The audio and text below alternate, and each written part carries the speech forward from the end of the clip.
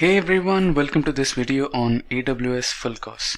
We will begin this full course video with what AWS is and how AWS services work, and we will be looking into a bunch of AWS services like EC2, Lambda, S3, IAM, CloudFormation, ECS, Route 53, Elastic Beanstalk, VPC, Sagemaker, CloudFront, AutoScaling, and Redshift. After this, we will do a comparison of popular cloud providers like AWS, Azure, and GCP. Moving further, we will also see how to become a solution architect. We will also guide you through AWS certification exams, and in which we have explained how to choose the right certification for your career. We will then conclude this interview by discussing the essential interview questions and answers to help every individual crack an interview. By the end of this video, I can assure you that all your AWS career-related queries would have been answered. For this training with me, I have our experienced AWS specialists Sam and Rahul. Together, we will take you through the various topics of AWS. So, let's start with an exciting video on AWS full course. Before we begin, make sure to subscribe to our YouTube channel and hit that bell icon to never miss an update from Simplilearn. Meet Rob. He runs an online shopping portal. The portal started with a modest number of users, but has recently been seeing a surge in the number of visitors. On Black Friday and other holidays, the portal saw so many visitors that the servers were unable to handle the traffic and crashed. Is there a way to improve performance without having to invest in a new server? Wondered Rob. A way to upscale or downscale capacity, depending on the number of users visiting the website at any given point? Well, there is. Amazon Web Services, one of the leaders in the cloud computing market. Before we see how AWS can solve Rob's problem, let's have a look at how AWS reached the position it is at now. AWS was first introduced in 2002 as a means to provide tools and services to developers to incorporate features of Amazon.com to their website. In 2006, its first cloud services offering was introduced. In 2016, AWS surpassed its $10 billion revenue target. And now, AWS offers more than 100 cloud services that span a wide range of domains. Thanks to this, the AWS Cloud Service Platform is now used by more than 45% of the global market. Now, let's talk about what is AWS. AWS, or Amazon Web Service, is a secure cloud computing platform that provides computing power, database, networking, content storage, and much more. The platform also works with a pay-as-you-go pricing model, which means you only pay for how much of the services offered by AWS you use. Some of the other advantages of AWS are security. AWS provides a secure and durable platform that offers end-to-end privacy and security. Experience. You can benefit from the infrastructure management practices born from Amazon's years of experience.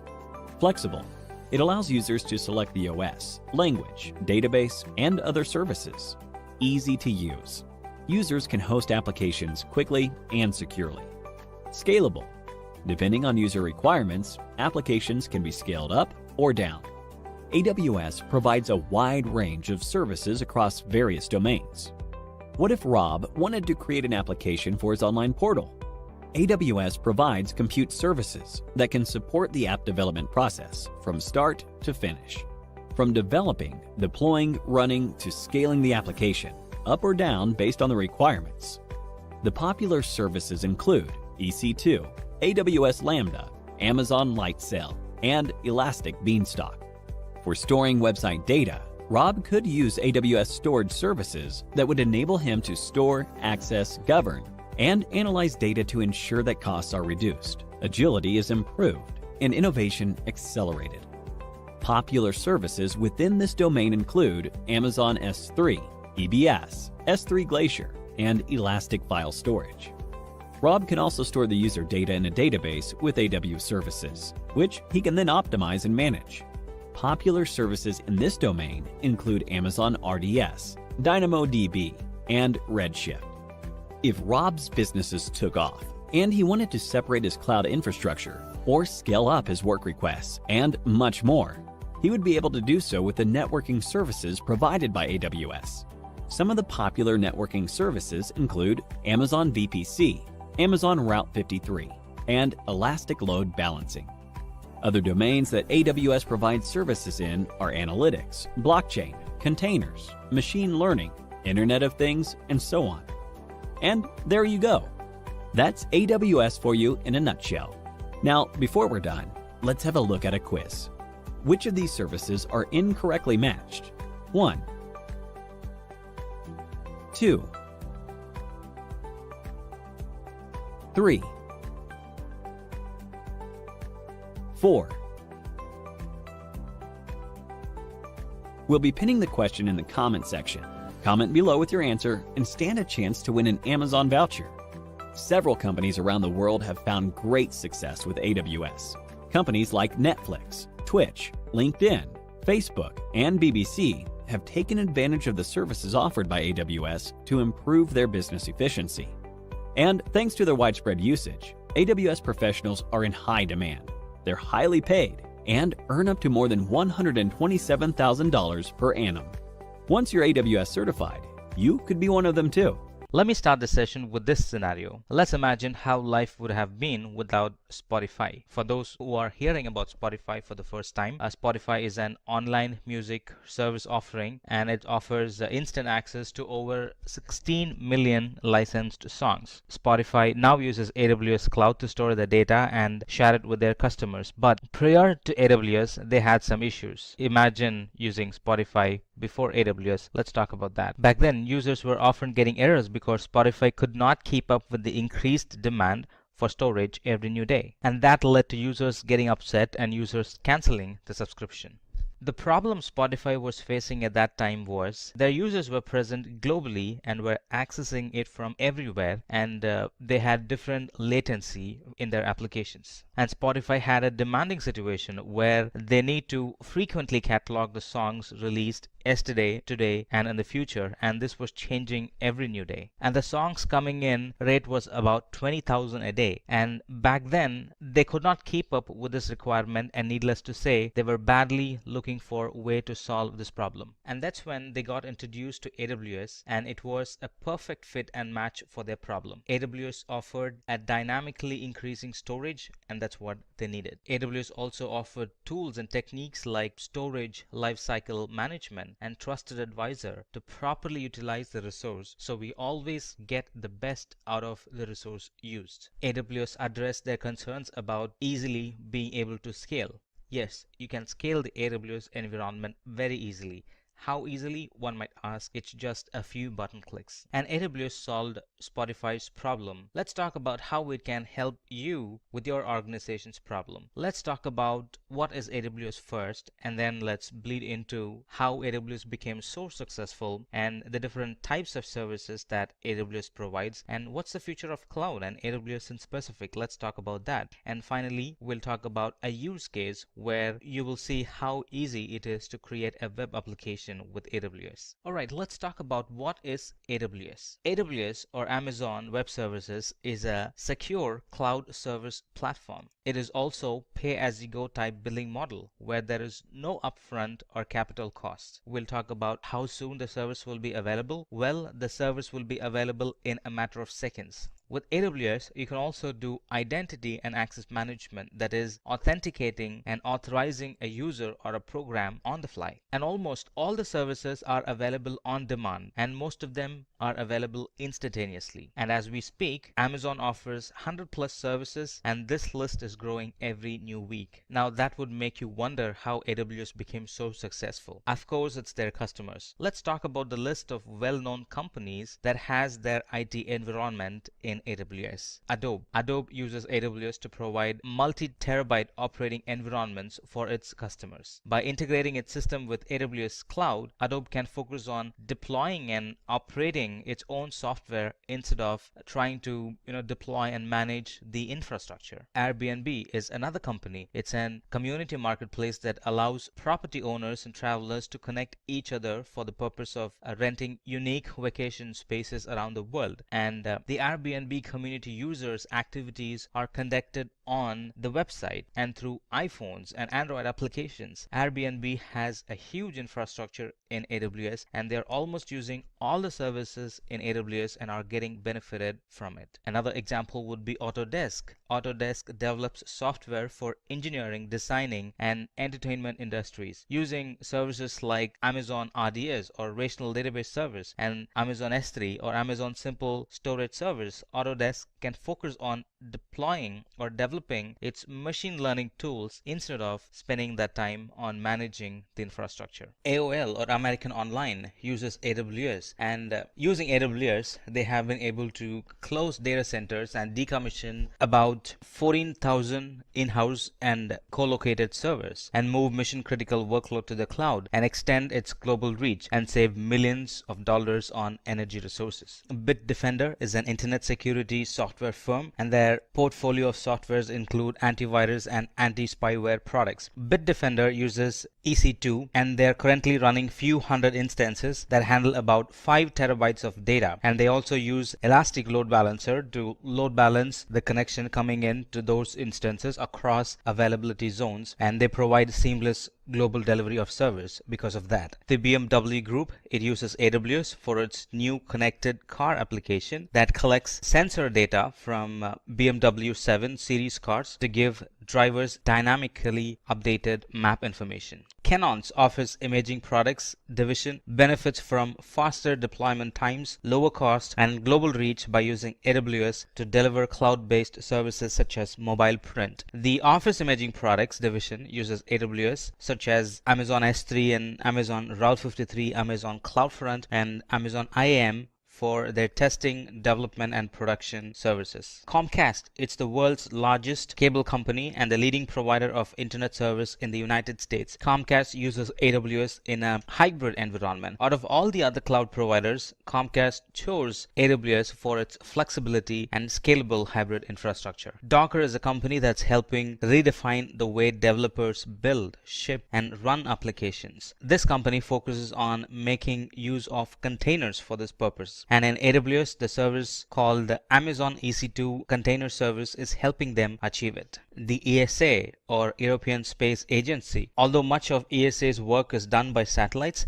some of the program's data storage and computing infrastructure is built on Amazon Web Services. ESA chose AWS because of its economical pay-as-you-go system as well as its quick startup time. The Guardian newspaper uses AWS, and it uses a wide range of AWS services including Amazon Kinesis, Amazon Redshift that power an analytic dashboard which editors use to see how stories are trending in real time. Financial Times, FT, is one of the world's largest leading business news organization, and they used Amazon Redshift to perform their analysis. A funny thing happened. Amazon Redshift performed so quickly that some analysts thought it was malfunctioning. They were used to running queries overnight, and they found that the results were indeed correct, just as much faster. By using Amazon Redshift, FT is supporting the same business functions with costs that are 80% lower than what was before. General Electric, GE, is at the moment as we speak migrating more than 9,000 workloads including 300 disparate ERP systems to AWS while reducing its data center footprint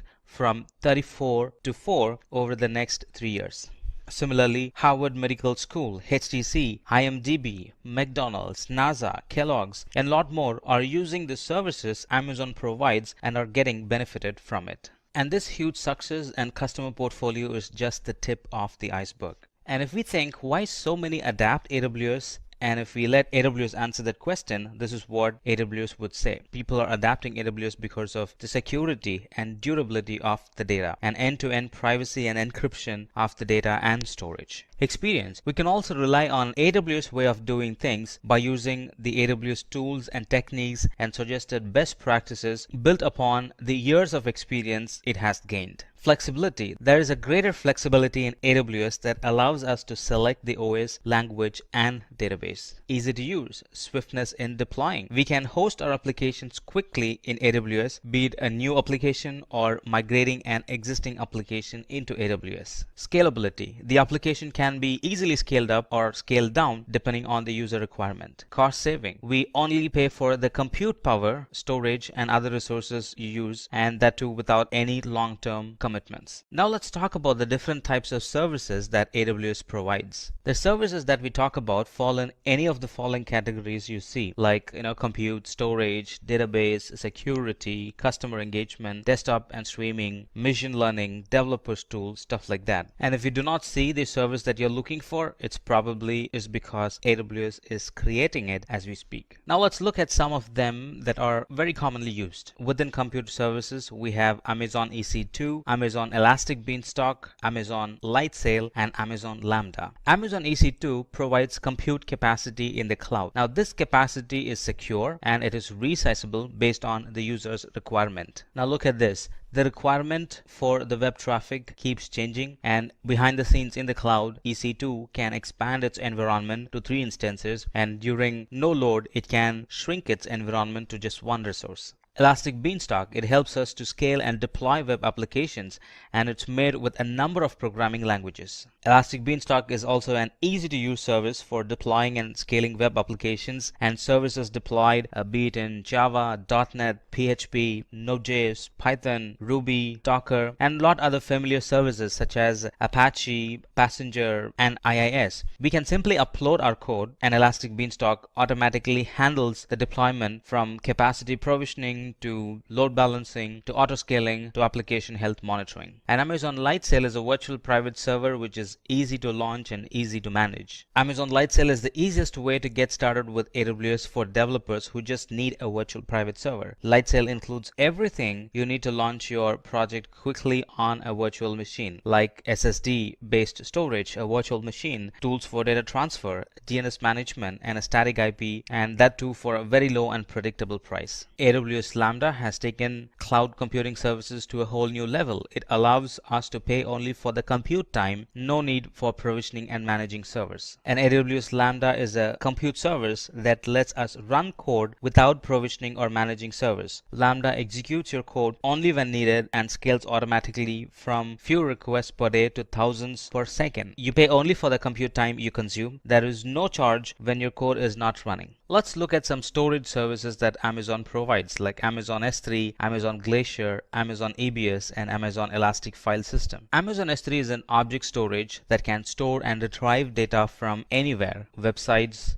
mobile apps, IoT sensors, and so on can easily use Amazon S3 to store and retrieve data. It's an object storage built to store and retrieve any amount of data from anywhere. With its features like flexibility in managing data and the durability it provides and the security that it provides, Amazon Simple Storage Service or S3 is a storage for the internet. And Glacier is a cloud storage service that's used for archiving data and long-term backups. And this Glacier is an secure, durable, and extremely low-cost cloud storage service for data archiving and long-term backups. Amazon EBS, Amazon Elastic Block Store, provides block store volumes for the instances of EC2. And this Elastic Block Store is highly available and a reliable storage volume that can be attached to any running instance that is in the same availability zone. EBS volumes that are attached to the EC2 instances are exposed as storage volumes that persist independently from the lifetime of the instance. And Amazon Elastic File System or EFS provides an elastic file storage which can be used with AWS Cloud Service and resources that are on premises. And Amazon Elastic File System, it's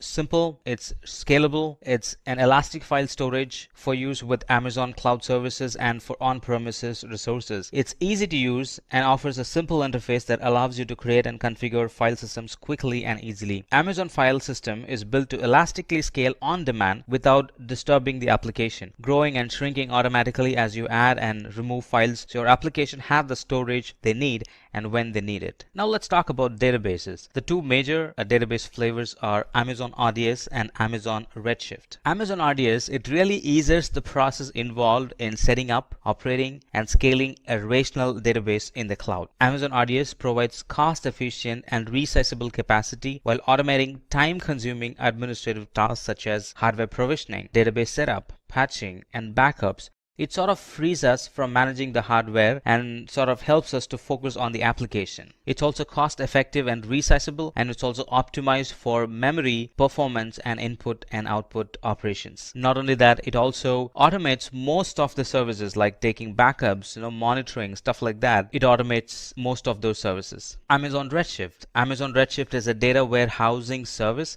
that enables users to analyze the data using SQL and other business intelligence tools. Amazon Redshift is an fast and fully managed data warehouse that makes it simple and cost-effective to analyze all your data using standard SQL and your existing business intelligence tools. It also allows you to run complex analytic queries against petabyte of structured data using sophisticated query optimizations. And most of the results, they generally come back in seconds. Alright, let's quickly talk about some more services that AWS offers. There are a lot more services that AWS provides, but we're going to look at some more services that are widely used. AWS Application Discovery Services help enterprise customers plan migration projects by gathering information about their on-premises data centers. Planning a data center migration can involve thousands of workloads. They are often deeply interdependent. Server utilization data and dependency mapping are important early first step in migration process. And this AWS Application Discovery Service collects and presents configuration, usage, and behavior data from your servers to help you better understand your workloads. Route 53, it's a network and content delivery service. It's an highly available and scalable cloud domain name system or DNS service. And Amazon Route 53 is fully compliant with IPv6 as well. Elastic Load Balancing, it's also a network and content delivery service. Elastic Load Balancing automatically distributes incoming application traffic across multiple targets such as Amazon EC2 instance, containers, and IP addresses. It can handle the varying load of your application traffic in a single availability zone and also across availability zones. AWS AutoScaling, it monitors your application and automatically adjusts the capacity to maintain steady and predictable performance at a lowest possible cost. Using AWS AutoScaling, it's easy to set up application scaling for multiple resources across multiple services in minutes. Autoscaling can be applied to web services and also for DB services. AWS Identity and Access Management, it enables you to manage access to AWS services and resources securely. Using IAM, you can create and manage AWS users and groups and use permissions to allow and deny their access to AWS resources. And moreover, it's a free service. Now let's talk about the future of AWS. Well, let me tell you something.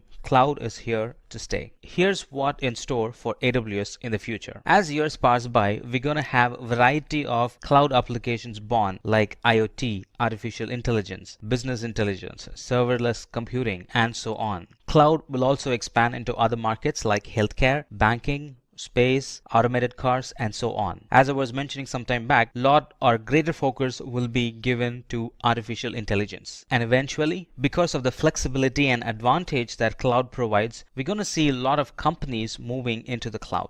Alright, let's now talk about how easy it is to deploy an web application in the cloud. So the scenario here is that our users like a product and we need to have a mechanism to receive input from them about their likes and dislikes and give them the appropriate product as per their need. Alright, though the setup and the environment, it sort of looks complicated, we don't have to worry because AWS has tools and technologies which can help us to achieve it. Now we're going to use services like Route 53, services like CloudWatch, EC2, S3, and a lot more, and all these put together are going to give an application that's fully functionable and an application that's going to receive the information like using the services like Route 53, CloudWatch, EC2, and S3. We're going to create an application and that's going to meet our need. So back to our original requirement, all I want is to deploy a web application for a product that keeps our users updated about the happenings and the new comings in the market. And to fulfill this requirement, here is all the services we would need.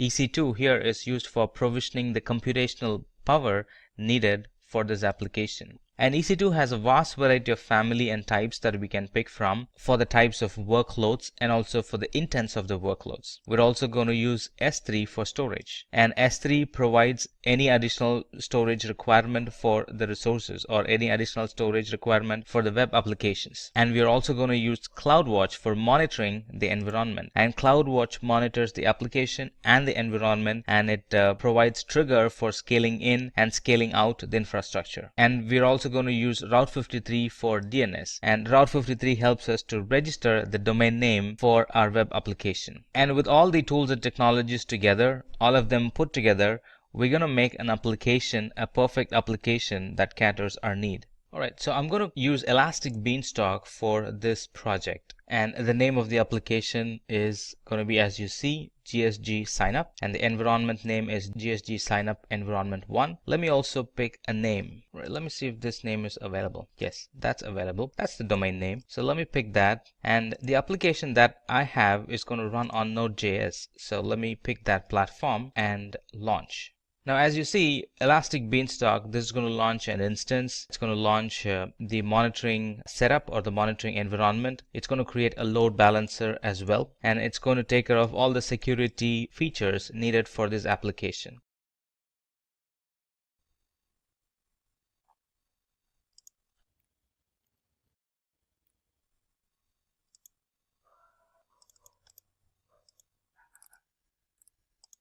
Alright, look at that. I was able to go to that URL, which is what we gave, and it's now having an default page shown up, meaning all the dependencies for the software is installed and it's just waiting for me to upload the code, or in specific the page required. So let's do that.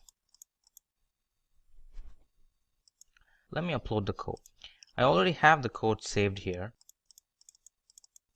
That's my code, and that's going to take some time. Alright, it has done its thing, and now if I go to the same URL, look at that, I'm being thrown an advertisement page. Alright, so if I sign up with my name, email, and stuff like that, it's going to receive the information, and it's going to send an email to the owner saying that somebody had subscribed to your service. That's the default feature of this app. Look at that. Email to the owner saying that somebody had subscribed to your app, and this is their email address, stuff like that. Not only that, it's also going to create an entry in the database. And DynamoDB is the service that this application uses to store data. There's my DynamoDB. And if I go to tables, right, and go to items, I'm going to see that a user with name Samuel and email address so and so has said okay, or has shown interest in the preview of my site or product. So this is where, or this is how I collect those information, right?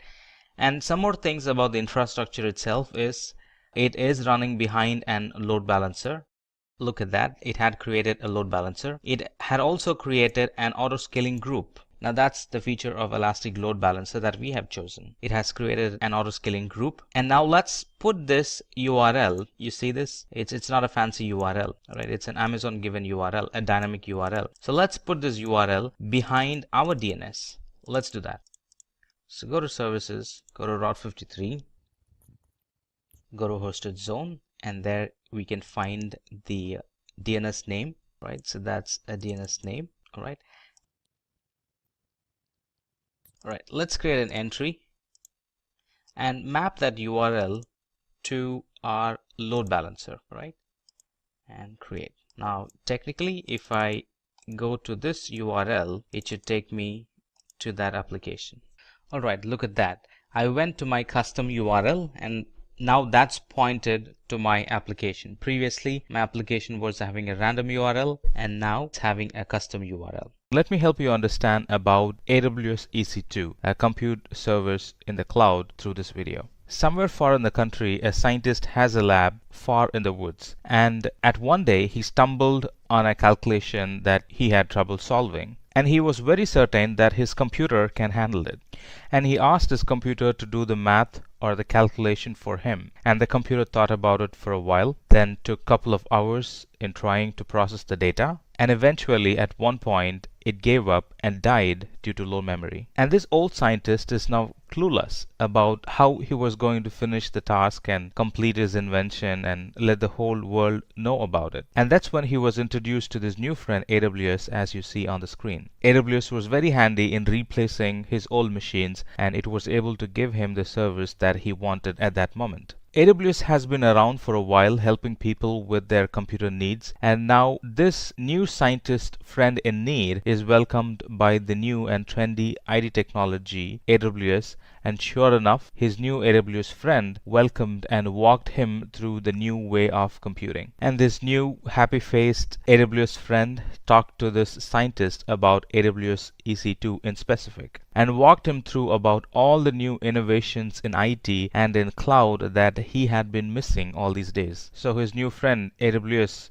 started the conversation about explaining how there is no need for any hardware units, no managing hardware or provisioning in AWS. And secondly, it explained increasing and decreasing the capacity as per the demand is just a click away. And the best part here is that there is no upfront commitment, and we only pay for what we have used, just like we pay electricity and water bills. And all this comes with complete control from our side. In other words, the whole key for this infrastructure is with us. And as if this was not enough, all this comes with enterprise-grade security that's beyond imagination in on-premises. And if this still does not excite you, then this definitely would. You can work from anywhere in the world.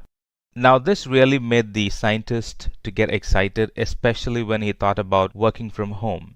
Working from home, there is nothing like it, isn't it? Now this person, this scientist, is not tied up to a particular environment. He can work from home, work on the fly, work from anywhere. Still, the data and everything else in his IT environment is secure and safe.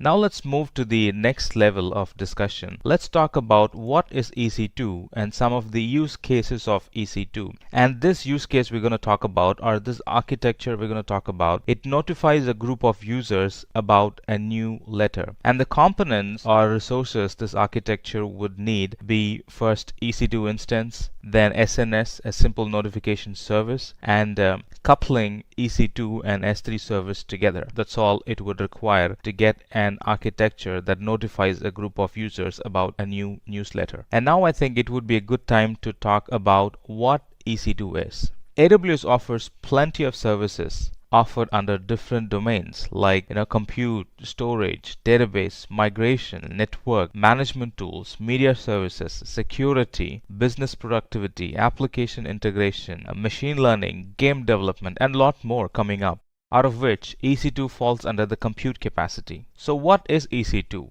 EC2 is a web service which aims to make life easier for developers for providing secure and resizable compute capacity in the cloud. With EC2, it is very easy to scale up or scale down our infrastructure based on the demand. And not only that, this EC2 service can be integrated well with almost all the services in Amazon. And out of all this, the best part could be we only pay for what we use. Alright, let's talk about this use case.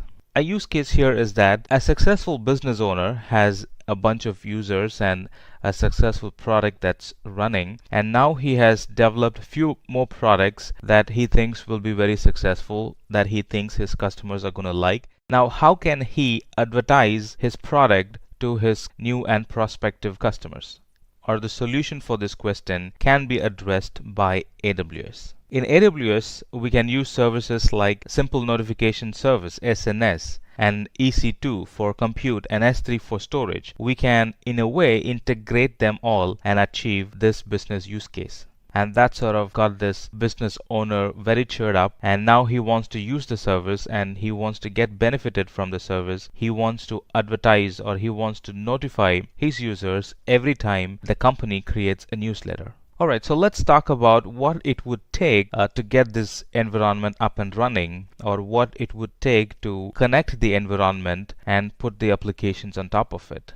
Firstly, we would require an AWS account, and then for compute capacity, we would require an EC2 instance. And here's how we go about doing it. The first thing is to create an AMI, which is Amazon Mission Image. That's really the software's and the application packages we would need to run our application. And the second is to choose the hardware. In here it's the instance type. Depending on the workload, we would be choosing the hardware, and depending on the intents of the workload, we will be choosing the size of the hardware. And finally, we would configure the instances. How many instances do I want? Which subnet do I want them in? And what's going to be the stop or terminate behavior of the instance, and do I want to update any patches when the instance starts running? All those pieces of information go in here when we configure the instance.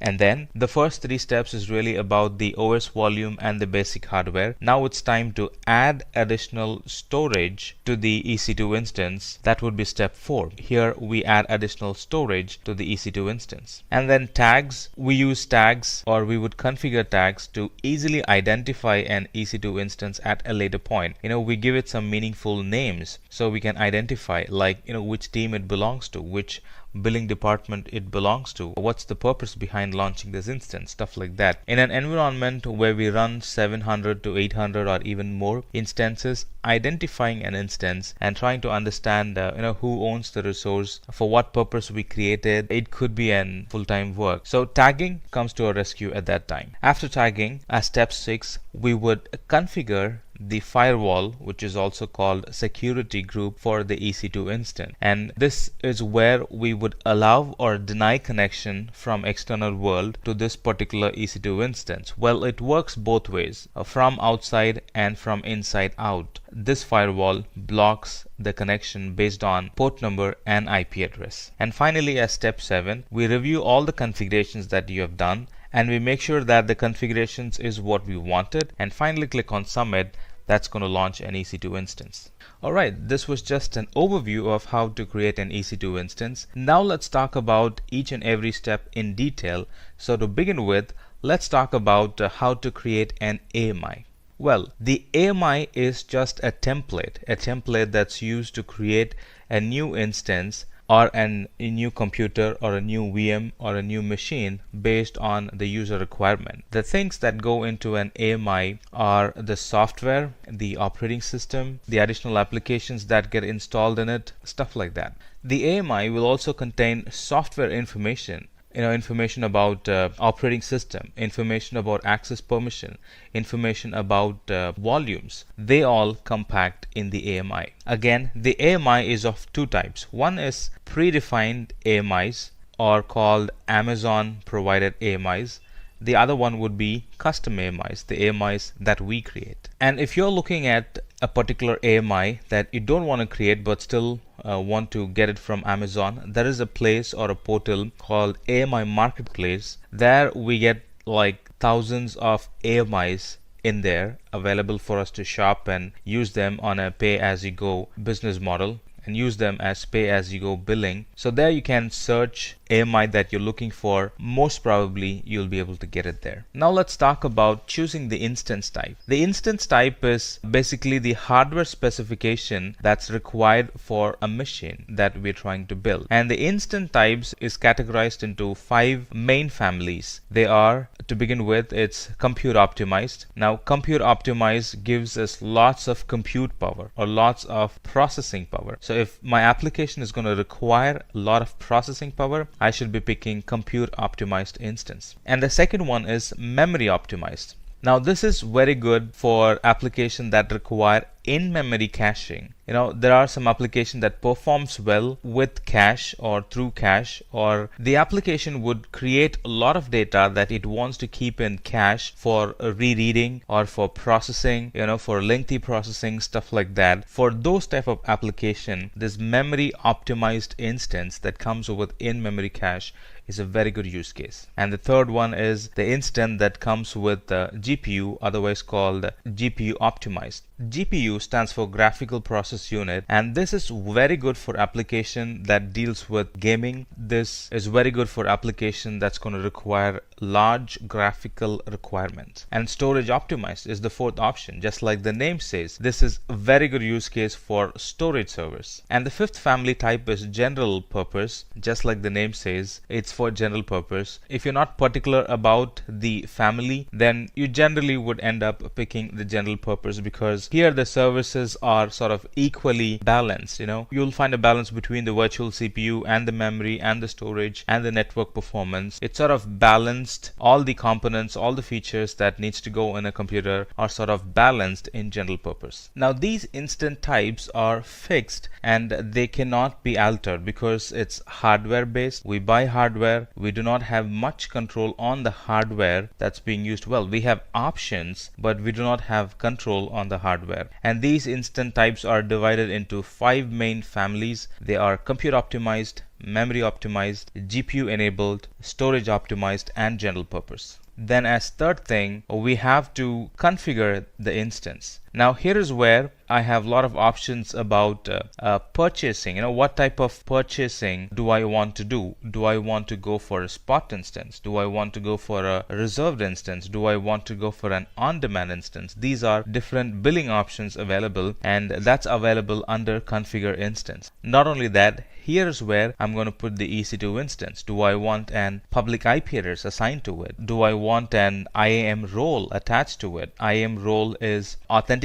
What kind of authentication am I going to provide? And the shutdown behavior. The shutdown behaviors include, do I want to stop the instance when the user shuts down the machine from the desktop, or do I want to simply terminate the instance when the user shuts down the instance from the desktop? So those things go in here, just like the name says, configure instance. A lot of instance configuration options comes in here. That's the third step. And not only that, under the advanced details or advanced tab under configure instance, I can bootstrap the instance with some scripts. Now bootstrap is nothing but the scripts that you want to be run in the instance before it actually comes online. Let's say you're provisioning the instance for somebody else. Instead of you launching the instance and then logging in and running some commands and then handing it over to the other person, you can create bootstrap shell scripts and paste it in a console option available under configure instance, and Amazon is going to take those commands, run it on the instance before it hands over to the user that initially requested for that instance. Now it could be a different user or just you. It sort of automates software installation procedures in the instance that we will be launching. And not only that, there are multiple payment options available under configure instance. The user can pick an instance under normal price, and that instance would apply normal rates applied to it. And there are also options like reserved instance, where the user can pay for an instance upfront before a year or before months, for a span of year or a span of months, and that way they can pay less per hour for using that instance. Not only that, you can also go for spot instance, like bidding for those instances. Whoever bids more, they get the instance for that particular time. Well, these instances are a lot cheaper than on-demand instances. And through bidding and buying, you can keep the instance as long as your bid price doesn't exceed the price that Amazon is proposing. And as the fourth step, we will have to add storage to the instance that we are about to launch. And here we have a bunch of storage options. I can go for ephemeral storage, which is free, or I can go for an external elastic block storage, also called EBS, which is paid and it's a permanent storage, or else I can integrate my EC2 instance with S3 for its storage needs. And the best part about storage is free subscription users, they get to use 30 gigabit of SSD storage or magnetic storage for the whole year. In this page where we are ready to add storage, we will have to mention or provide the size in gigabit and the volume type. Is it going to be an provisioned volume? Is it going to be an general purpose volume? Is it going to be a magnetic volume? Stuff like that. They are volume types. And we also need to give inputs about where the disk will be mounted and whether this volume needs to be encrypted or not. So all these options or all these inputs are received from us under the adding storage section. And then the fifth option would be adding tags. Like we discussed some time back, tags are very helpful to identify a machine in an environment where we have 700 or 1000 VMs running. And security groups are the actual firewall that sits in front of EC2 instance, and it protects that EC2 instance from unintended inbound and outbound traffic. Now here is where I can fine tune the access to my EC2 instance based on port numbers and based on IP address from which it can be accessed. And finally, we get to review the whole changes or the whole configurations that we have made to find out whether they are intact with the requirement, and then click on submit. That's going to launch an EC2 instance. But hold on, we're not done yet. When we're about to launch, or before the Amazon console actually launches the EC2 instance, it's going to give us an option to create a key pair. Remember, I said it's key pair. Key pair is two things. One is public and private. The private key is downloaded by the user and is kept with the user, and the public key is used by Amazon to confirm the identity of the user. So just go ahead and download the private key and keep it for yourself. And this private key gets downloaded as a .pem file. It's a format of the file, and it gets downloaded as .pem file. And our next step is to access the EC2 instance. And because the instance that we have launched in this example, let's assume it's a Linux instance, and that's going to require a tool called PuTTY to be able to access it. And this PuTTY tool is really needed when we are trying to access an Linux instance from Windows instance. Most of the time, Windows instance will have PuTTY installed in them, but in some rare cases, they do not come with PuTTY. In those cases, we can go ahead and download PuTTY and PuTTY generator, and we can start using it to access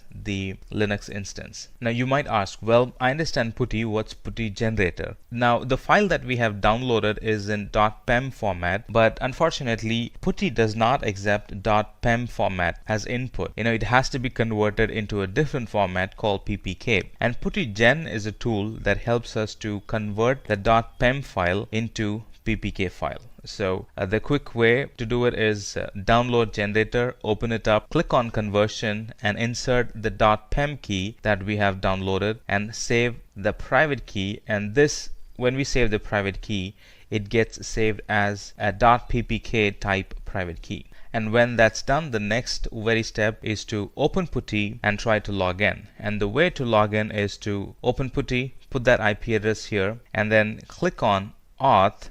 This is where we would input the file that we have created. So click on auth and then click on browse and find the .ppk file that we have converted and stored, browse it and upload it, and then click on open. Now that's going to open up a login screen for us. And the AMIs comes with a default username. Depending on the AMI that we have picked, the username might differ. In our case, we have picked an AMI for which the username is ec2-user, and this is the default, by the way. Let's put the username ec2-user and hit enter, and that's going to open up the Linux instance using CLI. There are a few other things that we can do with the terminal that we'll explain it a little later. Alright, so we have successfully launched an EC2 instance, and give yourself a pat on your back. Launching an instance was just one part of the solution. So let's actually talk about how we can notify our customers. SNS, or Simple Notification Service, is a service or a product in Amazon that helps us to notify customers through email. So navigate to SNS in your account and create a topic. And we're going to use this topic for public notification. So let's make it public and then add subscribers to it. Now these subscribers are the people who you want to be notified about the newsletter. So we already have the email database in there. Add them to the subscribers list, and then they will start getting new newsletters as and when we post them to the topic. And as next step, create a bucket in S3 where you can store content, and in that bucket create an event that triggers a notification to Simple Notification Service. So this is how it will be set up. A notification will be sent to our subscribers anytime we put something in our S3 bucket. So S3 bucket is going to create an event for the notification, and the notification is going to make sure that it's delivered to your end customer because they're already subscribed to the topic as subscribers. And finally, let's connect the S3 with EC2, so the bucket and the AWS instance are in sync. So we put some content in the S3 bucket. Our email system notifies our customers, and the customers can go online to a website that's hosted in EC2, and because S3 and EC2 are in sync, the items that we put in S3 will also show up in EC2. See how this is all connected and it's working together. And once this is all connected, our subscribers will regularly be informed anytime we put new content in the S3 bucket, and the same content will be made available in EC2 instance through the website. Let me help you understand about Lambda. One day at office in a growing company, there was discussion going on between two IT personnel. It was about the new role that his colleague Jessica has taken. Benjamin, the guy standing here, wants to know about it. And Jessica's job is new, different, and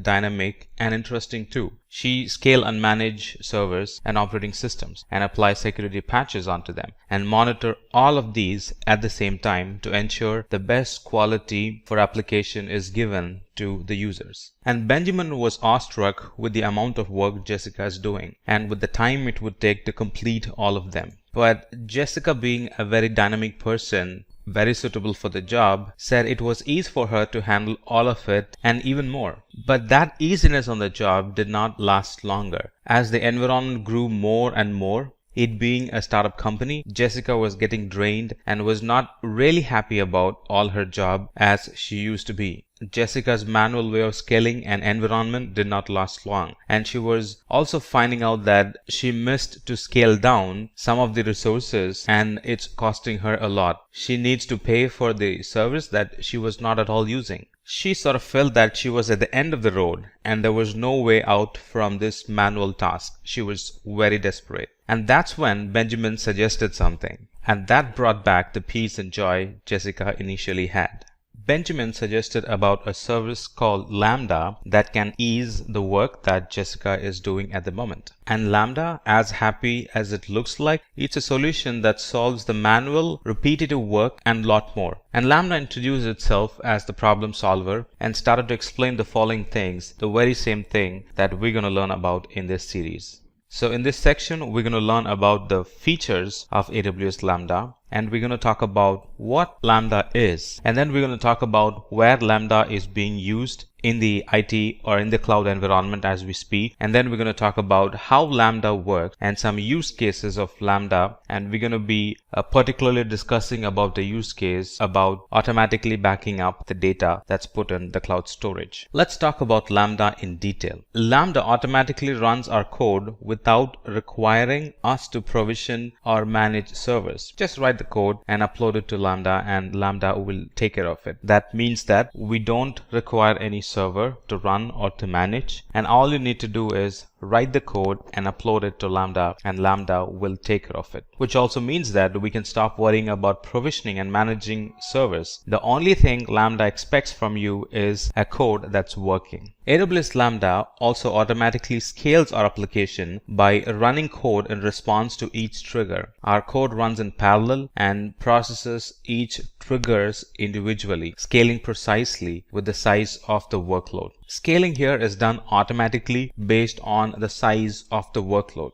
Lambda can scale the application running the code in response to each and every trigger that it receives. Billing in Lambda is metered on the seconds. We only pay for the amount of time that our code is running, which means that we're not charged for any of the servers. The only payment required is for the amount of time the code is computed. With AWS Lambda, we are charged for every 100 milliseconds. We are actually charged for 100 milliseconds our code executes and the number of times our code is triggered, and we don't pay anything when the code is not running. Let's talk about what is AWS Lambda. Now, Lambda is one of the services that falls under the compute section or the compute domain of services that AWS provides. Along with EC2, EBS, Elastic Load Balancer, Lambda is also a service that comes under the bigger umbrella of compute services in AWS. And Lambda allows us to execute code for any type of application. With AWS Lambda, we can run code for virtually any type of application or backend services. all we need to do is supply our code in one of the languages that AWS Lambda supports. As we speak, the languages that are supported by AWS Lambda are Node.js,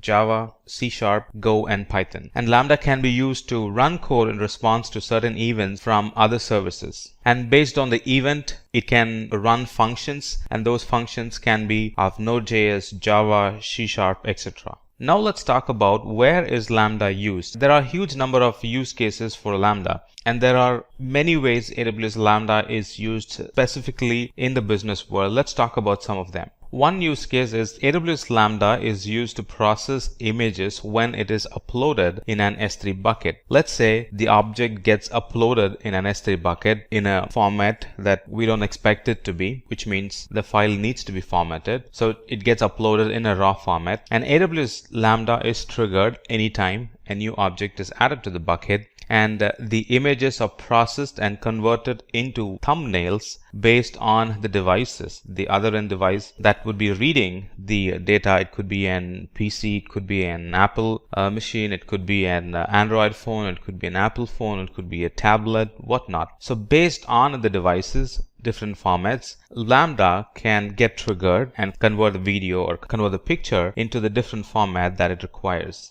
Another use case for Lambda is to analyze the social media data. Let's say we're collecting the hashtag trending data, and the data is received and it's added into the Kinesis stream to feed into the Amazon environment, and Lambda action get triggered and it receives the data, and then the data is stored into the database, which can be used by businesses for later analysis. And some of the companies that have gotten tremendous benefit using Lambda are Thomson Reuters, Benchlinks, Nordstorm, Coca-Cola, Robot are some of the companies to name at the moment that have received tremendous amount of benefit by using Lambda. Let's look at how Lambda works. In other words, let's look at how the complicated function behind the scenes work in a simple and in a seamless way. So here clients send data. Now clients send data to Lambda, and clients could be anyone who's sending request to AWS Lambda. It could be an application or other Amazon web services that's sending data to the Lambda. And Lambda receives the request, and depending on the size of the data or depending on the amount or volume of the data, it runs on the defined number of containers. If it is a single request or if it is less request, it runs on a single container. So the requests are given to the container to handle, and the container which contains the code the user has provided to satisfy the query would run.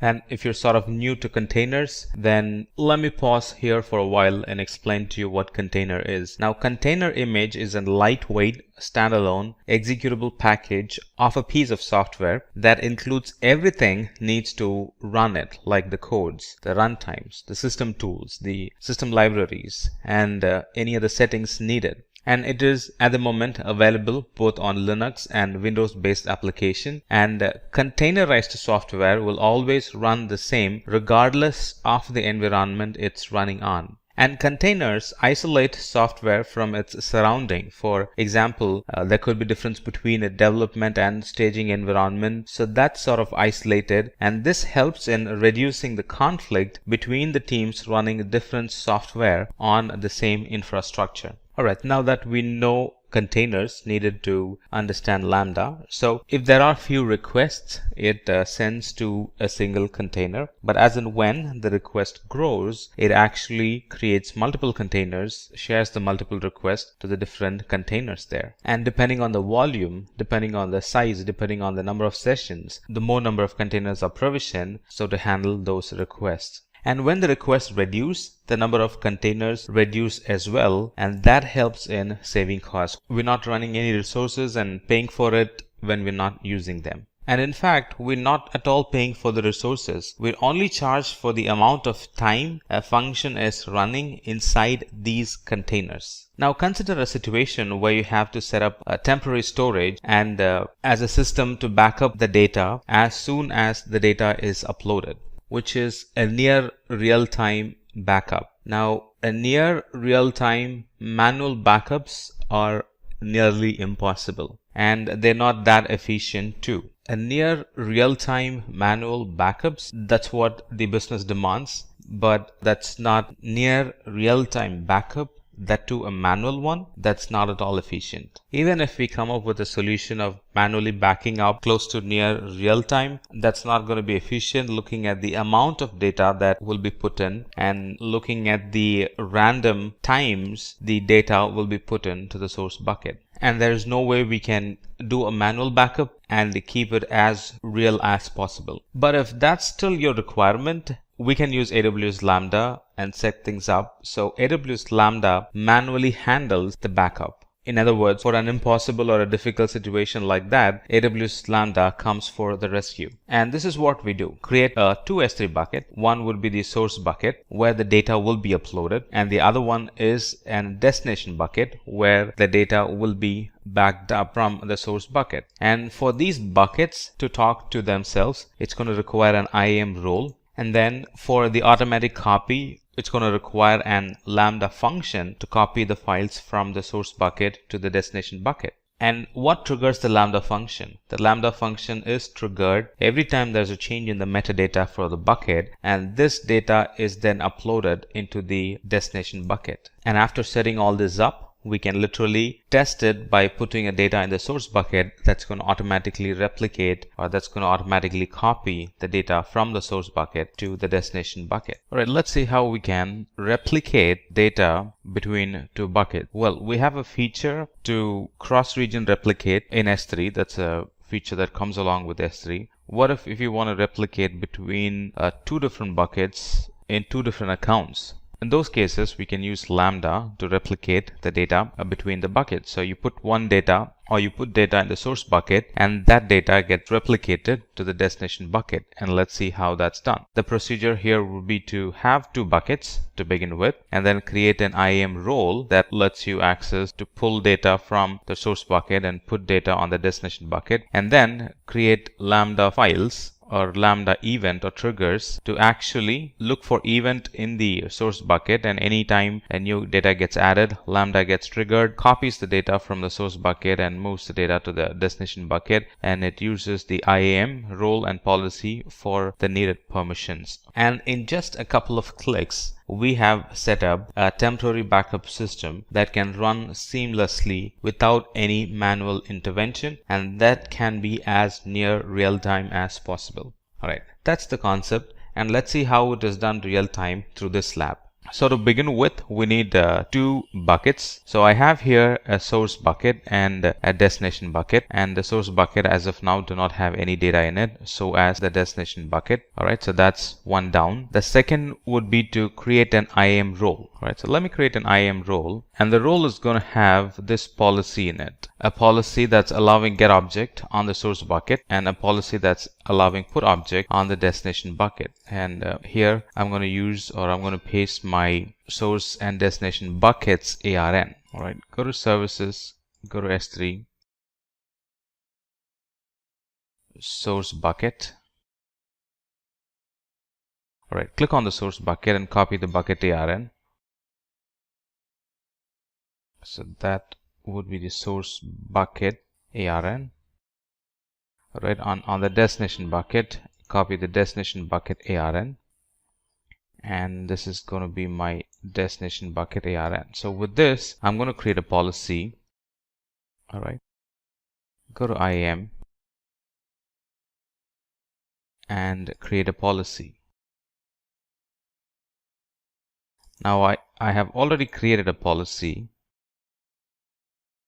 with the same information. Alright, destination bucket ARN, and a policy is available with the name S3 bucket copy Lambda. Attach the policy to the role. Right, go to roles, create a role. Lambda is the service that's going to use it. In here, attach the policy that we have created. Right, give it a name and then create a role. Now I have a role created as well. Right, copy Lambda, and that's having the policy that we have created sometime back. Now create a Lambda function. Right, so go to Lambda, create a function, give it a name like S3 bucket copy. All right, choose the role that we want to use. All right, that's the role that we want to use. Copy 1, 2, create a function. All right, and in here we're going to use Node.js code. Right, I have a sample code. This can be used as template. In here, replace the source bucket with the name of the source bucket and the destination bucket with the name of the destination bucket. This is a Node.js code that gets run when an event gets triggered. Now, what's an event? Anytime there is a new object placed in the S3 bucket, it creates an event, and the event triggers Lambda, and Lambda checks the source S3 bucket, picks the data, puts it in the destination bucket. All right, paste it here. Paste it here and click on save. All right, now before you click on save, just ensure that you have the appropriate roles defined. That's all you got to do. Click on save. All right, now I already have created a Lambda function, all right, which is the same thing, same code, and the role is attached to it. Now it's running, it's active. Now let's put this to test. Go to S3, pick the source bucket,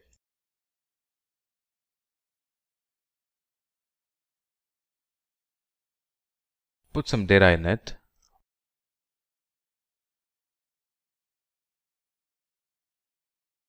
all right, and in theory those data should be present in the destination bucket as well. There you go. It's all done by Lambda. I'm going to be touring you with different S3 features and technical details in this section. So what are we going to learn? We're going to learn about what is cloud storage in general, and then the types of storage available in general in the cloud, and how things were before anybody adopted using S3. That's something we're going to learn. And then we're going to immediately dive into what is S3, and then the benefits of using S3 over other storage. And then we're going to do a couple of labs or console walkthroughs about what is object and how to add an object, what is bucket, how to create a bucket, stuff like that. And then we're going to talk about how Amazon S3 generally works. Now, it comes with a lot of features, it comes with a lot of promise. How does this all work? How does Amazon able to keep up with the promise? We're going to talk about that. And then we will talk about some features, add-on features that comes along with Amazon S3. So what is cloud storage in general? Cloud storage is a service that provides web services where we can store our data.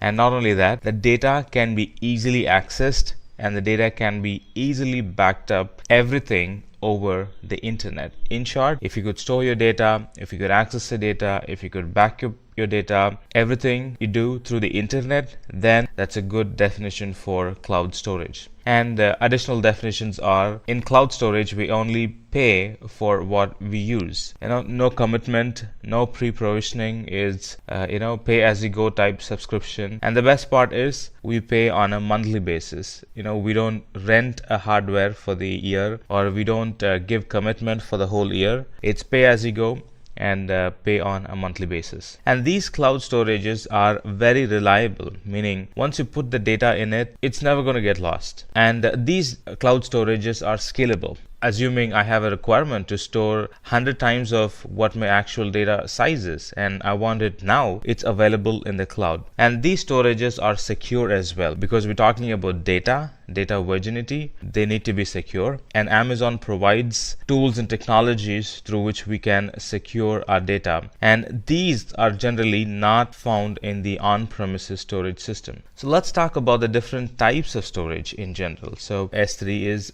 cloud storage in AWS, and then we have Elastic Block Store. Now, Elastic Block Store is actually the SSD hard drives that gets attached to our EC2 instance. It's like the C drive, it's like the D drive, it's like the E drive that gets attached to our instances. Now EFS is Elastic File System. The underlying technology is kind of the same, but it differs from EBS in a way that EBS can be accessed only by the system that's attached to it, meaning the E volumes and the D volumes we spoke about. They can be accessed only if there is an instance connected to it. But these EFS are actually shared file systems, Elastic File System. Alright, they are shared systems. They can be accessed by multiple systems. They can be accessed from inside the Amazon environment. It can be accessed from on-premises equipment as well. Glacier is actually the archiving solution in the cloud. If you want to dump a data and try to keep them in the low cost as possible, then Glacier is the product we should be using. And then we have Storage Gateway. If I want to safely move my data from my local environment to the cloud environment, and also want to keep a copy of the data locally so users locally can access them, and cloud users or internet users can access the data from the cloud, if that's your requirement, then Storage Gateway is the one we would be choosing. And then we have Snowball. Snowball is really an data import and export system, but it is actually an hardware that gets shipped to our premises where we can copy a data into it and then ship it back to Amazon, and Amazon would copy the data into whatever destination we give them in our account. And if the data is really huge, then I can call for a snowmobile, which is actually a data center on a truck, where Amazon would send me a truck loaded with a data center, as you see, that has compute capacity, lots and lots of storage capacity, and electricity, AC, and a lot more. So they get come parked near our data center, and cables run into our data center. We can copy data into it, send it back to Amazon, and they would copy it to our account in whatever storage that we advise them. So if the data is really huge, then I would be calling Snowmobile. Snowmobile is not available in all the regions. Alright, let's take this example, how things were before S3 was introduced. Two professionals are having a conversation, and one of them is finding it very difficult to sort of manage all the data in the organization. Well, if the data is small, it can be easily managed, but as company grow, and we are living in an era where data is everything. We want data to back up every idea. We want data to back up every proof of concept that we provide. So data is everything. So this era, it's all about collecting data, analyzing them, and saving, not losing logs, saving them, analyzing, stuff like that. So coming back to our discussion, here one person finds it very difficult to store and manage all the data that they have.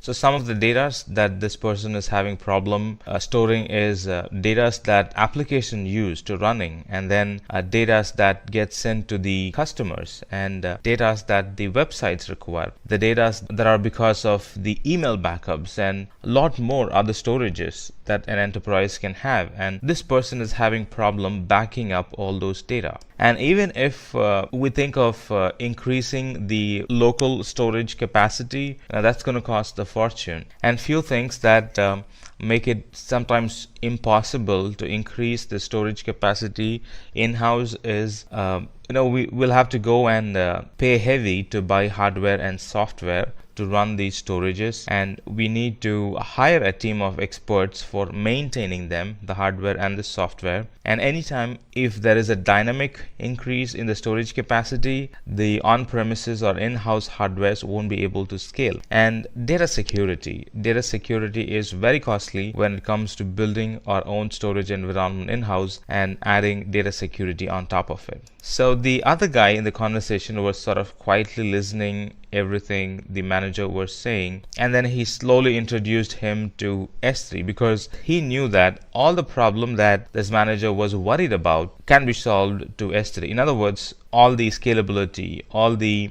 data security, all the not being able to provision hardware and software components are all available with S3. So that actually brings us to the discussion about what S3 is. S3 is simple storage service.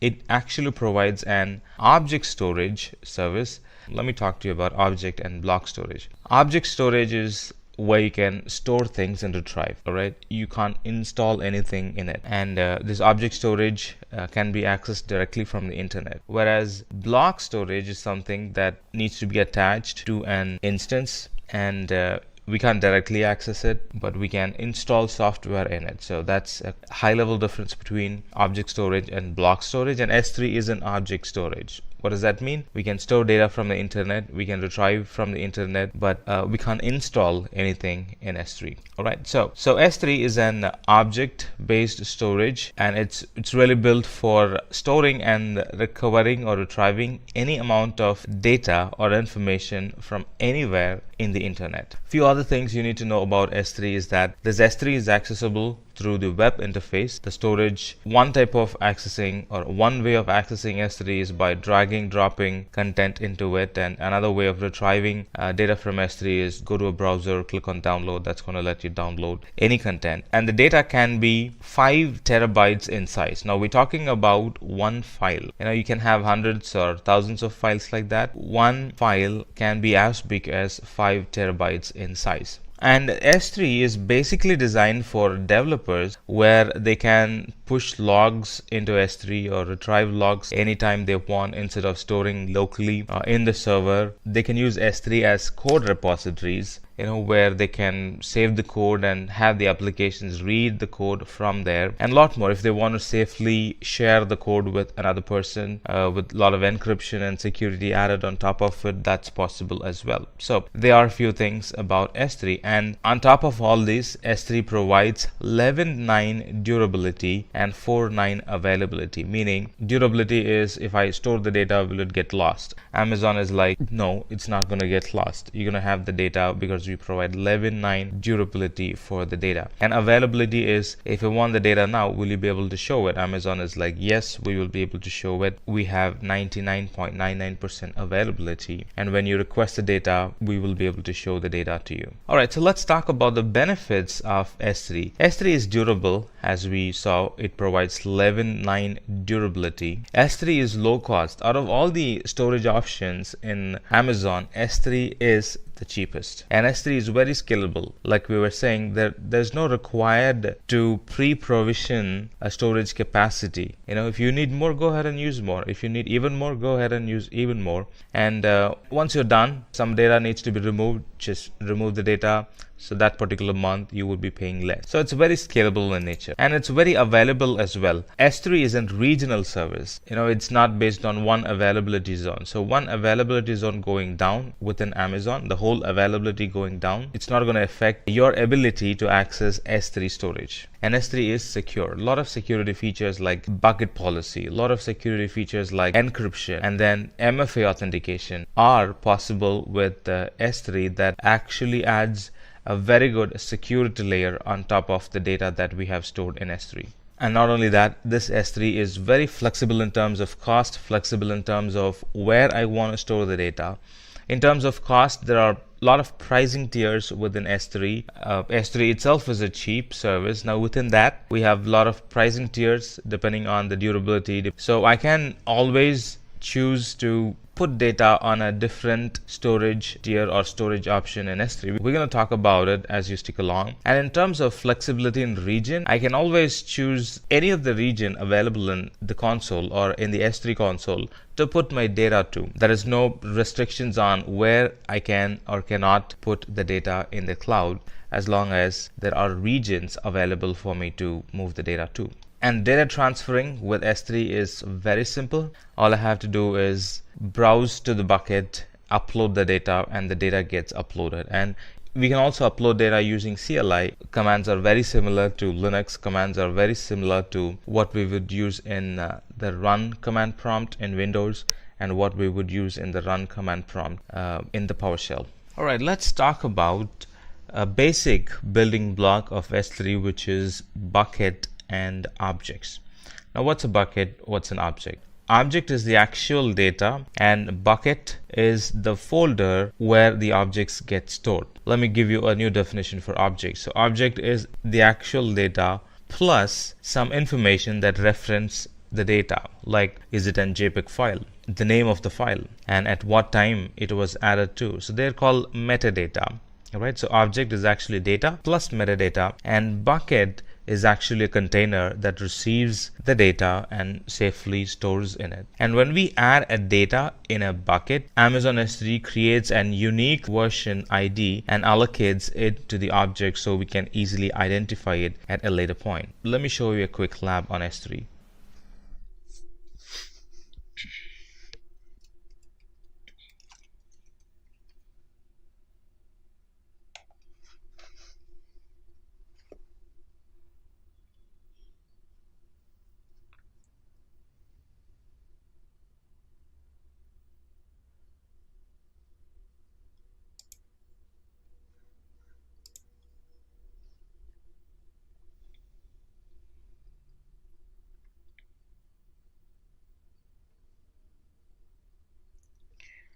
Alright, I'm in the S3 console. If you're wondering how I reached here, go to services under storage and S3 is right here.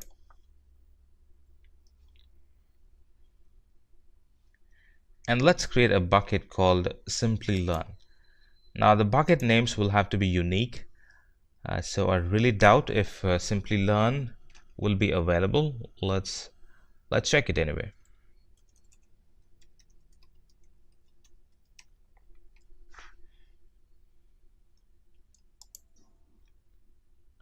Alright, it doesn't seem to be available, so let me pick another name, or let's call it simplylearn.samuel.com, and I'm going to put this in Mumbai, or I can choose Oregon.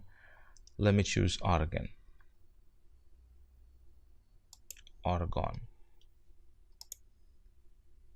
Yes, let me choose Oregon.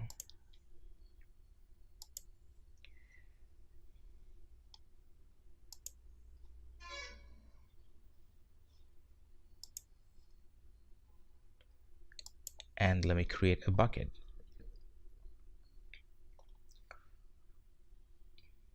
Sure enough, a bucket got created. Let me upload an object into the bucket. And you know, these objects can be as big as 5 terabytes. We talked about it, right?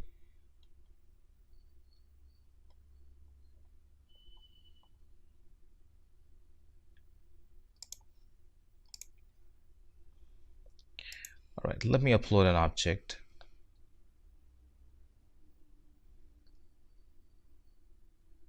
All right, so that's my object. So you get the relation, right? Here's my bucket. Right, here's my bucket, and within that is my object. Now object is the actual file plus what type of file it is, and then the size of the file, the date in which it got added, and the storage class it is in at the moment. So if I have to access it, I can simply access it through the internet. So let's talk about how does this S3 bucket work anyway. Alright, so how does it work? A user creates a bucket. They will specify the region in which the bucket should be deployed. We had an option. We could have chosen to deploy in all the regions. Amazon provides S3 service, you know, be it North Virginia, be it Mumbai, be it Tokyo, be it Sydney, be it Oregon. And we chose Oregon to be the destination region where we want to create a bucket and save our data there. And when we upload data into the bucket, we can specify 3 types of storage classes. In our case, we picked the default, which was S3 standard. As we saw on the object data, it was on S3 standard. So that's the basic thing. Later, once the object gets added, we can always add bucket policies. You know, policies define who access it and who should not access it. What can they access? Are we going to allow users only to read or to write as well? Stuff like that. So that's bucket policy. We're defining the life cycle or the lifespan of the data in the S3 bucket. Now over the time, do you want the data to automatically move to a different storage tier, and at any point do you want to sort of expire the data, get the data flushed out of your account automatically. Those things can be configured in lifecycle policies. And version control is creating multiple versions. If you're going to use S3 for a code repository, creating multiple versions. Let's say if you want to roll back to whatever you had before a month, how are we going to do it if you kept updating the file and never took a version of it? So version control helps us to keep different versions, and it helps us to roll back to the older version anytime there is a need. So let's talk about the different storage classes in S3. The different storage classes in S3 begins with S3 standard. Now this is the default, and it's very suitable for use cases where you need less or low latency. For example, if you want to access the data of a student's attendance, you would retrieve them very quickly as much as possible. So that's a good use case to store data in S3. Let's understand the different storage classes in Amazon S3.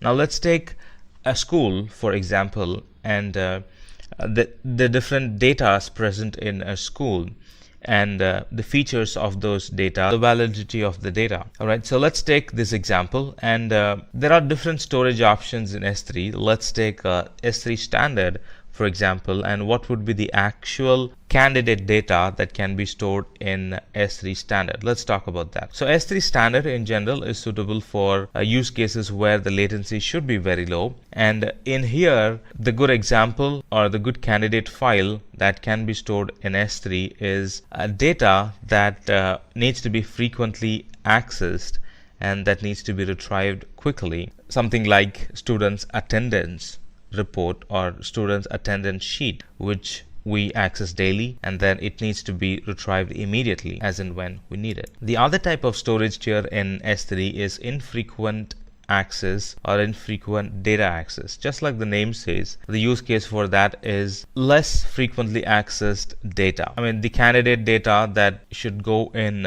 infrequent access data is a student's academic record, which we don't need to access on a daily basis. But if there is a requirement, we might want to go and look at it, and that's going to be quick. So it's not a data that we would access on a daily basis, but it's a data that needs to show up on your screen real quick.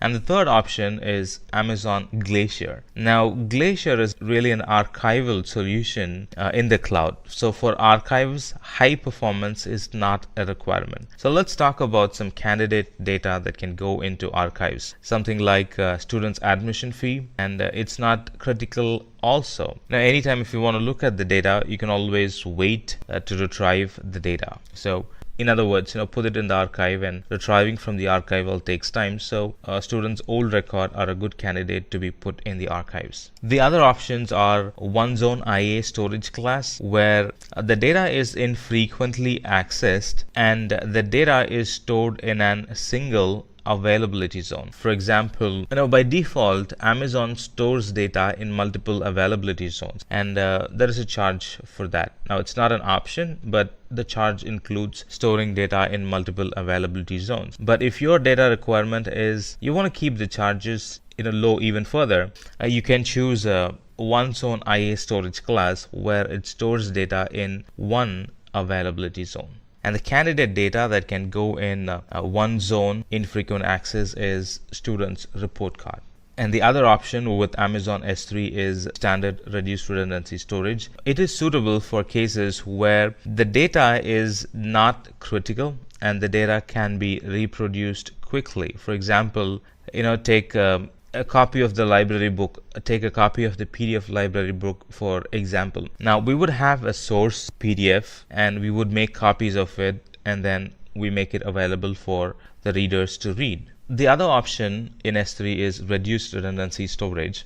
Here the use case is data that's not critical and data can be reproduced quickly.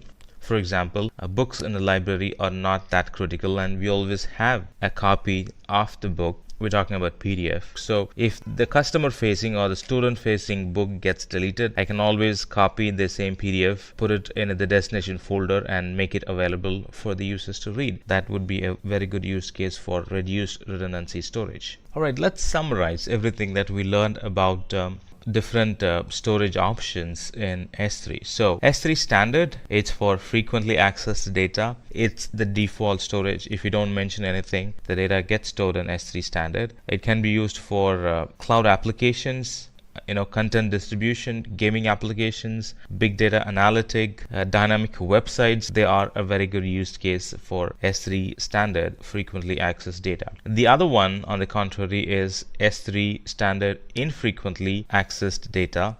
Just like the name says, the use case is this is good for data that will be less frequently accessed, and then the use case are it's good for backups, it's good for disaster recovery, and it's good for lifelong storage of data. Glacier, on the other hand, is very suitable for archiving data which is infrequently accessed, and the vault lock feature is the security feature of the Glacier that also provides a long-term data storage in the cloud. This is the lowest storage tier within S3. The other options are one zone infrequent access storage class. Just like the name says, it's infrequently accessed and it is stored in just one availability zone. And use cases are any data that doesn't require any high level of security can be stored here in one zone. The fifth storage tier is reduced redundancy storage. This is good for data that's frequently accessed. It's good for data that is non-critical and that can be reproduced if it gets lost.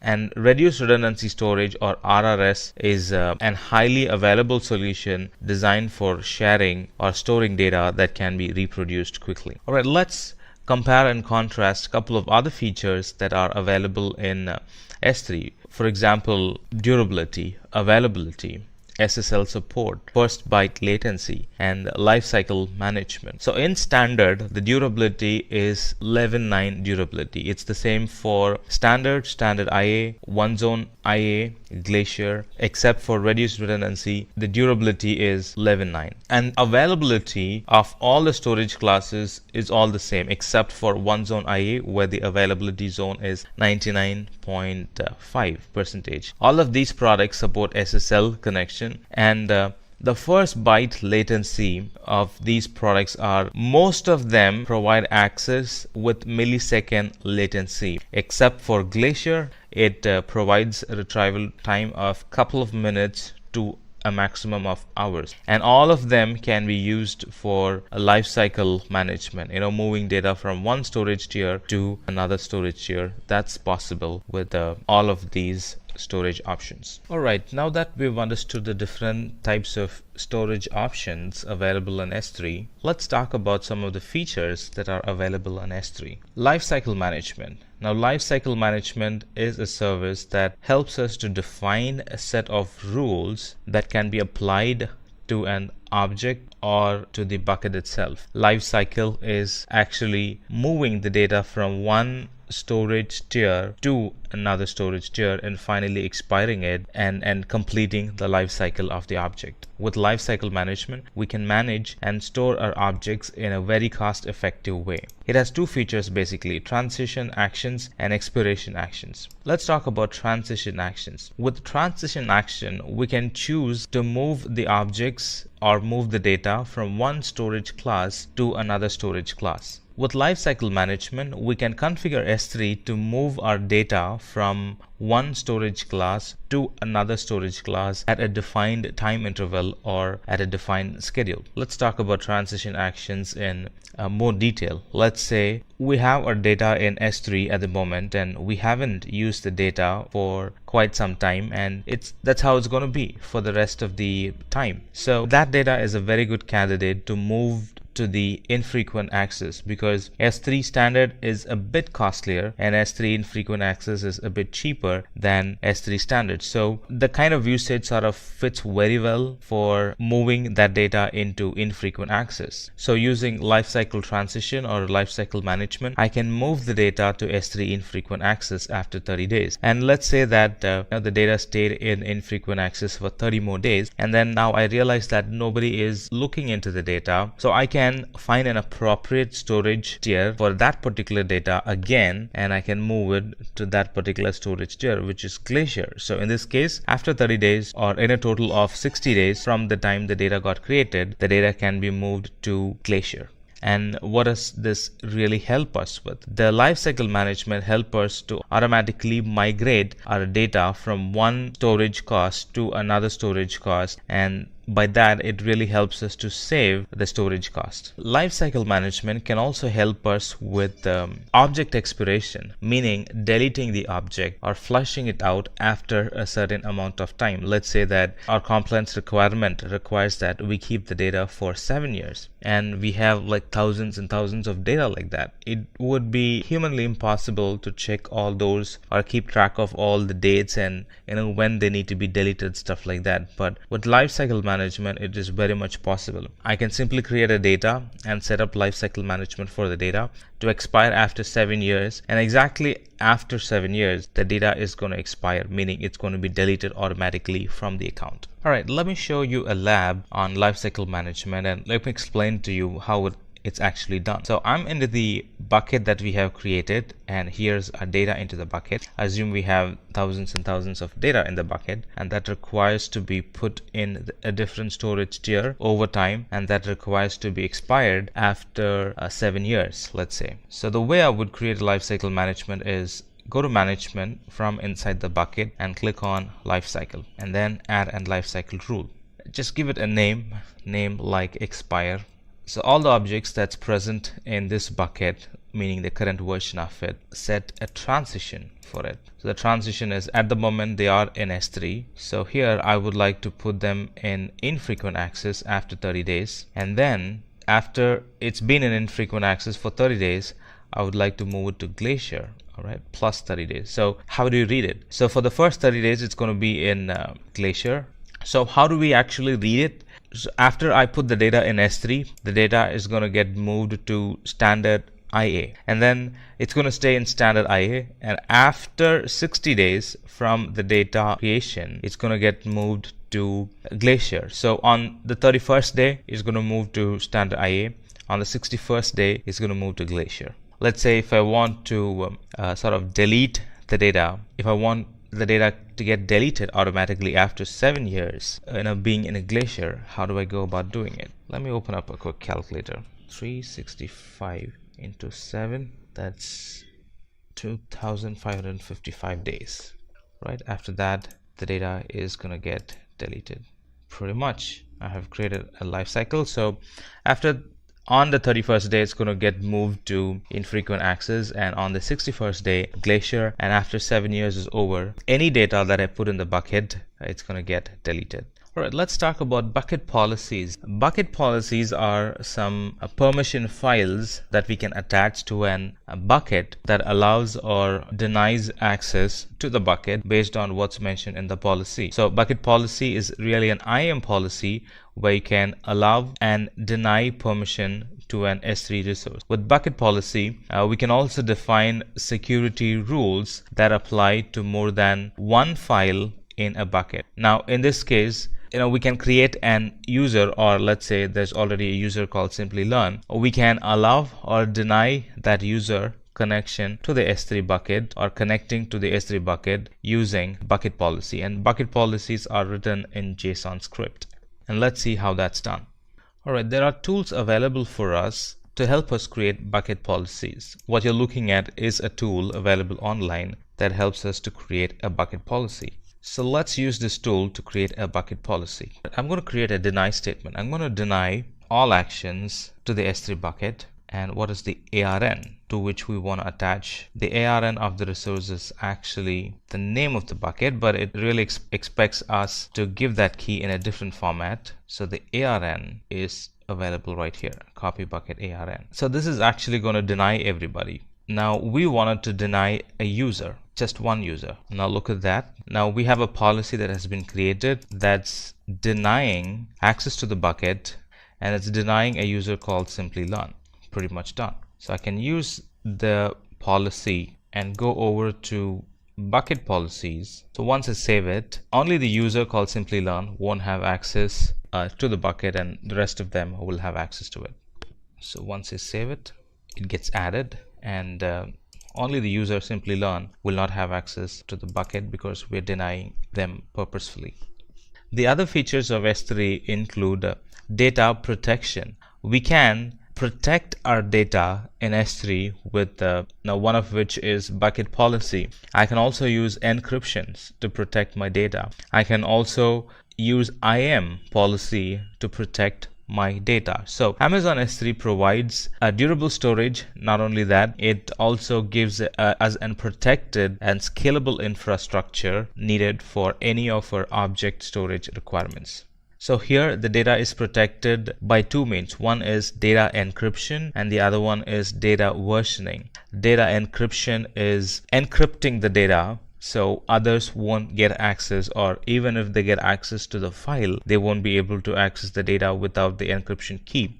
And versioning is making multiple copies of the data. So let's talk about them in detail. What's data encryption? Now, data encryption refers to protecting the data while it is being transmitted and protecting the data while it is at rest. Now, data encryption can happen in two ways. One is client encryption, encryption at rest, and server-side encryption, encryption that's in motion. Client-side encryption refers to when client sends the data, they encrypt the data and send it across to Amazon. And server-side encryption is when the data is being transferred, they get encrypted and stay encrypted throughout the transfer. Versioning is another security feature. It helps us so our unintentional edits are not actually corrupting the data. For example, let's say you edited the data and now you realize that the data is incorrect and you want to roll back. Now, how do you roll back? Without versioning, it's not possible. In other words, only with versioning, it's possible. So versioning, it can be utilized to preserve, recovery, and restore any early versions of every object that we stored in our Amazon S3 bucket. Unintentional erases or overwrites of the object can be easily regained if we have versioning enabled. And it's possible only if we have one file with the same key name, and anytime we update the file, it keeps the file name but creates a different version ID. Take this bucket and data for example. Photo.pmg is a file that was initially stored. It attached a version ID to it, and then we edited it. Let's say we added some watermark, we added some graphic to it, and that's now the new version of it. When we store it with the same file name. It accepts the same file name but creates a new version ID and attaches it. Anytime we want rollback, we can always go to the console, look at the old versions, pick the version ID, and roll back to the old version ID. Alright, let's take this example. Now, I'm in a bucket that we've been using for a while, and let me upload an object. Now, before we actually upload an object, this bucket needs to be versioning enabled. So let me version enable this bucket. From this point onwards, this bucket is going to accept versioning. So let me upload an object, photo.jpg. Let me upload it. All right, it successfully got uploaded. Good enough. It's uploaded. Now, let me upload another object with the same file name. Now look at that. It was uploaded at 7:35 a.m. Let me upload another object with the same file name that I have it stored right here. That got uploaded but with the same name. Alright, so that's the other photo. Now what if I want to switch back? The way I would switch back is simply switch back to the older version. Look at that. This is the latest version and this is the old version that I have. I can simply switch back to the old version that was created at such and such time, and I can open it. That's going to open the old file. So in short, it creates different version of the data that I create as long as it's with the same name, and at any point I can go and roll back to the original data. This is a very good use case if you want to use S3 for storing our codes. Let's talk about other feature like cross-region replication. Now, cross-region replication is a very cool feature if you want to automatically keep a copy of the data in a totally different region for data durability, for any additional data durability, or if you want to serve data to your customers who live in another country or who are accessing your data from another country. If you want to serve the data with low latency, cross-region replication is a very cool feature that you can use and get benefited from. And let's see how that's done. So before we actually do a lab on cross-region replication, let's put together a proper definition for it. Cross-region replication is a feature that provides automatic copying of every object uploaded to our bucket or your bucket, source bucket, and it automatically copies the data to the destination bucket, which is in a different AWS region. As you see here in the picture, I put data only in region 1. It's going to copy the data to region 2.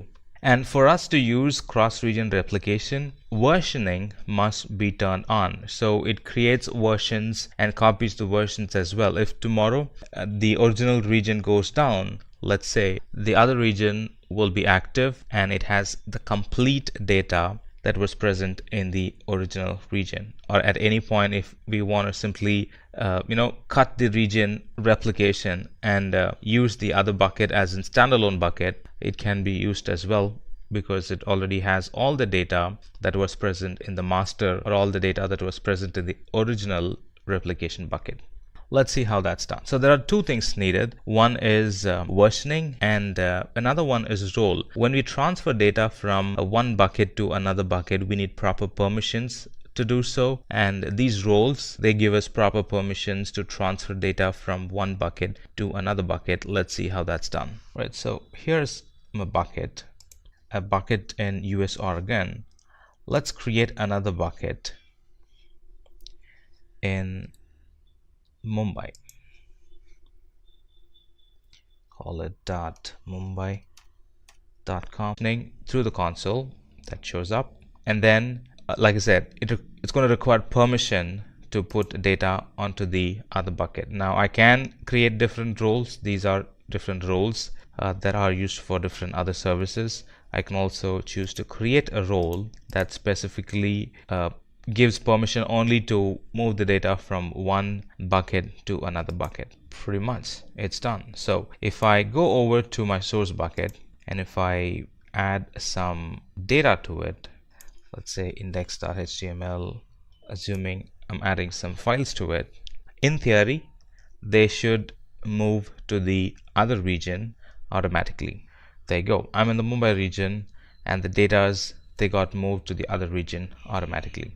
Let's talk about the other feature called transfer acceleration. Now it's a very handy and a helpful tool or a service to use if we are transferring data which is very long distance from us, meaning from the client to the S3 bucket. Let's say from my local machine, which is in India, if I transfer the data over to Oregon, let's say, it's a long distance. If it is going to go through the internet, it's going to go through high latency connections, and my transfer might get delayed. If it is an 1 gigabit file, it's okay. But if we're talking about anything that's 5 terabyte size, if you're talking about anything that's a 5 terabyte in size, then it's not going to be a pleasant experience. So in those cases, I can use transfer accelerator which in a secure way, but in a fast way or a fastest way, transfers my data from the laptop or from client to the S3 bucket. And it makes use of a service called CloudFront to transfer or to enable the data acceleration. So the way it would do it is,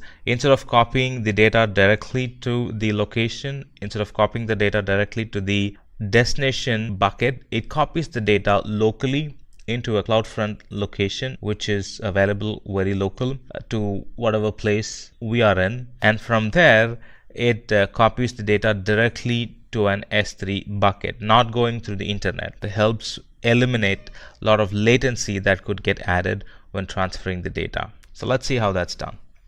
Right here, I'm in the S3 bucket, and under properties I can find transfer accelerator, and if I enable transfer accelerator, so I'm in another bucket. Let me go to properties and let me go to transfer accelerator and enable transfer accelerator. So now if I put data into this bucket, they're going to get copied to the local CloudFront location, and from there they're going to get copied to the S3 bucket from the CloudFront. Now if I need to compare how the speed is going to be, compared to directly putting the data through the internet and using CloudFront. There is a tool available that actually runs for a while and then comes with a report that tells me how much will be the improved speed if I use Transfer Accelerator, and it shows for all the regions available in Amazon. So from the source to the destination, if you want to put what's the normal and what's the accelerated speed when you transfer the data, those results we will get in the screen. So at the moment this tool is going through its testing, like uploading some file through the internet and uploading some file using CloudFront, and it has come up with the calculation that if I'm uploading file to San Francisco compared to uploading through the internet and through CloudFront, it's 13 times faster. So similar way, it's going to calculate for all the regions available and it's going to give me a result. Let me help you understand series called IAM, a service in AWS for security. Here in this section, we're going to talk about what is security in AWS, and then we're going to slowly or gradually move on to the other topics like types of security available in AWS. Out of all the services, why IAM is the most preferred one, and then we're going to talk about what is IAM in general, how it works, the building blocks or components in IAM, and the features, the attractive features that it provides that makes IAM stand out from the rest of the services available. We're going to talk about that, and then we're going to end today's session with a demo about how IAM gets well interacted with other services in Amazon and help create a secure environment in the cloud. Let's talk about AWS security. Now, cloud security is the highest priority in AWS. And when we host our environment in the cloud, we can be rest assured that we are hosting our environment in a data center or in a network architecture that's really built to meet the requirement of the most security sensitive organization. And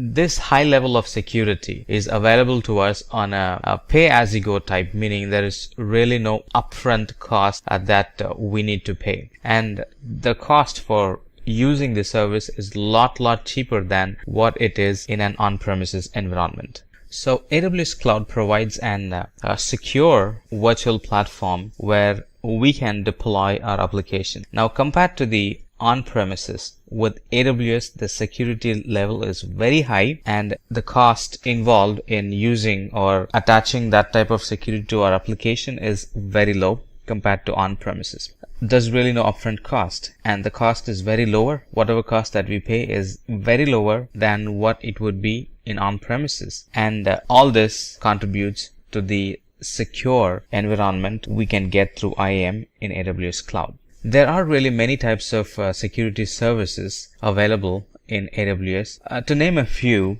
or to name the familiar ones, IAM stands first, followed by Key Management System, KMS, and then we have Cognito, that's another service, and Web Access Firewall, WAF, is another security service in AWS. Now let's start our discussion by talking about IAM, and that's what this whole series is about. Now, IAM, or Identity and Access Management, it really enables us to manage access to AWS services and AWS resources in a very secure manner. With IAM, we can create groups. We can actually allow those users or groups to access some service, or we can sort of deny them to access the service, whichever we want. That's all possible through identity and access management. And this feature comes with no additional charge. Now let's talk about how things were before AWS. Before AWS, or before IAM in general, it was not that safe in a corporate to share the password over the phone or through the email. That was the practice that was existed at that time.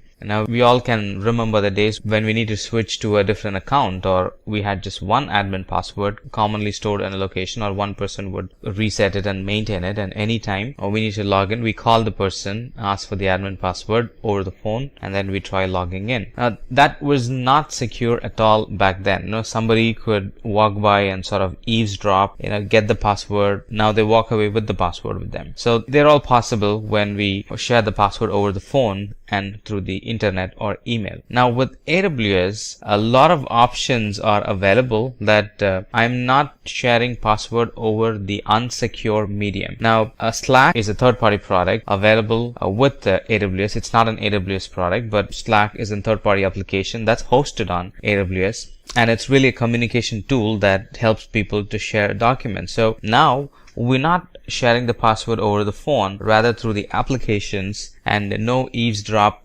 person can really catch the password and try it in their system to access our environment. That's not possible. So you see the difference now. Back then, sharing password was only through phone and email, and you would write it on a paper and you give it to somebody. But now technology is providing provisions enough for us to share the password in a secure way. We're still talking about IAM. IAM is an web service for securely controlling access to the AWS resource. Now it really helps us to authenticate or sort of limit access to a certain set of users accessing the AWS account, or certain set of users accessing a certain set of resources in AWS account. Now you see this picture, we have an IAM administrator who's trying to allocate permissions to different group of people. So we have group 1 on the top and group 2 in the middle and group 3 towards the end. The administrator using IAM, or IAM empowers the administrator, allow access to certain group to certain resources. That's what IAM is all about. Now let's talk about the building blocks, or let's talk about the elements that make and complete IAM. So the elements are categorized into 6 different elements. We have the principal in IAM, the authentication, the request, the actual request coming in, the authorization, allowing, denying access, actions, what are the scope of actions can be taken, and on what resource. Is it EC2, is it RDS, is it S3 bucket? So what resource these actions are applied to. So they are the basic elements of an IAM workflow. Let's talk about principal, for example. An action on AWS resource can only be performed by a principal. An individual user, they can be a principal. A role in AWS IAM, it can be a principal as well. In other words, a principal is an entity that can take an action on an AWS resource. A principal can be an user, a principal can be a role, a principal can be an application that's trying to access the AWS environment. Secondly, authentication. Now, authentication is a process of confirming the identity of the principal trying to access the AWS environment. Now, how do we get authenticated, or how does a user get authenticated? By providing credentials or the required keys to validate that this is what he or she is as per what's in the record. So all principal must be authenticated, and we get authenticated using the username and password to log into the console. If it is CLI, or we get authenticated using the access key and the secret access key. The other component that makes up IAM is request. When a principal tries to use the AWS Management Console, what the principal is doing, or what the user is doing, is sending a request to the AWS environment. And the request will have the principal actually wants to perform. Is it a put request, or is it a get request, or is it a delete request, stuff like that. And it's also going to carry information about on which resource the action needs to be done. Is it on EC2 1? Is it on S3 bucket Simplilearn.com? Stuff like that. So it has a specific action that it wants to perform and the resource on which it wants to perform, and also some information about from where the request is originating from. Is it within an AWS environment, or is it with another cloud service provider, or is it with on-premises, stuff like that. So these information will be present in the request. Authorization. Now this IAM uses information from the request context to check for matching policies, and it takes a decision whether to allow or to deny the request. Now here it has a logic. By default, all the resources are denied, and IAM authorizes your request only if every part of the request is allowed by a matching policy. So there is an evaluation logic that says by default all requests are denied, and if there is an explicit allow, then it overrides the default denied. And if we are explicitly denying a service, then all the allow statements gets overridden and all the other statements gets overwritten, and this explicit deny stands. By default, only the AWS account root user has access to all the resources in that account. So if you're not signed in as a root user, then we must be specifically granted permission through a policy. In other words, we need to be authorized through the policy. Now let's talk about action. Now, after authenticating and authorizing the request, AWS approves the action that we are about to take. Now, using action, we can view the content, we can create a content or create a bucket or create an EC2 instance. I can edit content, or even I can delete a resource. That's all based on the action that I'm allowed to do. Now that was about actions. Now where is the action performed? The action is performed on the resources. A set of actions can be performed on a resource, and anything that's not mentioned in the action or anything that's not tagged with the action and the resource, they don't get to complete. For example, let's say if you attempt to delete an IAM role and you also request to access the EC2 instance for that role, then the request gets denied. Now let's talk about some of the other components of IAM. So the other components of IAM are the basic building block is an user, and then many users together, they form a group, and then policies are the engines that allows or denies a connection. Based on policy, one gets to access or gets no access to a resource. And then roles are another component. Roles are temporary credentials, I would say, that can get assumed to an instance as and when needed. Right, let's talk about this component called user in an IAM. With IAM, we can securely manage access to AWS services, and we can create an IAM user anytime there is a new employee joining our corporate. So it's a one-to-one mapping. One user or one employee gets a username directly attached to them. And a username or a user is an account-specific thing. It's very local to that AWS account that we are using. So in detail, an IAM user is an entity that we create in an AWS environment to represent a person or a service that interacts with AWS environment. And this user is going to have some credentials attached to them. And by default, they do not have a password, and they do not have any access key or secret access key attached to them. In fact, literally no credentials of any kind. Now we must create a user, and we must create the type of credential that gets attached to the user. Do they want to access CLI? So based on that, we would be adding credentials to them. A user by default is not authorized to perform any action in AWS. And the advantage of having one-to-one user is that we can assign permissions individually to that user. For example, we might want to assign administrative permissions to few users who can administer our AWS environment, and users are entity within an AWS account. Users don't have to pay separately. They start using the servers, and that get bills under the account they are attached to. So separate users doesn't mean that separate payment for those users. They are just users in our account, and the whole account gets to pay for the resources that they provision. Again, the IAM user does not always represent a person. An IAM user is really just an identity with associated credential and permissions attached to it. It could be an actual person who is a user, and it could be an application also who is a user. Next, we'll talk about groups. Talking about groups or understanding group is very easy. A collection of user forms an IAM group, and we can use IAM group to specify permission for multiple users, so that any permission that's applied to the group is also applied to the users who are add to that group. Now, there are a few things you might want to know about group. A group can have many users, and a user, they can belong to many groups, but groups can't be nested, meaning group can only have users. A group cannot have a group inside a group. That's not possible. And there's nothing called a default group that sort of automatically includes all users in the AWS account.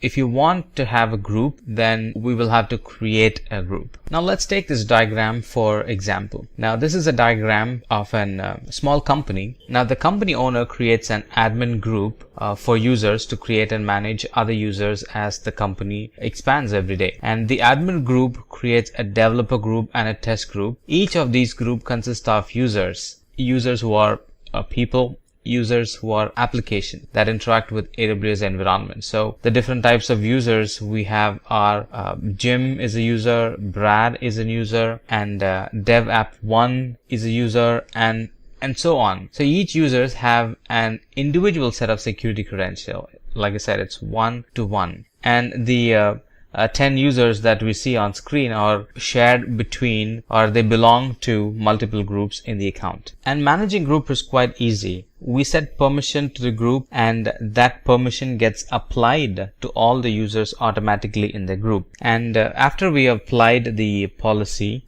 if I add another user to the group, the new user will automatically inherit all the policies, all the permissions that's already mentioned in that group. So administrative burden is sort of taken away. Administrative burden about user privilege or user permission management is sort of taken out with IAM.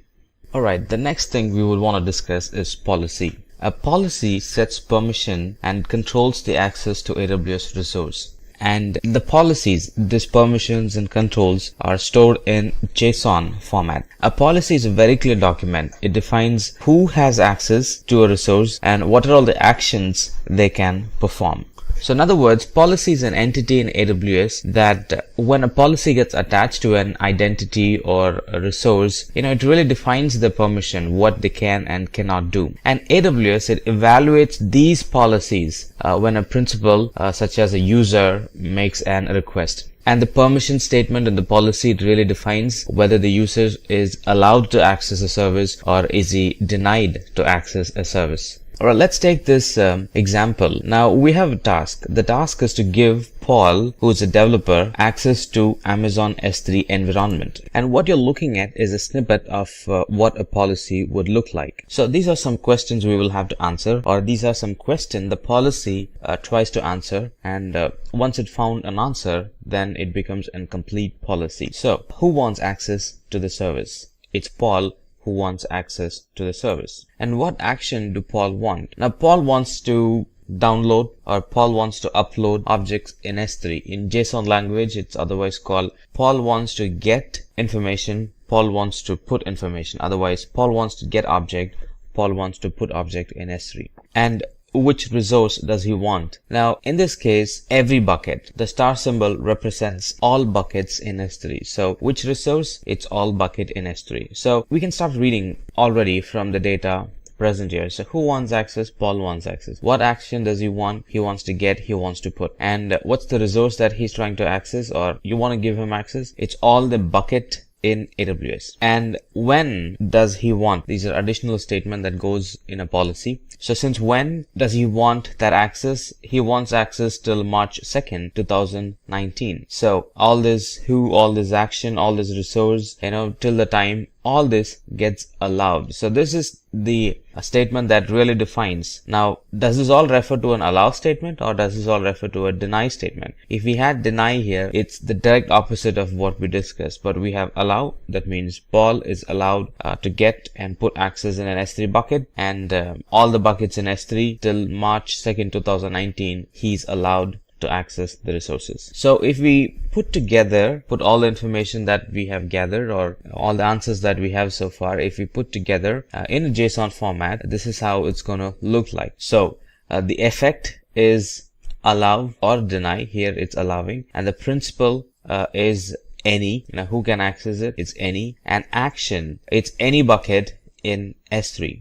Any action in S3, put get request, and the resource is any bucket in S3. So that's how a basic policy would look like, or that's how a basic policy is formed, by answering those basic questions. So let's talk about the types of policies. So we have two broad categories: managed policy and inline policy. The managed policy, it's the default policy that we attach to multiple entries, be it users, be it groups, and be it roles in our AWS account. On the other hand, inline policy are the policies that we create and manage them. And these policies are embedded directly into a single user, group, or a role. So if I need to brief it a little bit more, then Managed policies are standalone identity-based policies that we can attach to multiple users, groups, and roles in our AWS account. We can use two types of managed policies. In other words, managed policies, they themselves have two categories. One is AWS managed policies, which is created and managed by AWS. And the other one is customer managed policies. Just like the name says, it's managed by the customer. Now we can create and edit an IAM policy in Visual Editor, or simply create a JSON policy document directly and upload it in the console and start using them. So that's managed policy. On the other hand, inline policies are policies that we create and manage and that are embedded directly into a single user, group, or role. Let's talk about this next component called role. Now this role is very similar to everything that we discussed so far. It's a set of permission that defines what actions are allowed and denied by an entity in an AWS console. The role is very similar to an user. I said very similar. I didn't say it's the same as the user, but I said it's very similar to the user. And the difference is that user is hard-coded. User permissions are hard-coded. But the role permissions are accessed by any entity, be it a user or be it an AWS service, and moreover, the role permissions are temporary. On the other hand, user permissions are permanent and the role permissions are temporary. So in detail, a role is very similar to a user in that it's an AWS entity with permission policies that determines what the identity can and cannot do in AWS. Now, instead of it being uniquely associated with one person, a role is intended to be assumable by anyone who needs it. Roles generally do not have a long-term credential, password or access keys associated with it. It does not have long-term credentials. It only has temporary credentials created dynamically and provided to the user as and when the user assumes a role and wants to access any service. Roles can be assumed by users, roles can be assumed by applications, roles can be assumed by services that normally don't have access to AWS resources. For example, you might want to grant a user in your AWS account access to your resource that they do not normally have, or grant users in one AWS account access to resource in another AWS account. Now this is something that we don't have by default, and this is something we may not need all the time. Or you might want to allow a mobile app to use AWS resource, but you do not want to save the key or save the credential or save the passwords in the mobile app. Or sometimes you might want to give access to resources who already have identities defined outside of AWS, like a user who's already an Google or Facebook authenticator.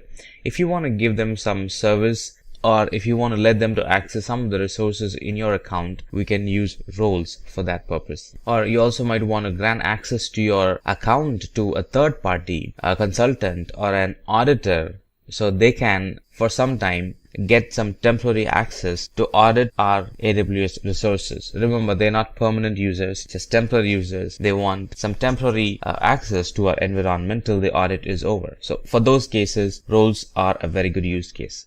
So let's take this example. Let's see where role sits, and let's see how roles give permission to other services. So here is a scenario where an EC2 instance wants access to an S3 bucket. By default, though both of them were created by the same username or the same admin, they do not have access by default. So by default, they don't have access. And I also do not want to give permanent access, one-on-one hard-coded permanent access. Instead, I would like to create and share access. So that's possible through roles. So coming back to the discussion, the scenario here is that an EC2 instance wants to access data in an S3 bucket. So the first thing is to create a role or a permission. We saw how that's done, right? Using policies. Roles use policies. Policy is the actual working engine for any permission related actions, right? So create a role with an appropriate policy that gives access to S3's bucket, and then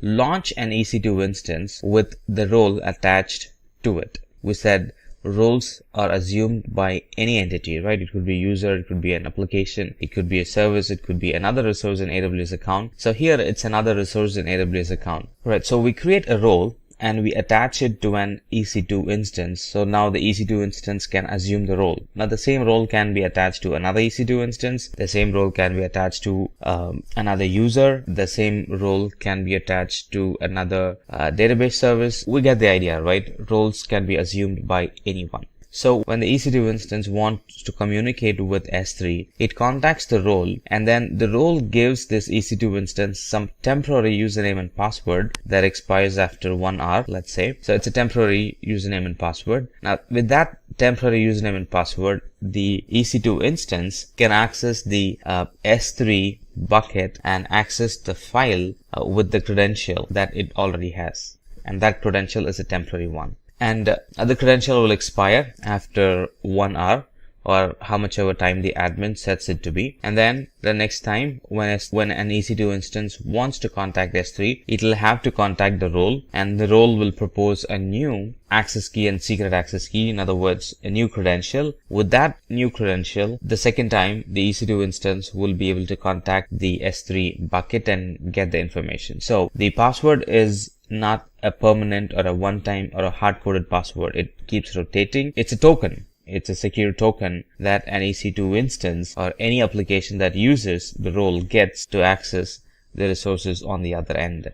Well, let's talk about the features of IAM. The main feature of IAM is that I can create separate username and password for individual users or resources, and I can delegate access. Now, those days where we had just one username and password for admin and we need to call the other person to get the username and password over the phone, if it gets compromised, the whole account gets compromised, stuff like that, those issues are gone. I can create separate username and password for all 1000 users in my account. No more username and password sharing. I can manage access to all those 1000 accounts in a very simple and an easy way. So IAM provides shared access for all the 1000 users in my account. It provides shared access to the AWS environment, and the permissions that can be given through IAM are very granular. Now we saw how restrictions can be put on GET requests. We can allow a user to download information and not update an information. So that's possible through the IAM policies that we looked at some time back. And with the use of roles, we're authenticating an EC2 instance instead of the application running on top of it. So if there are like 10 or 20 applications running on top of an EC2 instance, instead of creating a separate username and password for all those 20 instances, I can create a role and assign that role to the EC2 instance, and all the applications running on the EC2 instance get a secure access to the other resources, use the role credential that's provided to that EC2 instance. Now, besides username and password, IAM also supports multi-factor authentication, where we provide our credential, the username and password, plus an OTP from our phone or an randomly generated number that gets displayed in our phone before Amazon console or before Amazon CLI would authenticate and lets us access some of the service in the account. So it's called multi-factor authentication. It's username and password plus something else from what you have. IAM also provides identity federation. If a user is already authenticated with a corporate AD or Facebook or Google, IAM can be made to trust that authentication method and then allow access based on that authentication. Now, without federation, what would happen is the users will have to remember two passwords, one for on-premises and one for cloud. Anytime they work on on-premises, they'll have to use one set of password, and anytime they switch to the cloud, which is going to be very frequent in every day. So anytime they switch to the cloud, they will have to again type in the cloud username and password. Now, with identity federation, we can sort of federate, or we can connect both the authentication systems, both on-premises and IAM. So users can just use one username and password for both on-premises and cloud environments. And all that we saw so far, it's free to use. There is no additional charge for IAM security. There is no additional charge for creating additional users, groups, or policies. It's a free service, comes along with any account. IAM is an PCI DSS compliant product. IAM comes with password policy where we can reset the password remotely or rotate the passwords remotely. And we can set rules like how a user should pick and password. It should not be the one that was used in the past, any of the past 3 times, stuff like that. So you get the idea, right? How the features of IAM help us to build an secure authentication and authorization system in or for our AWS account. All right, it's time to do a quick lab. Let's put all the knowledge that we have earned so far together and apply it and try a lab and solve the problem. So here's a problem statement. We need to create an S3 bucket for a company where users can read or write the data only if they are multi-factor authenticated. So there could be like 20 users in an account, but a user is allowed to read or write a data in an S3 bucket only if the user is multi-factor authenticated. This is a very good use case if we have sensitive data in an S3 bucket and you only want privileged or MFA authenticated users to do changes to those buckets. And for those privileged users, you would enable multi-factor authentication. So let's see how that's done. Before that, let me talk to you a bit more about multi-factor authentication. Now, multi-factor authentication is that additional level of security process. It's provided by AWS. Here, the user's identity is confirmed only after the user proposes or the user passes 2 levels of verification. Now, one being the username and password and another being an OTP that gets generated. In this case, it's the mobile phone. It could also be an RSA token key that generates the one-time password. That's possible as well. But in this case, it's the mobile phone. Now that's going to be very similar to how we log in to our Gmail account sometimes. When we log into a Gmail account and if you have the proper setting enabled, it's going to send an one-time password to the mobile phone, and only after we put that information, it's going to let us log in. Let's see how all this is done in an AWS account. So the first thing is to log in to the AWS account, create a user, and attach the user to the virtual MFA device. Now we're going to use Google Authenticator here, and we're going to attach the user to Google Authenticator and make the user use the Google Authenticator one-time password every time he logs in to the account. Now this is in addition to the username and password that he or she already has, right? So the first thing is to log into the account, connect or sync the virtual appliance with the AWS username and password. Now when we sync, there will be an one-time password that gets shown in the phone. Type in the password in the AWS console, and then the phone and the username comes to sync. And from that point onwards, the user, anytime they log in, they will have to propose their username and password, which is the first step of security. And then once they typed in the username and password, type in the MFA code that gets generated on the phone. That would be the second step of security or the last step of security. Once that is done, the account is going to let them log in and access the AWS resources. Alright, so in order to test IAM, MFA, S3 together, this is what we're going to do. So we're going to create a bucket and we're going to have 2 users, and we're going to allow or deny access to the S3 bucket to those 2 users based on whether they are MFA authenticated or not. And on purpose, we're going to assign MFA to one user and no MFA to the other user. Like you might have guessed by now, the user with MFA will have access to the bucket, and the user with no MFA attached will not have access to the bucket. Both of them are going to have full S3 services, but MFA, like I said, is one layer above the other permissions. MFA stands at all time. So irrespective of whether the underlying policy says but they have full access to the S3 bucket, they're not going to, because MFA stands on top of it. Let's see how that's done. To begin with, firstly, we need a bucket. So let's create a bucket. So I'm in my AWS console. So let me go to S3. And in here, create a bucket. Call that bucket as Simplilearn MFA bucket. And let me put it in North Virginia and create. Alright, so that's done. Now I'm going to put a separate folder in here.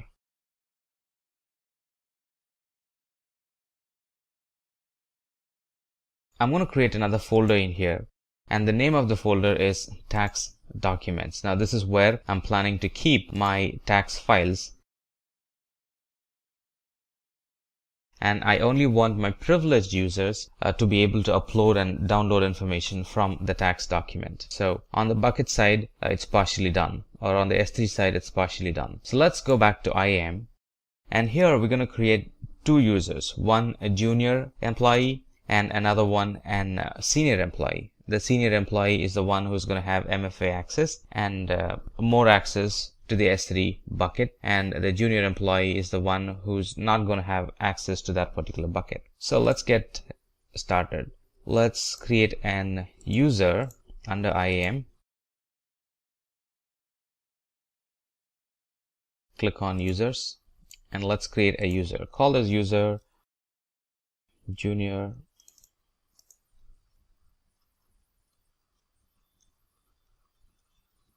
right. So he's a junior user, and for the password, set a password.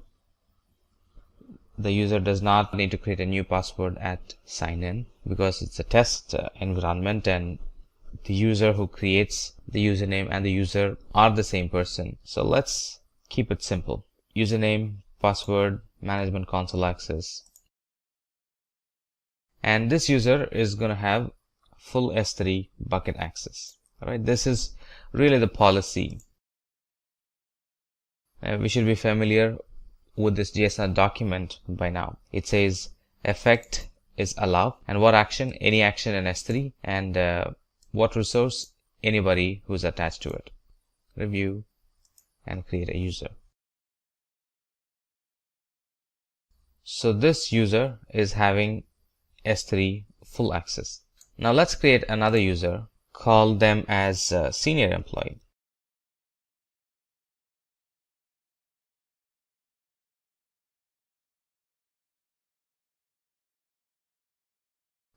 All right, attach a policy to the user. From the surface level, both of them have the same permissions. Both of them have S3 full access. All right, so both of them have S3 full access, as we see. There's one thing different we're going to do to this senior employee. Now we're going to attach MFA to this employee. So the way we would do it is under the summary section of that particular user, click on security credential, and see here is a place we can attach an MFA to this user. So let's attach MFA to this user. For MFA, I can use both virtual MFA or hardware MFA. This being a lab environment, we're going to use virtual MFA. Now, that is an application. There are a lot of applications available, but there is one application that I'm using at the moment called Google Authenticator. So once we have installed the application, once it is running, so I can go to virtual MFA device, and once it is running, I can scan the code using the Google Authenticator in my mobile phone. Once you turn on the application and once you do scan the barcode that is showing right here, now that's going to give us codes that we can use. And we will have to put in those codes here twice. We'll have to wait for some time and it would generate a second set of key that we can put. So my first set of key is 402351. Right, I'll have to wait for some time. And then it would throw me a second set of key. It's like validating twice right here. So let me put in my second set of key.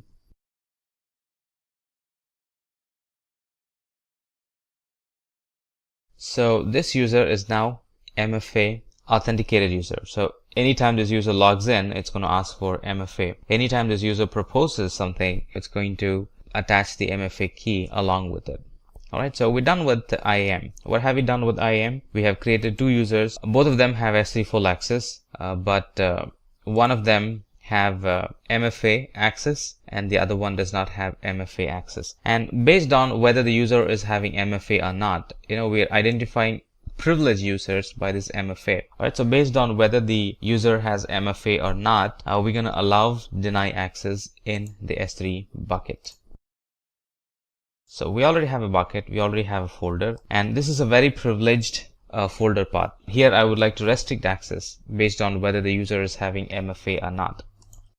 So let me create a bucket policy here. Now here's a policy that I have written.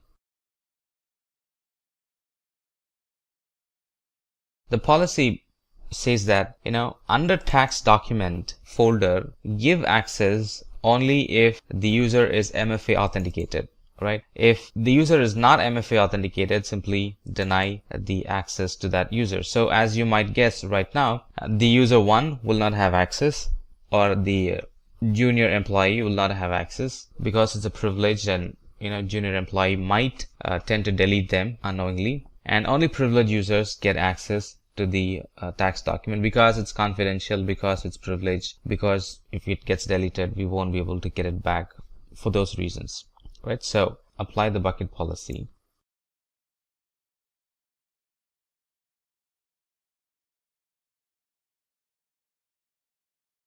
Now try logging in as the different users and see how the permissions are applied on both the users. All right, so let's make a note of the IAM URL.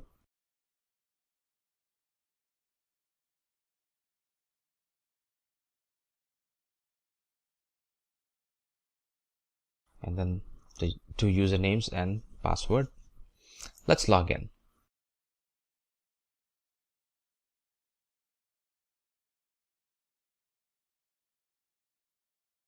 So let me log in as the privileged user. Sure enough, I'm being asked for an MFA code. Let me put my MFA code.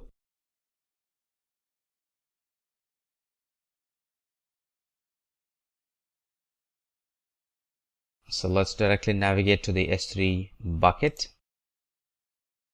Right, here's my privileged path. Let me try uploading some content. Claim forms.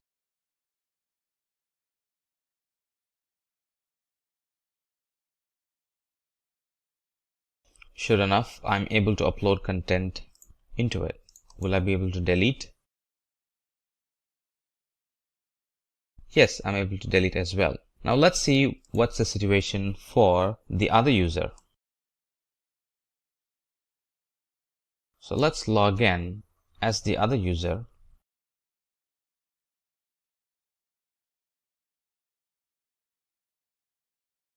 Navigate to the S3 bucket.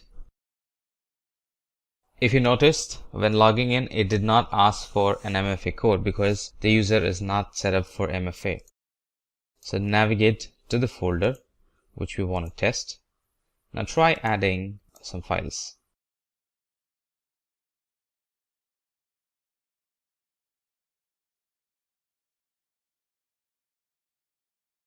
As you see, it's failing to add content to this bucket. It shows error because the bucket policy is requiring MFA and this user is not MFA, and we did that in IAM or under IAM. But still, as you see, they will be able to view the content in the bucket. They can do all that. We have specifically restricted access to upload and download content from the bucket, and that's exactly this user is now denied with. In this section, we're going to learn about why we need a solution called CloudFormation, or why we need a product called CloudFormation. And we're going to talk in detail about what is CloudFormation, and then how CloudFormation works and the concepts involved in CloudFormation, like templates and stacks. There are some concepts involved in CloudFormation. We're going to talk about that. And how do we maintain access control over CloudFormation? We're going to talk about that as well in this video. And then we're going to go through a demo or a lab where we create an LAMP stack environment from a template through CloudFormation. And then we're going to talk about some use cases, one of which include being able to create an redeployable template using CloudFormation. That's a very good use case. We're going to talk about that in this video. So let's talk about why CloudFormation. So when the number of products and services grow more, and managing them and maintaining them becomes an tedious work, and CloudFormation, it sort of eases that environment. Now, CloudFormation is really an infrastructure as a code, and it sort of solves all the problem that we discussed some time back. And with CloudFormation, we can actually create a perfect clone of the server configuration at any point in time. And we can also manage the configuration changes With CloudFormation, we can manage the configuration changes across the environment. And not only that, we can easily embed in the ad hoc changes to our existing environment.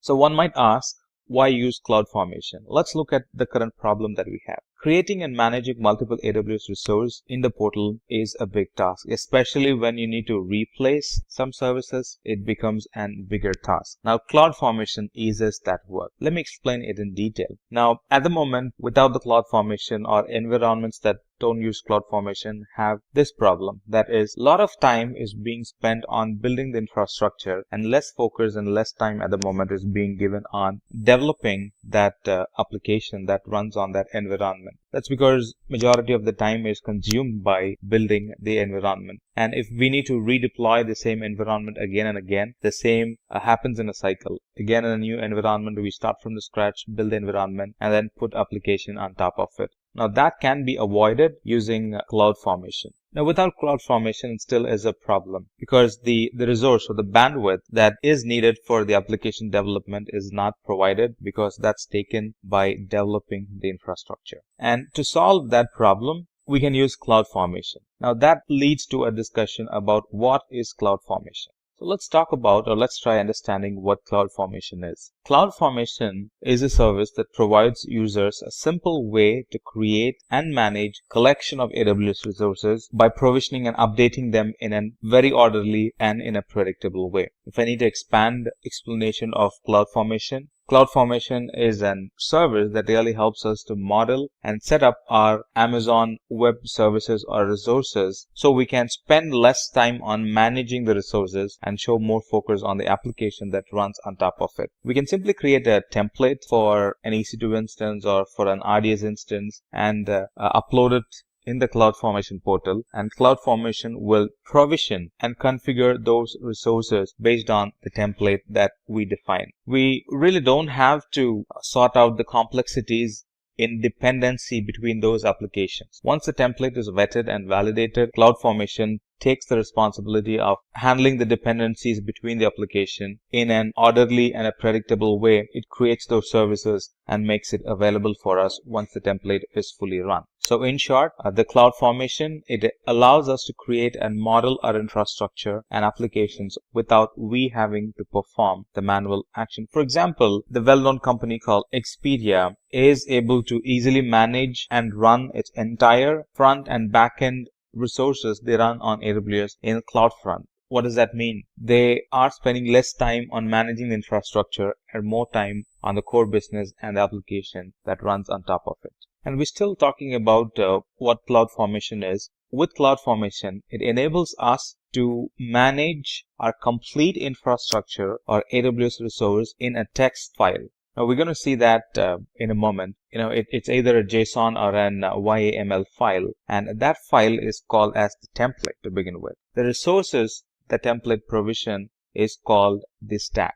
Alright, so the abstract of the code is called the template, and the resource that it provisions is called the stack. And this stack can be, it's going to run resources obviously, and those resources can be updated as well. It's not like once you create a stack, it's done. If you need a change, you need to go create another resource. That's not needed. This stack is an updatable stack. Let's say if I'm including 2 more servers, if I'm sort of extending my environment, it's branching out to another application. Now I'm including another functionality in my environment. All those can be embedded in the update and can be updated. So like I said, the stack is an updatable one. Now let's talk about what the template can do, or some features and functionality of the template. Now, using a template, we can almost include all the application and resources that a user might require. Let's say, after the EC2 instance is provisioned, running an application on top of it, and you want to templatize that and include that in the template, that's possible as well. And these templates are portable ones, meaning I can use the template in one region and I can use the same template in another region,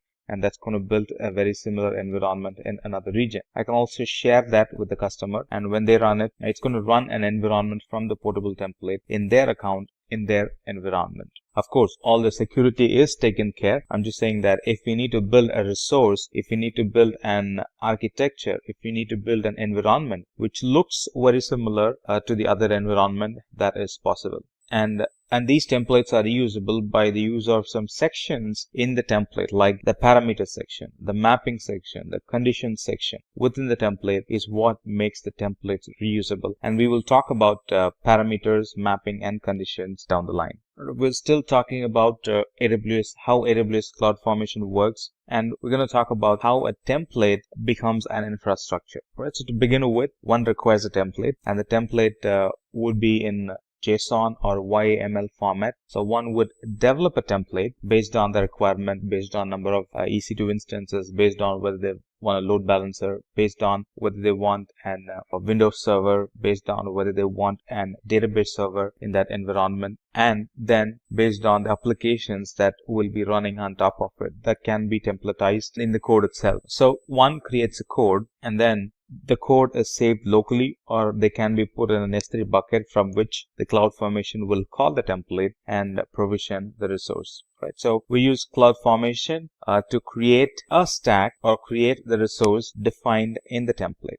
And CloudFormation analyzes the template first, validates the template, and then it identifies the dependencies between them, and then it starts provisioning the resource one after the other. For example, if you need 5 servers in a new VPC, obviously it's going to create the VPC first and servers second and stack. Alright, let's understand the two major components in CloudFormation. By now you might have guessed it. The two major components are the template and the stack. Together they aid or they complement CloudFormation, and that's how the resources are provisioned, that's how the resources are managed, and that eases the job of the administrator who's managing the environment. So let's talk about template first. A template in CloudFormation is an text file or a formatted text file in JSON or YAML language, and that the code or the template or the text file that actually describes how your infrastructure looks like or will look like once provisioned.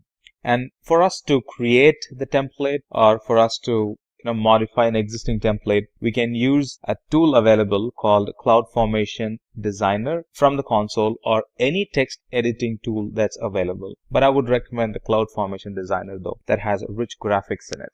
And these templates are built off, or they consist of 9 main objects. The first of which is the format version, and this really identifies the capabilities of the template based on the version number. And then the second object in a template would be description, and this helps us to include any arbitrary comments about the template. For what reason are we building this template? What's the purpose of it? Stuff like that. And then we have the object called metadata in a template, and that includes details about the template, details of the resources in the template. And then we have the optional parameters section. This really helps us to customize our template. Now, parameters enable us to input custom values to our template each time we create or update and stack. And the mapping object, it helps us to match a key to a corresponding set of named values. For example, if you want to set a value based on region, then we get to create a mapping that uses region name as the key, and then the value that we want to specify for each specific regions. And then we have conditions object. This is again an optional object. With this, we can include statements that define when a resource is created or when a property is defined. For example, we can compare whether a value is equal to another value, and based on the result of that condition, we can conditionally create additional resources. And then the object called transform. It's an optional object as well, and this transform section specifies one or more transforms that we can use in our CloudFormation template. For example, AWS CloudFormation transforms helps simplify template authoring by condensing the expression of the AWS infrastructure as a code or the CloudFormation template, and it enables reuse of template components. For example, we can condense multiple line resources, declaring it into a single line in our template. Now we will talk about all these examples in the upcoming slides. And then we have the required section called resource that declares the AWS resource that you want to include in the stack. For example, if you want to include an EC2 instance, if you want to include an S3 bucket, we would be using the resource object in our stack. And then we have object called output. This output object, it's an optional object in the template, and it helps us to sort of declare the outputs that we can import into other stacks, or we can actually show it on the CloudFormation console. For example, if you want the output of the name of the S3 bucket that got created in response to a CloudFormation template, now we can have that outputted into an output section in the CloudFormation console itself. So it's sort of easy for us to identify the resources that the template provisioned. So with all of those objects put together, this is how a full-blown CloudFormation template with all the objects included is going to look like. Now this includes optional and mandatory objects. Let's talk about those objects in detail in the upcoming section. Alright, let's now discuss each and every object of this template structure. And let's begin our discussion with the format version. The format version, it really defines the capabilities of the template. The latest version, format version as of now, is the one that was updated on 2010. Now the value of the template format version, it has to be an string, and if we really don't specify the format version, CloudFormation automatically assumes the latest version. Talking about descriptions are really any comments that help ourselves that we want to embed in the template itself. That can be a description, and this description in a template, it has to be an string. The length of the string can be between 0 to 124 bytes in length. The metadatas are really used in the template to provide any additional information using the JSON and YAML objects. And metadata holds some implementation details of a specific resource. And parameters are really a way to customize the template. Each time we create or update our stack, these parameters are the ones that helps us to give some custom value to the template during runtime. In the example shown below, the parameter named instance type parameter, it lets us to specify the EC2 instance type for the stacks to use when creating or updating the stack. By default, as we see, it's picking T2 micro, and this is the value that will get picked if we don't provision another value to it. And mapping really enables us to map a key to a corresponding named value that we specify in a conditional parameter. And also we can retrieve the map or retrieve the values in the map using the function findInMapInStrict function. Let's take this example. Let's say based on a region, if we want to set values in a template, we can create a mapping that uses a key and holds the value that you want to specify for each region. And the object conditions can be used when we want to reuse the templates by creating resources in a totally different context. For example, in a template, during stack creation, all the conditions that we mention in the template are evaluated, and any resources that are associated and that come up to be true are created, and any condition that fails or invalid are kind of ignored automatically, and the check moves forward to the next condition. And conditional is an optional object, and it includes statements that define when a resource is created or when a property is actually defined. For example, you can you can compare whether a value is equal to another value, and based on the result of that condition, we can conditionally create resources. If you have multiple conditions, then they are generally separated with commas. Sometimes conditions are very helpful when we want to create templates and we want to reuse those templates which was created for one environment to another environment. For example, if you want to use a template that was created in a test environment in a dev environment, conditions would be helpful. For example, in a production environment, we might want to include instances with certain capabilities, and in a test environment, we might want to include instances with some reduced capability in them for saving money. And condition helps us to create resources based on the environment it will be used in. We can also use intrinsic functions to define conditions like equals. We can also use OR conditions. We can use NOT functions, intrinsic functions in a condition. And when put together, the syntax is going to look like the one that you see on the screen. Now, the optional object called transform, it specifies one or more transforms that the CloudFormation uses to process our template. Now, these transform sections are built on a simple declarative language of AWS CloudFormation. with a powerful macro system that helps us to reuse the templates or the template components. And they really help us to condense or simplify our codes by enabling reuse of the template components. For example, condense a multiple line resource declaration into a single line in our template. The resource section, it really declares the AWS resource that you want to include in the stack, such as EC2 instance, such as S3 bucket. And some of the resource fields are the logical ID, the resource type, and the properties. Let's talk about them in brief. The logical ID is unique within the template, and the logical ID name, it actually references the resource in other parts of the template. In this case, it's my bucket. For example, if you want to map an Elastic block store volume, or if you want to map an name of the bucket in another place in the template, then we would use the logical ID. And again, in this case, it is my bucket. A logical name has the physical ID with which we actually assign the resource. For example, in this case, my S3 bucket was named as my bucket to begin with. And the resource type in the template, it identifies that the type of the resource is an S3 bucket.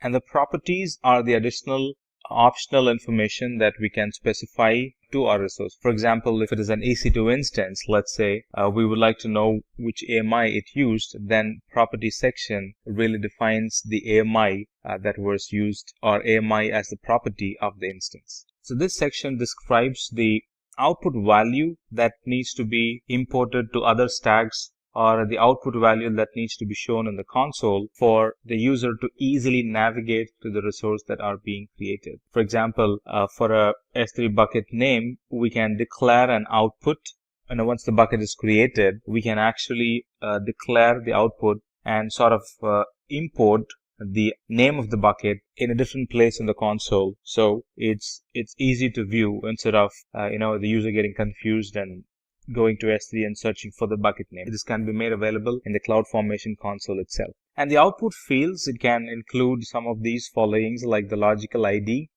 It's actually the identifier of the current output, and it's very unique within the template. And it can also include a description. Description is really a string type that describes the output value, and it can also include value, and value is the property that was returned by the AWS CloudFormation describe stacks command. All right, let's talk about the template resource attribute. In this section, we're going to talk about attributes that you can add to a resource to control additional behavior and relationships. So let's talk. There are many resource attributes available, out of which we have, if we need to name them, we have a creation policy, and then we have deletion policy. It depends on metadata attribute, update policy attribute. Let's talk about each of them separately. When we associate the create policy attribute with the resource, it actually delays the resource configuration actions before proceeding with the stack creation. The attribute stack creation is delayed till the time the CloudFormation receives some number of success signals back. This is a very good use case when we do auto-scaling. And this creation policy can be used only with a limited number of services like auto-scaling and EC2 instances. Some of the use cases would be if you want to install a software application on an EC2 instance, you might want the applications to be running before it proceeds further. So in this case, we would use the creation policy attribute to the instance and then send the success signal after the applications are installed and configured. Then CloudFormation goes to the next step. Here in the syntax that we're looking at, the auto-scaling creation policy and the minimum successful instance percentage, it's actually a number of signals that it will have to reply back before it can move forward.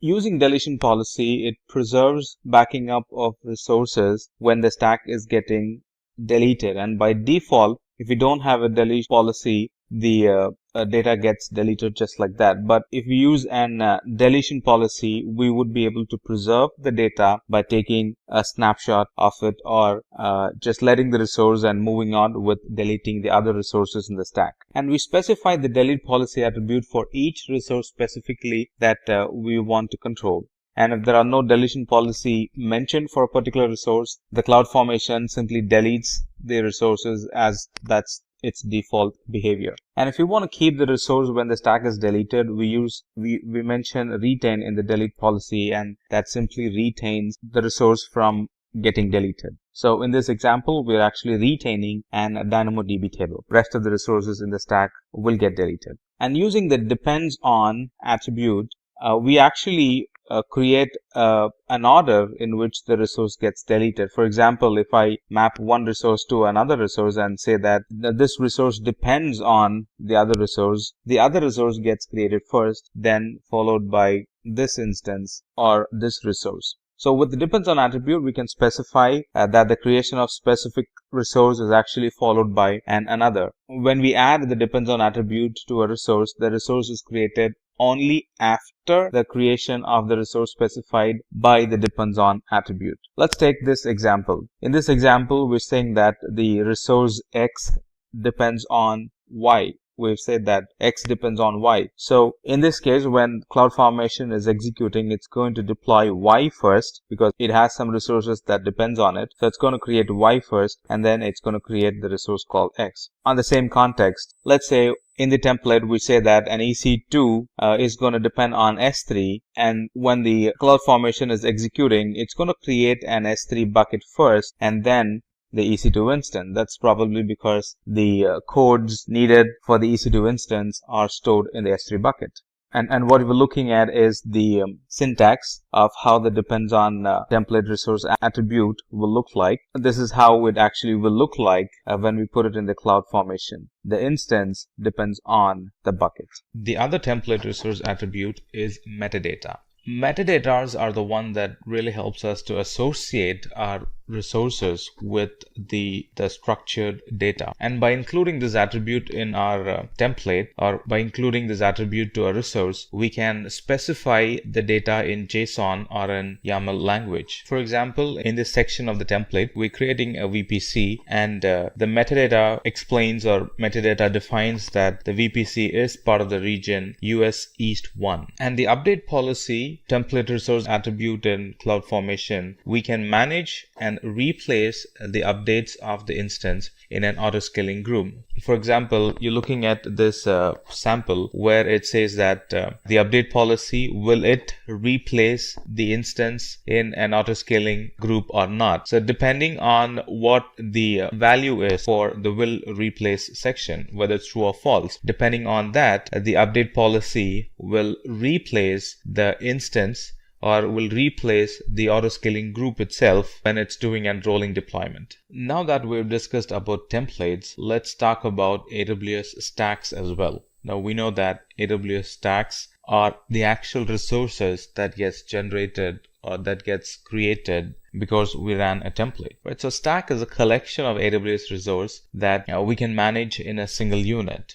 In other words, we can create a stack, update a stack, or delete a stack, and that would actually create, update, delete the collection of resources within the stack. And all the resources in the stack are really defined by the CloudFormation template. And a stack, for instance, can include all the resources required to run a web application, such as a web server, a database server, and some networking rules that come along with it. All that gets embedded in a stack. And let's say if we want to delete all the resources that were created by template that is in a separate stack, we can simply delete the stack, and that would sort of delete all the resources that is in the stack. So it sort of helps us to manage all the resources in a single unit or as a single unit. So to summarize, stack is a collection of AWS resource, and it can be managed as a single unit. And the CloudFormation's template defines a stack in which the resource can be created, deleted, or updated in a very predictable way. And a stack can have all the resources like web server, database server, VPC, the network and the security configurations in a VPC, all that is required to run a web or a database application. Now, stack could be nested as well. With CloudFormation, we can actually nest a stack with another stack, and that's going to create a hierarchy of the stacks. For example, there's a very good picture that explains how the stacks are nested in a hierarchical way. Let's say stack P is the root stack, and that could be a parent stack for the stack called R and the stack called Q. And the same way, the stack called R is a parent stack for the stack S and the stack S is the parent stack for T and Q. You get that, right? So stacks can always be nested. It's possible. CloudFormation allows us to create a Microsoft Windows stack based on Amazon EC2 Windows AMIs and provide us with the ability to install software and use a remote desktop to access our stack and update the configuration of our stack. And these stacks can be run on Windows Server instances. There are a number of pre-configured templates available, and it's directly available to use from the AWS website itself. To name a few, we have templates available for SharePoint running on an Windows Server 2008 R2. We also have templates that create a single server installation of Active Directory running on a Windows Server. And in fact, we have templates available for Elastic Beanstalk and some sample applications that runs from an Windows Server 2008 R2. Let's talk about stack sets. Stack sets actually has taken the stack level implementation to the next level. Using the AWS CloudFormation template, we can define a stack set that lets us to create stack in AWS account across the globe by using just a single template. And after we create the stack, or after the stack set is defined, creating, updating, or deleting the stack in the target account and the regions can also be specified by us. So the stack set, it really extends the functionality of the stacks by allowing us to create, update, and delete stack across multiple accounts, regions in just a single operation.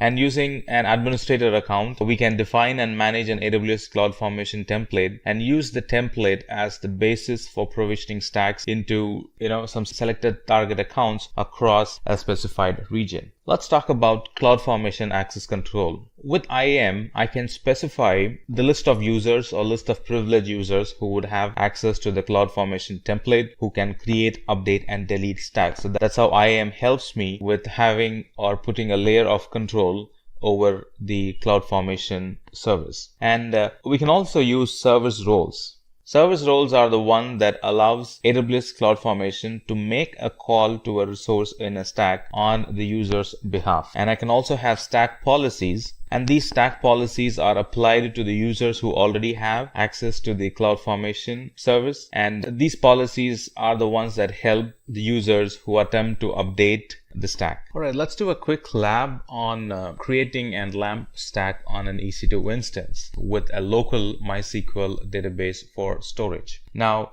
we can do the other way as well. I can pick an EC2 instance and install the servers one top of the other. That can be done as well, but that's going to take a lot of time. Now, we're talking about automating it. We're talking about, provisioning an infrastructure using a code, and CloudFormation helps us to do that. So this is what we're going to do. We're going to create, or we have a CloudFormation template already, and we're going to use that template to provision a web instance, and that is going to have, look at that, that's going to have MySQL installed in it, that's going to have PHP, that's going to have HTTPD servers installed in it and running.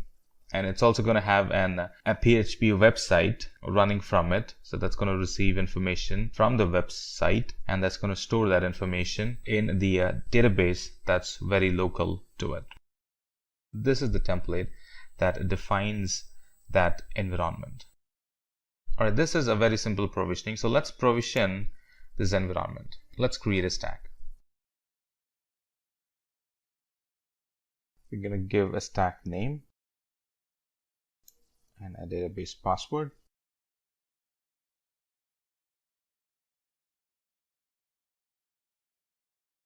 Right, and which region is it? This is in California, is it? All right.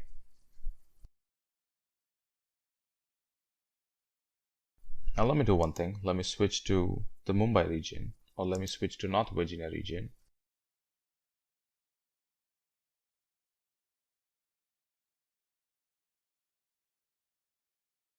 North Virginia, and from here, actually, let me switch to Mumbai region.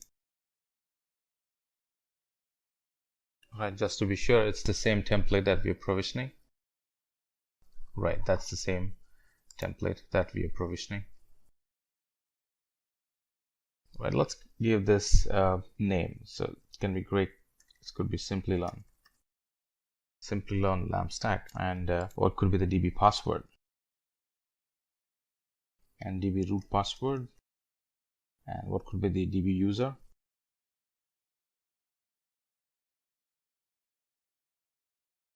I'm going to keep the rest as defaults, and I'm going to launch. Alright, so there's an issue with the password.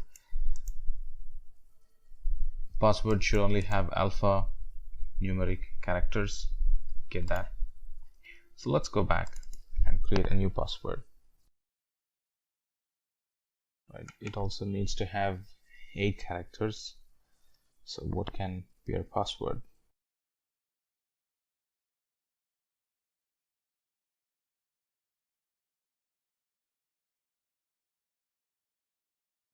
Look at that. The template is actually creating the resources. And here in the screen, we can see the template that we used to deploy the environment. If you remember, we discussed about instant types in parameters, right? The default instance type is T2 small, but these are also allowed to run.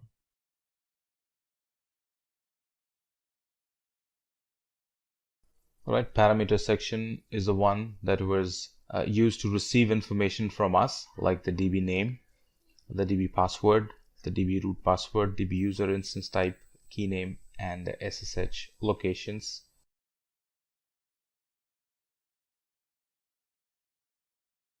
Alright, now this resource section is showing us the resource that it actually created. Right, looks like it's rolling back. Why would that be? Give me a moment.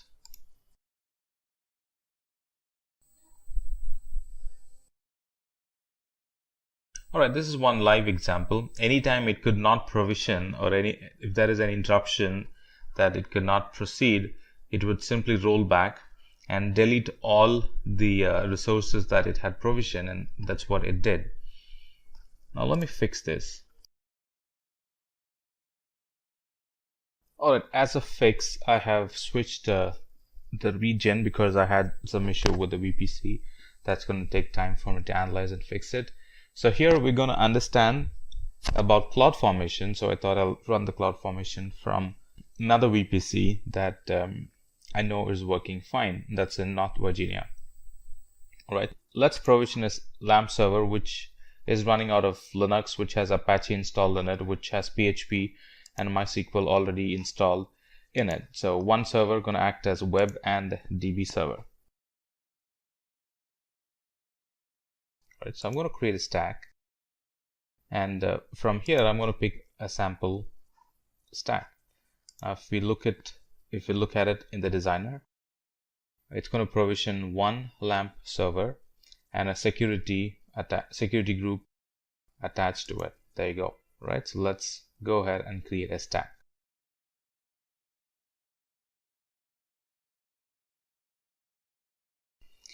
Right, parameters are used to receive input from us. What could be the DB password and the DB user, and let's select the key name. Right, I'm going to keep the rest as defaults, and I'm going to create a stack.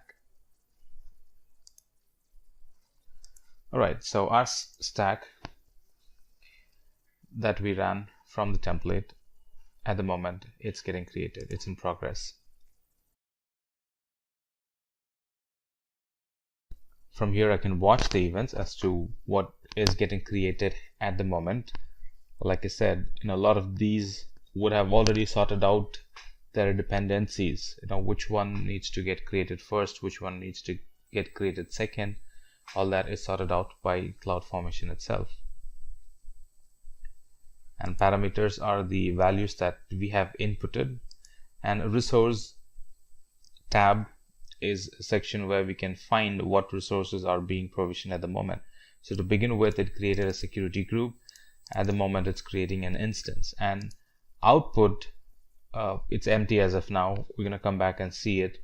Now output is where we can get outputs of a finished job. Let's say here I wanted an URL of the server that got created. So instead of me going to a couple of other places within the console and find the output of the URL or the output of the resource that was created, I can simply get it from here. Well, this needs to be defined in the templates first. Once we define it in the template, it's going to be made available like here, right? So I can open it up, and so there you go. So it already has a database locally installed and it's connected to it. If I launch an application on top of it, that will get connected to the database, which is very local, and my single server with web and database in it is ready for production.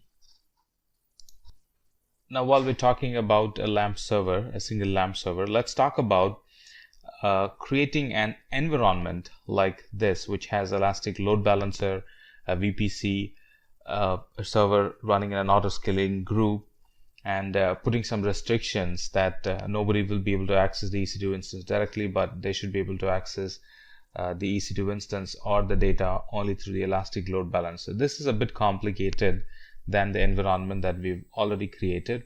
Let's see how this is done. All right, in this lab, we're going to create Elastic Load Balanced auto-scaling group, which is going to create a load balancer and an auto-scaling group. And that auto-scaling group receives traffic only from the load balancer. So here's the template, and here's the architecture that we're going to provision. Let me call it right, and the key pair it's going to use is Simplilearn key pair. Now this is where the problem was. Now we were selecting few subnets.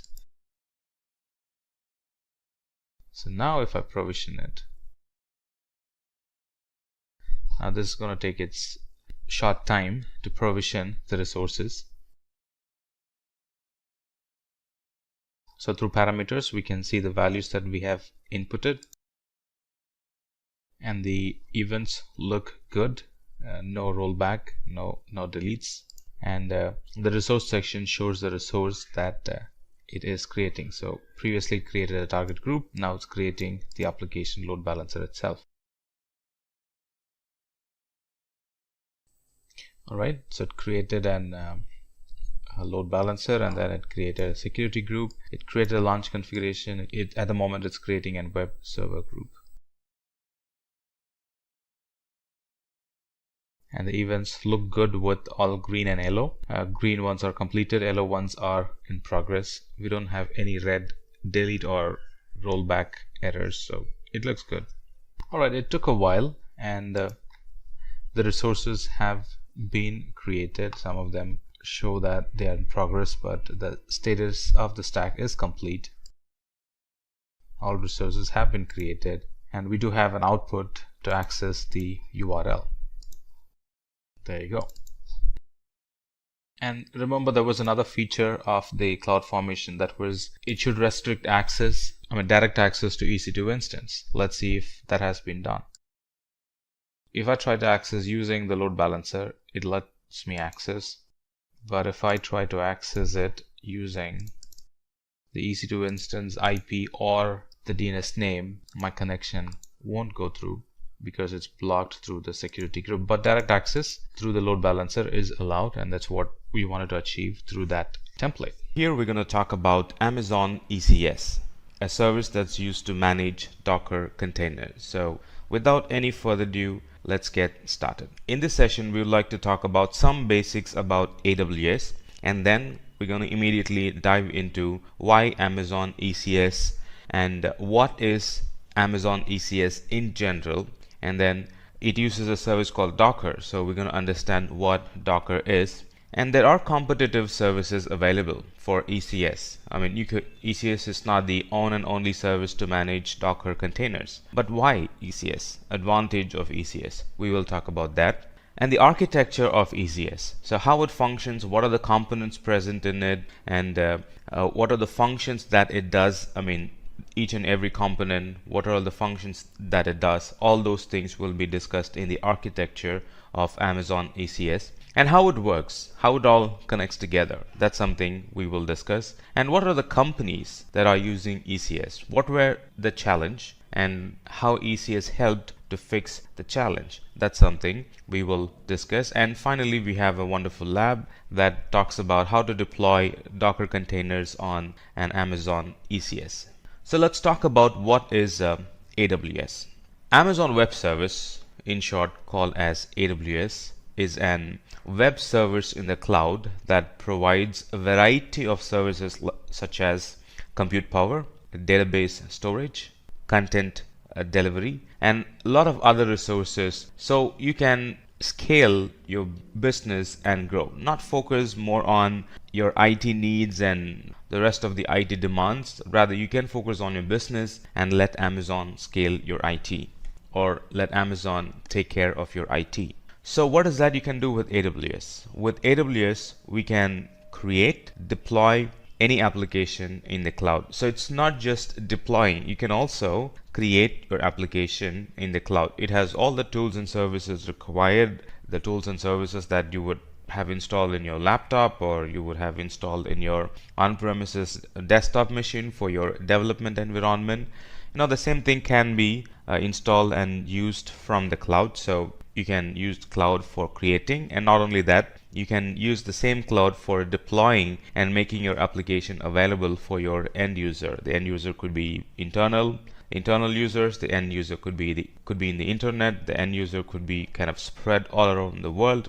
It doesn't matter. So it can be used to create and deploy your applications in the cloud. And like you might have guessed, now it provides service over the internet.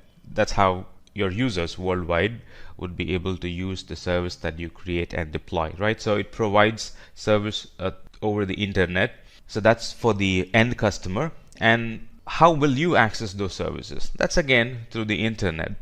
It's like the extension of your data center in the internet. So it provides all the services in the internet. It provides compute service through the internet. So in other words, you access them through the internet. It provides database service through the internet, over the internet. In other words, you can securely access your database through the internet, and a lot more. And the best part is this is pay as you go, or pay only for what you use. There is no long-term or beforehand commitment. Here, most of the services does not have any commitment.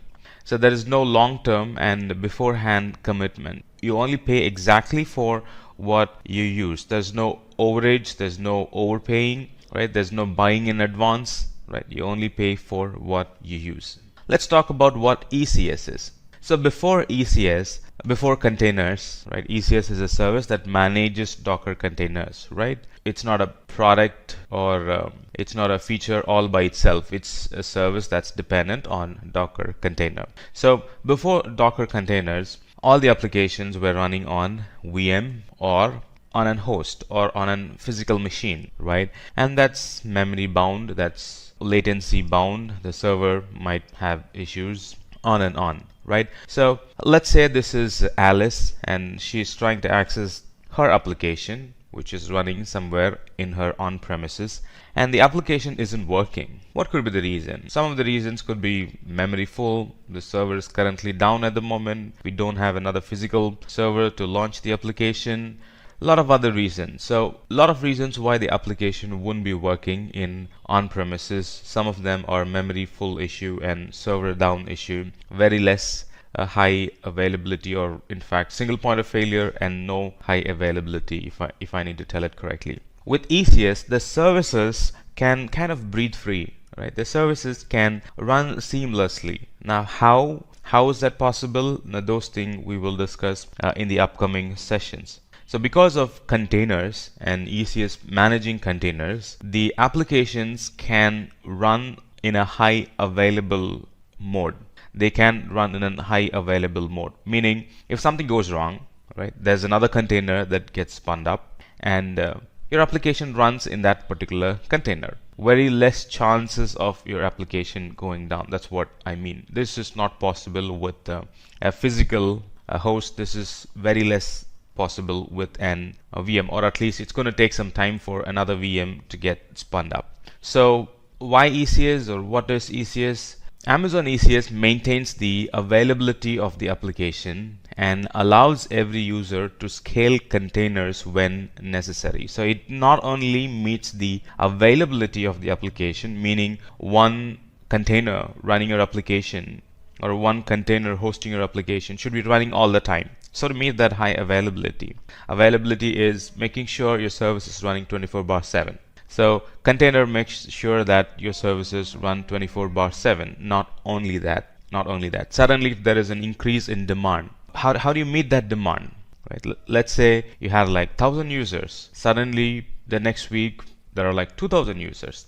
Right. So how do you meet that demand? Container makes it very easy for you to meet that demand. In case of VM or in case of physical host, you literally will have to go buy another physical host, or add more RAM, add more memory, add more CPU power to it, right? Or kind of club 2-3 hosts together, clustering. You would be doing a lot of other things to meet that high availability and also to meet that demand. But in case of ECS, it automatically scales the number of containers. It automatically scales the number of containers needed, and it meets your demand for that particular hour. So what is Amazon ECS?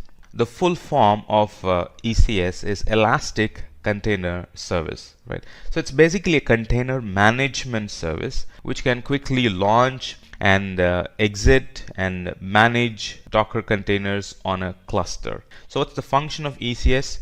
It helps us to quickly launch and quickly exit and manage Docker containers. So it's kind of a management service for the Docker containers you will be running in Amazon or running in the AWS environment. So in addition to that, it helps to schedule the placement of container across your cluster. So it's like this. You have two physical hosts, joined together as a cluster. And ECS helps us to place your containers. Now, where should your container be placed? Should it be placed in host 1? Should it be placed in host 2? So that logic is defined in ECS. We can define it. You can also let ECS take control and define that logic. Most cases you will be defining it. So schedule the placement of containers across your cluster. Let's say two containers want to interact heavily. You really don't want to place them in two different hosts, right? You would want to place them in one single host so they can interact with each other. So that logic is defined by us. And these container services, you can launch containers using AWS Management Console, and also you can launch containers using SDK kits available from Amazon. You can launch through a Java program. You can launch container using an .NET program. You can launch container using an Node.js program, as in when the situation demands. So there are multiple ways you can launch containers through Management Console and also programmatically. And ECS also helps to migrate application to the cloud without changing the code. So anytime you think of migration, the first thing that comes to your mind is that how will that environment be? Based on that, I'll have to alter my code. What's the IP? What is the storage that's being used? What are the different parameters I'll have to include? The environment parameters of the new environment.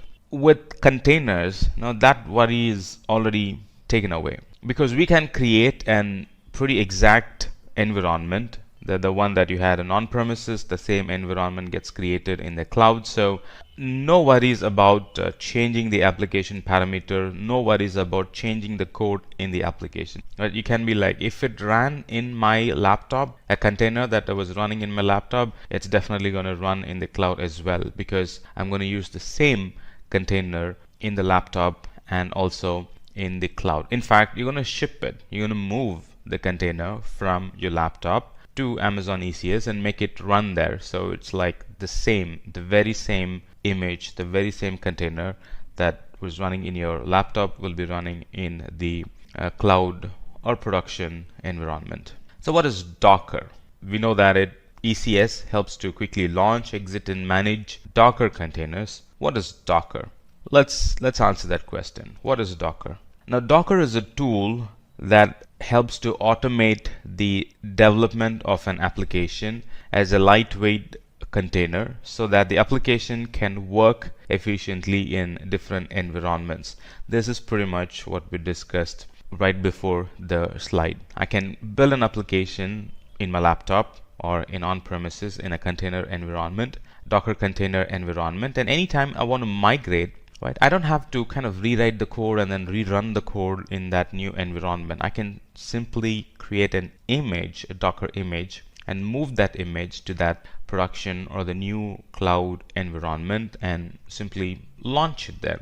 Right, so no compiling again, no relaunching the application. Simply pack all your code in a Docker container image and ship it to the new environment and launch the container there. That's all. So Docker container is a lightweight package of software that contains all the dependencies. So because, when packing, you'll be packing all the dependencies. You'll be packing the code. You'll be packing the framework. You'll be packing the libraries that are required to run the application. So in the new environment, you can be pretty sure, you can be guaranteed that it's going to run because it's the very same code, it's the very same framework, it's the very same libraries that you have shipped, right? There's nothing new in that new environment. It's the very same thing that's going to run in that container. So you can be rest assured that they are going to run in that new environment. And these Docker containers are highly scalable and they are very efficient. Suddenly you wanted like 20 more Docker containers to run the application. Think of adding 20 more hosts, 20 more VMs, right? How much time would it take? And compared to that time, the amount of time that Docker containers would require to kind of scale to that amount, like 20 more containers, it's very less, or it's minimal or negligible. So it's a highly scalable and it's a very efficient service. You can suddenly scale number of Docker containers to meet any additional demand. Very short boot up time because it takes it's not going to load the whole operating system. And these Docker containers, they use the Linux kernel and features of the kernel like C groups and namespaces to kind of segregate the processors so they can run independently any environment, and it takes very less time to boot up. And the data that are stored in the containers are kind of reusable. So you can have an external data volume and I can map it to the container, and whatever the space that's occupied by the container and the data that the container puts in that volume, they are kind of reusable. You can simply remap it to another application. You can kind of remap it to the next successive container. You can kind of remap it to the next version of the container, next version of the application you'll be launching, and you don't have to go through building the data again from the scratch. Whatever data the container was using previously or the previous container was using, that data is available for the next container as well. So the volumes that the containers uses are very reusable volumes. And like I said, it's isolated application, so it kind of isolates by its nature. It kind of, by the way it's designed, by the way it is created, it isolates one container from another container, meaning anytime you run applications on different containers, you can be rest assured that they are very much isolated. Though they are running on the same host, though they are running on the same laptop, let's say, though they are running on the same physical machine, let's say, running 10 containers, 10 different applications, you can be sure that they are well disconnected or well isolated applications. Now let's talk about the advantages of ECS. The advantage of ECS is improved security. Its security is inbuilt in ECS. With ECS, we have something called as a container registry. That's where all your images are stored, and those images are accessed only through HTTPS. Not only that, those images are actually encrypted, and access to those images are allowed and denied through identity and access management policies, IAM. And in other words, let's say two containers running on the same instance. Now one container can have access to S3 and the others, or the rest of the others, are denied access to S3. So that kind of granular security can be achieved through containers when we mix and match the other security products available in Amazon, like IAM, encryption, accessing it using HTTPS. These containers are very cost efficient. Like I've already said, these are lightweight processes, right? We can schedule multiple containers on the same node, and this actually allows us to achieve high density on an EC2 instance. Imagine an EC2 instance that's very less utilized. That's not possible with a container, because you can actually dense or crowd an EC2 instance with more container in it, so to best use those resources. In EC2, straightforward, you can just launch one application. But when we use containers, you can launch like 10 different applications on the same EC2 server. That means 10 different applications can actually feed on those resources available and can benefit the application. And ECS not only deploys the container, it also maintains the state of the containers, and it makes sure that the minimum set of containers are always running based on the requirement. That's another cost efficient way of using it, right? And anytime an application fails, and that has a direct impact on the revenue of the company, and ECS makes sure that you're not losing any revenue because your application has failed. And ECS is a pretty extensible services. It's like this: in many organizations, there are majority of unplanned work because of environment variation. A lot of firefighting happens when we kind of deploy the code from one, or kind of move the code or redeploy the code in a new environment. A lot of firefighting happens there, right? This Docker containers are pretty extensible. Like we discussed already, environment is not a concern for containers, because it's going to kind of shut itself inside a Docker container, and anywhere the Docker container can run, the application will run exactly the way it performed in the past. So environment is not a concern for the Docker containers. In addition to that, ECS is easily scalable. We have discussed this already, and it has improved compatibility. We have discussed this already. Let's talk about the architecture of ECS. Like you know now, the architecture of ECS is the ECS cluster itself. That's group of servers running the ECS service, and it integrates with Docker, right? So we have a Docker registry. Docker registry is a repository where we store all the Docker images or the container images. So it's like three components. ECS is of three components. One is the ECS cluster itself. Right? When I say ECS itself, I'm referring to ECS cluster of servers that will run the containers. And then the repository where the images will be stored, right? The repository where the images will be stored, and the image itself. So container image is the template of instructions which is used to create a container, right? So it's like, what's the OS? What is the version of node that should be running? And any additional software do we need? So those questions gets answered here. So it's the template of instructions which is used to create the containers. And then the registry is the service where the Docker images are stored and shared. So many people can store there, and many people can access, or if there's another group that wants to access, they can access the image from there, or one person can store the image and rest of the team can access, and the rest of the team can store image, and this one person can pick the image from there and kind of ship it to the customer or ship it to the production environment. All that's possible in this container registry. And Amazon's version of the container registry is ECR. And there's a third party. Docker itself has a container registry, that's Docker Hub. ECS itself, which is the group of servers that runs those containers. So these two, the container image and the container registry, they kind of handle Docker in an image format, just an image format. And in ECS is where the container gets live, and then it becomes an compute resource and starts to handle requests, starts to serve the page and starts to do the batch job, whatever your plan is with that container. So the cluster of servers, ECS, integrates well with the familiar services like VPC. VPC is known for securing. VPC is known for isolating the whole environment from rest of the customers, or isolating the whole environment or the whole infrastructure from the rest of the clients in your account. or from the rest of the applications in your account, on and on. So VPC is a service that provides or gives you the network isolation. ECS integrates well with VPC, and this VPC enables us to launch AWS resources such as Amazon EC2 instance in a virtual private network that we specify. This is basically what we just discussed. Now let's take a closer look at the ECS.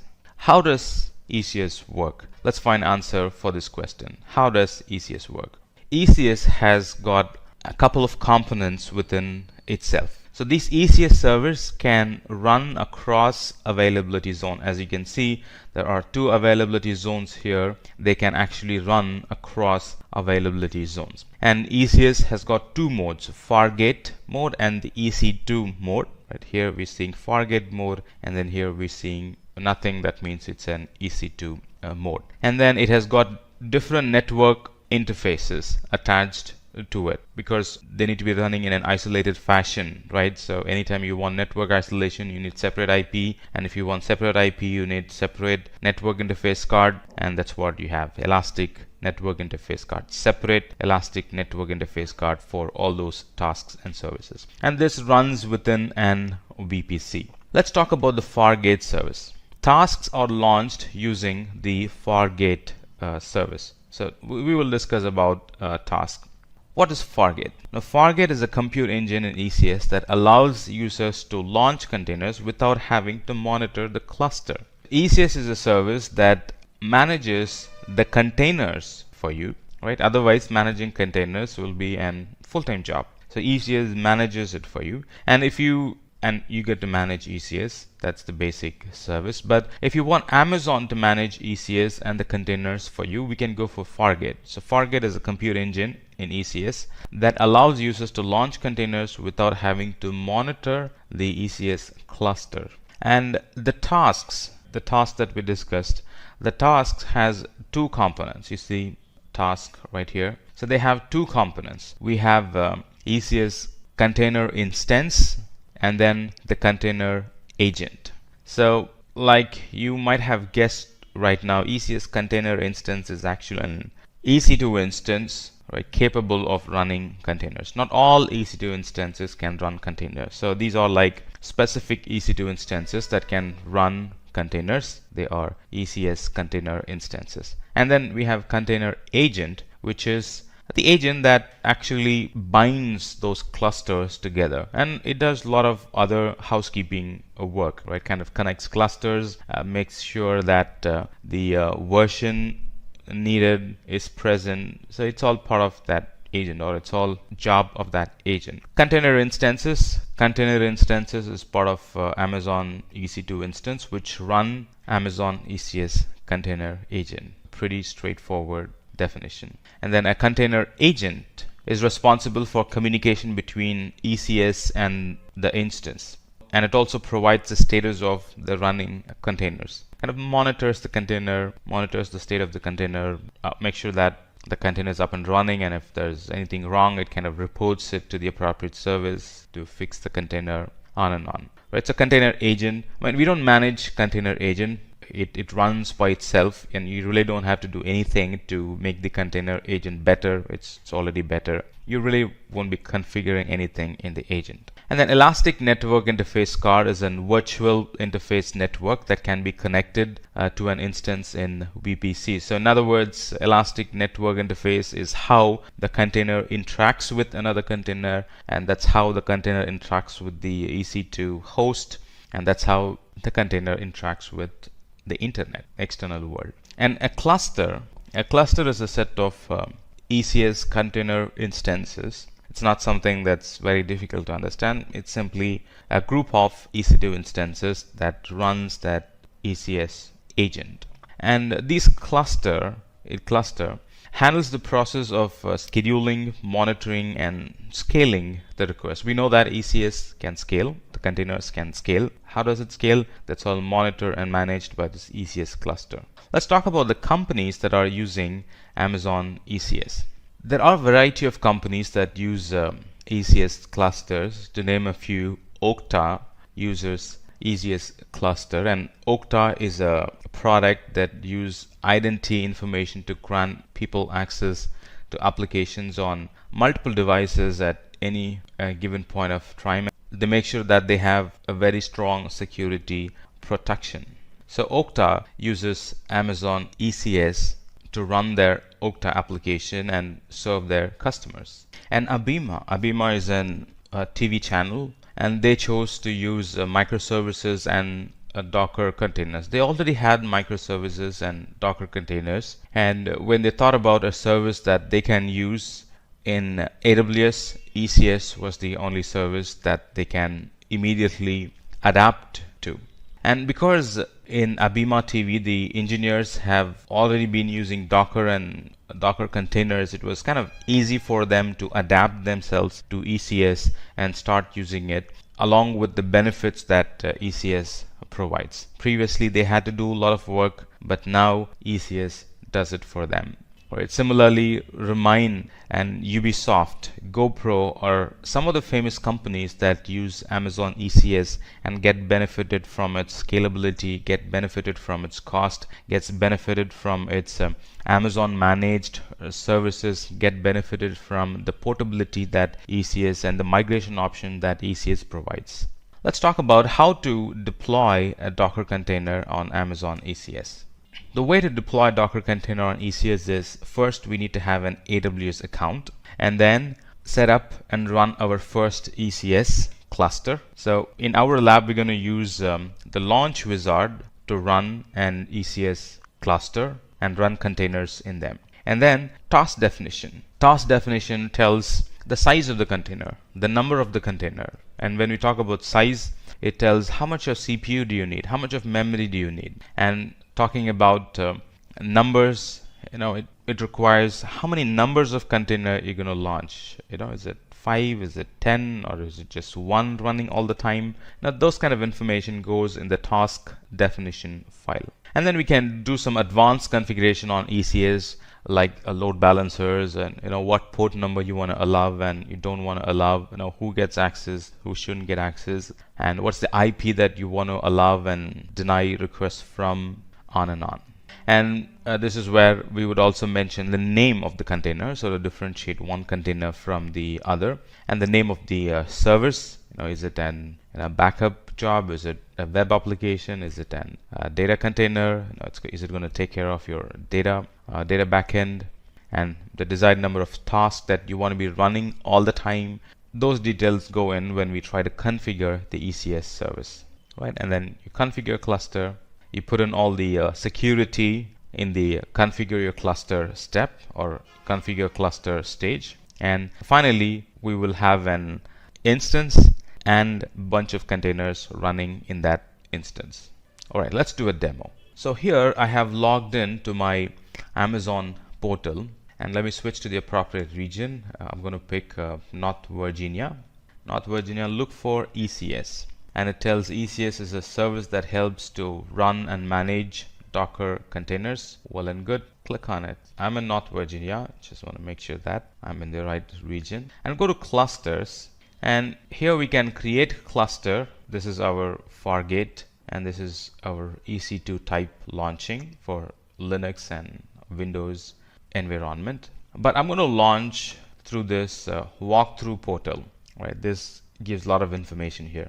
So the different steps involved here is creating a container definition, which is what we're going to do right now, and then a task definition, and then service, and finally the cluster. It's a 4-step process. So in container definition, we define the image, the base image we are going to use. Now here I'm going to launch an HTTPD or a simple HTTP web page, right? So a simple HTTPD 2.4 image is fair enough for me, and it's not a heavy application, so 0.5 gigabit of memory is enough. And again, it's not a heavy application, so 0.25 virtual CPU is enough in our case, right? You can edit it based on the requirement. You can always edit it, and because I'm using HTTPD, the port mapping is already port 80. That's how the container is going to receive the request. And there's no health check as of now. When we want to design critical and complicated environments, we can include health check, right? And this is the CPU that we have chosen. We can edit it. And I'm going to use some bash commands to create an HTML page, right? This page says that, Amazon ECS sample app, right? And then it says Amazon ECS sample app. Your application is running on a container in Amazon ECS. So that's the page, the HTML page that I'm going to create, right? Index.html. So I'm going to create and put it in an appropriate location so those pages can be served from the container, right? If you replace this with any of your own content, then it's going to be your own content. ECS comes with some basic logs, and these are the places where they get stored. That's not the focus as of now. Right, so I was just saying that you can edit it and customize it to your needs. We're not going to do any customization now. We're just getting familiar with ECS now. And the task definition, name of the task definition is first run task definition, and then we are running it in a VPC. And then this is an Fargate mode, meaning the servers are completely handled by Amazon, and the task memory is 0.5 gigabit. And the task CPU is 0.25 virtual CPU. Name of the service.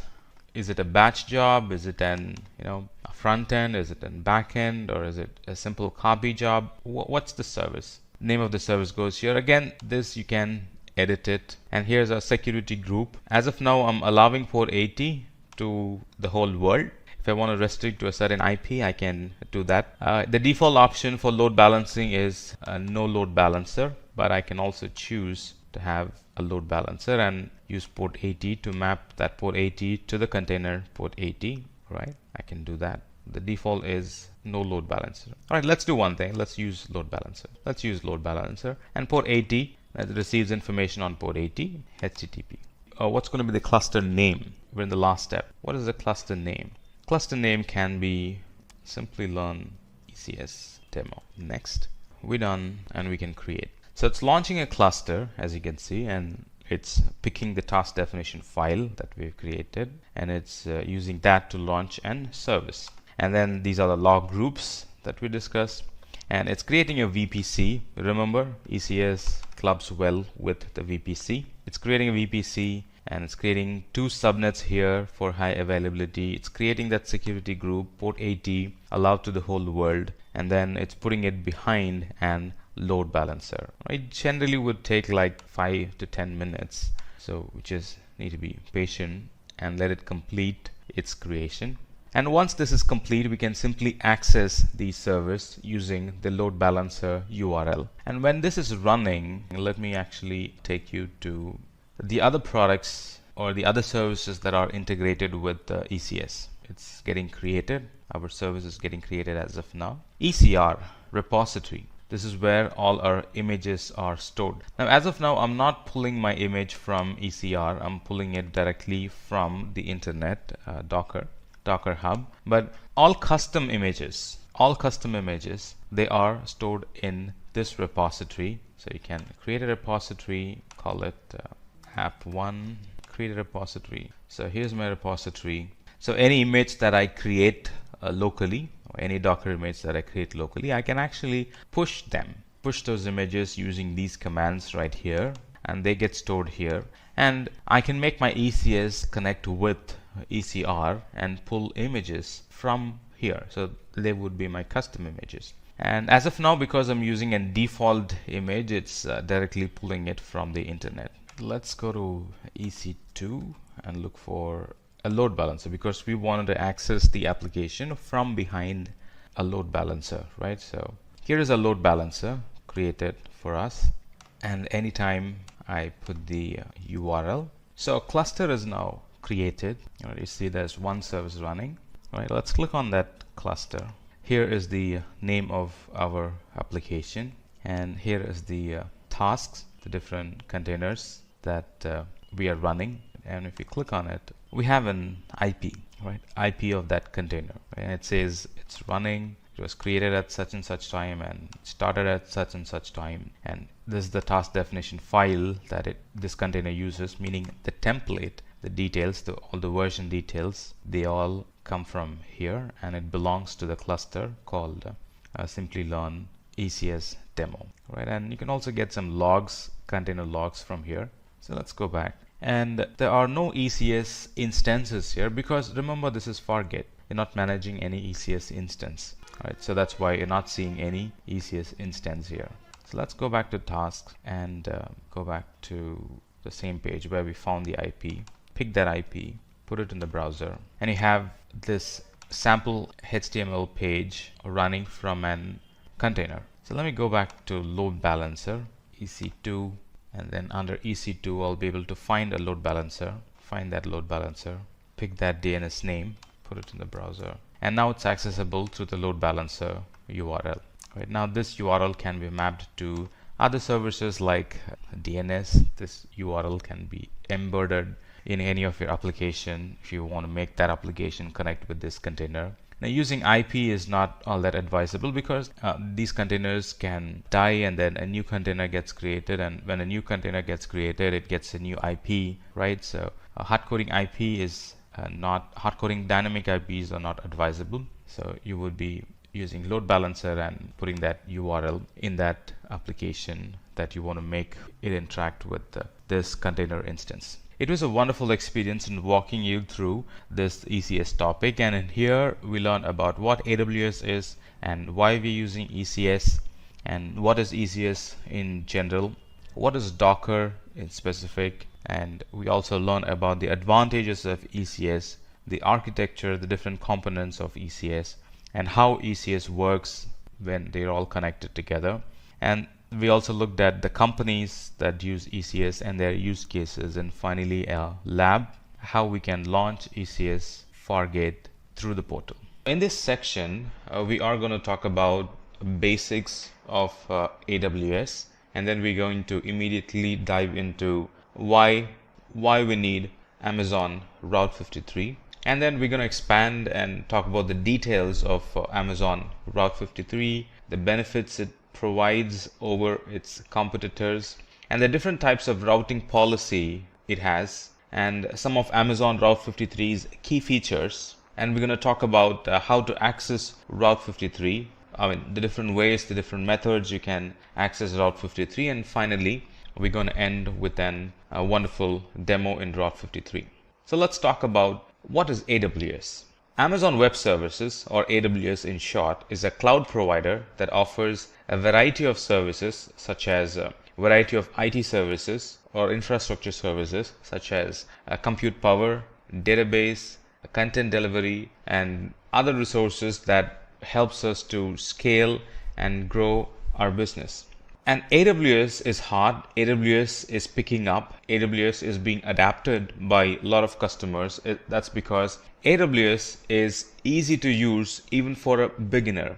And talking about safety, the AWS infrastructure is designed to keep the data safe irrespective of the size of the data. Be it small data, be it very minimal data, be it all the data that you have in terabytes and in petabytes, Amazon can keep it safe in their environment. And the wonderful thing and the most important reason why a lot of customers move into the cloud is that the pay-as-you-go pricing.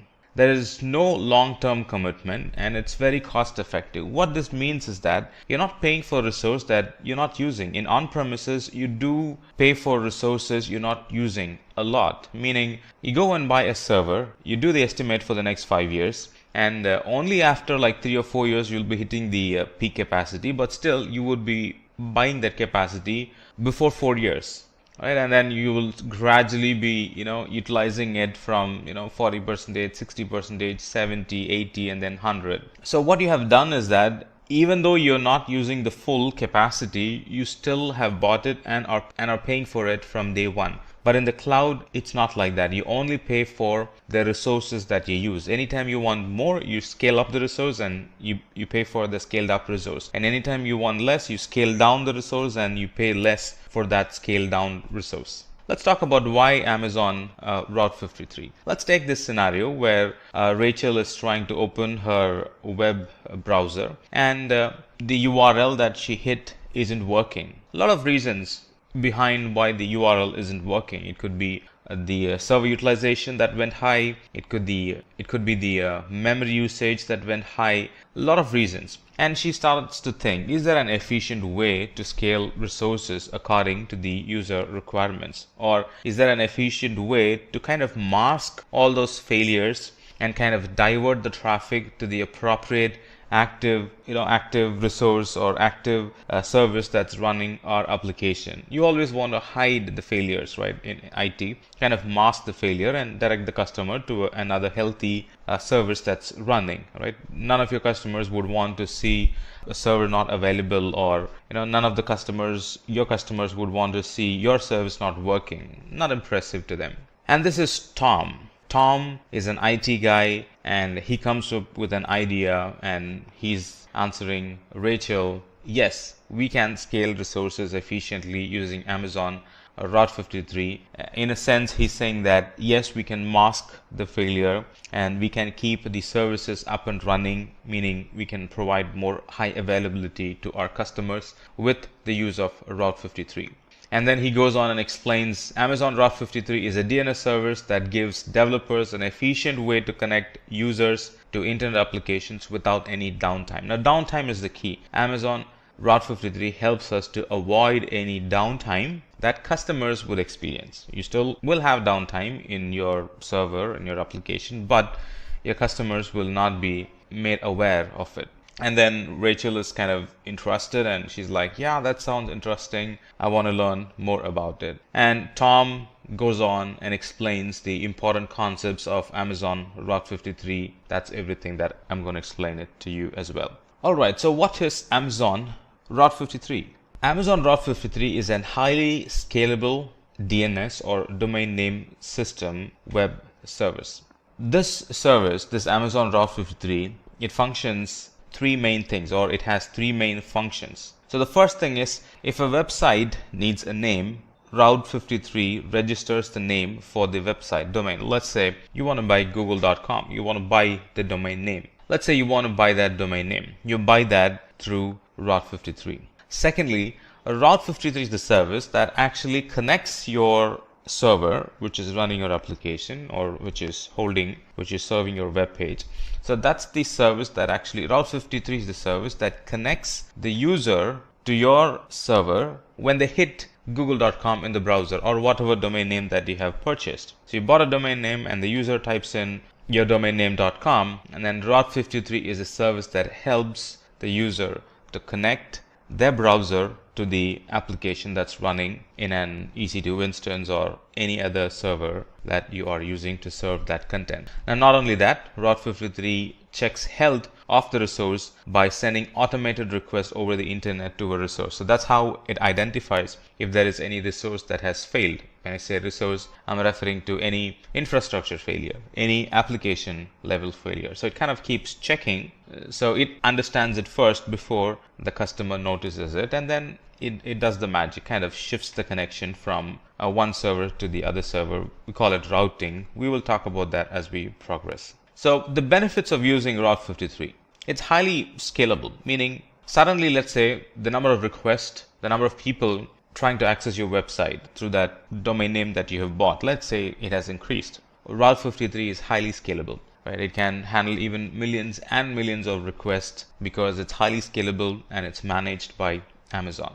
The same thing, it's reliable, it's highly scalable, it can handle large queries without the users, without you interacting, without the user who bought it interact with it. You don't have to scale up. When you're expecting more requests, it automatically scales. And it is very reliable in a sense that it's very consistent. It has the ability to route the users to the appropriate application through the logic that it has. It's very easy to use. When we do the lab, you're going to see that. It's very easy to use. You buy the domain name and then you simply map it to the application. You simply map it to the server by putting in the IP, or if you can simply map it to another load balancer by putting in the load balancer URL. You can simply map it to another S3 bucket by simply putting the S3 bucket name or the S3 bucket URL. It's pretty straightforward, easy to set up. And it's very cost effective in a way that we only pay for the service that we have used. So no wastage of money here. So the billing is set up in such a way that you are paying only for the amount of requests that you have received, right? The amount of traffic, the amount of requests that you have received, and a couple of other things. The number of hosted zones that you have created, right? And a couple of other things. It's very cost effective in such a way that you only pay for the service that you are using. And it's secure in a way that access to Route 53 is integrated with the Identity and Access Management, IAM. So you only have authorized users gain access to Route 53. The trainee who just joined yesterday won't get access. And the contractor or the consultant, the third-party consultant you have given access, or who is using your environment, you can block access to that particular person because he's not the admin or he's not a privileged user in your account. So only privileged users and admin gain access to Route 53 through IAM. Now let's talk about the routing policies. So when you create a record in Route 53, record is nothing but an entry. So when you do that, you choose a routing policy. Right? Routing policy is nothing but it determines how Route 53 responds to your queries, how the DNS queries are being responded. Right? That's a record, or that's a routing policy. So the first one is a simple routing policy. So we use simple routing policy for a single resource. In other words, simple routing allows to configure DNS with no special Route 53 routing. It's kind of one-to-one. You use a single resource that performs a given function to your domain. For example, if you want to simply map an URL to a web server, that's pretty straightforward, simple routing. So it routes traffic to a single resource, example, web server, to a website. And with simple routing, multiple records with the same name cannot be created, but multiple values can be created in the same record. The second type of routing policy is failover routing. So we would be using failover routing when we want to configure active, passive failover. If something failed, right, you want to fail over to the next resource, which was previously the backup resource, now the active resource, or which was previously the backup server, now it's an active server. So you would be failing over to that particular resource or that particular IP. If you want to do that, we use failover routing. So failover routing routes traffic to a resource when the resource is healthy, or to a different resource when the previous resource is unhealthy. In other words, anytime a resource goes unhealthy, it does all that's needed to shift the traffic from the primary resource to the secondary resource. In other words, from the unhealthy resource to the healthy resource.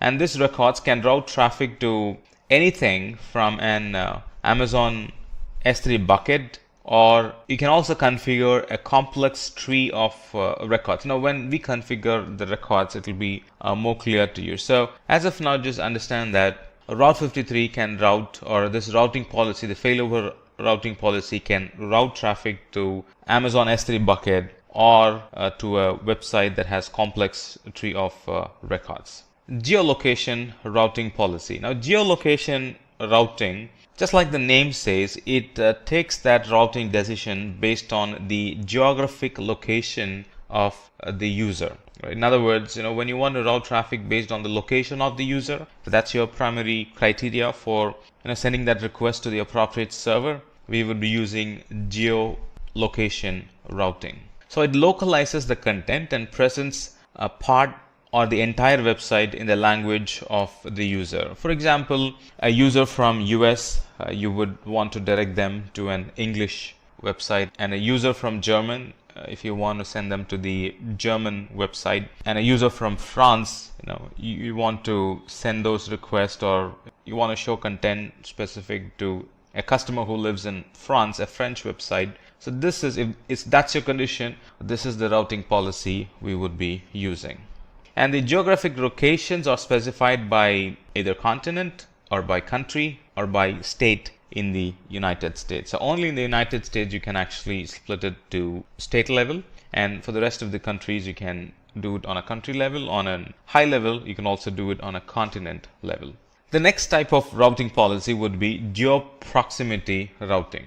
Geo-proximity routing policy, when we want to route traffic based on the location of our resource and optimally shift traffic from resources in one location to resource in another location, we would be using geo-proximity routing.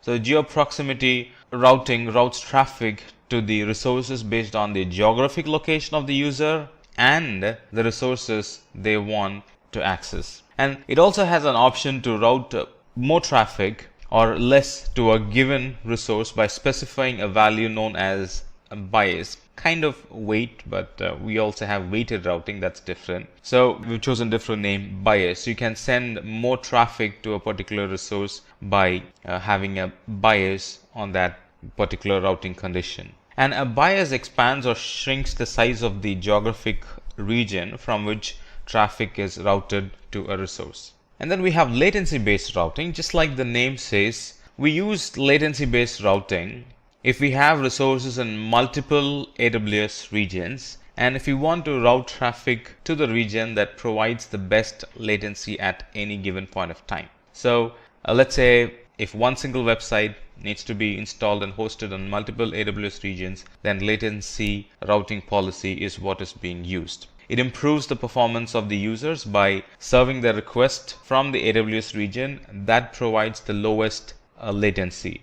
So at any given point, if performance is your criteria, and at any given point of time, irrespective of what happens in Amazon infrastructure, irrespective of what happens in the internet, if you want to route your users to the best performing website, best performing region, then we would be using latency based routing. And for using latency based routing, we should create latency records for the resources in multiple AWS regions.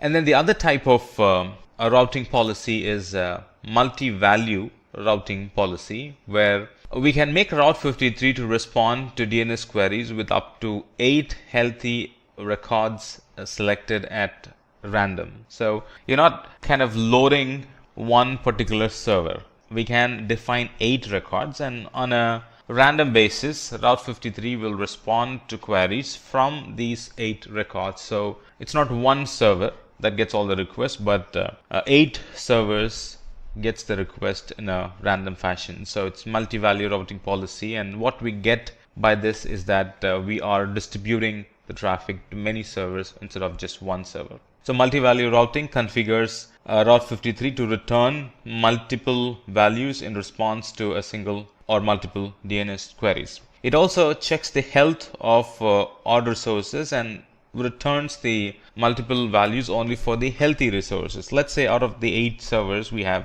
defined, one server is not doing healthy, it will not respond to the query with the details of the unhealthy server, right? So now it's going to treat it as only 7 servers in the list because one server is unhealthy. And it has the ability to return multiple health checkable IP addresses to improve availability and load balancing. The other type of routing policy is weighted routing policy, and in here we use to route traffic, or this is used to route traffic to multiple resources in a proportion that we specify. So this is an weighted routing, and weighted routing routes multiple resources to a single domain name or a subdomain and control the traffic that's routed to each resources. So this is very useful when you're doing load balancing and testing new versions of the software. So when you have a new version of the software, you really don't want to send 100% of the traffic to it. So you want to get customers' feedback about the new software that you have launched,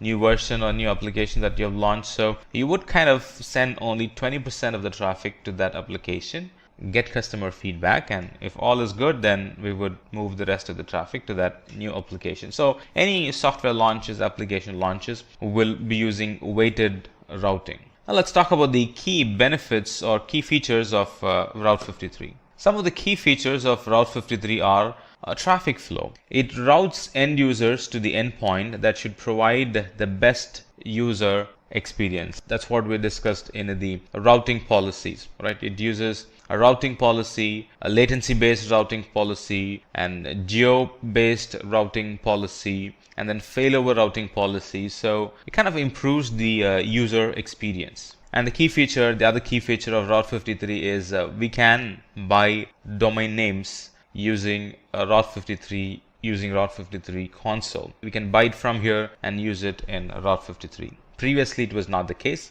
but now we can buy it directly from Amazon through Route 53, and we can assign it to any resources that we want. So anybody browsing that URL, the connection will be directed to the server in AWS that runs our website. Health checks. It monitors health and performance of the application. So it comes with an health check attached to it. Health check are useful to make sure that the unhealthy resources are retired, right? The unhealthy resources are taken away, or your customers are not kind of hitting the unhealthy resources and they see an service down page or something like that. We can have weighted round robin load balancing. That's helpful in spreading traffic between several services or servers via a round robin algorithm. So no one server is fully hit, or no one server kind of fully absorbs all the traffic. You can split and shift the traffic to different servers based on the weight that you would be configuring. And also weighted routing also helps with soft launch of your new application or the new version of your website. There are different ways we can access Amazon Route 53. So you can access Amazon Route 53 through AWS console. You can also access Amazon Route 53 using AWS SDKs, and we can configure it using the APIs. And we can also do it through the command line interface. That's Linux type, Linux flavor, AWS command line interface. We can also do that using Windows command line, Windows PowerShell flavored command line interface as well. Now let's look at some of the companies that are using Route 53. So some of the famous companies that use Route 53 are Medium. Medium is an online publishing platform, and it's more like a social journalism. It's kind of having hybrid collection of professionals, people and publications, or exclusive blogs or publishers on Medium. It's kind of an blog website, and that uses Route 53 for the DNS service. Reddit is an social news aggregation or web content rating and discussion website that uses Route 53. So these are some websites that are accessed throughout the world, and they are using Route 53, and it's highly scalable. Suddenly if there is a new news, right, their website will be accessed a lot, and they need to keep their service up and running all the time, more availability. Otherwise customers will end up in a broken page, and the number of customers who will be using the website will come down. So it's very critical. Now these companies are very critical, they being highly available, their site being highly available, and the internet is very critical and crucial for them, and they rely and use Route 53 to meet that particular demand. And Airbnb is another company, Instacart, Coursera is another company, Stripe is another company that uses Route 53 as their DNS provider for their DNS service. They use Route 53 so their customers get best performance. They use Route 53 so their website is highly available. They use Route 53 to kind of shift the traffic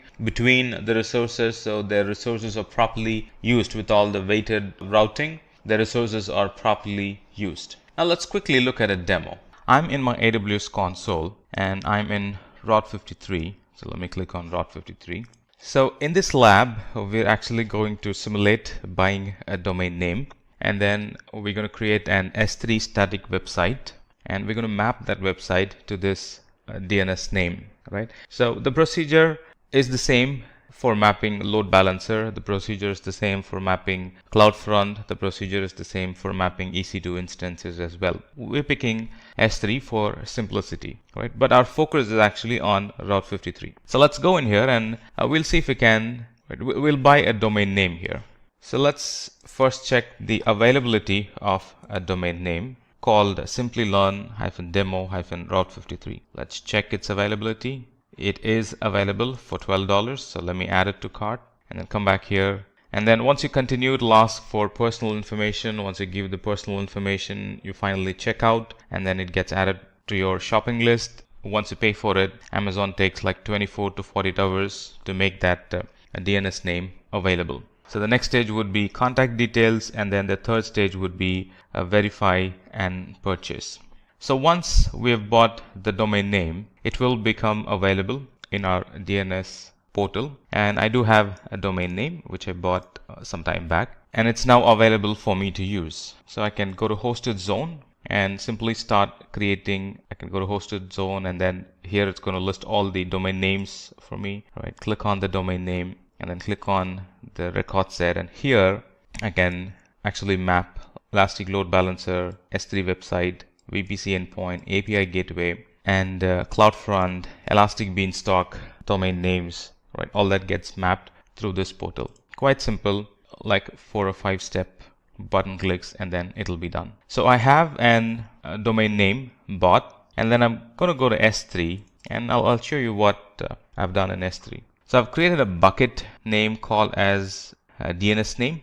Let me clear the content in them. So I've created a bucket, and then permissions, I've turned off public access blocking, and then I've created a bucket policy. So this bucket is now publicly accessible. And then I went on to properties and created the static website hosting. Right? And I've pointed that this is the file, that's my index file that I'm going to put, or name of the file that's going to be my index file that I'm going to put in this S3 bucket. So I've put the index file.html, saved it, and we're going to create a file now. We're going to create an index file. So this is a sample code.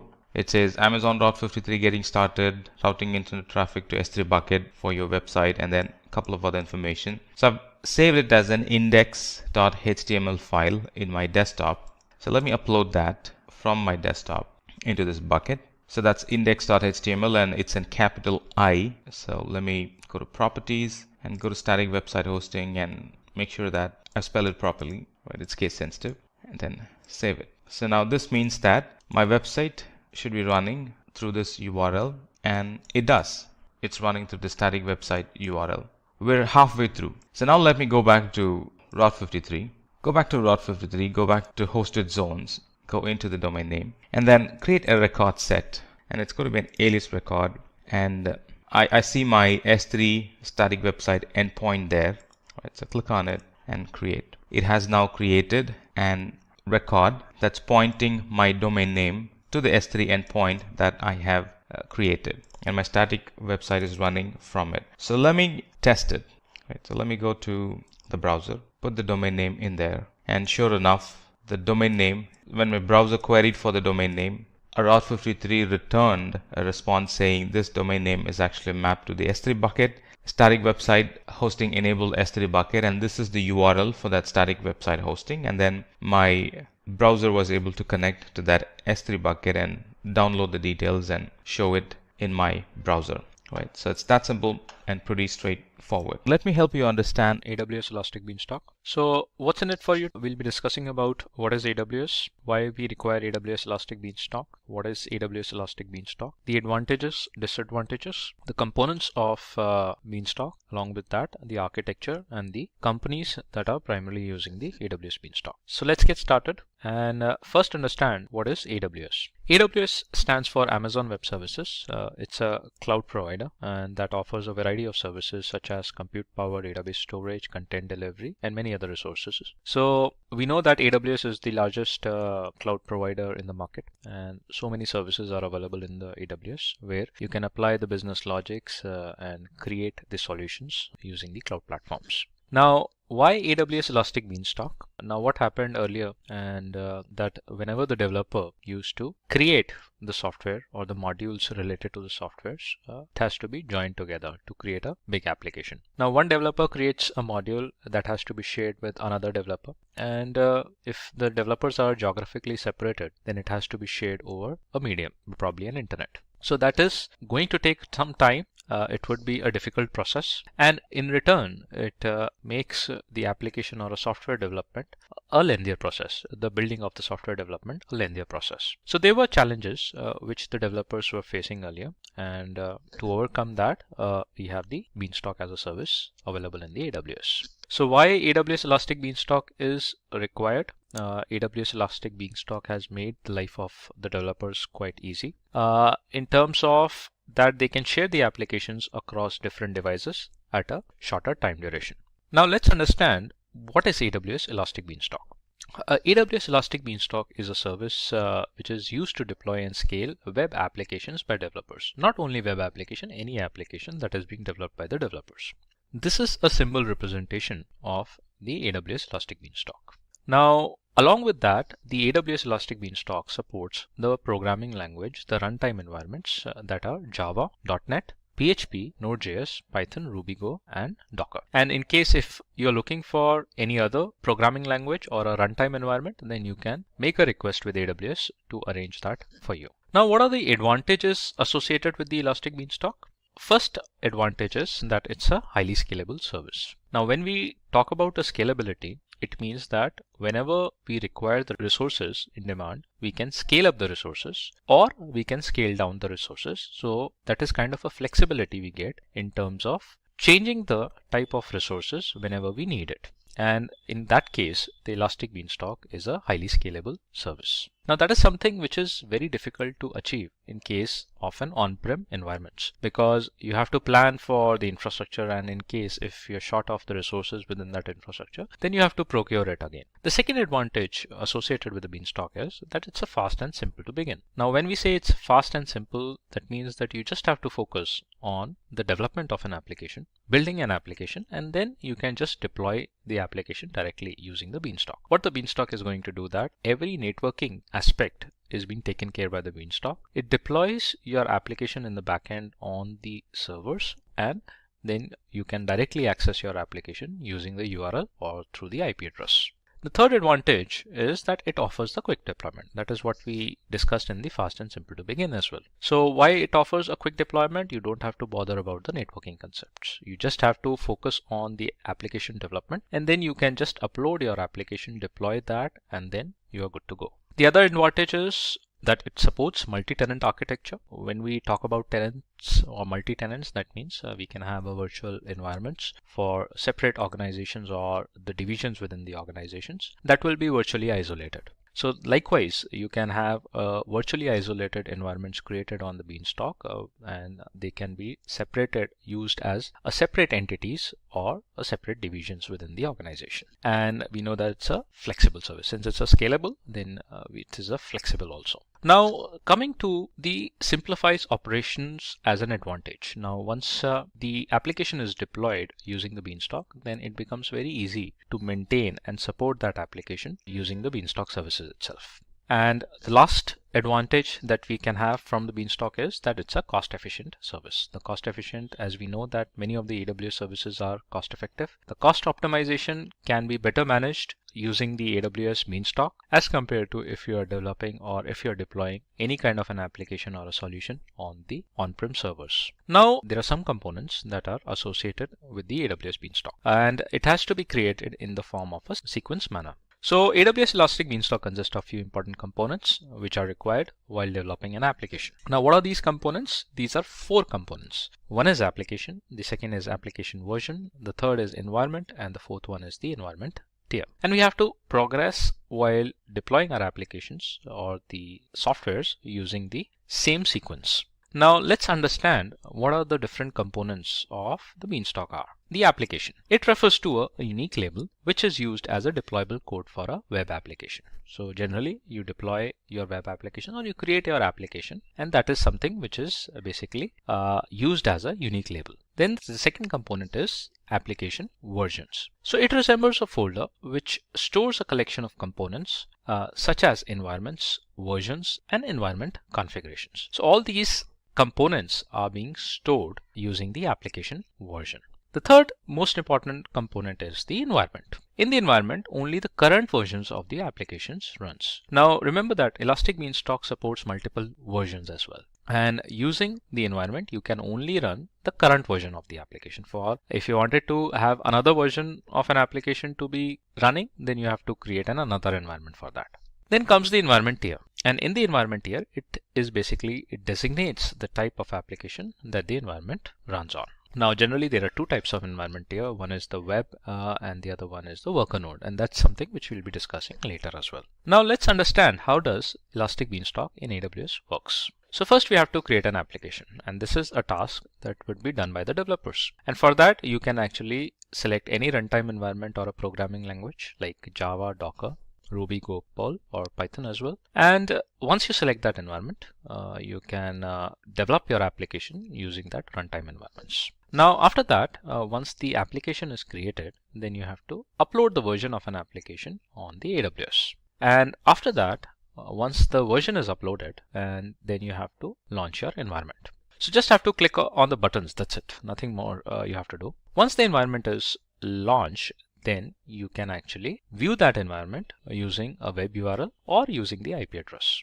Now, what happens in that case is when you launch an environment in the backend, the Elastic Beanstalk automatically runs an EC2 instance. And using a metadata, the Beanstalk deploys your application within that EC2 instance. That is something which you can look into the EC2 dashboard as well. So you don't have to take care of the security groups, you don't have to take care of the IP addressing, and even you don't have to log in into the instance and deploy your application. It would be done automatically by the Beanstalk. It's just that you just have to monitor the environment, and the statistics will be available there itself in the Beanstalk dashboard. Otherwise, you can view those statistics in the CloudWatch logs as well. Now, in case if you wanted to update any kind of a version, then you just upload a new version and then just deploy that and then monitor your environment.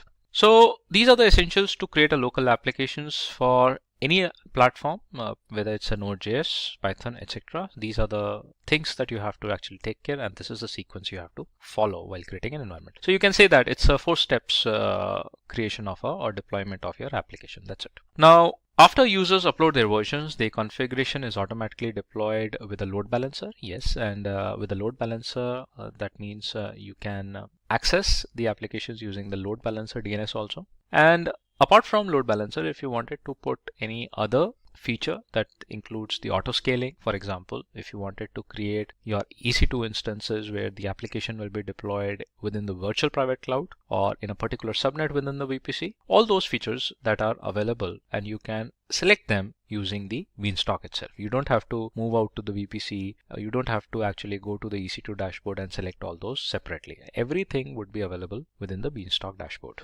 So that's what it says in the presentation, that after creating an application, the deploy service can be specifically accessed using the URL. So once the environment is created, there will be a URL defined. Now you can put a URL name also. That is something which you wanted to put for your application. You can define that. You can check for the availability of that URL, and then you have to use that URL to access your application over the browser. Now, once it is done, then in the monitor environment, it says the environment is monitored, provided capacity provisioning, load balancing, auto scaling, and then monitor features. All those features are available there itself in the Beanstalk.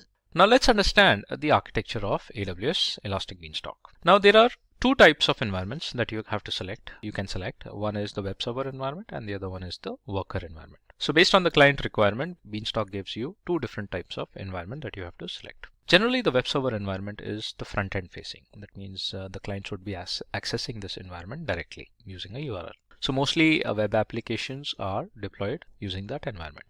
The worker environment is the backend applications or the micro apps, which are basically required to support the running of the web applications. Now it depends on the client requirement what kind of an environment you wanted to select. Now in the web server environment, it only handles the HTTP request from the clients. So that's why we use the web server environment mostly for the web applications or any application which works on the HTTPS requests. So it's not only the HTTP, you can use the HTTPS as well. The worker environment, it processes background tasks and minimizes the consumption of resources. So again, it is just like a kind of a microservice or an application services that are running in the backend to support the web server environment. Now coming to the understanding of the AWS Beanstalk. So this is how the architecture of the AWS Beanstalk is designed, and you can refer to that image also. Now in the web server environment, let's say if we select a web server environment, And it says that if the application receives client requests, the Amazon Route 53 sends these requests to the Elastic Load Balancer. Now, obviously, we discussed here that the web server environment is primarily an environment which receives the HTTP requests. It's a kind of a client-facing environment. Now, if the application receives a client request from the Amazon Route 53, this Route 53 is a service which is primarily used for DNS mapping. It's a global service and you can route the traffic from the Route 53, matching your domains towards the load balancer. And from the load balancer, you can point that traffic to the web server environment. Obviously, the web server environment is nothing. It's just the EC2 instances that would be running in the backend. Now, here in the diagram, you can see that there are two web server environments and they are created in the AutoScaling group. That means there is some kind of scaling options that are defined as well. And these instances are created in an availability zone, or they can be created in a different availability zone also for the redundancy as well. And these web application servers are further connected to your databases, which primarily will be in a different security groups. Probably it can be an RDS database also. So all these functionalities, all these features are basically available on the Elastic Beanstalk dashboard itself. Now what happens in that case is if the application receives client requests, Amazon Route 53 send these requests to the load balancer. Later, the load balancer shares those requests among the EC2 instances. How does that happen? It happens using a predefined algorithm. The equal distribution of a load is distributed to both the EC2 instances or n number of EC2 instances running in the availability zone. Now in the availability zones, every EC2 instance would have its own security group. They can have a common security group also. They can have their own security group as well.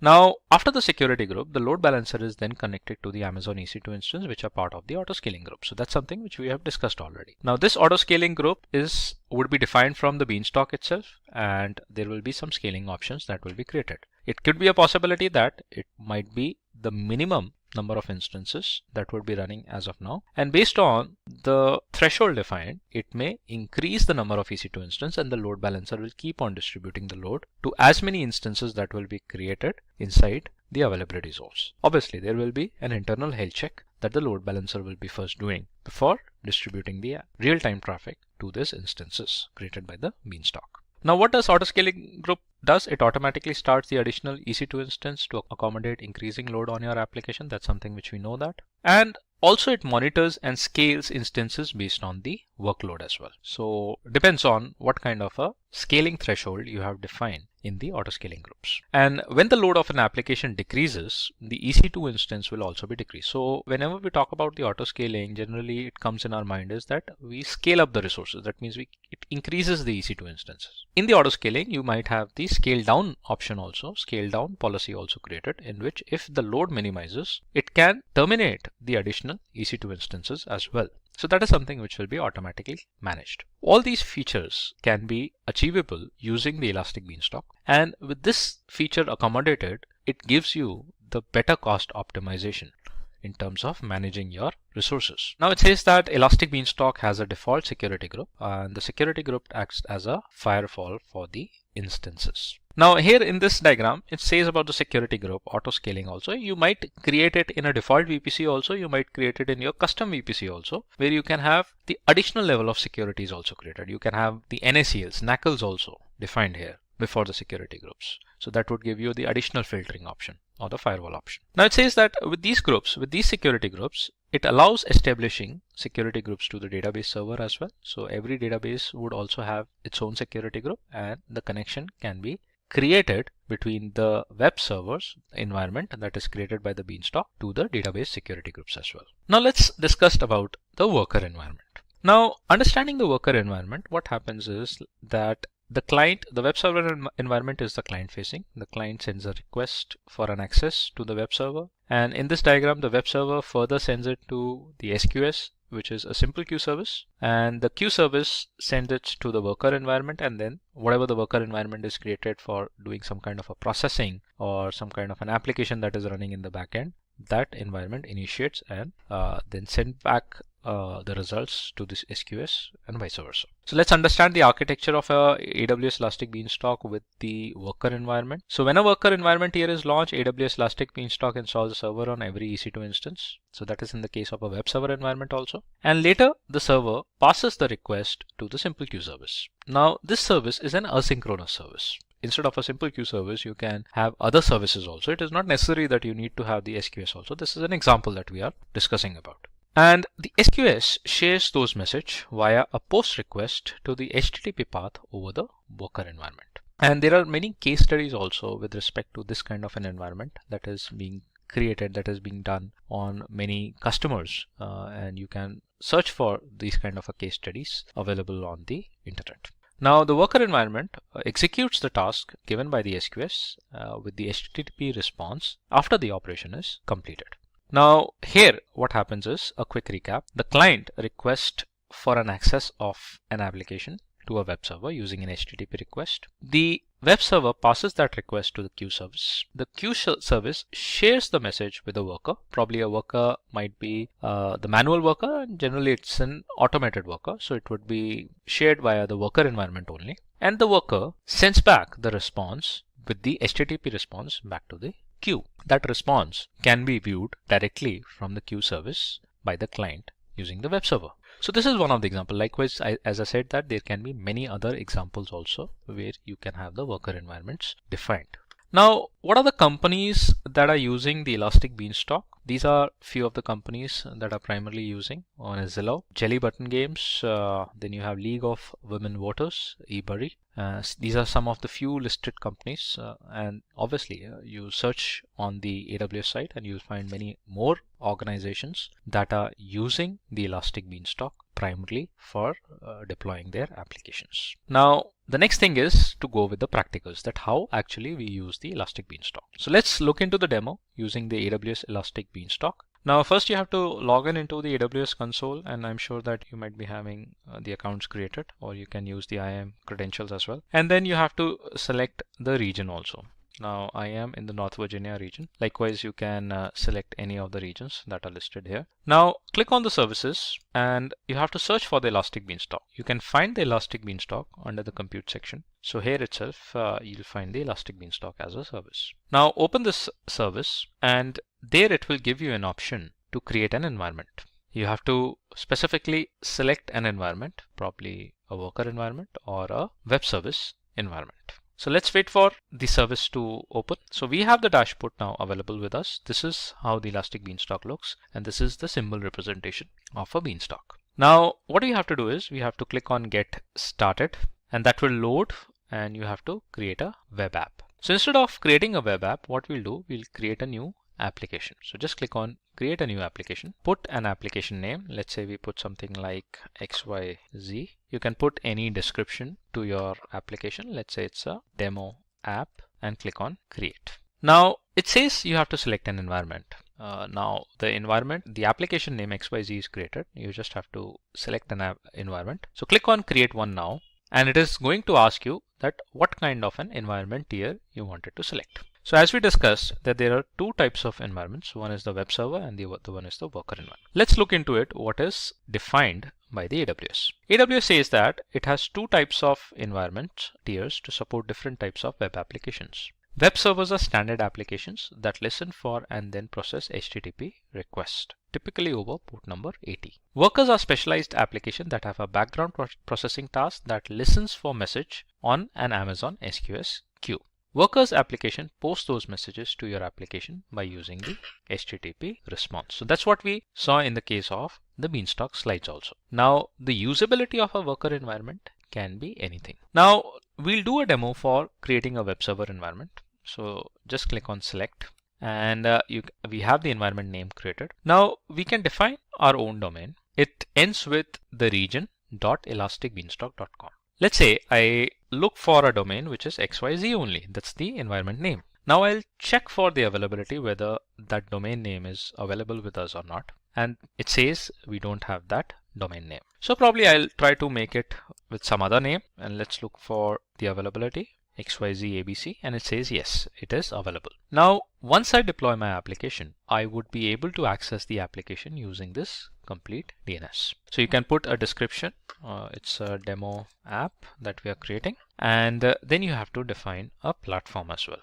Now these are the platforms that are supported by the AWS. Let's say I wanted to run a Node.js environment. So I'll just click on the Node.js platform. The application codes is something which is basically developed by the developers, and you can upload the application right now, or you can do that later as well once the environment is ready. Now, either you can select to create an environment if you wanted to go with all the default settings. Otherwise, if you wanted to customize it more, you can click on Configure More Options. So let's click on Configure More Options. And here you would be able to define various different features like the type of an instance. For example, what kind of an EC2 instance or a server that should be running so that the Beanstalk can deploy our applications over it. If you wanted to modify, just click on a Modify button. And here you can modify your instances with respect to the storage as well. Now, apart from that,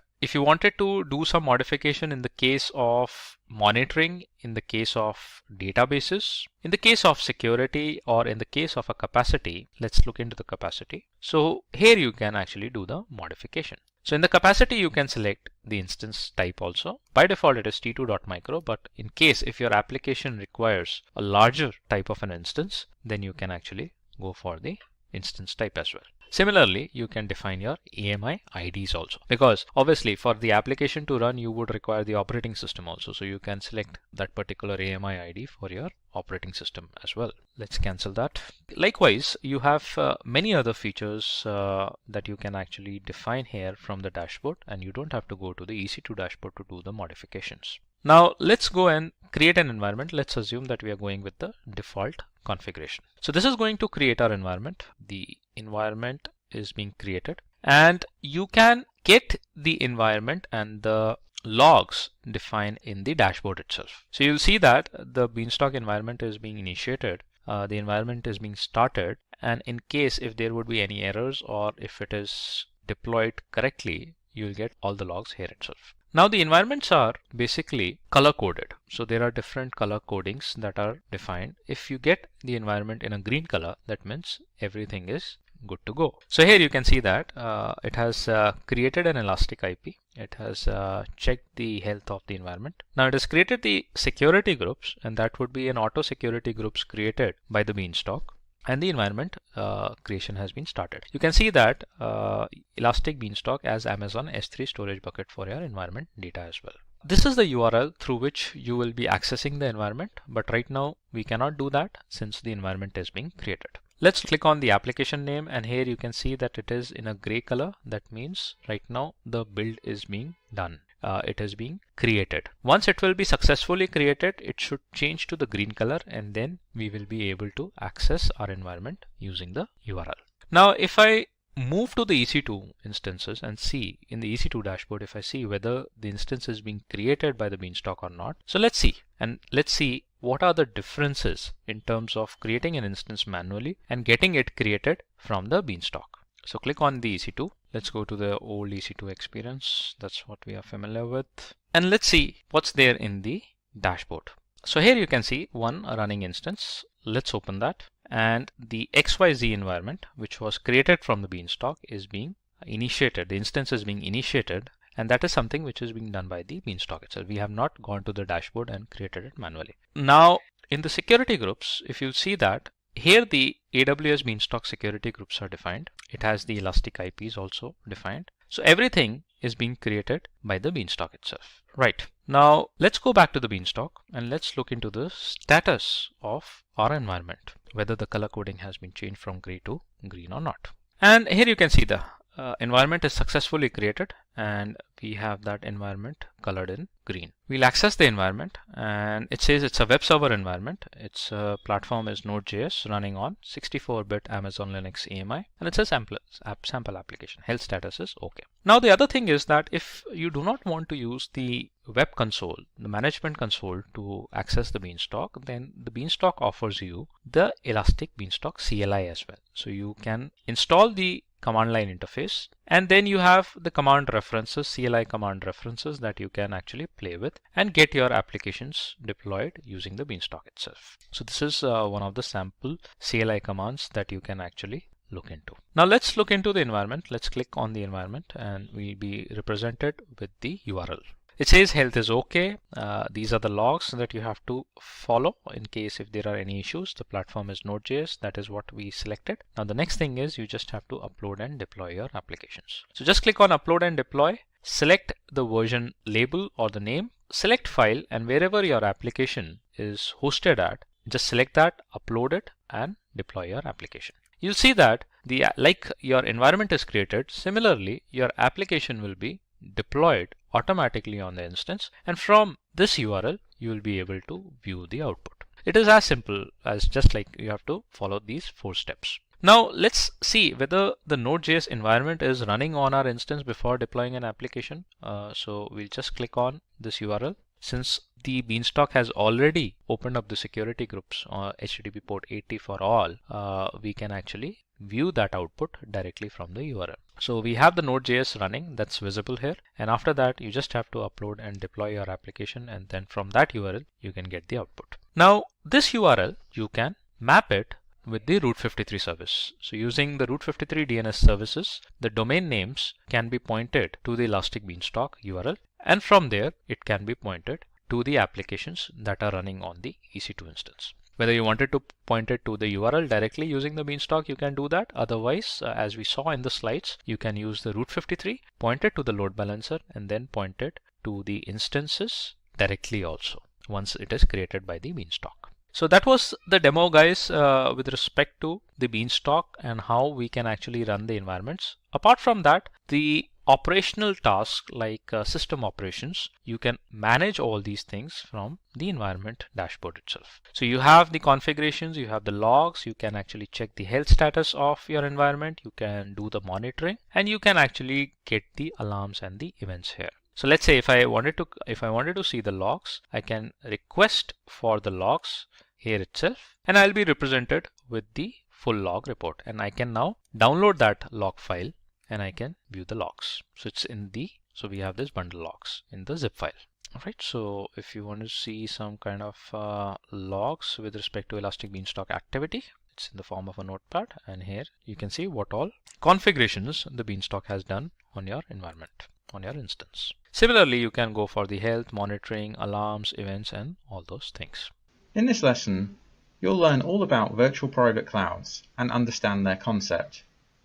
You'll know the difference between public, private, and elastic IP addresses. You'll learn about what a public and private subnet is. And you'll understand what an internet gateway is and how it's used. You'll learn what route tables are and when they are used. You'll understand what a NAT gateway is. We'll take a look at security groups and their importance. And we'll take a look at network ACLs and how they're used in Amazon VPC. We'll also review the Amazon VPC best practices and also the costs associated with running a VPC in the Amazon cloud. Welcome to the Amazon Virtual Private Cloud and Subnet section. In this section, we're going to have an overview of what Amazon VPC is and how you use it. And we're also going to have a demonstration of how to create your own custom virtual private cloud. We're going to look at IP addresses and the use of elastic IP addresses in AWS.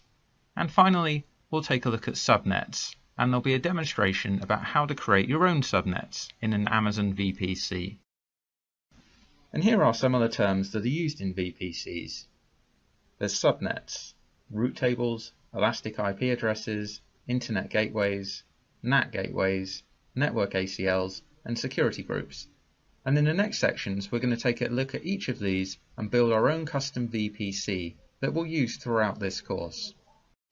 Amazon defines a VPC as a virtual private cloud that enables you to launch AWS resources into a virtual network that you've defined. This virtual network closely resembles a traditional network that you'd operate in your own data center, but with the benefits of using the scalable infrastructure of AWS. A VPC is your own virtual network in the Amazon cloud, which is used as the network layer for your EC2 resources. And this is a diagram of the default VPC. Now there's a lot going on here, so don't worry about that. What we're going to do is break down each of the individual items in this default VPC over the coming lesson. But what you need to know is that a VPC is a critical part of the exam, and you need to know all the concepts and how it differs from your own networks. Throughout this lesson, we're going to create our own VPC from scratch, which you'll need to replicate at the end of this so you can do well in the exam. Each VPC that you create is logically isolated from other virtual networks in the AWS Cloud. It's fully customizable. You can select the IP address range, create subnets, configure route tables, set up network gateways, define security settings using security groups, and network access control lists. So each Amazon account comes with a default VPC that's pre-configured for you to start using straight away, so you can launch your EC2 instances without having to think about anything we mentioned in the opening section. A VPC can span multiple availability zones in a region. And here's a very basic diagram of a VPC. It isn't this simple in reality. And as we saw in the first section, here's the default Amazon VPC, which looks kind of complicated. But what we need to know at this stage is that the CIDR block for the default VPC is always a 16 subnet mask. So in this example, it's 172.31.0.0/16. What that means is this VPC will provide up to 65,536 private IP addresses. So in the coming sections, we'll take a look at all of these different items that you can see on this default VPC. But why wouldn't you just use the default VPC? Well, the default VPC is great for launching new instances when you're testing AWS. But creating a custom VPC allows you to make things more secure, and you can customize your virtual network as you can define your own IP address range, you can create your own subnets that are both private and public, and you can tighten down your security settings. By default, instances that you launch into a VPC can't communicate with your own network. So you can connect your VPCs to your existing data center using something called hardware VPN access, so that you can effectively extend your data center into the cloud and create a hybrid environment. Now to do this, you need a virtual private gateway, and this is the VPN concentrator on the Amazon side of the VPN connection. Then on your side, in your data center, you need a customer gateway, which is either a physical device or a software application that sits on your side of the VPN connection. So when you create a VPN connection, a VPN tunnel comes up when traffic is generated from your side of the connection. VPC peering is an important concept to understand. A peering connection can be made between your own VPCs or with a VPC in another AWS account, as long as it's in the same region. So what that means is, if you have instances in VPC A, they wouldn't be able to communicate with instances in VPC B or C unless you set up a peering connection. Peering is a one-to-one relationship. A VPC can have multiple peering connections to other VPCs, but, and this is important, transitive peering is not supported. In other words, VPC A can connect to B and C in this diagram, but C wouldn't be able to communicate with B unless they were directly peered. Also, VPCs with overlapping CIDRs cannot be peered. So in this diagram you can see they all have different IP ranges, which is fine, but if they had the same IP ranges, they wouldn't be able to be peered. And finally for this section, if you delete the default VPC, you have to contact AWS support to get it back again. So be careful with it and only delete it if you have good reason to do so and know what you're doing. This is a demonstration of how to create a custom VPC.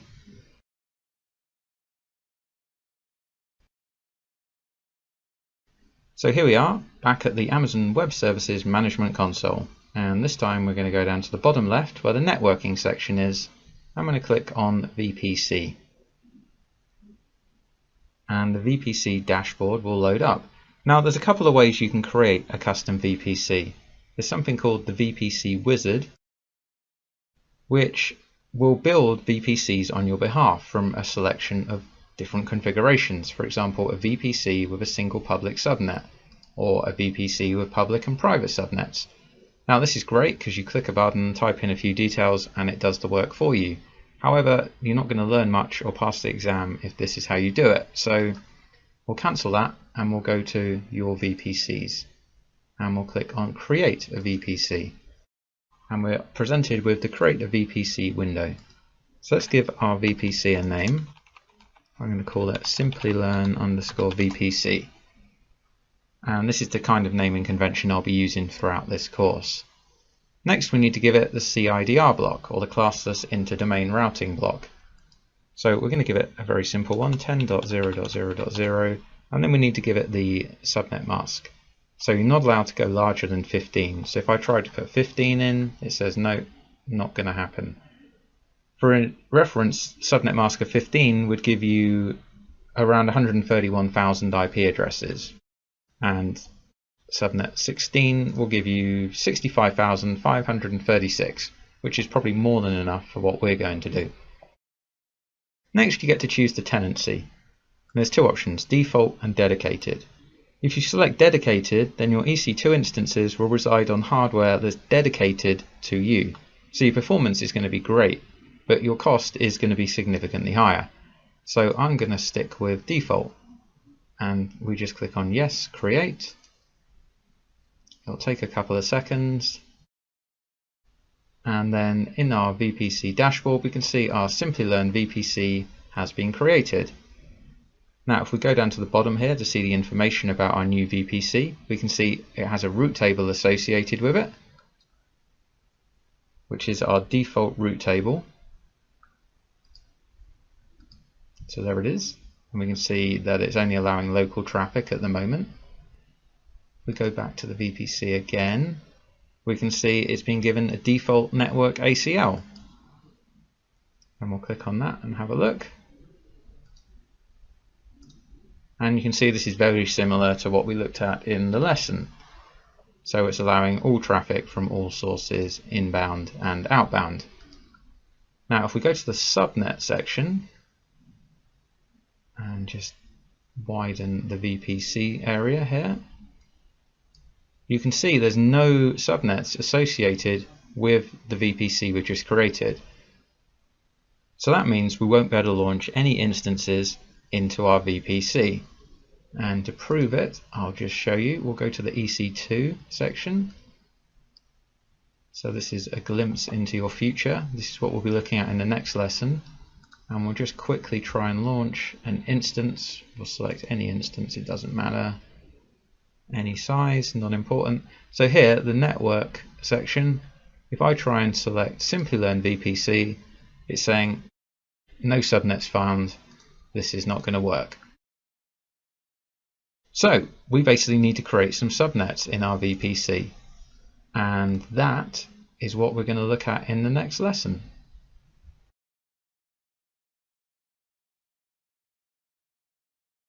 Now, private IP addresses are IP addresses that are not reachable over the internet, and they're used for communication between instances in the same network. When you launch a new instance, it's given a private IP address and an internal DNS hostname that resolves to the private IP address of the instance. But if you want to connect to this from the internet, it's not going to work. So then you'd need a public IP address, which is reachable from the internet. You can use public IP addresses for communication between your instances and the internet.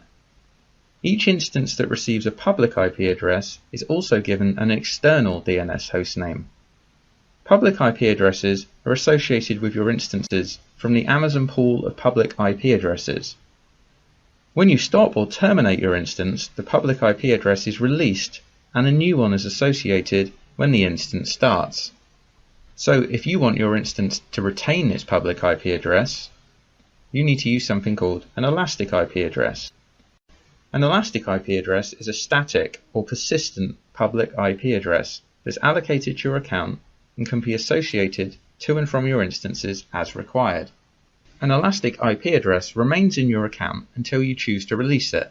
There is a charge associated with an elastic IP address if it's in your account but not actually allocated to an instance. This is a demonstration of how to create an elastic IP address.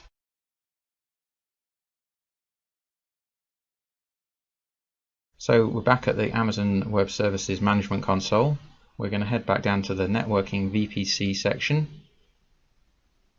and we'll get to the VPC dashboard. On the left hand side, we'll click on Elastic IPs.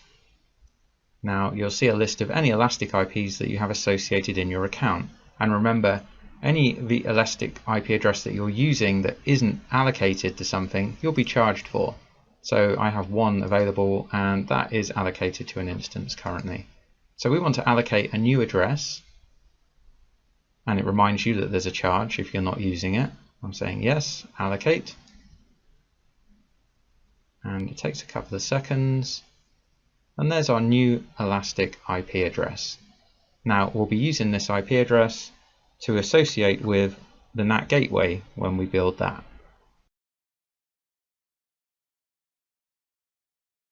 AWS defines a subnet as a range of IP addresses in your VPC.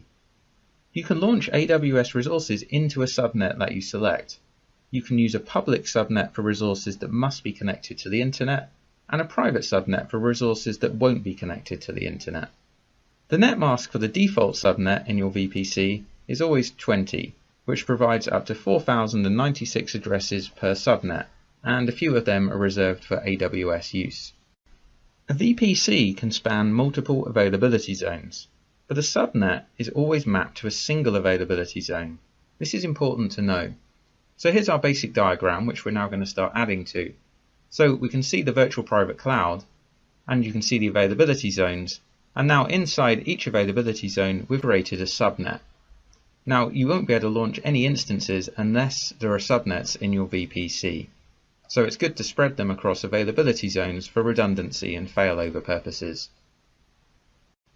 There's two different types of subnet, public and private. You use a public subnet for resources that must be connected to the internet, for example web servers.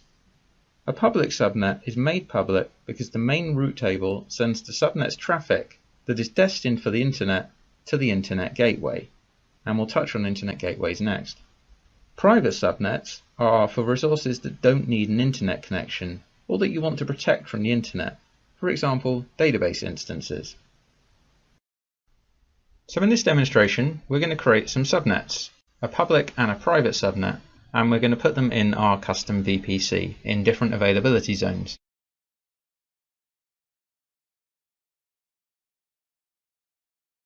So we'll head to Networking and VPC, wait for the VPC dashboard to load up. We'll click on Subnets. We'll go to Create Subnet. And I'm going to give the subnet a name. So it's good to give them meaningful names. So I'm going to call this first one for the public subnet 10.0.1.0, and I'm going to put this one in the US East 1B availability zone, and I'm going to call it Simplilearn public. So it's quite a long name, I understand, but at least it makes it clear for what's going on in this example. So we need to choose a VPC. So we obviously want to put it in our Simplilearn VPC. And I said I wanted to put it in US East 1B. I'm using the North Virginia region, by the way. So we click on that. Then we need to give it the CIDR block. Now, as I mentioned earlier, when I typed in the name, that's the range I want to use. And then we need to give it the subnet mask. And we're going to go with 24, which should give us 251 addresses in this range, which obviously is going to be more than enough. If I try and put a different value in that's unacceptable to Amazon, it's going to say, it's going to give me an error and tell me not to do that. Let's go back to 24 and click. I'm going to cut and paste this, by the way, just because I need to type something very similar for the next one. Click Create. And it takes a few seconds. Okay, so there's our new subnet. And if I just widen this, you can see, so that's the IP range, that's the availability zone, it's for Simplilearn, and it's public. So now we want to create the private. So I'm going to put the name in. I'm going to give the private the IP address block of that. I'm going to put this one in US East 1C, and it's going to be the private subnet. Obviously I want it to be in the same VPC. Availability zone of US East 1C. And we're going to give it 10.0.2.0/24. And we'll click Yes, Create. And again, it takes a few seconds. Okay, so let me sort by name. So there we are, we can see now we've got our private subnet and our public subnet. In fact, let me just type in Simplilearn, there we are. So now you can see them both there. And you can see they're both in the same VPC, Simplilearn VPC. Now if we go down to the bottom, you can see the route table associated with these VPCs. And you can see that they can communicate with each other internally, but there's no internet access. So that's what we need to do next. In the next lesson, you're going to learn about internet gateways and how we can make these subnets have internet access.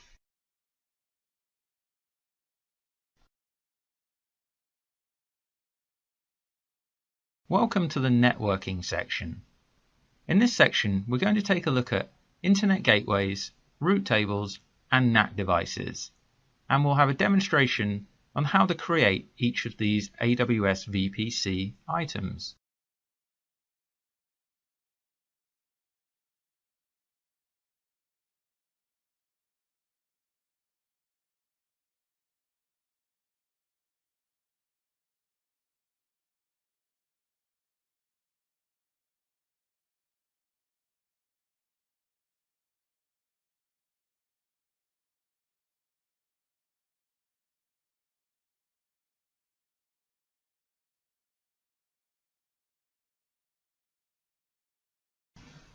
So to allow your VPC the ability to connect to the internet, you need to attach an internet gateway.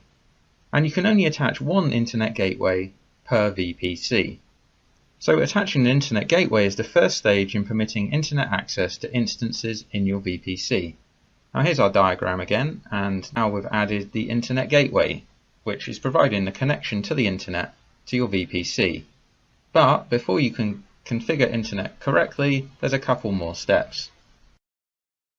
For an EC2 instance to be internet connected, you have to adhere to the following rules. Firstly, you have to attach an internet gateway to your VPC, which we just discussed. Then you need to ensure that your instances have public IP addresses or elastic IP addresses, so they're able to connect to the internet. Then you need to ensure that your subnet's route table points to the internet gateway, and you need to ensure that your network access control and security group rules allow relevant traffic to flow to and from your instance. So you need to allow the rules to let in the traffic you want, for example HTTP traffic. After the demonstration for this section, we're going to look at how route tables, access control lists, and security groups are used. In this demonstration, we're going to create an internet gateway and attach it to our custom VPC.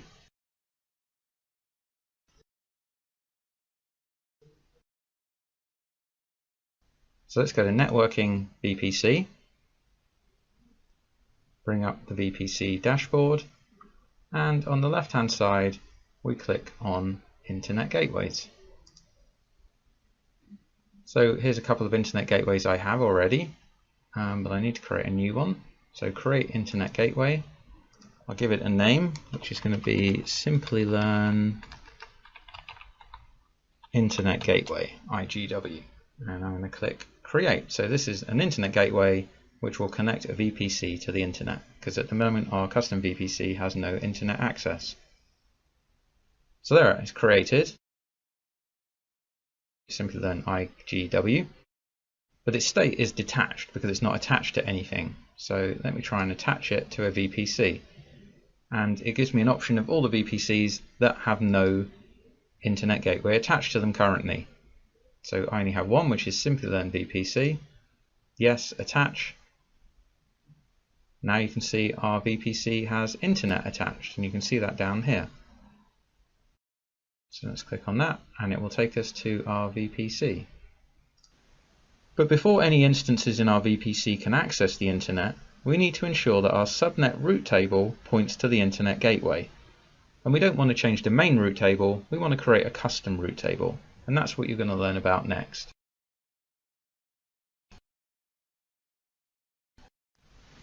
A route table determines where network traffic is directed.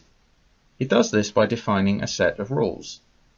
Every subnet has to be associated with a route table, and a subnet can only be associated with one route table. However, multiple subnets can be associated with the same route table. Every VPC has a default route table, and it's good practice to leave this in its original state and create a new route table to customize the network traffic routes associated with your VPC. So here's our example, and we've added two route tables, the main route table and the custom route table. The new route table, or the custom route table, will tell the Internet Gateway to direct Internet traffic to the public subnet. But the private subnet is still associated to the default route table, the main route table, which does not allow Internet traffic to it. All traffic inside the private subnet is just remaining local. In this demonstration, we're going to create a custom route table, associate it with our Internet Gateway, and associate our public subnet with it.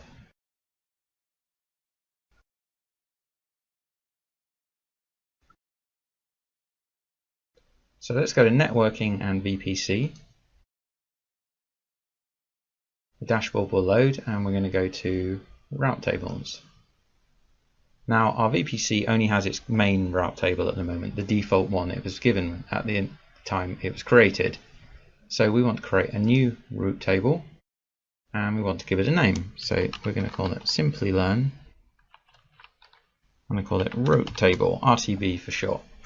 And then we get to pick which VPC we want to put it in. So obviously we want to use Simplilearn VPC. So we click Create. It'll take a couple of seconds, and here you are. Here's our new route table. So what we need to do now is change its route so that it points to the Internet Gateway. So if we go down here to Routes, at a minute you can see it's just like our main route table. It just has local access. So we want to click on Edit, and we want to add another route. So the destination is the Internet, which is all the zeros, and our target, and we click on this, it gives us the option of our Internet Gateway, which we want to do. So now we have Internet access to this subnet, to this route table. And we click on Save. Save was successful. So now we can see that as well as local access, we have Internet access. Now at the moment, if we click on Subnet Associations, you do not have any subnet associations. So basically both our subnets, the public and private subnets, are associated with the main route table, which doesn't have Internet access. So we want to change this. So we'll click on Edit, and we want our public subnet to be associated with this route table. So click on Save. So it's just saving that. So now we can see that our public subnet is associated with this route table, and this route table is associated with the Internet Gateway. So now anything we launch into the public subnet will have Internet access. But what if we wanted our instances in the private subnet to have Internet access? Well, there's a way of doing that with a NAT device, and that's what we're going to look at in the next lecture.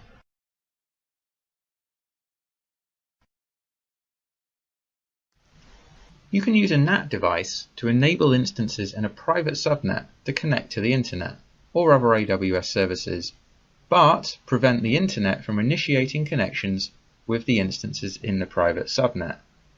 So we talked earlier about public and private subnets to protect your assets from being directly connected to the Internet. For example, your web server would sit in the public subnet, and your database in the private subnet, which has no Internet connectivity. However, your private subnet database instance might still need Internet access or the ability to connect to other AWS resources. If so, you can use a Network Address Translation device, or a NAT device, to do this. A NAT device forwards traffic from your private subnet to the Internet or other AWS services, and then sends the response back to the instances. When traffic goes to the internet, the source IP address of your instance is replaced with the NAT device address, and when the internet traffic comes back again, the NAT device translates the address to your instance's private IP address. So here's our diagram, which is getting ever more complicated, and if you look in the public subnet, you can see we've now added a NAT device, and you have to put NAT devices in the public subnet so that they get internet connectivity. AWS provides two kinds of NAT devices, a NAT gateway and a NAT instance. AWS recommends a NAT gateway as it's a managed service that provides better availability and bandwidth than NAT instances. Each NAT gateway is created in a specific availability zone and is implemented with redundancy in that zone. A NAT instance is launched from a NAT AMI, an Amazon Machine Image, and runs as an instance in your VPC. So it's something else you have to look after, whereas a NAT gateway, being a fully managed service, means once it's installed, you can pretty much forget about it.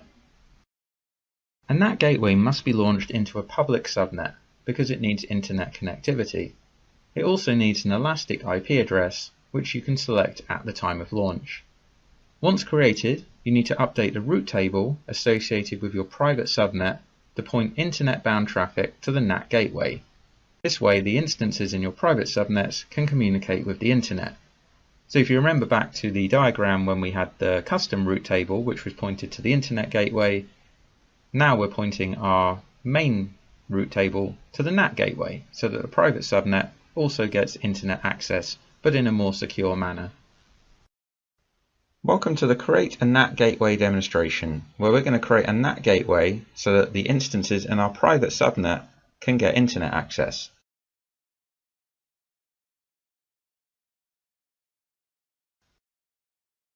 So we'll start by going to Networking and VPC. And the first thing we're going to do is take a look at our subnets, and you'll see why shortly. So here are our Simplilearn subnets. So this is the private subnet that we want to give internet access, but if you remember from the section, NAT gateways need to be placed in public subnets. So I'm just going to copy the name of this subnet ID for the public subnet, and you'll see why in a moment. So then we go to NAT gateways on the left hand side, and we want to create a new NAT gateway. So we have to put a subnet in there. So we want to choose our public subnet. Now, as you can see, it truncates a lot of the subnet names on this option, so it's a bit confusing. So we know that we want to put it in our Simplilearn VPC in the public subnet, but you can see it's truncated. So it's actually this one at the bottom, but what I'm going to do is just paste in the subnet ID, which I copied earlier, so there's no confusion. Then we need to give it an elastic IP address. Now, if you remember from the earlier demonstration, we created one, so let's select that. But if you hadn't allocated one, you could click on the Create New EIP button.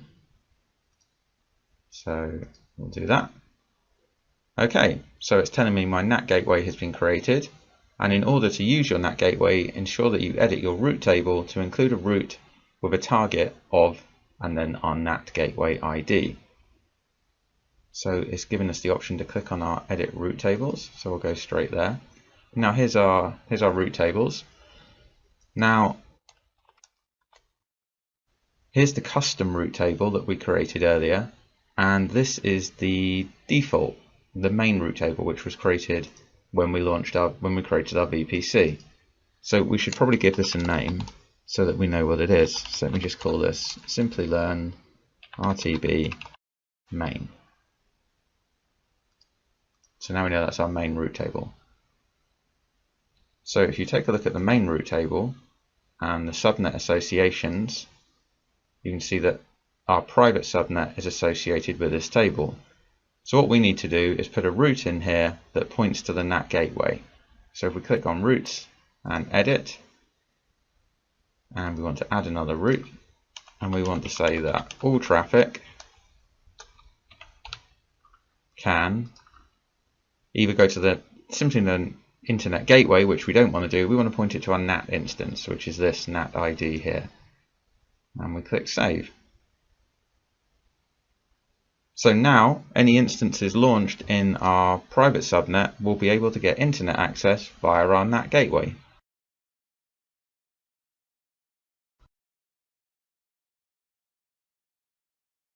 Welcome to the Using Security Groups and Network ACL section. In this section, we're going to take a look at security groups and network ACLs, and we're going to have a demonstration on how you create both of these items in the Amazon Web Services console. A security group acts as a virtual firewall that controls the traffic for one or more instances. You add rules to each security group that allow traffic to or from its associated instances. Basically, a security group controls the inbound and outbound traffic for one or more EC2 instances. Security groups can be found on both the EC2 and VPC dashboards in the AWS Web Management Console. We're going to cover them here in this section, and you'll see them crop up again in the EC2 lesson. And here is our diagram, and you can see we've now added security groups to it. And you can see that EC2 instances are sitting inside the security groups, and the security groups will control what traffic flows in and out. So let's take a look at some examples, and we'll start with a security group for a web server. Now obviously a web server needs HTTP and HTTPS traffic as a minimum to be able to access it. So here is an example of the security group table, and you can see we're allowing HTTP and HTTPS, the ports that are associated with those two, and the sources, and we're allowing it from the internet. We're basically allowing all traffic to those ports. And that means any other traffic that comes in on different ports would be unable to reach the security group and the instances inside it. Let's take a look at an example for a database server security group. Now imagine you have a SQL Server database, then you would need to open up the SQL Server port so that people can access it, which is port 1433 by default. So we've added that to the table and we've allowed the source to come from the internet. Now because it's a Windows machine, you might want RDP access so you can log on and do some administration. So we've also added RDP access to the security group. Now you could leave it open to the internet, but that would mean anyone could try and hack their way into your box. So in this example, we've added a source IP address of 10.0.0.0.0. So only IP ranges from that address can RDP to the instance. Now there's a few rules associated with security groups. By default, security groups allow all outbound traffic. So if you want to tighten that down, you can do so in a similar way to you can define the inbound traffic. Security group rules are always permissive. You can't create rules that deny access, so you're allowing access rather than denying it. Security groups are stateful, so if you send a request from your instance, the response traffic for that request is allowed to flow in regardless of the inbound security group rules. And you can modify the rules of a security group at any time, and the rules are applied immediately. Welcome to the Create Security Group demonstration, where we're going to create two security groups, one to host DB servers and one to host web servers.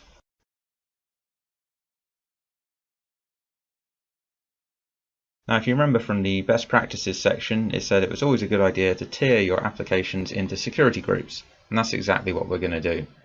So if we go to networking and VPC to bring up the VPC dashboard, on the left hand side under security we click on security groups. Now you can also get to security groups from the EC2 dashboard as well. So here's a list of my existing security groups, but we want to create a new security group, and we're going to call it Simplilearn Web Server SG security group, and we'll give the group name as the same, and our description is going to be Simplilearn Web Servers Security Groups.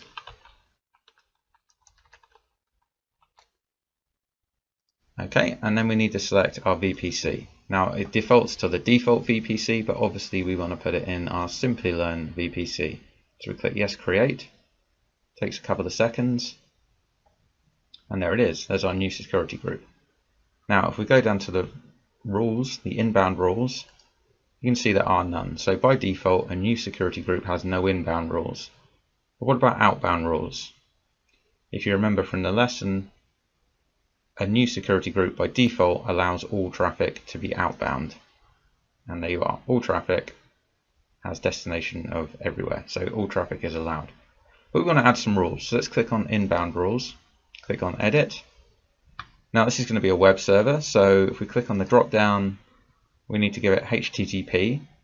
So you can either choose custom TCP rule and type in your own port ranges, or you can just use the ones they have for you. So HTTP, this pre-populates the port range, and then here you can add the source. Now if I click on it, it's giving me the option of saying allow access from different security groups. So you could create a security group and say I only accept traffic from a different security group, which is a nice way of securing things down. You could also put in here just your IP address so that only you could do HTTP requests to the instance. But because it's a web server, we want people to be able to see our website, otherwise it's not going to be much use. So we're going to say all traffic, so all source traffic can access our instance on port HTTP 80.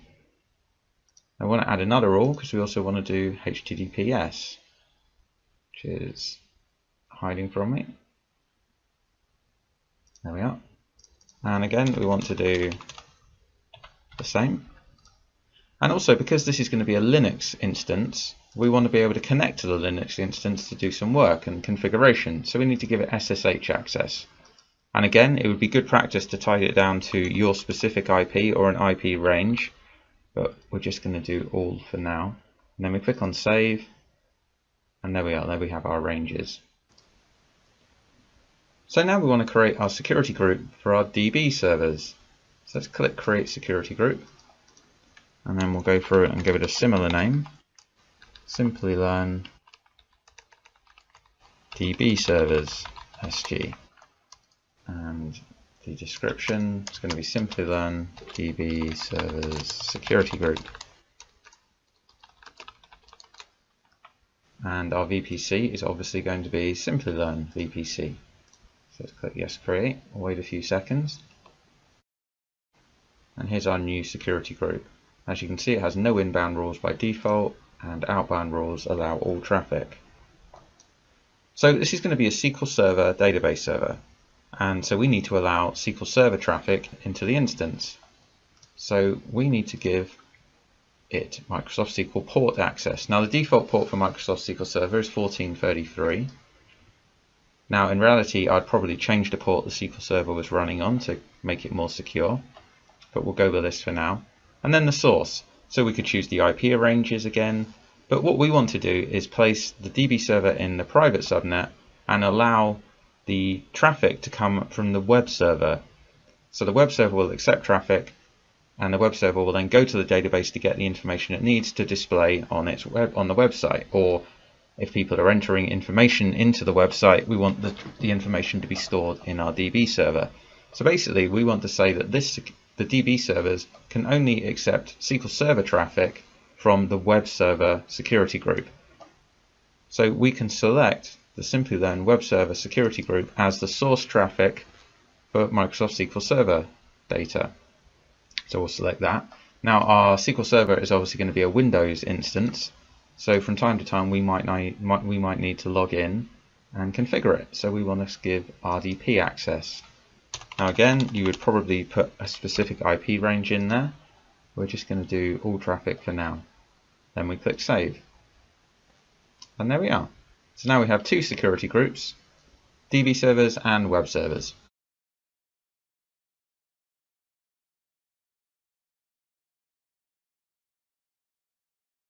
A network ACL is a network access control list, and it's an optional layer of security for your VPC that acts as a firewall for controlling traffic in and out of one or more of your subnets.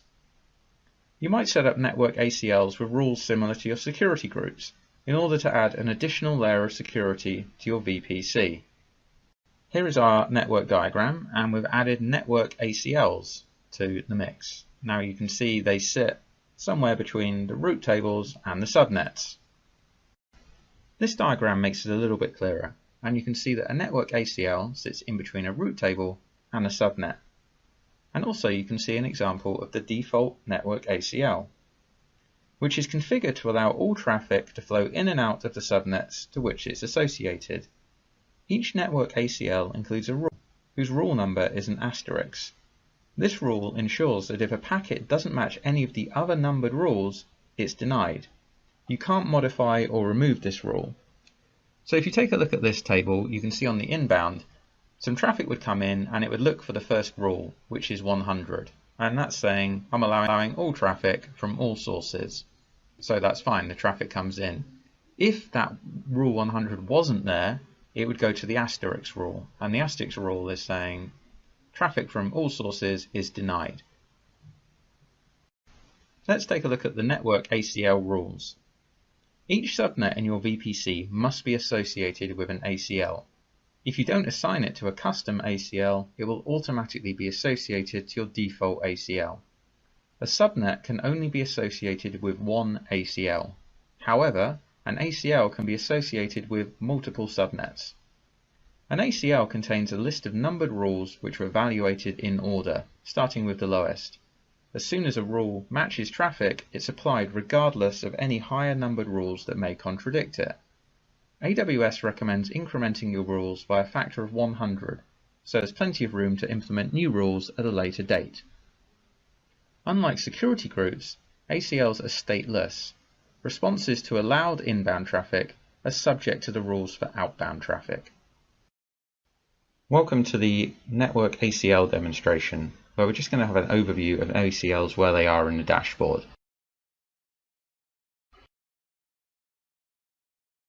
Now you don't need to know a huge amount about them for the exam, you just need to know how they work and where they are. So let's go to networking and VPC, and when the dashboard loads, on the left hand side under security there's network ACLs. So let's click on that. Now you can see some ACLs that are in my AWS account. So we want the one that's associated with our Simplilearn VPC. So if we extend this VPC column, that's our network ACL there, Simplilearn VPC. Now let's give it a name because it's not very clear to see otherwise. Also, I'm kind of an obsessive tagger. So let's call it Simplilearn ACL and click on the tick. So there we are. So now it's much easier to see. So we click on inbound rules. So this is exactly what we showed you in the lesson. The rule is 100, so that's the first rule that's going to get evaluated, and it's saying allow all traffic from all sources. And the outbound rules are the same. So if you wanted to tighten down the new rule, you could click edit. We would give it a new rule number, say, which would be 200. So you should always increment them in 100. So that means if you had 99 more rules you needed to put in place, you'd have space to put them in between these two. And then you could do whatever you wanted. You could say, you know, we are allowing HTTP access from all traffic, and we're allowing, or you could say, actually, you know what, we're going to deny it. So this is the way of blacklisting traffic into your VPC. Now I'm not going to save that because we don't need it, but this is where network ACLs sit, and this is where you would make any changes. It's also worth having a look at the subnet associations with your ACL. So we have two subnets in our Simplilearn VPC, so we would expect to see both of them associated with this network ACL because it's the default. And there they are. There's both our public and our private subnets are associated. And you can also see up here on the dashboard, it says default. So this is telling us this is our default ACL. If you did want to create a new network ACL, you would click create network ACL. You'd give it a name. Just say new ACL, and then you would associate it with your VPC. So we would say Simplilearn VPC. Takes a few seconds, and there we are. There we have our new one. Now you can see this one says default no, because it obviously isn't the default ACL for our Simplilearn VPC, and it has no subnets associated with it. So let's just delete that because we don't need it. But there you are, there's a very brief overview of network ACLs.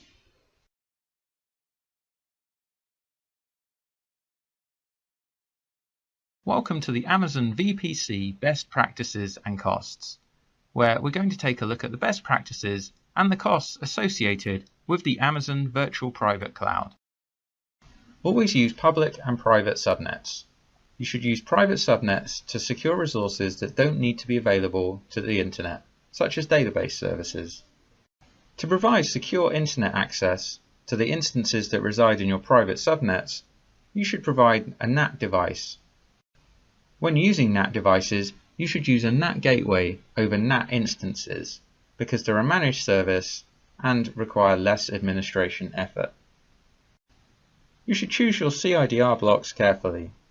Amazon VPC can contain from 16 to 65,536 IP addresses, so you should choose your CIDR block according to how many instances you think you'll need.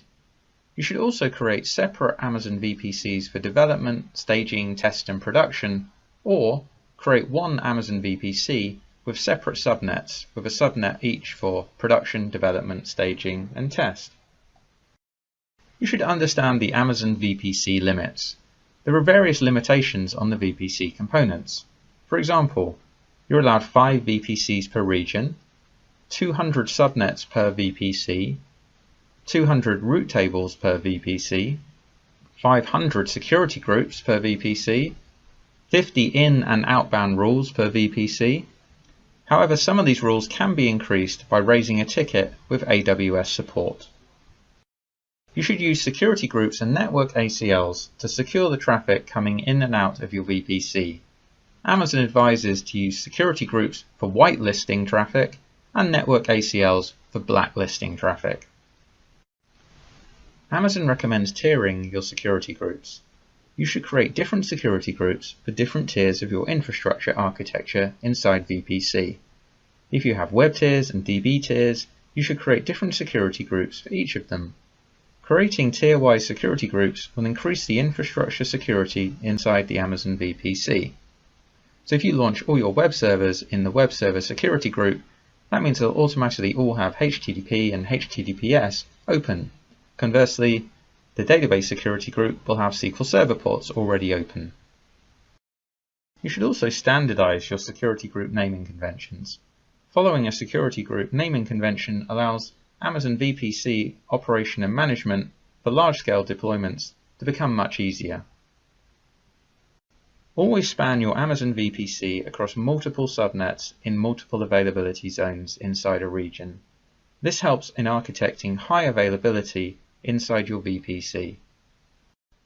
If you choose to create a hardware VPN connection to your VPC using Virtual Private Gateway, you are charged for each VPN connection hour that your VPN connection is provisioned and available. Each partial VPN connection hour consumed is billed as a full hour. You'll also incur standard AWS data transfer charges for all data transferred via the VPN connection. If you choose to create a NAT gateway in your VPC, you are charged for each NAT gateway hour that your NAT gateway is provisioned and available.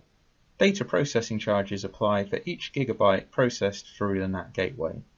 Each partial NAT gateway hour consumed is billed as a full hour. This is the practice assignment for designing a custom VPC, where you'll create a custom VPC using the concepts learnt in this lesson. Using the concepts learnt in this lesson, recreate the custom VPC as shown in the demonstrations. The VPC name should be Simplilearn VPC. The CIDR block should be 10.0.0.0/16. There should be 2 subnets, one public with a range of 10.0.1.0 and one private with a range of 10.0.2.0, and they should be placed in separate availability zones. There should be one internet gateway and one NAT gateway, and also one custom route table for the public subnet. Also create 2 security groups, Simplilearn Web Server Security Group and Simplilearn DB Server Security Group. So let's review the key takeaways from this lesson. Amazon Virtual Private Cloud, or VPC, enables you to launch AWS resources into a virtual network that you've defined. This virtual network closely resembles a traditional network that you'd operate in your own data center, but with the benefits of using scalable infrastructure of AWS. There are 3 types of IP address in AWS. A private IP address. This is an IP address that's not reachable over the internet, and it's used for communication between instances in the same network. A public IP address is reachable from the internet, which you can use for communication between your instances and the internet. And there's an elastic IP address. This is a static, public, persistent IP address that persists after an instance restarts, whereas a public IP address is reassociated after each restart. Amazon defines a subnet as a range of IP addresses in your VPC. You can launch AWS resources into a subnet that you select, and a subnet is always mapped to a single availability zone. Use a public subnet for resources that must be connected to the internet, and a private subnet for resources that won't be connected to the internet. To allow your VPC the ability to connect to the internet, you need to attach an internet gateway to it, and you can only attach one internet gateway per VPC. A route table determines where network traffic is directed. It does this by defining a set of rules. Every subnet has to be associated with a route table, and a subnet can only have an association with one route table. However, multiple subnets can be associated to the same route table. And you can use a NAT device to enable instances in a private subnet to connect to the internet or other AWS services. But a NAT device will prevent the internet from initiating connections with instances inside your private subnet. A security group acts as a virtual firewall that controls the traffic for one or more instances. You add rules to each security group that allow traffic to or from its associated instances. A Network Access Control List, or Network ACL, is an optional layer of security for your VPC that acts as a firewall for controlling traffic in and out of one or more of your subnets. Let's look into what we have in our session.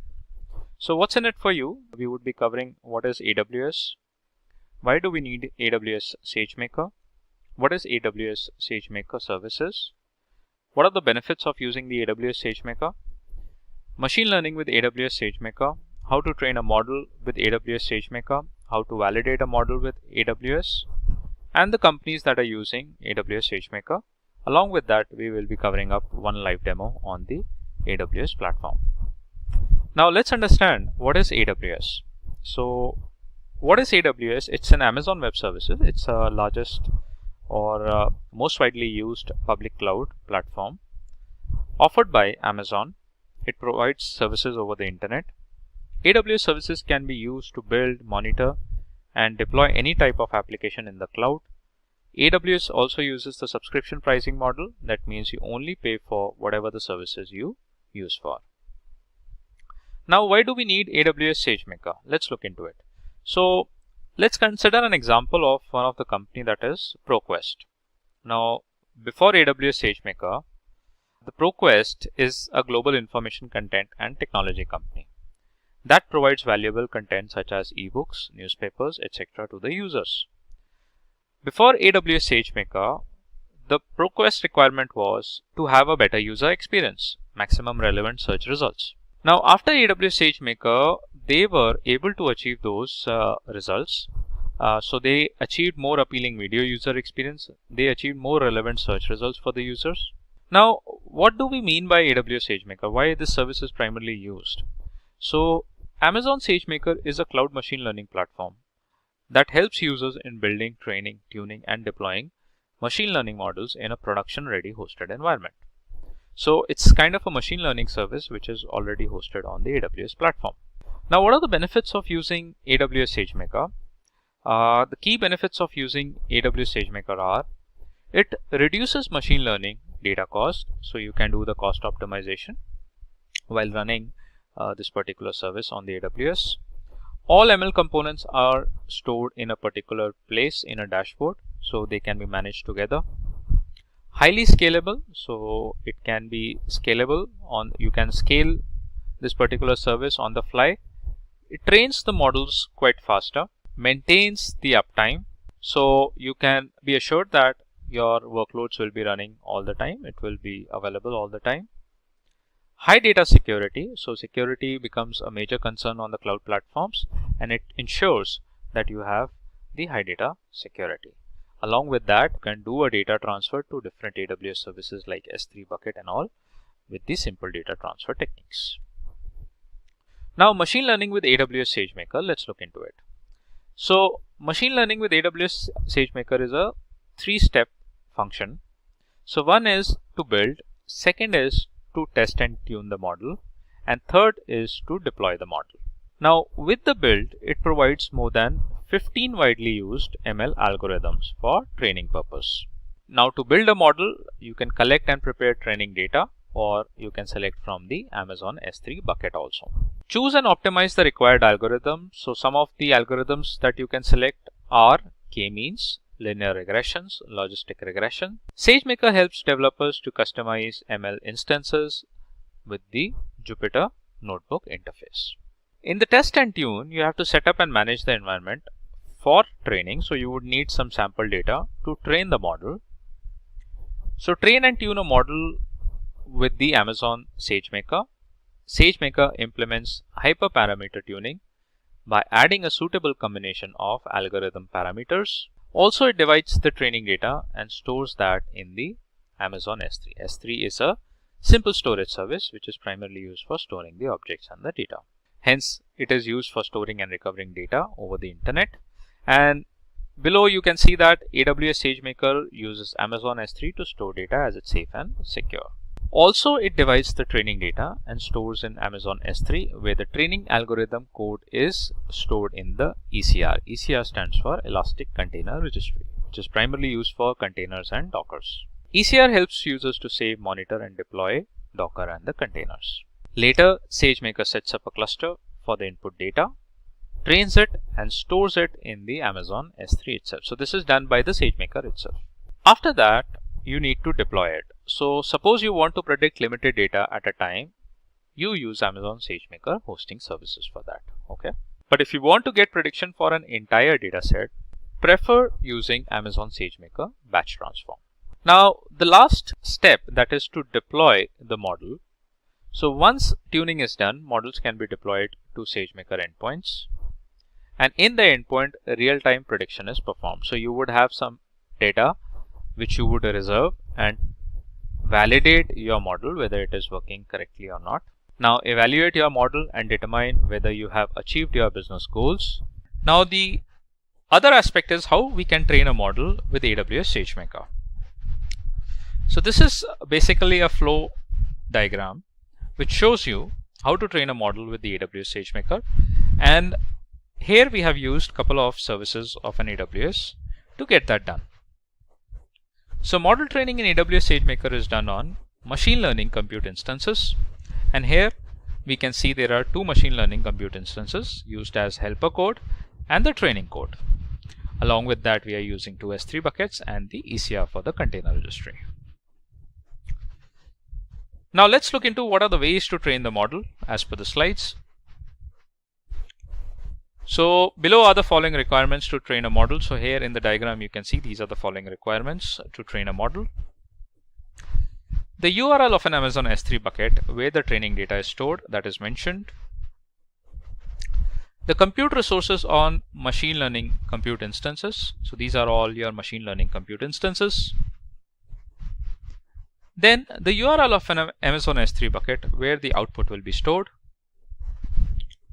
And the path of AWS Elastic Container Registry where the code data is saved. The inference code image lies in the Elastic Container Registry.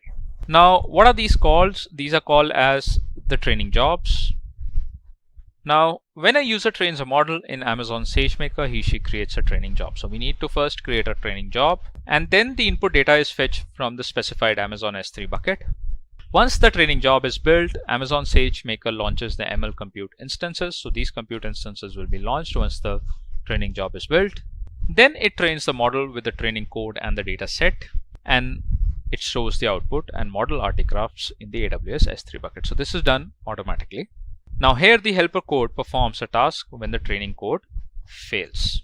The interference code, which is in the Elastic Container Registry, consists of multiple linear sequence containers that process the request for inference on data. The EC2 container registry is a container registry that helps users to save, monitor, and deploy container images, whereas container images are the ready applications. Once the data is trained, the output is stored in the specified Amazon S3 bucket, So here you can see the output will be stored here. To prevent your algorithm being deleted, save the data in Amazon SageMaker critical system, which can process your ML compute instances. Now, how to validate a model? Let's look into it. So you can evaluate your model using offline or using the historical data. So first thing is that you can do the offline testing to validate a model. You can do an online testing with the live data. So if you have a live data coming or real-time streams coming, you can validate a model from there itself. You can validate using a holdout set, and also you can validate using the k-fold validation. Now use historical data to send requests to the model through the Jupyter Notebook in Amazon SageMaker for the evaluation. Online testing with live data deploys multiple models into the endpoints of Amazon SageMaker and directs live traffic to the model for validation. Validating using a holdout set is part of the data is set aside, which is called holdout set. So the part of the data is left, which is basically called as the holdout set. This data is not used for the model training. So later, when the model is trained with the remaining input data and generalize the data based on what is learned initially. So whatever the data which is left out will be used for validating a model, because we have not used that data while training a model. The k-fold validation is the input data is split into two parts. One part is called k, which is the validation data for testing the model, and the other part is k-1, which is used as a training data. Now, based on the input data, the machine learning model evaluates the final output. Now, the companies that are using AWS SageMaker, one is the ADP. So you must be knowing about ADP, Zalando, Dow Jones, which is the stock market, ProQuest, and the Intuit. Now, let's look into the demo that how we can actually run the AWS SageMaker. So we'll use the R algorithm and then package the algorithm as a container for building, training, and deploying a model. We are going to use the Jupyter Notebook for that, for model building, for model training, for model deployment, and the code for the demo is in the below link. So you can see here that from this link you can get the code for the demo. Let's try to do a demo on the AWS. Now I would be using a link which is provided by Amazon to build, train, and deploy the machine learning model on the SageMaker, as you can see on my screen. And in this tutorial, you would have some steps where you can put those steps and the code, Python codes, into your AWS SageMaker Jupyter Lab. So in this tutorial, you will learn how to use Amazon SageMaker to build, train, and deploy a machine learning model. And for that, we will use the popular XGBoost ML algorithm for this exercise. So first of all, what you need to do is you have to go to the AWS console, and there you have to create a notebook instance. So in this tutorial, you will be creating a notebook instance. You will prepare the data, train the model to learn from the data, deploy the model, evaluate your ML model's performance, and once all those activities are done, then we'll see how we can actually remove all the resources in order to prevent the extra costing. Now the first step is we have to enter to the Amazon SageMaker console. So here you can see I'm already logged in into the SageMaker console. You can click on the services, search for the SageMaker here, and here you get the Amazon SageMaker service. Now the next step is that we have to create a notebook instance. So we will select the notebook instance from the SageMaker service, and then after the notebook instance is selected, we'll put a name to our instance and we'll create a new IAM role for that. So let's wait for the SageMaker Studio to open. So here you can see the studio is open, and you just have to click on the notebook instances, and here you have to create a notebook instance. So here you can see a couple of notebook instances have already been created. One of them is in service. So this is the notebook instance that we are going to use for creating the demo model. I'll show you how you can create a notebook instance. You just have to click on create notebook instance button and put your notebook instance name. So SageMaker 987, or we can put it as model. We'll go with notebook instance type as default, which is mlt2.media. And in the permission and encryptions under the IAM role, we'll click on create a new IAM role. Now why we are creating a new IAM role? So that we can allow the SageMaker to access any S3 bucket that has been created on our account. Just click on create a role, and here you would see that the new IAM role will be created with the set of permissions. Then rest of the things we'll keep it as default, and then you just have to click on create a notebook instance. The notebook instance creation takes some time, so you just have to wait for a couple of minutes to get that in service. We already have one of the notebook instance that has been created, so we will be using that to create a demo.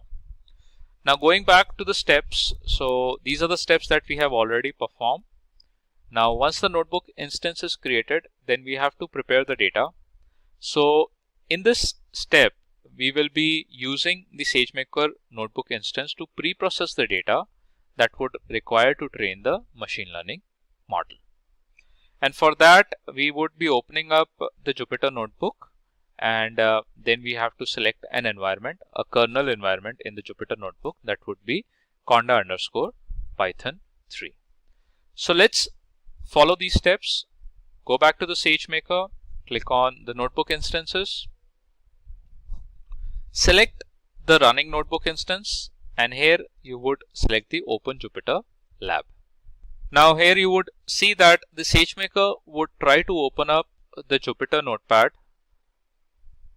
and we would be performing all our inputs into that Jupyter notebook and executing the results there itself. So just wait for the notebook to open. Now here you can see the Jupyter Lab notebook has been opened. So I would be selecting one of the notebook that has been created. So this one. So likewise, you can create your own notebook also. How you can do that? First of all, let me select the kernel environment. So I would be selecting conda_python 3 and just click on select. So how you can create your own notebook? Just have to click on file, click on new, and here you can select the notebook. Just name your notebook, select the environment conda_python 3 to run this demo. So I have my notebook open. So in the tabs, I would be putting up the Python codes, and I would be executing those codes to get the output directly. So the next step is to prepare the data, train the ML model, and deploy it. We will need to import some libraries and define a few environment variables in the Jupyter notebook environment. So I would be copying this code, which you can see that would try to import NumPy, pandas. These are all required to run the Python syntax. So just copy this code and paste it into your notebook. Right? So once you do that, execute your code, and here you can see that you get the output, which is that it has imported all the necessary libraries that have been defined in the code. Now the next step is we would create an S3 bucket into the S3 service, and for that you have to copy this Python code, just that you have to edit it. So you have to specify this bucket name that you want to get created. So here I would provide the bucket name, which should be unique, should not overlap. So something like SageMaker -demo is the name that I have selected for the bucket. And now you have to execute that code. It says that the S3 bucket has been created successfully with the name SageMaker-demo 9876. So this is something which you can verify. So you can go to the S3 service, and there you can verify whether the bucket has been created or not. Now the next task is that we need to download the data to the AWS SageMaker instance and load it into the data frame. And for that, we have to follow this URL. So from this URL, which is build, train, deploy machine learning model, would have a data in the form of bank_clean.csv, and this will be deployed onto our SageMaker instance. We'll copy this code and paste it here and execute the code. So it says that it has successfully downloaded bank_clean.csv, which has the data inside it, and that has been loaded into the SageMaker data frame successfully. Now we have a data to build and train our machine learning model. So what we are going to do, we are going to shuffle the data and we are going to split it, one into the training data set and the other one into test data set. So for the training data set, we are going to use 70% of the customers that are listed in the CSV file, and 30% of the customers in the CSV file data, we will be using it as a test data to train the model. So we will copy the following code into a new code cell, and then we are going to run that code cell. So I'll just copy it for training the data so that we can segregate the data model, 70% for building the model and 30% for testing the data. So click on run the execution, and here you can see that we got the output successfully. Now we have to train the model from that data. So how we are going to train that model? And for that, we'll use SageMaker pre-built XGBoost model, which is an algorithm. So you will need to reformat the header and first column of the training data and load the data from the S3 bucket. So what I'll do is I'll copy this syntax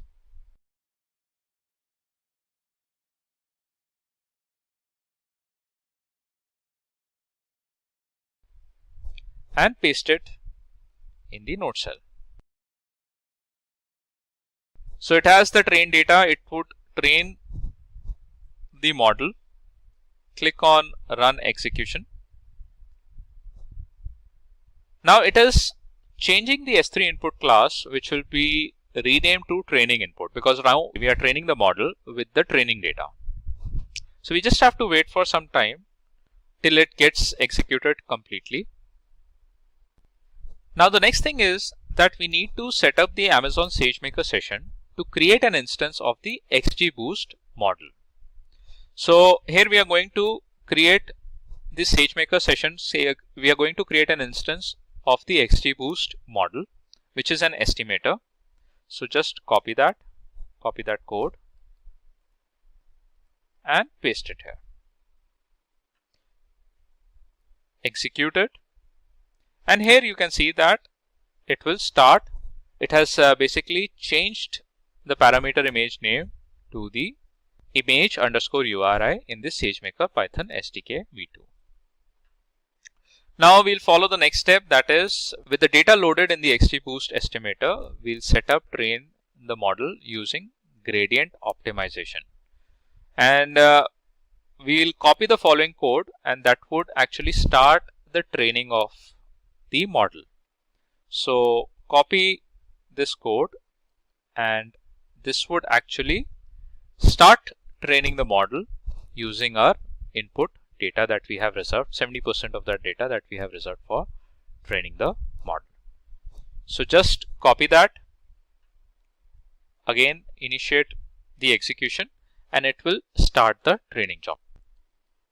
Now we'll deploy the model, and for that I would copy the deploy code, put that in the cell,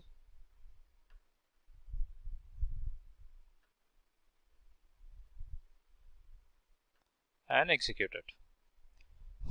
So it says parameter image will be renamed to image URI and using already existing model. So XGBoost was deployed already.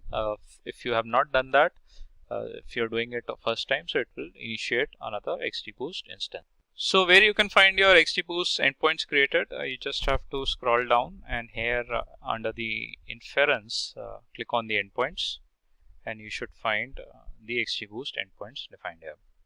So here you can see that today I have created one XGBoost endpoint, and that is now in process of creating. So just refresh it. So it is still created. It is going to take some time to get that in service. Now our endpoint is in service state, so now we can use it. So going forward with the next steps, we'll try to predict whether the customer in the test data enroll for the bank product or not. For that, we are going to copy this code, put that in the Jupyter cell function, and execute it. So here it gives you the output that it has actually evaluated, and the same output we got in the screenshot of the demo as well. Now we are going to evaluate the model performance. So what we are going to do, we are going to get the prediction done. So based on the prediction, we can conclude that you predicted a customer that will enroll for a certificate of deposit accurately for 90% of the customers in the test data, with a precision of 65% for enrolled and 90% which haven't enrolled for it. So for that, we are going to copy this code and execute it here in the cell. So if it is predicted correctly, that means our model is working absolutely fine. So here you can say the overall classification rate is 89.5%, and there is the accurate prediction that has been made by the model. And that's what the output we can see here in the screenshot of a model. So that means our model is absolutely working fine. It has been built, deployed, and trained correctly. Now the next thing is that once you are done with that, you terminate your resources, and for that you just have to copy this code and put that in the cell function, so that the additional resources and the endpoints and the buckets that have been created by the Jupyter Notepad should be terminated, so that you would not be incurred with the extra costing. So just execute it, and here you would see that it would try to terminate all the additional resources that we have created from the Jupyter Notebook. Let's look into what we have in the CloudFront. So what's in it for you? We would be covering up the concept of what is AWS, what was earlier before AWS CloudFront, after AWS CloudFront, what were the services that were introduced, how it benefited, what do we mean by AWS CloudFront, benefits of the using AWS CloudFront, and how AWS CloudFront actually is known as a content delivery service, the name of the companies that are using AWS CloudFront, and we would be covering up one live demo. Now, AWS is the Amazon Web Services. It's a cloud service provider that basically offers a multiple services, variety of services, such as compute power, database storage, networking, and other resources, so that you can create your solutions on the cloud and help the business grow. Now, with AWS, you only pay for whatever the services you use. So for example, if you are using a service for a couple of hours, then you pay for only that many hours that you have used that service. Before AWS CloudFront, so there is an example that we are going to talk, and that is you must be aware of an application called Spotify. So when you used to access Spotify, and when you click on it, it kept on loading, and at the end you used to get the error, and the error was that the connection failed. And why you received that error? Because of a latency issue, probably a network error, right? So how you can solve these kind of a latency issues, and that is also going to, these kind of an issues are also going to impact the performance of an application. So with the introduction of AWS CloudFront, this problem of loading the application got resolved. So after AWS CloudFront, with the help of AWS CloudFront, Spotify gives the facility of updating new features, access to million songs that you can access instantly. So with the use of AWS CloudFront, the latency issues were solved, and successfully you can basically access your application. Now, what we mean by AWS CloudFront? So AWS CloudFront is a globally distributed network that is offered by AWS, Amazon Web Services, which securely delivers content to the end users across any geography with a higher transfer speed and an improved or a low latency. Now, what are the benefits of AWS CloudFront? There are multiple benefits. One is the cost effective. So it helps you to do the cost optimization when you use the CloudFront. It is time saving, so it is implemented easily, and also a lot of issues with respect to accessing the application with respect to latency and all can be resolved. Content privacy, so the content is placed to the end users and also to the CloudFront servers in a secured manner, in a secured way. It is highly programmable, and you can make the changes, amend the changes on the fly, and you can target any location. any geography across the globe. Along with that, it helps you to get the content deliver quickly. Now, how AWS CloudFront delivers the content? Let's look into the architecture. So this is a flow, and the flow is with respect to how the user is going to get a content from the CloudFront. Now, the client first access a website by typing a URL on the browser, and in the step 1, it tries to access the application. Then the client requests, when the website is open, the client requests for an object to download, such as, for example, a particular file. Now, at that time, the DNS routes user request to download that file to AWS CloudFront. The AWS CloudFront connects to the nearest edge locations. Edge locations are basically the servers where it caches the files, documents, and the web codes. AWS CloudFront connects to its nearest edge location in order to serve the user the request. At edge location, AWS CloudFront looks for its requested cache file. Once the file is found, let's say if the file is available in the cache of an edge location, AWS CloudFront then sends the file to the user. Otherwise, if the file is not found in the cache memory of an edge location, AWS CloudFront compares the requirement with the specification and share it with a respected server. That means a web server or a server where the file is actually available. The web server, responds to the edge location by sending the file back to the CloudFront edge location. And then as soon as the AWS CloudFront receives the file, it shares with the client, also adds the file to the cache of an edge location for a future reference. This is how the flow of a CloudFront is. Now, the name of the companies that are using the AWS CloudFront. So one of them is Geo7 app, which is a very popular app. So it uses Amazon CloudFront to deliver 15 petabytes of audio and video to its subscribers globally, which is a huge data. Sky News, it uses the service in order to unify the content for faster distribution to subscribers. The Discovery Communications also uses the CloudFront. It uses the service for delivering API, static asset, and also the dynamic content. And then the TV1 EU, Streaming Europe, is basically also uses the CloudFront service that helps in improving latency and performance that results in fastest delivery of content. Now let's look into the demo how to use CloudFront to serve private S3 bucket as a website. Now I'm going to run a CloudFront distribution demo on the AWS console, and we'll basically try to deliver the content from a private S3 bucket and then map that with the domain name using the Route 53 service.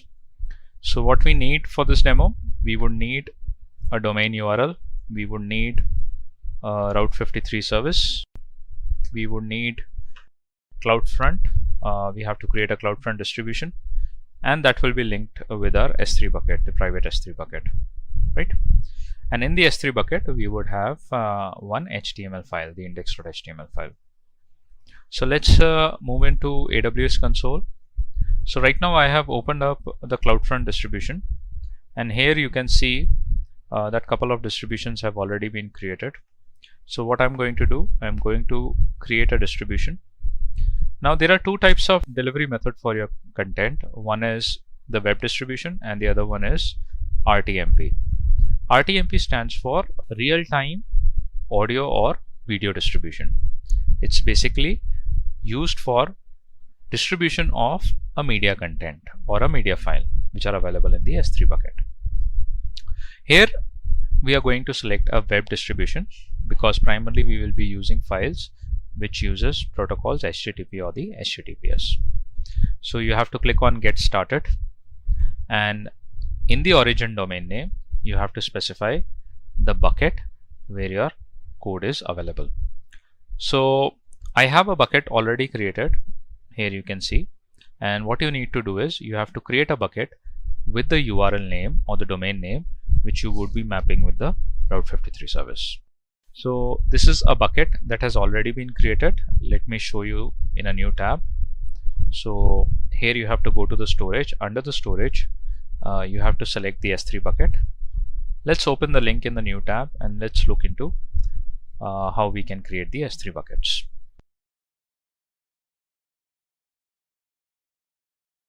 Now here are a couple of buckets already created. I have created one bucket with the domain name that I'm going to use and map it with the Route 53 service. So that is basically mapped to a region which is in Ohio. And if you open up this bucket, here you will find an HTML web page. The index.html has been already added, right? So similarly, you have to create a bucket with a domain, and an index.html page needs to be uploaded there. Now again, we'll go to the CloudFront. We'll try to create a distribution. Just have to click on create distribution, select a web delivery method, select an origin domain which is sunshinelearning.in, and origin path you don't have to specify. Origin ID is this one. So basically, when you define an origin domain name, automatically the origin ID appears. You can customize this origin ID as per your requirement also.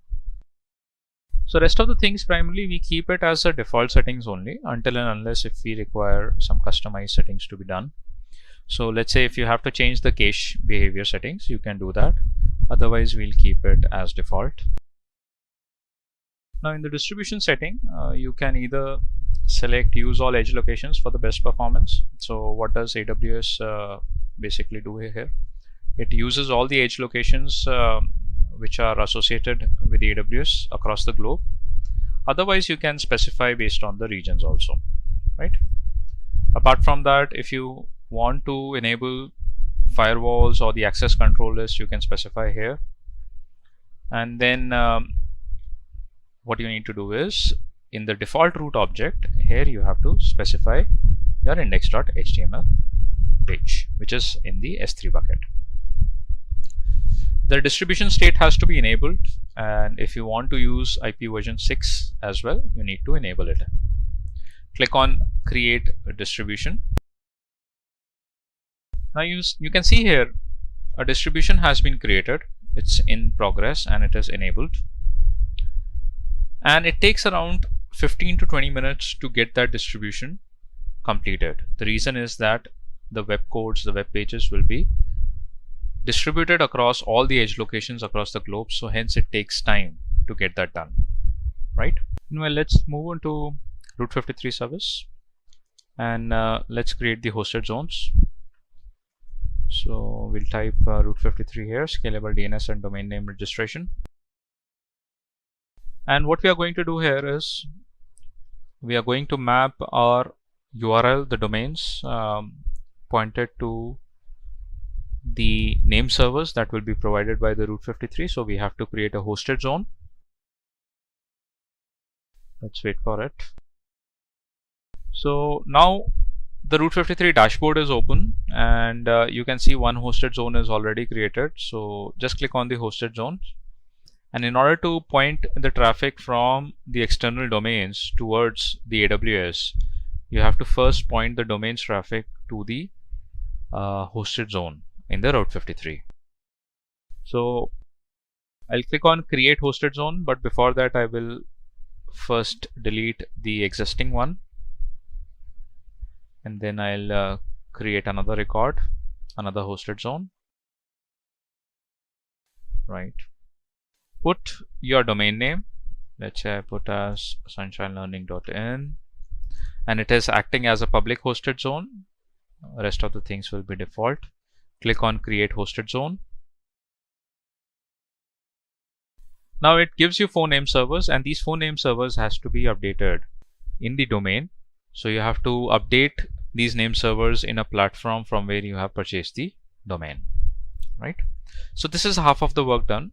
Then what you need to do is you have to go and create records. Now in the records you can select a routing policy. So right now what we are targeting basically that the traffic from the domain should be pointed directly towards the CloudFront distribution. Hence we are going with a simple routing right now. Click on next. Here you have to specify the record sets. So we are going to create the records. just click on default simple record, put here as World Wide Web, and you have to select an endpoint. So endpoint we are selecting for the CloudFront distribution. So we have to specify alias for the CloudFront distribution.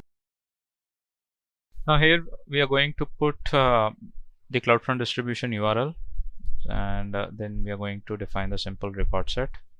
So what we need is we need a CloudFront distribution URL, which you can find it from the CloudFront service itself, and you can find the domain name here itself. You just have to copy that and then paste it here in the distribution, and then just click on define simple records. Again, click on create records, and here you can see the record set has been updated. Now this domain is basically pointed towards these name servers, which are further pointed towards the CloudFront distribution. Right now, the only thing which is left is that within the domain, from wherever you have purchased the domain, you should update these 4 name servers, and then you can see the live traffic coming on this domain will have an output from the CloudFront distribution.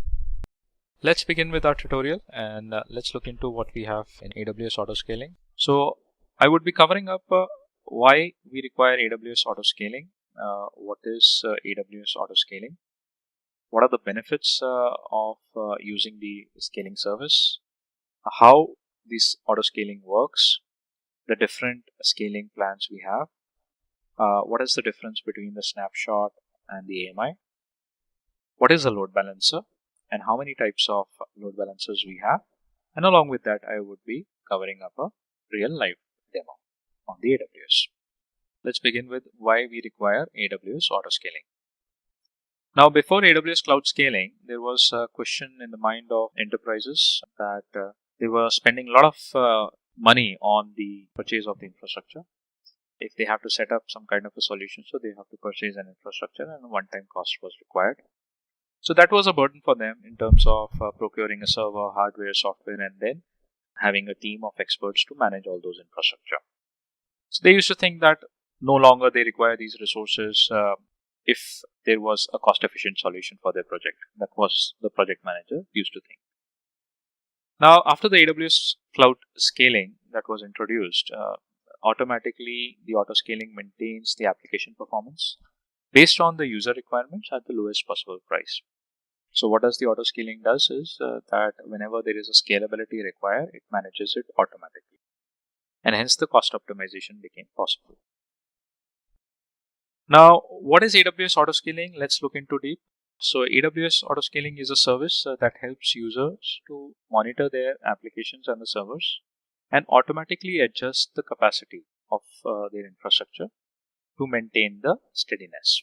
So they can increase the capacity, they can even decrease the capacity also for the cost optimization. And also predictable performance at the lowest possible cost. Now, what are the benefits of AutoScaling? It gave the better fault tolerance applications. You can get the servers created and you can have a clone copy of the servers so that you don't have to deploy the applications again and again. Better cost management because the scalability is decided by the AWS automatically based on some threshold parameters. It was a reliable service, and whenever the scaling is created or initiated, you can get the notifications onto your mail IDs or to your cell phones. Scalability, as I mentioned, is always there in the AutoScaling. It can scale up, it can scale down as well.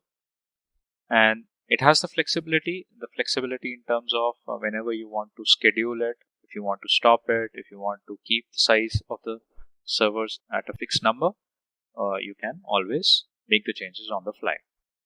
And the better availability. Now, with the use of the AutoScaling, we come around with the terminology called snapshot and the AMI. Let's look into the difference between the snapshots and the AMI. Snapshots versus AMI. So in a company, there was one of the employee that was facing an issue with launching the virtual machines. So he asked his colleague a question. Is it possible to launch multiple virtual machines with a minimum amount of time? Because it takes a lot of time in terms of creating the virtual machines. The other colleague said that yes, it is possible to launch multiple EC2 instances, and that can be done at a lesser time and with the same configuration. And this can be done either you use a snapshot or the AMI on the AWS.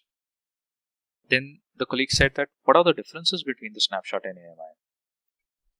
Let's look into the difference now. The snapshots basically kind of a backup of a single EBS volume, which is just like a virtual hard drive that is attached to the EC2 instance.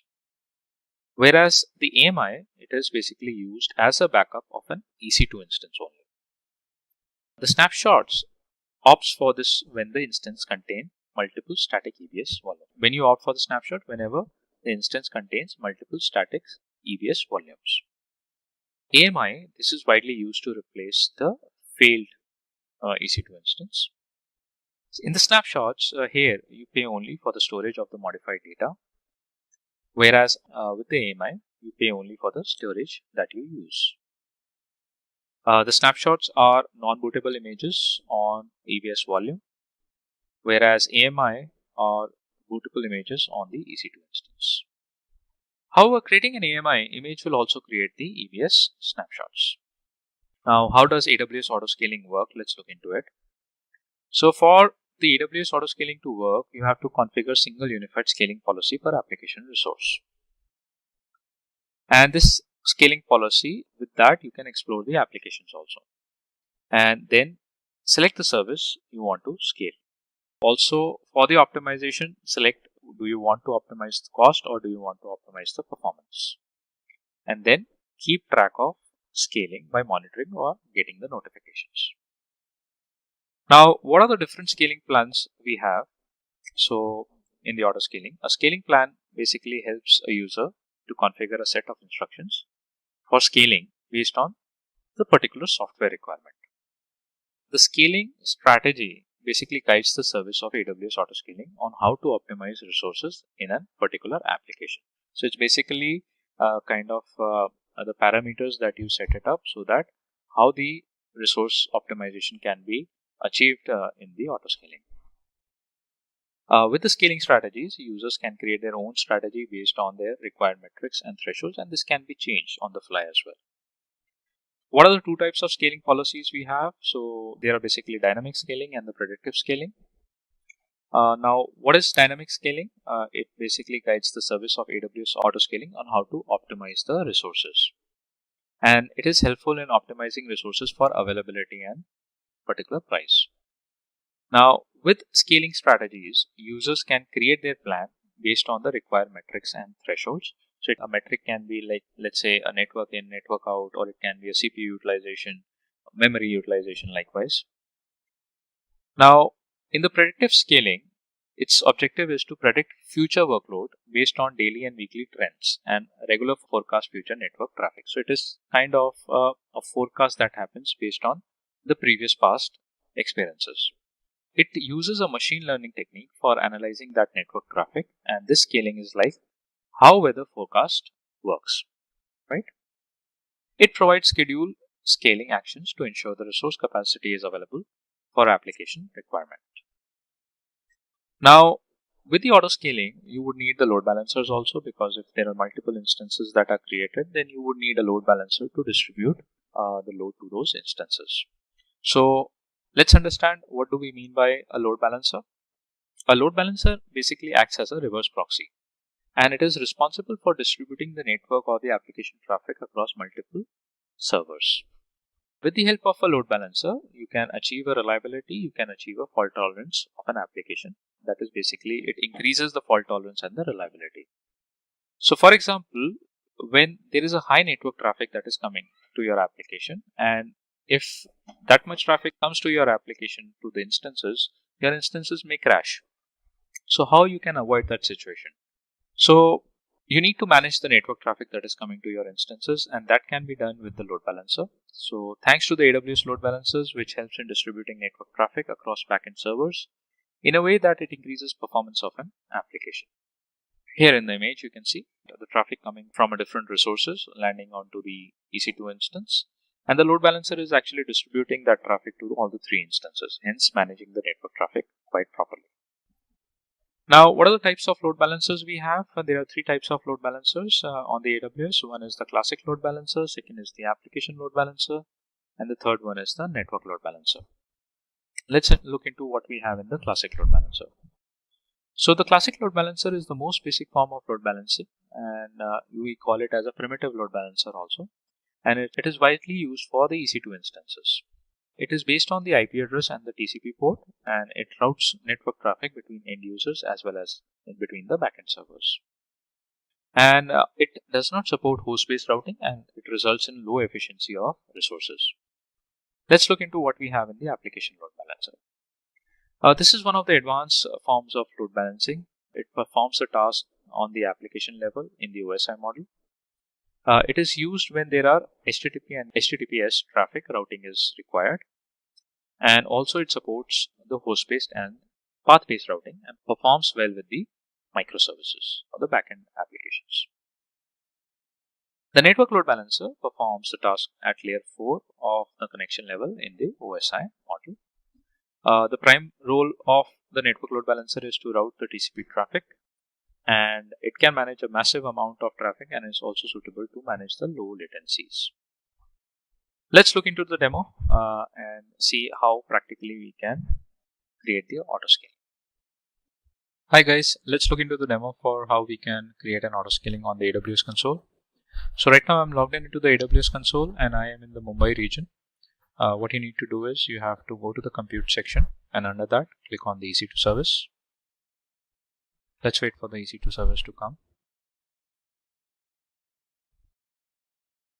Now just scroll down, and under the load balancing there is an option called autoscaling.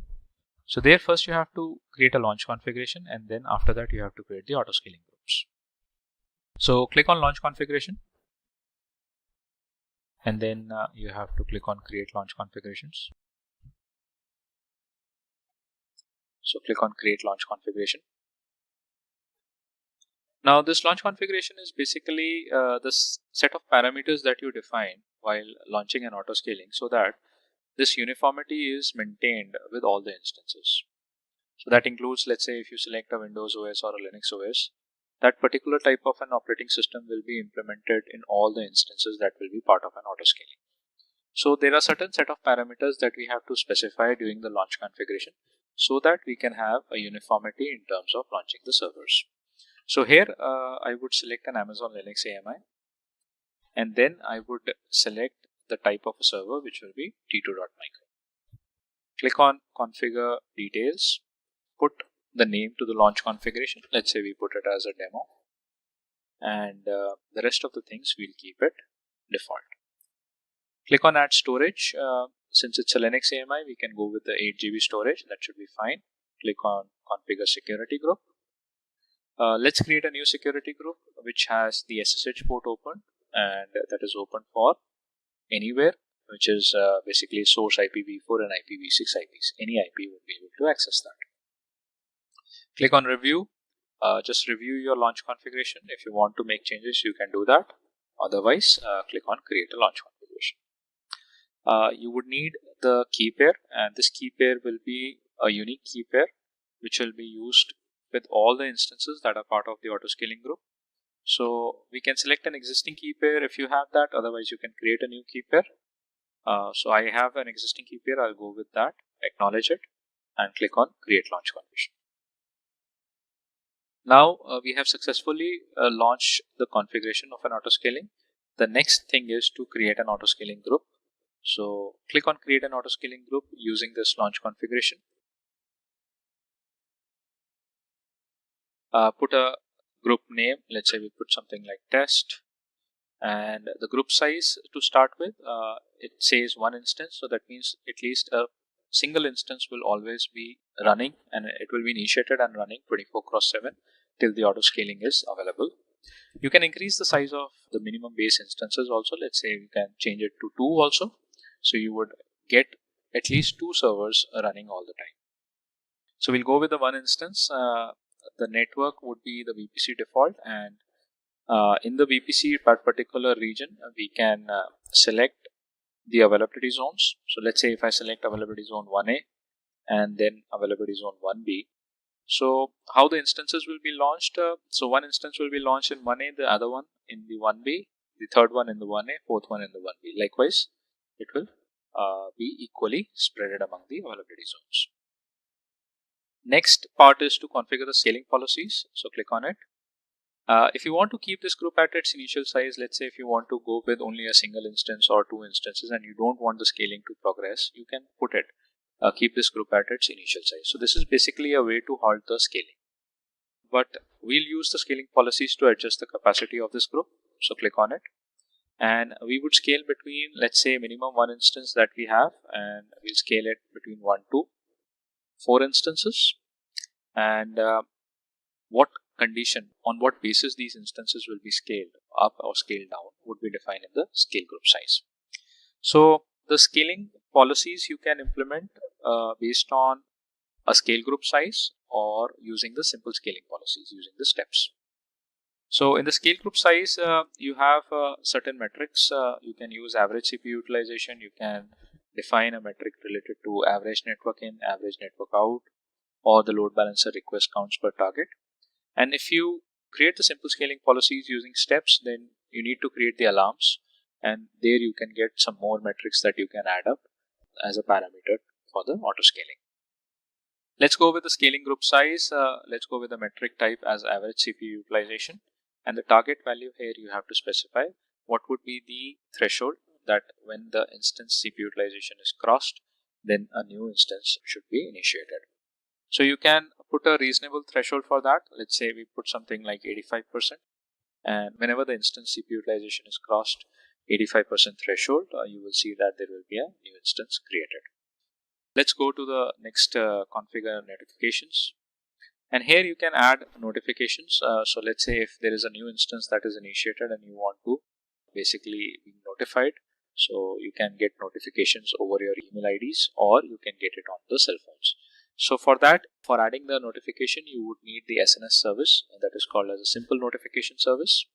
And you have to create a topic there. You have to subscribe for the topic using your email ID, and then you should get the notifications.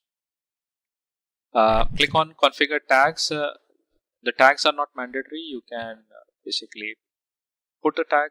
Let's say if you want to identify the instance or purpose it was created. Otherwise, you can leave it blank also. Click on review and review your scaling policies, notification, tags, as well as the scaling group details. Click on create auto scaling group, and here you go. Your scaling has been launched. Click on close, and you should get at least a single instance initiated automatically by the auto scaling. So let's wait for the details to appear. So here you can see our launch configuration name, demo, auto scaling group name, test, minimum instance we want 1, the maximum instances we want 4. We have selected 2 availability zones, AP South 1A, AP South 1B, and the instance 1 has been initiated. And if you want to verify where exactly this instance has been initiated, just click on the instances here, and here you will see that our single instance has been initiated, that is in service, and that has been initiated in AP South 1B. Now once the threshold of this instance crosses 85%, that is what we have defined in the scaling policies, then you should see that another instance will be initiated. So likewise, this is basically I have created steps to initiate a scaling policy, that means to increase the number of servers whenever the threshold crosses. Likewise, here itself you can add another policy to scale down the resources in case if the CPU utilization goes to a normal value. So let's begin with Amazon Redshift, and let's see what we have for today's session. So what's in it for you today? We'll see what is AWS, why we require Amazon Redshift, what do we mean by Amazon Redshift, the advantages of Amazon Redshift, the architecture of Amazon Redshift, some of the additional concepts associated with the Redshift, and the companies that are using the Amazon Redshift. And finally, we'll cover up one demo which will show you the practical example that how you can actually use the Redshift service. Now, what is AWS? As we know that AWS stands for Amazon Web Service. It's one of the largest cloud providers in the market, and it's basically a secure cloud service platform provided from the Amazon. Also, on the AWS, you can create and deploy the applications using the AWS service. Along with that, you can access the services provided by the AWS over the public network, that is, over the internet. They are accessible. Plus, you pay only whatever the service you use for. Now, let's understand why we require Amazon Redshift. So earlier, before Amazon Redshift, what used to happen that the people used to, or the developers used to fetch the data from the data warehouse. So data warehouse is basically a terminology which is basically represents the collection of the data. So a repository where the data is stored is generally called as a data warehouse. Now, fetching data from the data warehouse was a complicated task because might be a possibility that the developer is located at a different geography and the data warehouse is at a different location, and probably there is not that much network connectivity or some networking challenges, internet connectivity challenges, security challenges might be, and a lot of maintenance was required to manage the data warehouses.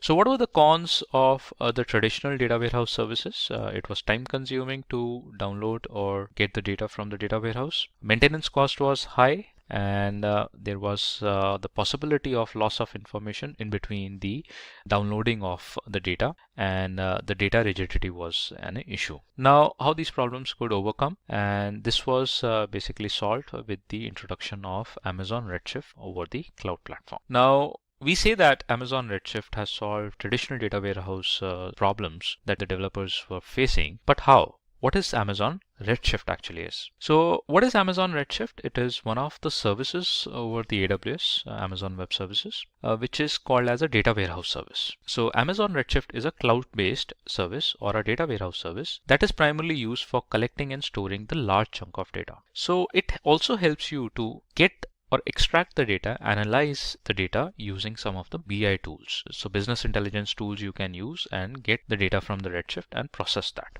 And hence it simplifies the process of handling the large scale data sets. So this is the symbol for the Amazon Redshift over the AWS. Now let's discuss about one of the use case. So DNA is basically a telecommunication company, and they were facing an issue with managing their website and also the Amazon S3 data, which led down to slow process of their applications. Now, how could they overcome this problem? Let's see that. So they overcome this issue by using the Amazon Redshift, and all the company noticed that there was a 52% increase in the application performance. Now, did you know that Amazon Redshift is basically cost less to operate than any other cloud data warehouse service available on the cloud computing platforms? And also the performance of an Amazon Redshift is the fastest data warehouse, we can say that is available as of now. So in both cases, one is that it saves the cost as compared to the traditional data warehouses, and also the performance of this Redshift service or a data warehouse service, the fastest available on the cloud platforms. And more than 15,000 customers presently they are using the Amazon Redshift service.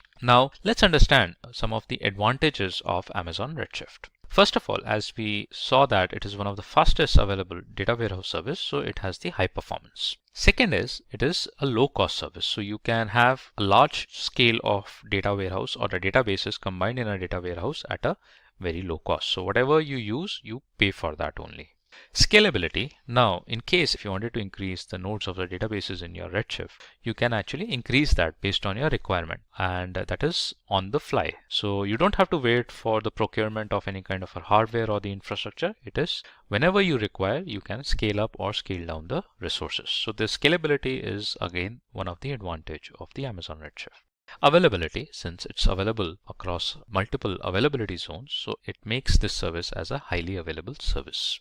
Security. So whenever you access Redshift, you create a clusters in the Redshift, and the clusters are created you can define a specific virtual private cloud for your cluster, and you can create your own security groups and attach it to your cluster. So you can design the security parameters based on your requirement, and you can get your data warehouse or the data items in a secured place. Flexibility, and you can remove the clusters, you can create another clusters. If you are deleting a cluster, you can take a snapshot of it and you can move those snapshots to different regions. So that much flexibility is available on the AWS for the service. And the other advantage is that it is basically a very simple way to do a database migration. So if you're planning that you wanted to migrate your databases from the traditional data center over the cloud on the Redshift, it is basically very simple to do a database migration. You can have some of the inbuilt tools available on the AWS. You can connect them with your traditional data center and get that data migrated directly to the Redshift. Now let's understand the architecture of the Amazon Redshift. So architecture of an Amazon Redshift is basically it combines of a cluster, and that we call it as a data warehouse cluster.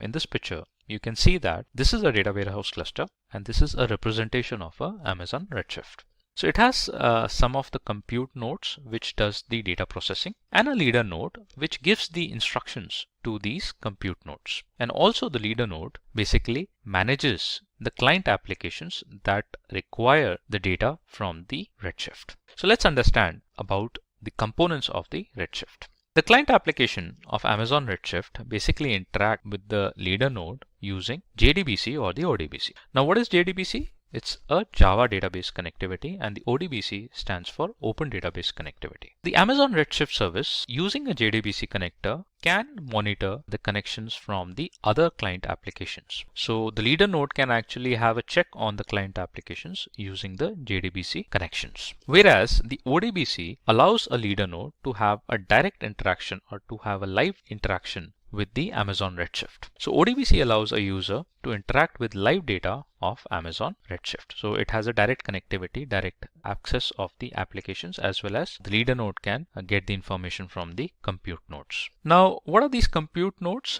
These are basically kind of a databases which does the processing. So Amazon Redshift has a set of computing resources which we call it as a nodes, and the nodes, when they are combined together, they are called it as a clusters. Now a cluster, a set of computing resources which are called as nodes, and this gathers into a group which we call it as a data warehouse cluster. So you can have a compute node starting from 1 to n number of nodes, and that's why we call that the Redshift is a scalable service, because we can scale up the compute nodes whenever we require. Now the data warehouse cluster, or each cluster, has one or more databases in the form of a nodes. Now what is a leader node? This node basically manages the interaction between the client application and the compute node. So it acts as a bridge between the client application and the compute nodes. Also, it analyzes and develops designs in order to carry out any kind of a database operations. So leader node basically sends out the instructions to the compute nodes, basically perform or execute that instruction and give that output to the leader node.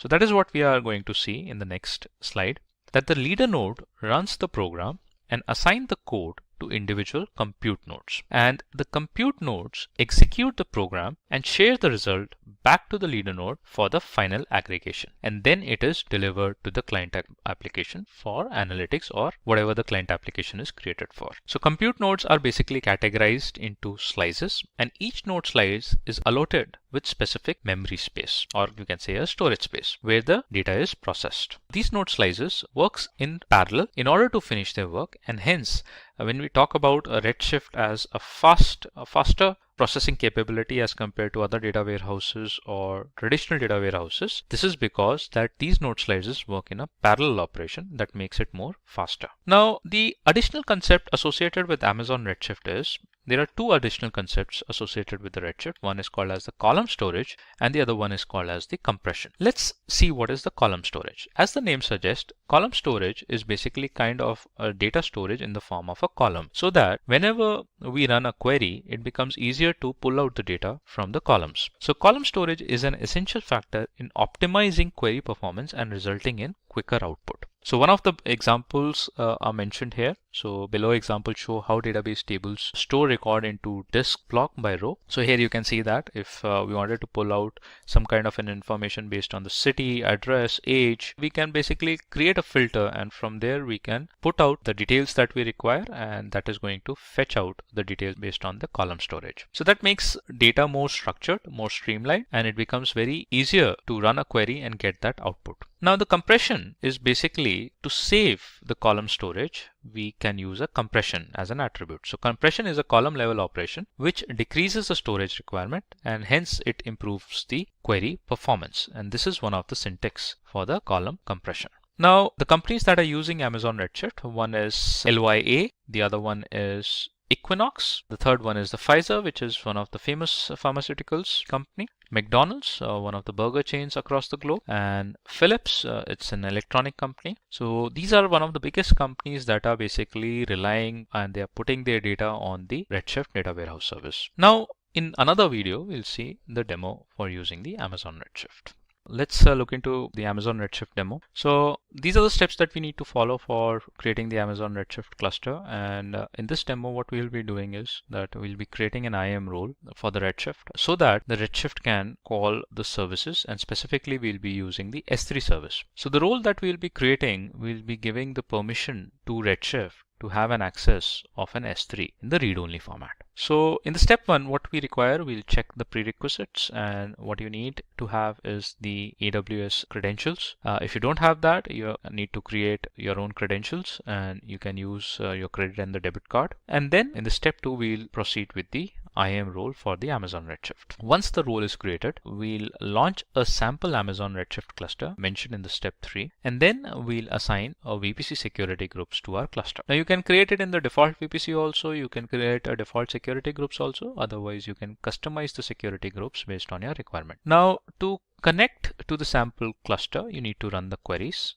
and you can connect to your cluster and run queries on the AWS Management Console query editor, which you will find it in the Redshift only. Or if you use the query editor, you don't have to download and set up a SQL client application separately. And in the step 6, what you can do is you can copy the data from the S3 and upload that in the Redshift, because the Redshift would have an access, a read-only access for the S3, as that will be created in the IAM role. So let's see how we can actually use the Redshift on the AWS. So I am already logged in into my account. I am in North Virginia region. I'll search for Redshift service, and here I find Amazon Redshift. So just click on it. Let's wait for the Redshift to come.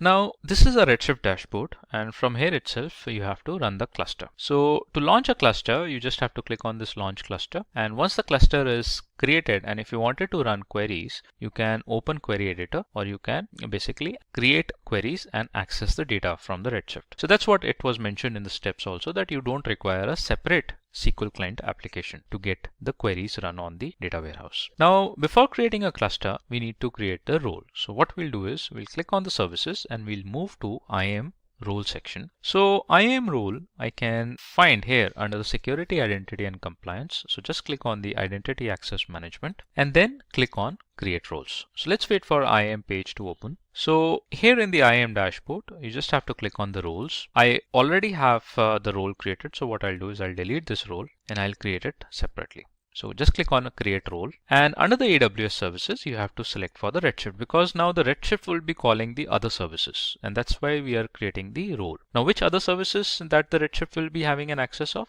S3.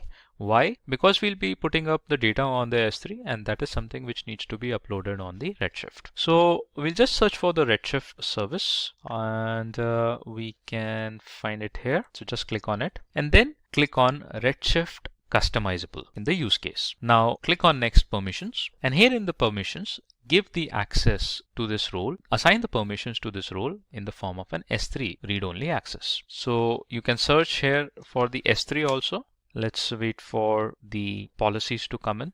Here it is. Let's type S3. And here we can find Amazon S3 read-only access. So just click on it and assign the permissions to this role. Tags, you can leave them blank. Click on next review. Put a name to your role. Let's put my Redshift role and click on a create role. Now you can see that your role has been created. Now the next step is that we'll move to Redshift service and we'll create one cluster. So click on the services. Click on Amazon Redshift. You can find that in the history section since we browsed it just now. And from here, we are going to create a sample cluster. Now to launch a cluster, you just have to click on launch this cluster. Whatever the uncompressed data size you want in the form of a gigabyte, terabyte or petabyte, you can select that. And let's say if you select in the form of GB, how much GB memory you want, you can define it here itself. This also gives you the information about the costing. On demand is basically pay as you use. So they are going to charge you $0.5 per hour for using the 2 node slices. So let's click on launch this cluster, and this will be a DC2.large kind of an instance that will be given to you. It would be in the form of a solid state drive, SSDs, which is one of the fastest way of storing the information. And the nodes 2 are mentioned by default.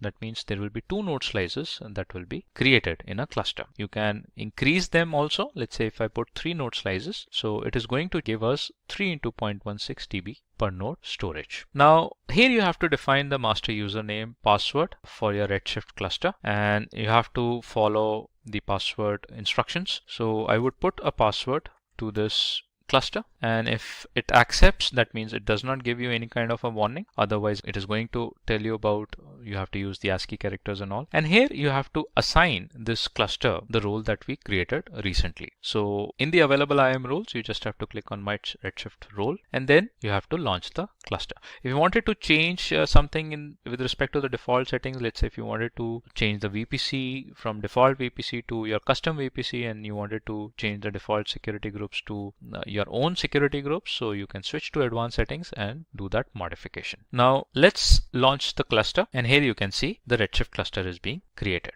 Now if you wanted to run queries on this Redshift cluster, so you don't require a separate SQL client, you just have to follow the simple steps to run a query editor, and the query editor you will find it on the dashboard. So let's click on the cluster, and here you would see that the Redshift cluster would be created with the 3 nodes in the US East 1B availability zone. So we have created the Redshift cluster in the Ohio region, and now what we'll do is we'll see how we can create the tables inside the Redshift, and we'll see how we can use the copy command so that we can directly move the data uploaded on the S3 bucket to the Redshift database tables. And then we'll query the results of a table as well. So how we can do that? First of all, after creating the Redshift cluster, we have to install SQL Workbench /J. This is not MySQL, which is managed by Oracle, and you can find this on the Google. You can download it from there. And then you have to connect this client with the Redshift database. How you can do? Click on File, click on Connect Window, and after connecting a window, you have to paste the URL, which is a JDBC driver. This driver link, you can find it onto the AWS console. So if you open up a Redshift cluster, there you would find the JDBC driver link. Let's wait for it. So this is our cluster created. Let's open it, and here you can find this JDBC URL. And also make sure that in the security groups of a Redshift, you have the port 5439 open for the traffic, incoming traffic. You also need to have the Amazon Redshift driver, and this is the link where you can download the driver and specify the path. Once you are done with that, you provide the username and the password that you created while creating the Redshift cluster. Click on OK. So this connects with the database, and now the database connection is almost completed. Now what we will be doing in the SQL Workbench, we'll be first creating the sales table, and then in the sales table, we'll be adding up the entries copied from the S3 bucket, and then move it to the Redshift database. And after that, we'll query the results in the sales table. Now, whatever the values you are creating in the table, the same values needs to be in the data file.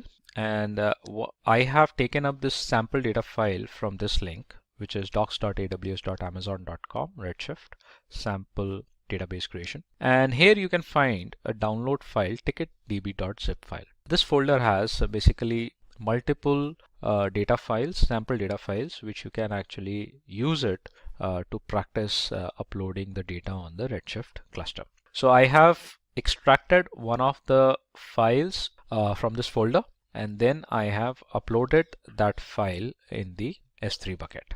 Now we'll move into the S3 bucket. Let's look for the file that has been uploaded on the S3 bucket.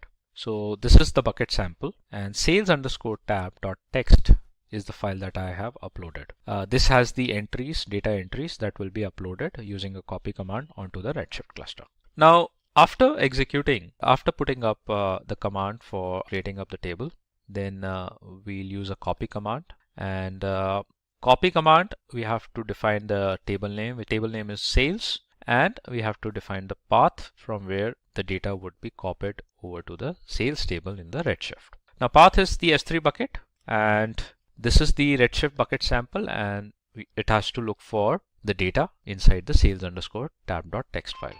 Also, we have to define the role ARN that was created previously. And once it is done, then the third step is to query the results inside the sales table to check whether our data has been uploaded correctly on the table or not. Now what we'll do is we'll execute all these three syntax. It gives us the error because we have to connect it again to the database. Let's wait for it. Execute it. It again gives us the error. Let's look into the name of the bucket. It's Redshift bucket sample. So we have two T's mentioned here. Right. Let's connect with the database again and now execute it. So table sales created, and we got the error. The specified bucket does not exist. Redshift bucket sample. Let's view the bucket name, Redshift bucket sample. Let's copy that, put it here, connect to the window, connect back to the database. Right, and now execute it. So table sales created. The data in the table has been copied from the S3 bucket to sales_tab.txt to the Redshift, and then the query of the results. The results from the table has been queried. In this section, you'll learn what Elastic Load Balancing is. Elastic Load Balancing automatically distributes incoming application traffic across multiple Amazon EC2 instances. It enables you to achieve increased levels of fault tolerance for your applications by seamlessly providing the required amount of load balancing capacity needed to distribute the application traffic.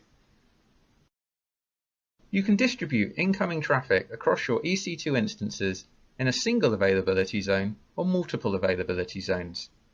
Elastic Load Balancing automatically scales its request handling capacity in response to incoming traffic.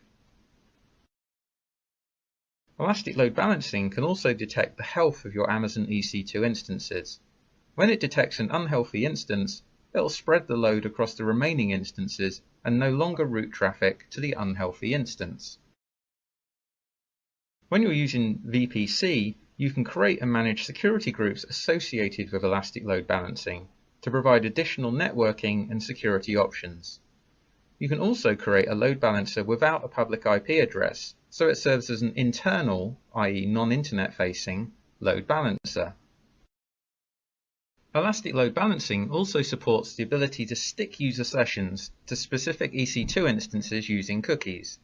And if you remember from lesson 2 when we talked about session affinity, this is a version of that. In this demonstration, we're going to create a load balancer for our Simplilearn web servers.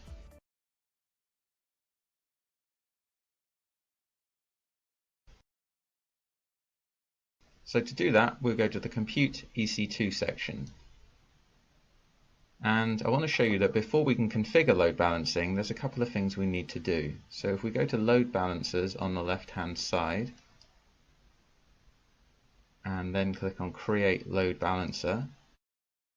So we want to create the load balancer inside Simplilearn VPC.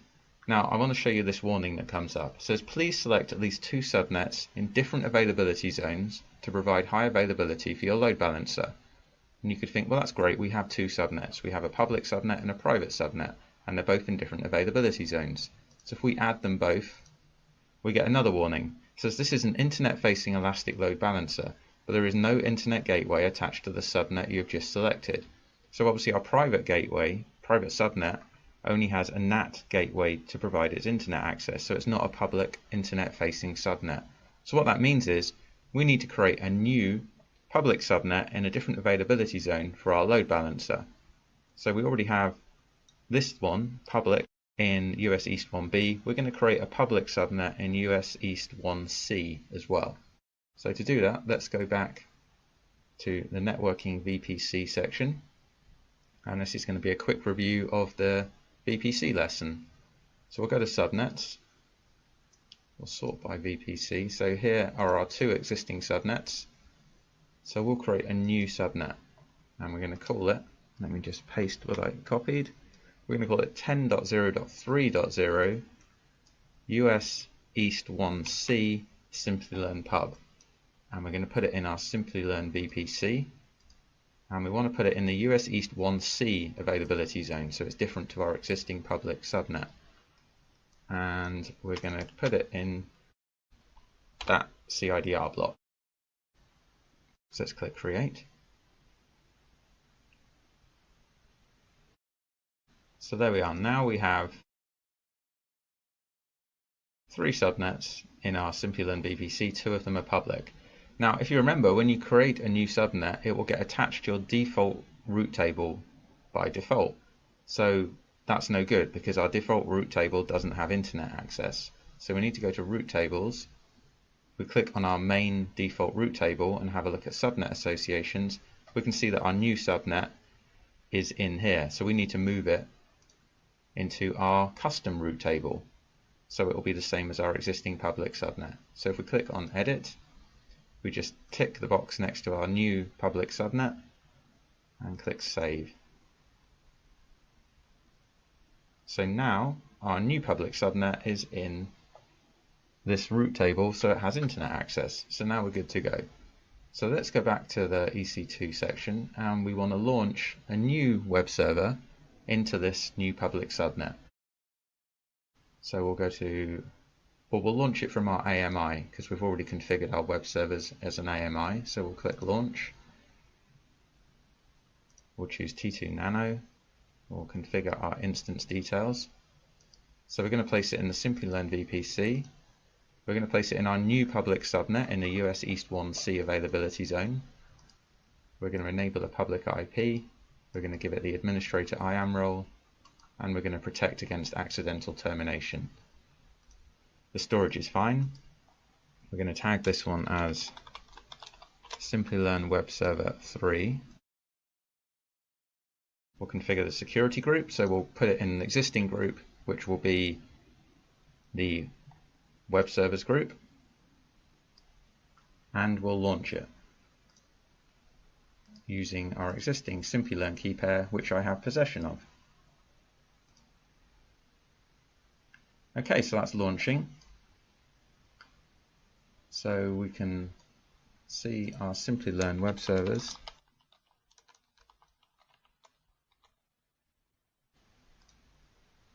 So there we are, we've got 3 of them. We've got 1, 2 which are already up and running, and number 3 which is coming online. So now we're ready to create our load balancing. So let's go to load balancers again and create load balancer. We want to put it in our VPC and we'll give it a name. So this is the kind of internal name. We can tag it differently later on because you can't put any underscores or hyphens in this section. So we'll call it Simplilearn LB, Simplilearn VPC.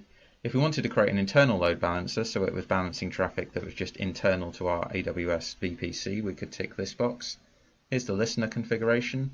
So what we can do here is we're saying that any HTTP traffic that comes in on port 80 to the load balancer is being pushed to port HTTP 80 on our instances. So what we could do is you could change this. You could have a different port for the load balancer and it maps it to your web servers. So you could protect your web servers, but we're just going to leave it as it is. Now we want to add the subnets, so we're going to add both of our public subnets, and that warning's now gone, so now we're good. We have 2 subnets in 2 availability zones. Next we assign security groups. So we could just use our existing web server security group because that has HTTP port 80 open. It also has HTTPS open and SSH. So it's probably good practice to create a new security group just for our load balancer. So we'll call it Simplilearn Load Balancer SG. And we're simply going to have HTTP port 80 open from anywhere and nothing else. And we should probably just give it a quick description so we know what it is. Security group for load balancing. Okay, so let's click Next, Configure Security Settings.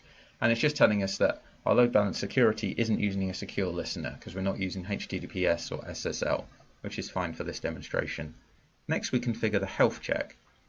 So this is the check that the load balancer is going to perform to see if our instances are healthy.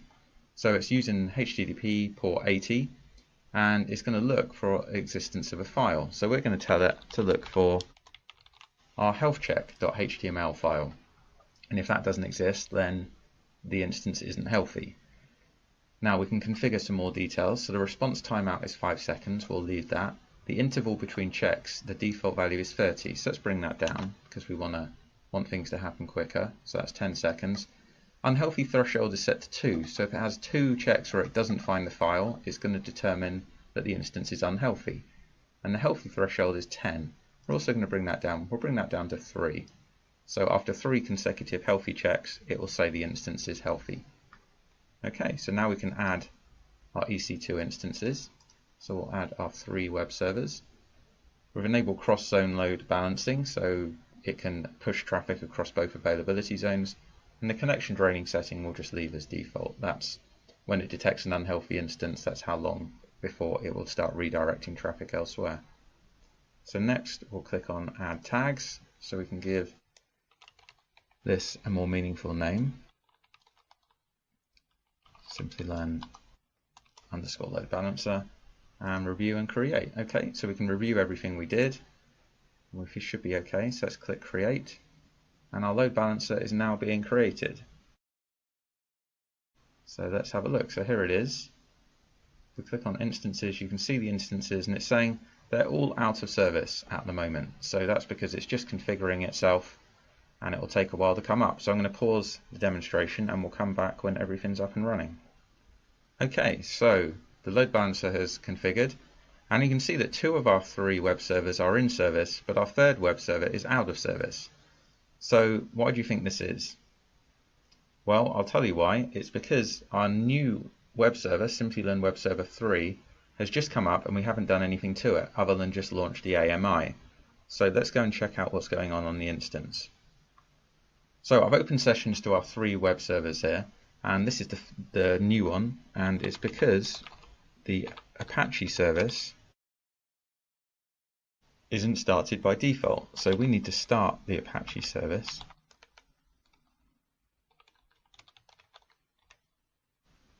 Okay, so we get that weird error, but it tells me it's okay. So if we now go back to the load balancer and we wait a few seconds, we should see the Simplilearn web server number 3 come online. There you are, so now we're online. So it was as simple as just starting the service. So that shows how load balancing works. Today, I'm joined by 2 giants of the cloud computing industry. They'll be going head to head with each other to decide who amongst them is better. It's going to be one hell of a fight. Now, let's meet our candidates. On my left, we have AWS, who's voiced by Apeksha. Hi guys. And on my right, we have Microsoft Azure, who's voiced by Anjali. Hey there. So today, we'll be deciding who's better on the basis of their origin and the features they provide, their performance in the present day, and comparing them on the basis of pricing, market share and options, free tier, and instance configuration. Now, let's listen to their opening statements. Let's start with AWS.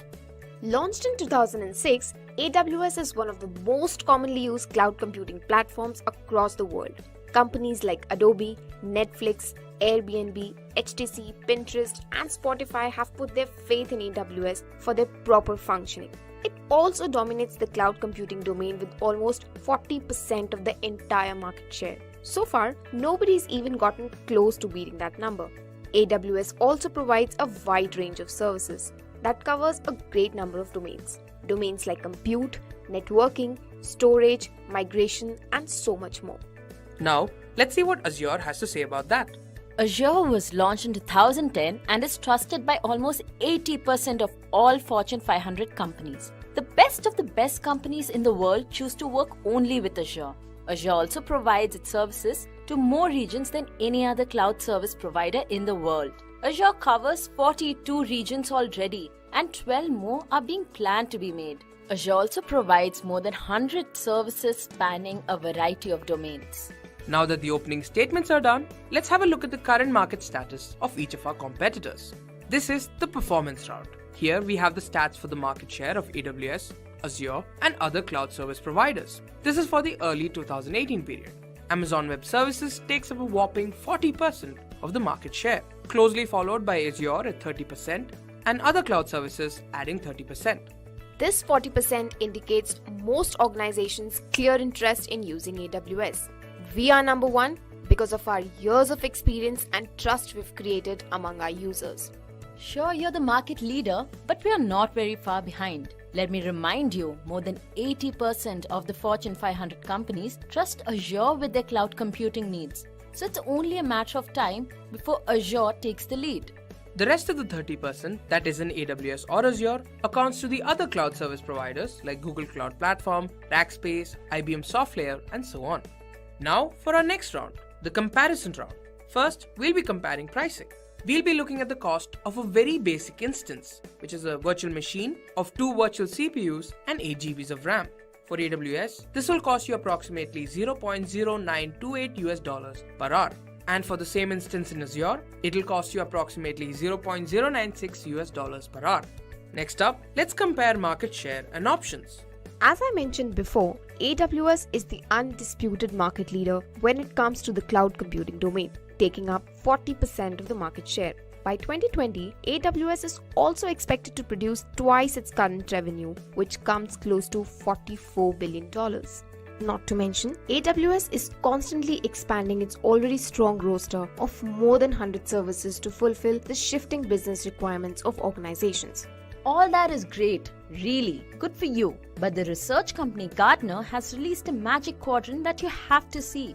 You see, the competition is now neck to neck between Azure and AWS. It's only a matter of time before Azure can increase from its 30% market share and surpass AWS.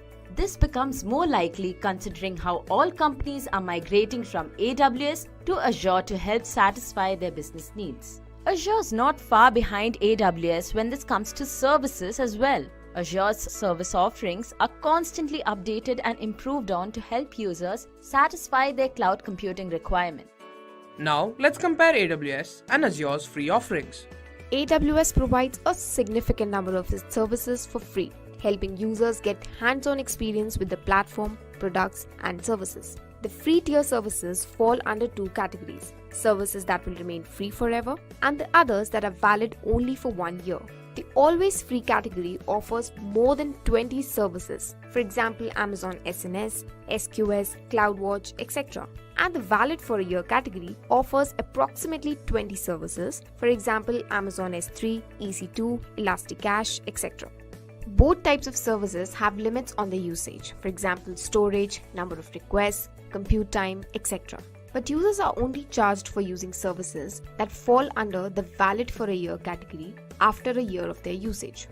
Azure provides a free tier as well. It also provides services that belong to the categories of free for a year and always free. There are about 25 plus always free services provided by Azure. These include App Service, Functions, Container Service, Active Directory, and lots more.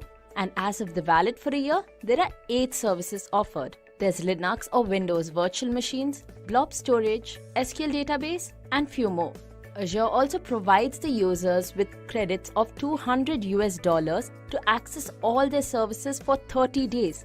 Now this is a unique feature that Azure provides, where its users can use their credits to utilize any service of a choice for the entire month. Now let's compare instance configuration. The largest instance that AWS offers is that of a whopping 256 GBs of RAM and 16 virtual CPUs. The largest that Azure offers isn't very far behind either, 224 GBs of RAM and 16 virtual CPUs. And now for the final round. Now each of our contestants will be shown facts and they have to give explanations for these facts. We call it the rapid fire round. First, we have features in which AWS is good and Azure is better. AWS does not cut down on the features it offers its users. However, it requires slightly more management on the user's part. Azure goes slightly deeper with the services that fall under certain categories like Platform as a Service and Infrastructure as a Service. Next, we have hybrid cloud, where AWS is good and Azure is better. Okay, although AWS did not emphasize on hybrid cloud earlier, they are focusing more on technology now. Azure has always emphasized on hybrid cloud and has features supporting it since the days of its inception. For developers, AWS is better and Azure is good. Of course it's better, because AWS supports integration with third-party applications. Well, Azure provides access to data centers that provide a scalable architecture. For pricing, both AWS and Azure are at the same level. It's good for AWS because it provides a competitive and constantly decreasing pricing model. And in the case of Azure, it provides offers that are constantly experimented upon to provide its users with the best experience. And that's it. Our contestants have finished giving their statements. Now, let's see who won. Surprisingly, nobody. Each cloud computing platform has its own pros and cons. Choosing the right one is based entirely on your organization's requirements. We're going to talk about the best cloud computing platform available, Amazon Web Services. Rahul, I think you said something wrong here. The best cloud computing platform is obviously Google Cloud Platform. No, it isn't. AWS has more than 100 services that span a variety of domains. Alright, but Google Cloud Platform has cheaper instances. What do you have to say about that? Well, I guess there's only one place we can actually discuss this. A boxing ring. So guys, I'm Apeksha and I will be Google Cloud Platform. And I'm Rahul, I'll be AWS. So welcome to Fight Night. This is AWS versus GCP. The winner will be chosen on the basis of their origin and the features they provide, their performance in the present day, and comparing them on the basis of pricing, market share and options, the things they give you for free, and instance configuration. Now first let's talk about AWS. AWS was launched in 2004 and is a cloud service platform that helps businesses grow and scale by providing them services in a number of different domains. These domains include compute, database, storage, migration, networking, and so on. A very important aspect about AWS is its years of experience. Now, AWS has been in the market a lot longer than any other cloud service platform, which means they know how businesses work and how they can contribute to the business growing. Also, AWS has over $5.1 billion of revenue in the last quarter. This is a clear indication of how much faith and trust people have in AWS. They occupy more than 40% of the market, which is a significant chunk of the cloud computing market. They have at least 100 services that are available at the moment, which means just about every issue that you have can be solved with an AWS service. Now that was great, but now can we talk about GCP? I hope you know that GCP was launched very recently in 2011 and it is already helping businesses significantly with a suite of intelligent, secure and flexible cloud computing services. It lets you build, deploy and scale applications, websites, services on the same infrastructure as Google. The intuitive user experience that GCP provides with dashboards, wizards is way better in all the aspects. GCP has just stepped in the market and it is already offering a modest number of services. And the number is rapidly increasing. And the cost for a CPU instance or regional storage that GCP provides is a whole lot cheaper. And you also get a multi-regional cloud storage. Now what do you have to say on that? I'm so glad you asked. Let's look at present day. In fact, let's look at the cloud market share of the fourth quarter of 2017. This will tell you once and for all that AWS is the leader when it comes to cloud computing. Amazon Web Services contributes 47% of the market share. Others like Rackspace or Verizon Cloud contribute 36%, Microsoft Azure contributes 10%, the Google Cloud Platform contributes 4%, and IBM Software contributes 3%. 47% of the market share is contributed by AWS. Do you need me to convince you any more? Wait. All that is fine, but we only started a few years back and have already grown so much in such a less span of time. Haven't you heard the latest news? Our revenue is already $1 billion per quarter. Wait for a few more years and the world shall see. And AWS makes $5.3 billion per quarter. It's going to take a good long time before you can even get close to us. Yes, we'll see. Now, let's compare a few things. For starters, let's compare pricing. For AWS, a compute instance of 2 CPUs and 8 GB RAM costs approximately $68 US. Now, a compute instance is a virtual machine in which you can specify what operating system, RAM, or storage you want to have. For cloud storage, it costs 2.3 cents per GB per month with AWS. You really want to do that? Because GCP wins this hands down. Let's take the same compute instance of 2 CPUs with 8 GB RAM. It will cost approximately $50 per month with GCP. And as per my calculations, that's a 25% annual cost reduction when compared to AWS. Talking about cloud storage costs, it is only 2 cents per GB per month with GCP. What else do you want me to say? let's talk about market share and options. Now, AWS is the current market leader when it comes to cloud computing. Now, as you remember, we contribute at least 47% of the entire market share. AWS also has at least 100 services available at the moment, which is a clear indication of how well AWS understands businesses and helps them grow. Yeah, that's true, but you should also know that GCP is steadily growing. We have over 60 services that are up and running, as you can see here, and a lot more to come. It's only a matter of time when we will have as many services as you do. Many companies have already started adopting GCP as their cloud service provider. Now, let's talk about things you get for free. With AWS, you get access to almost all the services for an entire year with usage limits. Now, these limits include an hourly or by-the-minute basis. For example, with Amazon EC2, you get 750 hours per month. You also have limits on the number of requests to services. For example, with AWS Lambda, requests per month. Now, after these limits are crossed, you get charged standard rates. With GCP, you get access to all cloud platform products like Firebase, the Google Maps API, and so on. You also get $300 in credit to spend over a 12-month period on all the cloud platform products. And interestingly, after the free trial ends, you won't be charged unless you manually upgrade to a paid account. Now, there is also the always free version for which you will need an upgraded billing account. Here, you get to use a small instance for free and 5 GB of cloud storage. Any usage above this always free usage limits will be automatically billed at standard rates.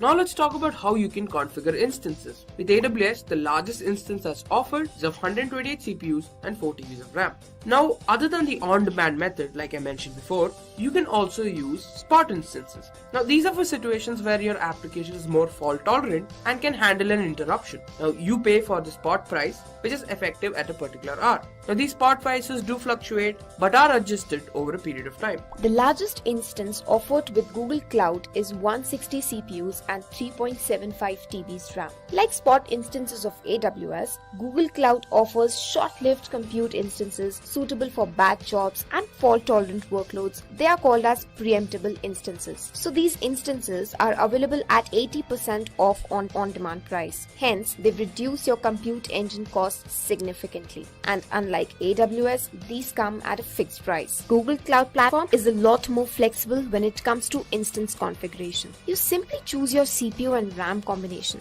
Of course, you can even create your own instance types this way. Before we wrap it up, let's compare on some other things as well.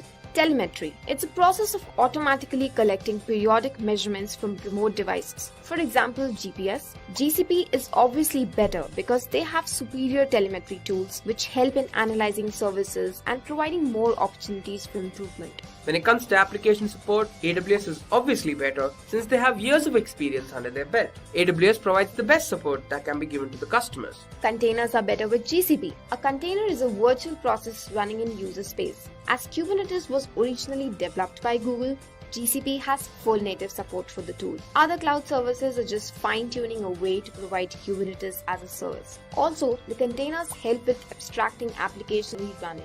The applications can be deployed easily regardless of their environment. When it comes to geographies, AWS is better since they have a head start of a few years. AWS in this span of time has been able to cover a larger market share and geographical locations. Now, it's time for the big decision. So, who's it going to be? Yeah, who is it going to be? GCP or AWS? I think I'm going to go for choosing the right cloud computing platform is a decision that's made on the basis of the user or the organization's requirement. On that note, I believe it's time for us to wrap this video up. We hope you guys enjoyed this video and learned something new. That AWS is better, right? No, that choosing a platform entirely depends on you and your organization's requirement. AWS, Azure and GCP are three of the world's largest cloud service providers. But how are they different from each other? Let's find out. Hey guys, I'm Rahul and I'll be representing Amazon Web Services. I'm Chinmayi and I'll be representing Microsoft Azure. And I'm Shruti and I'll be representing Google Cloud Platform. Talking about market share, Amazon Web Services leads with around 32% of the worldwide public cloud share. Azure owns up to 16% of the worldwide market share. And GCP owns around 9% of the world's market share. Let's talk about each of these service providers in detail. AWS provides services that enable users to create and deploy applications over the cloud. These services are accessible via the internet. AWS, being the oldest of the lot, was launched in the year 2006. Azure, launched in 2010, is a computing platform that offers a wide range of services to build, manage, and deploy applications on the network using tools and frameworks.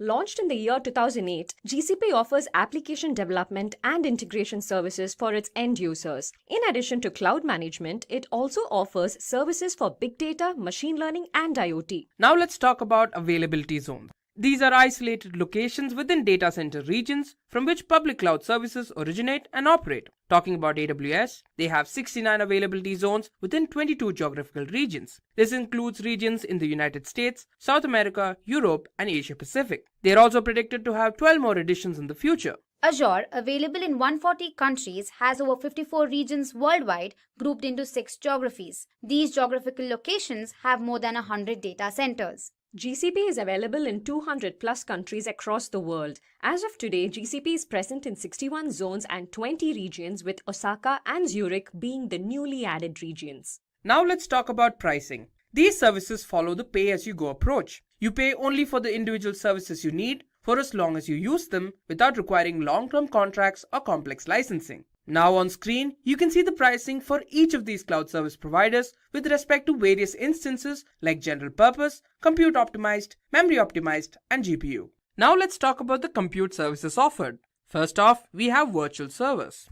For AWS, we have EC2. It is a web service which eliminates the need to invest in hardware so that you can develop and deploy applications in a faster manner. It provides virtual machines in which you can run your applications. Azure's virtual machines is one of the several types of computing resources that Azure offers. Azure gives the user the flexibility to deploy and manage a virtual environment inside a virtual network. GCP's VM service enables users to build, deploy, and manage virtual machines to run workloads on the cloud. Now let's talk about the pricing of each of these services. AWS EC2 is free to try. It is packaged as part of AWS's free tier that lasts for 12 months and provides 750 hours per month of both Linux and Windows virtual machines. Azure Virtual Machine Service is a part of the free tier that offers this service for about 750 hours per month for a year. The user gets access to Windows and Linux virtual machines. GCP's VM service is a part of a free tier that includes micro-instance per month for up to 12 months. Now let's talk about Platform as a Service or PaaS services. For AWS, Elastic Beanstalk is an easy-to-use service for deploying and scaling web applications and services developed with Java, .NET, Node.js, Python, and much more. It is used for maintaining capacity, provisioning, load balancing, auto-scaling, and application health monitoring. The PaaS backbone utilizes virtualization techniques where the virtual machine is independent of the actual hardware that hosts it. Hence, the user can write application code without worrying about the underlying hardware. Google App Engine is a cloud computing platform as a service which is used by developers for hosting and building apps in Google data centers. The App Engine requires the apps to be written in Java or Python and store data in Google Bigtable and use the Google query language for this. Next, let's talk about virtual private server services. AWS provides Lifecycle. It provides everything you need to build an application or a website along with the cost-effective monthly plan and minimum number of configurations. In simple words, VM image is a more comprehensive image for Microsoft Azure virtual machines. It helps the user create many identical virtual machines in a matter of minutes. Unfortunately, GCP does not offer any similar service. Next up, we have serverless computing services. AWS has Lambda.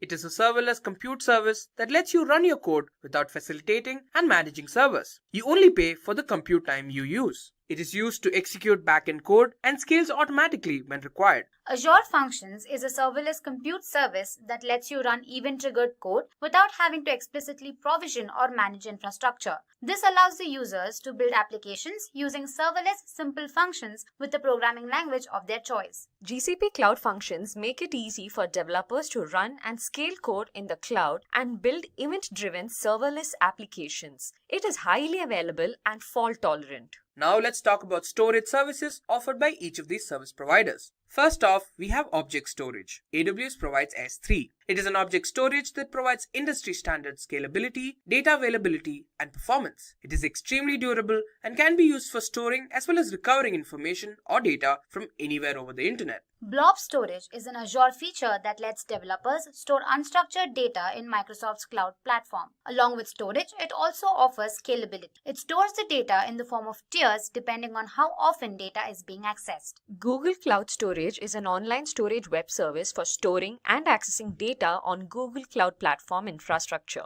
Unlike the Google Drive, Google Cloud Storage is more suitable for enterprises. It also stores objects that are organized into buckets. Amazon provides EBS or Elastic Block Store. It provides high-performance block storage and is used along with EC2 instances for workloads that are transaction or throughput intensive. Azure Managed Disk is a virtual hard disk. You can think of it like a physical disk in an on-premises server but virtualized. These managed disks allow the users to create up to 10,000 VM disks in a single subscription. Persistent storage is a data storage device that retains data after power to the device is shut off. Google Persistent Disk is durable and high-performance block storage for GCP. Persistent Disk provides storage which can be attached to instances running in either Google Compute Engine or Kubernetes Engine. Next up, we have disaster recovery services. AWS provides a cloud-based recovery service that ensures that your IT infrastructure and data are recovered while minimizing the amount of downtime that could be experienced. Site recovery helps ensure business continuity by keeping business apps and workloads running during outages. It allows recovery by orchestrating and automating the replication process of Azure virtual machines between regions. Unfortunately, GCP has no disaster recovery service. Next, let's talk about database services. First off, for AWS, we have RDS or Relational Database Service. It is a web service that's cost-effective and automates administration tasks. Basically, it simplifies the setup, operation, and scaling of a relational database. Microsoft Azure SQL Database is a software-as-a-service platform that includes built-in intelligence that learns app patterns and adapts to maximize performance, reliability, and data protection. It also eases the migration of SQL Server databases without changing the user's applications. Cloud SQL is a fully managed database service which is easy to set up, maintain, and administer relational PostgreSQL, MySQL, and SQL Server databases in the cloud. Hosted on GCP, Cloud SQL provides a database infrastructure for applications running anywhere. Next, we have NoSQL database services. AWS provides DynamoDB, which is a managed, durable database that provides security, backup and restore, and in-memory caching for applications. It is well known for its low latency and scalable performance. Azure Cosmos DB is Microsoft's globally distributed multi-model database service. It natively supports NoSQL created for low latency and scalable applications. GCP Cloud Data Store is a NoSQL database service offered by Google on the GCP. It handles replication and scales automatically to your application's load. With Cloud Data Store's interface, data can easily be accessed by any deployment target. Now let's talk about the key cloud tools for each of these service providers. For AWS, in networking and content delivery, we have AWS Route 53 and AWS CloudFront. For management, we have AWS CloudWatch and AWS CloudFormation. For development, we have AWS CodeStart and AWS CodeBuild. For security, we have IAM and Key Management Service. For Microsoft Azure, networking and content delivery, we have Content Delivery Network and ExpressRoute. For management tools, we have Azure Advisor and Network Watcher. For development tools, for management, we have Azure Advisor and Network Watcher. For development, we have Visual Studio IDE and Azure Blob Studio. For security, we have Azure Security Center and Azure Active Directory. For GCP, we have the following tools. For networking and content delivery, we have Cloud CDN and Cloud DNS. For management, we have Stack Driver and GCP Monitoring. For development, we have Cloud Build and Cloud SDK.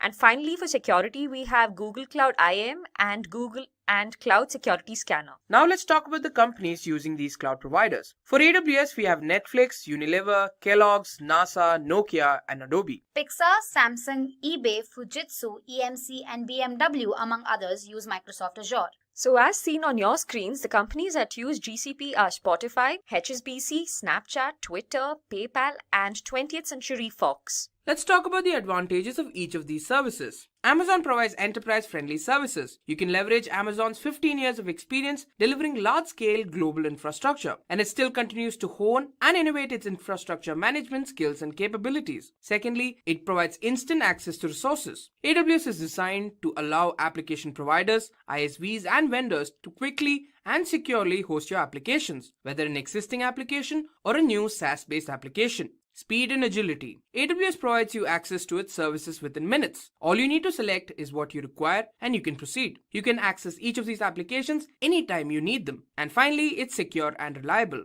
Amazon enables you to innovate and scale your application in a secure environment. It secures and hardens your infrastructure. More importantly, it provides security at a cheaper cost than on-premise environments. Now talking about some of the advantages of Azure. Microsoft Azure offers better development operations. It also provides strong security profile. Azure has a strong focus on security, following the standard security model of detect, assess, diagnose, stabilize, and close. Azure also provides a cost-effective solution. The cloud environment allows businesses to launch both customer applications and internal apps in the cloud, which saves on IT infrastructure costs. Hence, it's OpEx friendly. Let's now look at the advantages of GCP. Google bills in minute-level increments, so you only pay for the compute time you use. They also provide discounted prices for long-running workloads. For example, you use the VM for a month and get a discount. GCP also provides live migration of virtual machines. Live migration is the process of moving a running VM from one physical server to another without disrupting its availability to the users. This is a very important differentiator for Google Cloud compared to other cloud providers. GCP provides automatic scalability. This allows a site's container scale to as many CPUs as needed.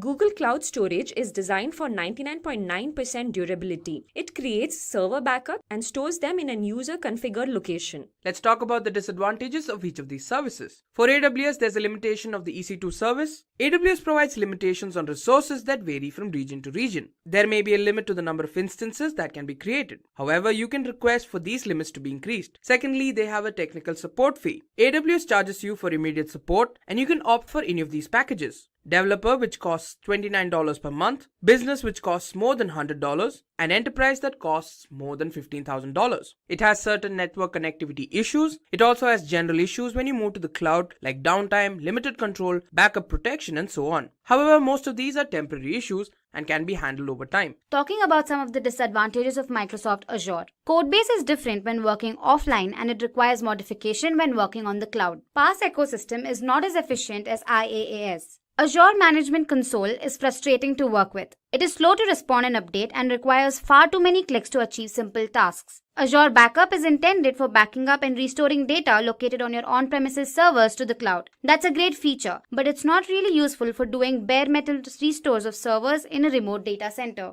Let's now look into the disadvantages of GCP. So when it comes to cloud providers, the support fee is very minimal, but in the case of GCP, it is quite costly. It is around $150 per month for the most basic service. Similar to AWS S3, GCP has a complex pricing schema. Also, it is not very budget friendly when it comes to downloading data from Google Cloud Storage. Kubernetes specific to AWS Cloud Platform. So what's a part of this tutorial and demo? What's in store for you? At our offset, I would like to cover the basics of orchestration tools. As most of you would know, Kubernetes is one of the most popular orchestration tools in recent times, specifically for applications which are cloud native and deployed on some or the other types of containers. But what are these orchestration tools? Why would one need to use orchestration tools? What are the facilities or features provided by these orchestration tools? That's the first thing that I'm going to cover. After that, I will pick two orchestration tools specific to container management, Docker Swarm versus Kubernetes. I'm going to compare them with regard to the features that they provide, the use cases that they cover, what facilities that they provide, and when to use what. After that, I will get into a little bit details of the Kubernetes architecture, what exactly is required for setting up a Kubernetes cluster, what runs in a control plane or a master node, what runs as a part of the worker node. After that, I will end the tutorial by running you through a demo by setting up a 3-node Kubernetes cluster on AWS platform. I will use something called as KOPS, which is one of the admin tools for setting up production grade Kubernetes cluster. So I will use this to set up a 3-node cluster on AWS. Alright, now that we set the context right, let me get started. So what are orchestration tools? The application development and the lifecycle management from the time the application is developed, connecting the source code to your continuous integration, to testing them all along your development process, and eventually moving it down to production, managing your production servers, the dependencies that your software has, the requirement that it has in terms of the hardware, the features of fault tolerance, self-healing capabilities, auto-scaling, all this has complicated over the last few years. As a part of DevOps, one thing that everyone is interested in is managing all this application dependency or lifecycle management using some or the other kind of a tool. So that's where these orchestration tools have become very, very popular. So what kind of features that they provide is you'll have to just let them know what are the kinds of tool sets that is required, what are the fault tolerance mechanisms that it has to be adopted to, what kind of a self-healing capabilities that application will have to need, and if at all there is any auto-scaling features that is required. If at all you can bake in all these specific parameters into your tool, your orchestration tool becomes a one-stop shop for all your deployment and configuration management needs. That's where these orchestration tools have become a very, very popular and relevant, specifically these days when people are more and more interested in adopting DevOps practices. Alright, so having said that about orchestration tools, let's concentrate on two of these orchestration tools specifically for container management: Docker, Swarm, and Kubernetes. Many of the applications that are written for these kind of containers are called or kind of fall into a category of cloud native, where the application need not know much about the underlying infrastructure or the platform where these applications are running. So these two, along with Apache Mesos, there are many other container management systems, but I'm going to pick Docker, Swarm, and Kubernetes for comparing the features that is provided by these two frameworks. For the sake of comparison, I picked up Docker, Swarm, and Kubernetes just because of the reason that both of them operate in the space of container management. They do something very, very similar to containers. That's the similarity that exists between these two orchestration tools. However, there's a big difference that exists when it comes to the types of containers that both of them cater to, and also the capacity of workloads they can be used for. Docker Swarm is a cluster management solution that is provided by Docker Container. Docker is one of the very, very popular containers of recent times, and in case you have your applications that is totally powered by only Docker containers, if you have a need where you want to run a cluster of servers which are running only Docker containers, Docker Swarm should be your choice for your orchestration tool. Kubernetes, on the other hand, can cater to any other types of containers other than Docker, and including Docker as well. So in case you have your applications which have got Docker in them, which have got RKT in them, which they have got LX in them, or any other type of container, Kubernetes should be your choice of orchestration tool. A Docker Swarm can manage up to 40, 50, or 60 max nodes. So in case your application is totally written in Docker containers and the load or the expected cluster size is about 50, 60 nodes, Docker Swarm should be your choice of orchestration tool. On the other hand, Kubernetes is something that was open sourced by Google, and the scale of operations that Kubernetes can cater to is Google scale. So if in case your applications are more than 1,000 nodes, that is where Kubernetes comes into play. That's the big difference that exists between Docker Swarm and Kubernetes. Putting those differences aside, let me compare Docker Swarm and Kubernetes based upon other features which are similar in nature. The first and important feature that Kubernetes provides is something called as auto-scaling. If at all the load on your cluster is too high and your application is experiencing more load, so Kubernetes can add new nodes to your cluster. Of course, you'll have to configure Kubernetes in order to have those capabilities where it can spin up new VMs or new nodes. If at all you do that configuration correctly, Kubernetes has got the capacity, or it has got the feature where it can bring up a new node and add it to the cluster on the fly based upon the load that exists at that moment. On similar lines,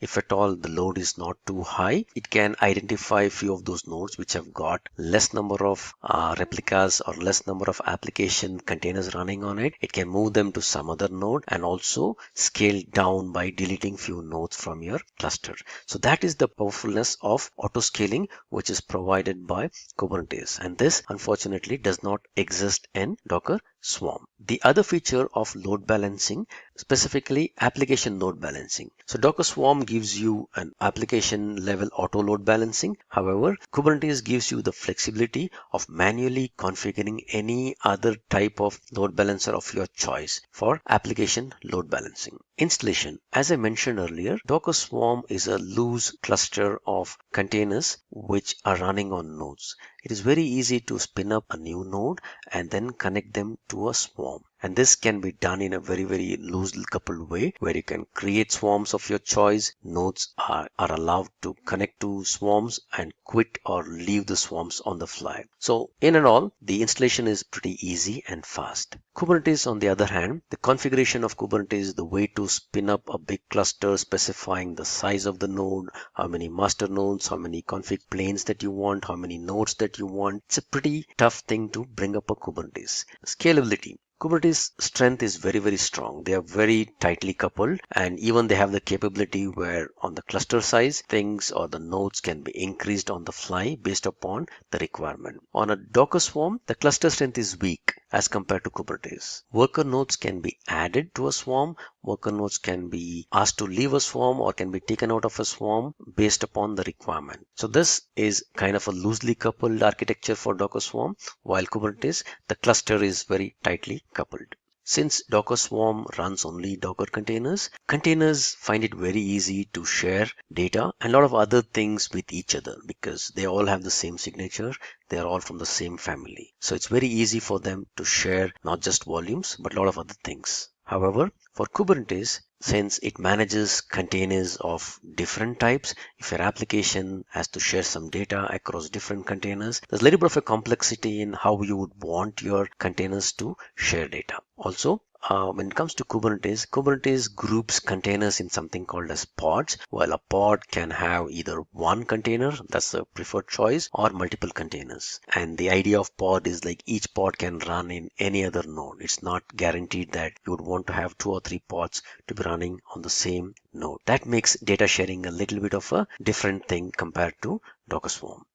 GUI. So there's not a good enough UI tool in Docker Swarm, at least the CE edition of it, which will allow you to get to know what is running on your containers, what is the size of the containers, what is the volume of the containers, and all that stuff. There are some free and open source tools like Portainer, which gives you a good visibility into your running Docker containers. However, there's nothing at a swarm level that is provided by Docker. Kubernetes gives you an out-of-the-box dashboard, which is easy to configure and set up. You can also club it with some metrics services, and you can also get information about the size of the cluster that is running, what is the load on the nodes, and stuff like that. All this across your cluster in a very beautiful dashboard perspective. So that way, this is a little bit of a good UI for Kubernetes, while for Docker Swarm, there isn't anything that is provided out of the box. Let me spend some time in explaining a little bit about the Kubernetes architecture, what comprises of the Kubernetes cluster, what resides in a master or a control plane, and what resides in a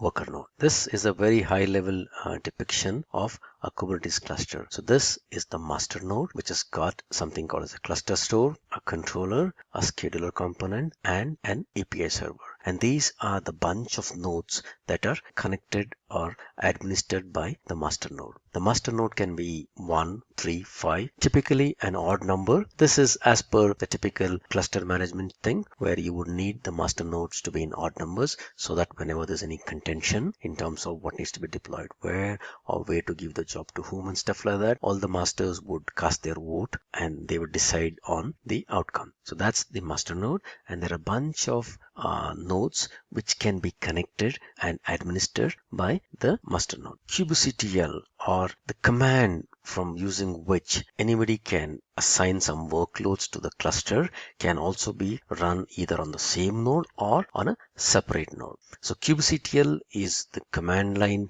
tool that we will be installing and using in order to fire up our commands to our cluster. So if at all I have to put up a job on our cluster, if I have to give out any specific commands to my cluster, all this is done using kubectl. There's a bunch of REST APIs which is used by kubectl, and kubectl will talk to the API server and fire up the commands specific to my cluster. What runs in the master node? Master node, without saying, it's the most important component of any of the cluster. If at all you're running cluster with only one master node. If your master node goes down, there's no other way that you can, or any user can talk to the different nodes in the cluster. So master node is the most vital component responsible for the complete Kubernetes cluster. There's always one node that should be running as a master node. That's the bare minimal requirement for your cluster. So what are the other components in the master node? The most important one is called etcd. So this is nothing but a data store, a value of key value pair, which is stored, which contains all information about your cluster. So all the configuration details, which node is up, which worker node is down, all this information is stored in the cluster store. So all the managers would access this cluster store before they go ahead and decide any other work item or anything else that has to be done specific to your cluster. What's in the controller? As the name says, controller is something, it's like a daemon server that is running in a continuous loop. All the time it is responsible for controlling the set of replicas, the kind of workloads that is running based upon the configuration that the user has set in. So if at all, if you are aware of something called as replication controllers, endpoint controllers, namespace controllers, all these controllers are managed by the controller component. If any user asked for some 3 replicas of a particular pod or a service to be running, and if at all any of the nodes goes down or the pod goes down for whatever reason, the controller is the one who wakes up and assigns this particular job or the pod to some other available node by looking up for the details using in the cluster store. That's the importance of the control manager or the controller. The scheduler assigns the tasks based upon whoever is asked for any job to be scheduled based upon a time frame or based upon some criteria. It also tracks the working load as to what exactly is the load, who is running what in the cluster, and places the workload on whoever is the available resource at that time. Alright, API server. This is one other important component in our Kubernetes cluster, where how would the end user deploy or give out any sort of a workload onto your cluster? All the requests come to the API server. So this is an entry point for all your requests that come into your cluster. Anybody wants to deploy something, anybody wants to scale up a controller, anybody wants to bring down few services, anybody wants to put in a service, all this will have to come in as a part of a REST API endpoint. And API server is the entry point. In case you don't want somebody to access your cluster, in case you want only specific people or specific users to be running some specific workloads, you can set all those role-based access control for this API server. So this is the entry point for anyone who wants to submit any job to your cluster. So that's a quick overview about the master node. What are the important components of a master node? Now let's go over to what runs in a worker or a slave node. As I mentioned earlier, slave nodes are something where the job that is submitted to your cluster is eventually run as a pod, as a service, as a container. So in Kubernetes world, there is something called as a pod. A pod is nothing but a combination of a container. It is a wrapper around your running containers. So slave nodes or the worker nodes typically run these pods. So that is where the whole workload typically gets run. But there are a bunch of other components in the node which also manages what runs in the pod, who has to have access to the pod, what is the state of the pod, is it in a running state, is it going down for some reason, and all that stuff. So let's quickly go over those components that is there in the slave node. The most important component, in my opinion, that should be on the node should be the container runtime. As I mentioned earlier, Kubernetes can run any different types of containers, not just Docker. So in case you want to have a node which wants to have Docker running on it, RKT running on it, LKC running on it, or any other container environment that is running on it, you have to ensure that the specific container runtime environment is available on that specific node, so that whenever a job is submitted, a description of what needs to be run as a part of the pod, what should be the image with which it should be powered, and what kind of a container to spin up. So that's what, when the job is finally assigned to this particular node, it would definitely need a container runtime to be up and running. So that exists only if at all the container runtime is installed and running on your Kubernetes worker node. Okay, now that we know what our Kubernetes node can run, how would somebody assign a job to our node? That is using something called as a kubelet. As the name says, kubelet is a small subset which talks to the kube API server. So any node which has to run any kind of a pod, all these instructions are passed around by the kube API server to the kubelet. And kubelet is capable of processing whatever job that is assigned to it and ensuring that so many pods and so many services are spun up based upon the requirement. The last component that exists in the worker node is the kube proxy or Kubernetes proxy. This plays a very important role, acting as a load balancer and a network proxy. So what typically happens is whenever the pods are running in nodes, the pods can be typically running in any node. There is no affinity towards any node on which these pods are running, because pods or containers are something called as ephemeral. They can run anywhere. So how would somebody reach out to these applications that is running in some pod which is running in one container now and running in probably another container, another node altogether tomorrow? So that is where your Kubernetes proxy comes into picture, and this component will ensure that any container that is spun up or any pod that is spun up, it keeps track of all these pods and kind of connects the endpoints or acts like a DNS server, so that it knows when somebody is trying to reach out to this particular service, which is the pod on which the service is typically running. So that plays a very important role by acting as a load balancer and a network proxy. Now that at a very high level we know what are all the components that make up of our Kubernetes cluster, let's go ahead and create a small cluster. We'll spin up this cluster on AWS platform. Finally, we get to the demo section of my tutorial. Now that you guys are aware as to what is Kubernetes, what is the use of Kubernetes, you also know at a very high level what are the components of a cluster. What is a master node or a control plane? What are the components of a master node, and what should be existing in a worker node? You're probably thinking that it's going to be pretty hard to kind of set this up. So let me demystify that by running you with a quick demo of how to set up a simple 3-node Kubernetes cluster using a tool called kops. And I will be doing this whole setup on my AWS Cloud. Okay, so what is kops? Kops is nothing but a simple tool. This is an admin tool that allows you to bring up production grade Kubernetes environments. As I said, setting up a Kubernetes cluster on a bare metal is a little challenging. So that is why I would use something called as a kops, and I will use this on my cluster, which I will spin up on my AWS instance. So I have an AWS account, and what I will do first is I will first spin up an EC2 server. I will power this with one of the Linux AMIs, and I will install kops on it. Now this will be my starting point from where I'm going to trigger running up a big cluster. In our case, I'll try to keep it a little small. I don't want too many nodes in my cluster. I'm going to have one master node and 2 worker nodes. This whole operation would be done programmatically by installing this kops admin tool. So as you may know, AWS, it's a little hard for me to programmatically run other components or rather bring up servers. It's not pretty simple. So what I would do is I will create an IAM role which will attach to my EC2 server, so that my EC2 server gets powered with all the required role, so that it can go ahead and spin up cluster based upon my configuration that I'm going to specify.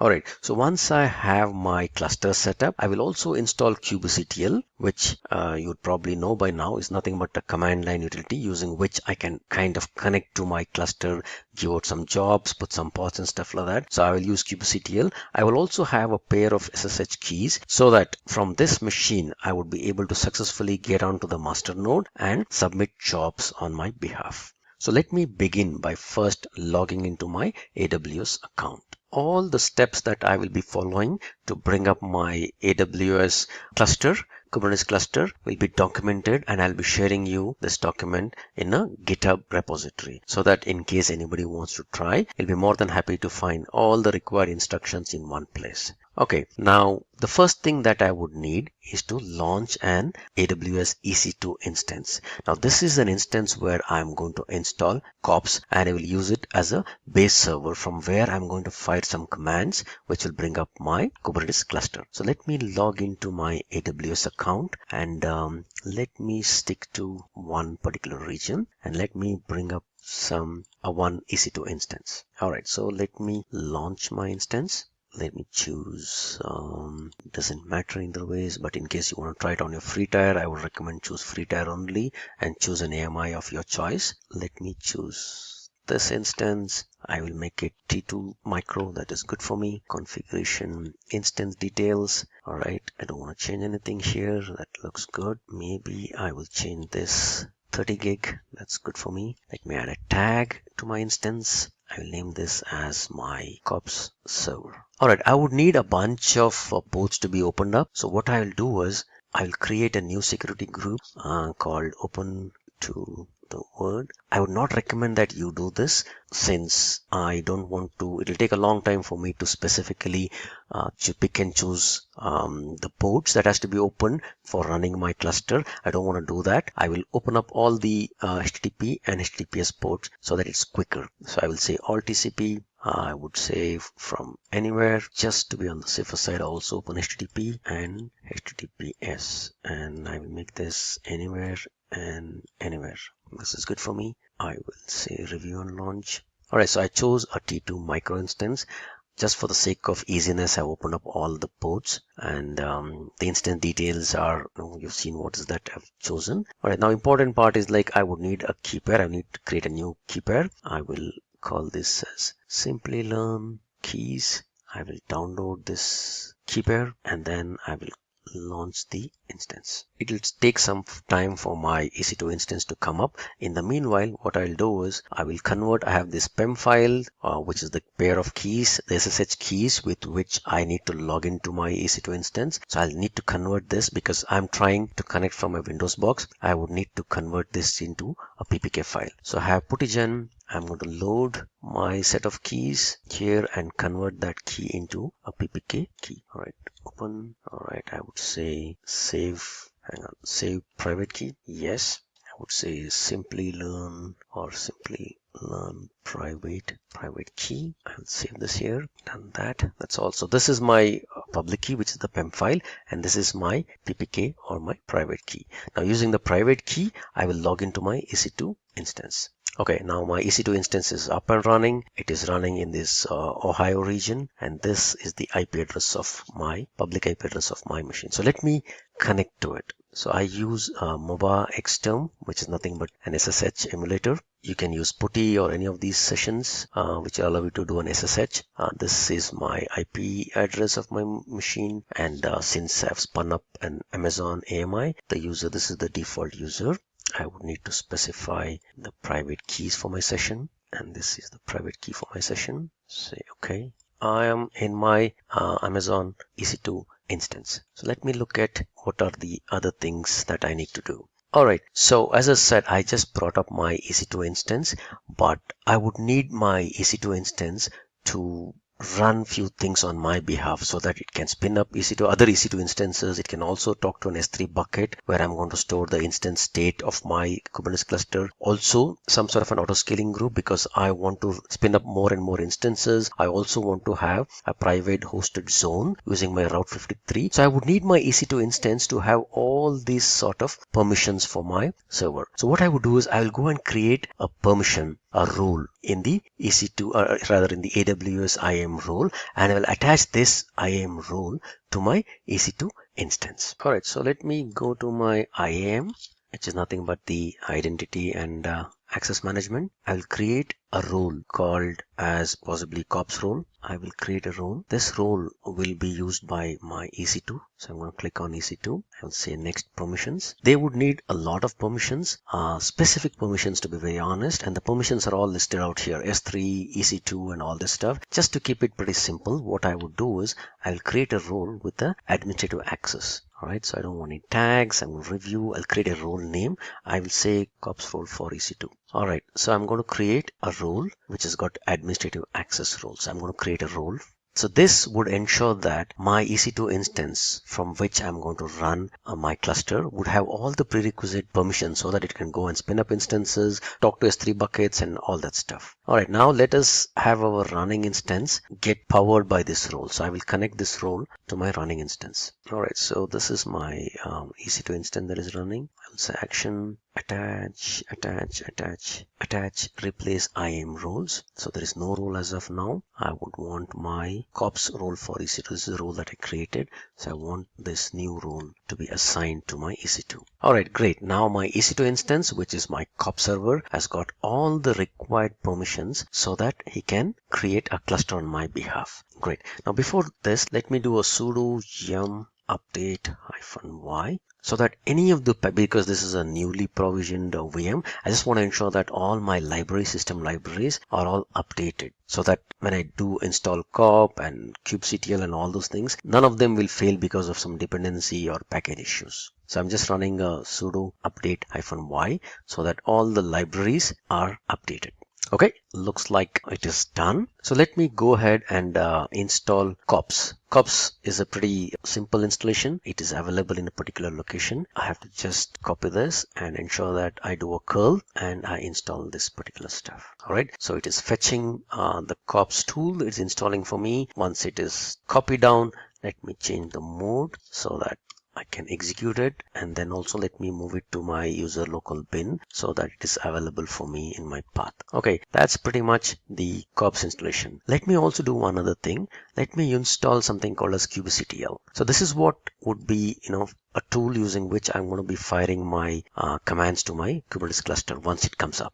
Right, this is a pretty smaller executable. So kubectl. All right, so I have kubectl as well as COPS installed on my EC2 server now. Okay, now what I'll do next is I'm going to create an S3 bucket in AWS so that the Kubernetes cluster state is persisted in this bucket. So let me create a simple bucket with this name, S3 bucket with this name. So let me go to S3 and let me create a simple bucket with this name. I will just say create a bucket. Okay, so the Simplilearn.Kubernetes is the bucket that I created. So this bucket will store all information about my cluster. Let me now go and create a DNS entry or a DNS zone or a AWS Route 53 hosted zone for my cluster. So this is required so that I can give a cluster name for my Kubernetes cluster that I'm coming up. So I will create a private hosted zone and possibly I will call this as Simplilearn.in. So this will be my name of my private hosted zone. In case you already have any other public hosted zones in your name, you can always put a Route 53 hosted zone specific for your domain name. Since I don't have anyone, I'm just going to create a simple private hosted zone. So let me head down to Route 53, click on any of these and you'll get these hosted zones out here. So I'm going to create a hosted zone here. I'm going to create a hosted zone. Click on create hosted zone.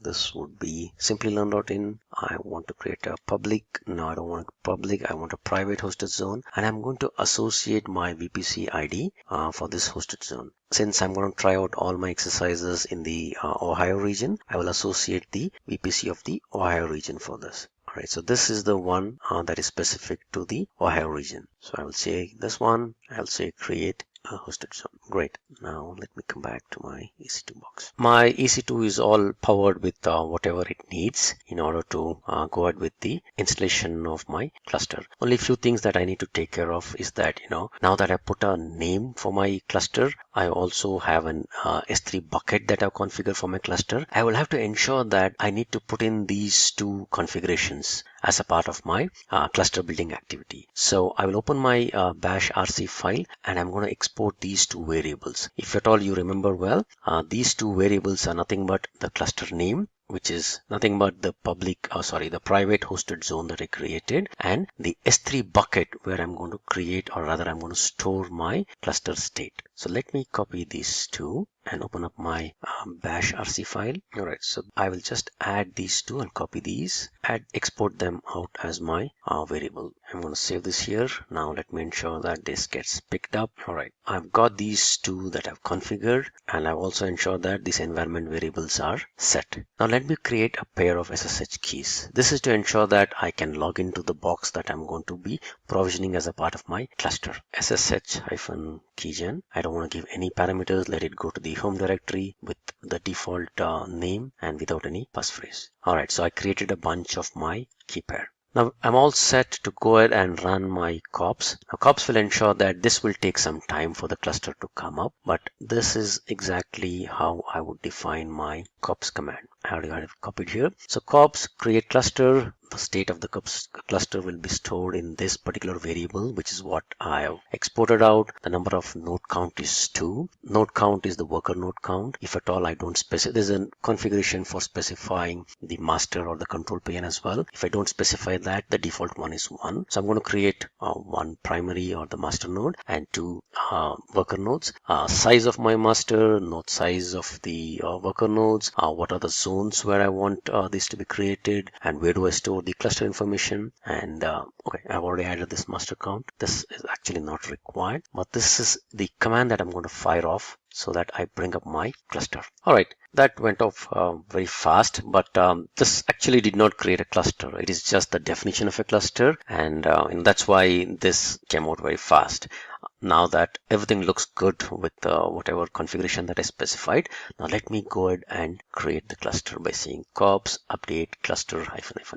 Yes. Now this will take some time, a good 5 to 10 minutes for it to, because this will actually start provisioning the servers. And as I mentioned earlier, based upon my configuration, I'm going to come up with 1 master server and 2 nodes or the worker nodes. All right, so this is the command for me to validate the cluster. And I'm going to try it out first. I'm pretty sure that it will fail because all my servers are not up yet. It is taking some time. The validation, everything failed. But let me try to look at my EC2 instances and see how many servers do I have running as of now. If you see, I had only 1 server that I had started, which was my cop server, and automatically the other 3 instances, one is called nodes.simply.in. These 2 are the nodes, and this is the master node. So these 3 got automatically provisioned by the kops command that I ran.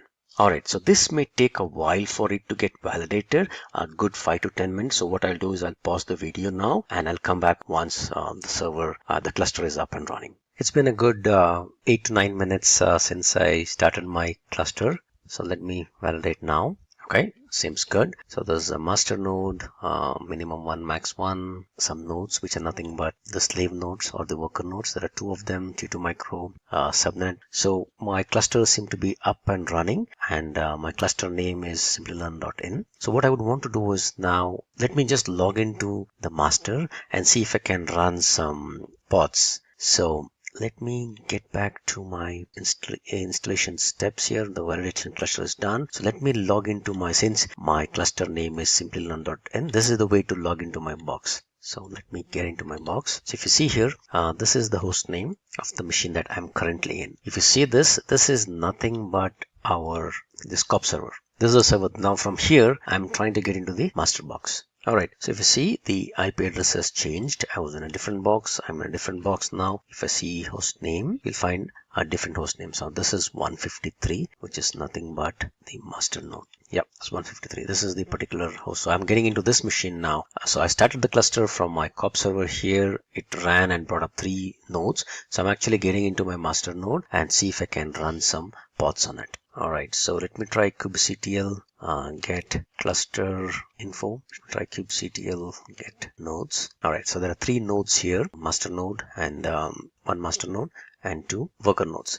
So let me see if I have some pods here. Kubectl get pods. So there's no pod as of now. So what I'll try to do is let me just spin up a very, very simple pod just to check if my connections everything is correct or not correct. I have a simple Node.js application that I've built and I've got a container for that. This is already pushed to the Docker Hub registry. It is called Simplilearn Docker Hub, and the image name that I have here is called my node app, and I will use this image to power one of my pods that I will run. So this is the way in which I'm going to launch my pod. Let me show you these commands. Kubectl run, the name for my deployment that I'm going to run, -- image, and this is the image that is going to be powering my container. So this is Simplilearn Docker Hub / my node app -- replicas equal to I want 2 replicas to be running, and the port that I want to expose this particular pod is on 8080. So let me run this. As soon as this is run, it creates something called as a deployment. Alright, Now let me just say, I'm not really interested in the deployment. I'm interested in checking if at all the pods are up and running. So I will say kubectl get pod. Alright, so that was pretty fast. So I have 2 pods that are running here. These are 2 replicas because I asked for 2 replicas. These pods are running. So I can run kubectl describe pod pickup. Alright, I can pick up any of the pod name and see what is the pod, what is the information does it contain, from what is the image that is pulling, what is the image name, ID. This is actually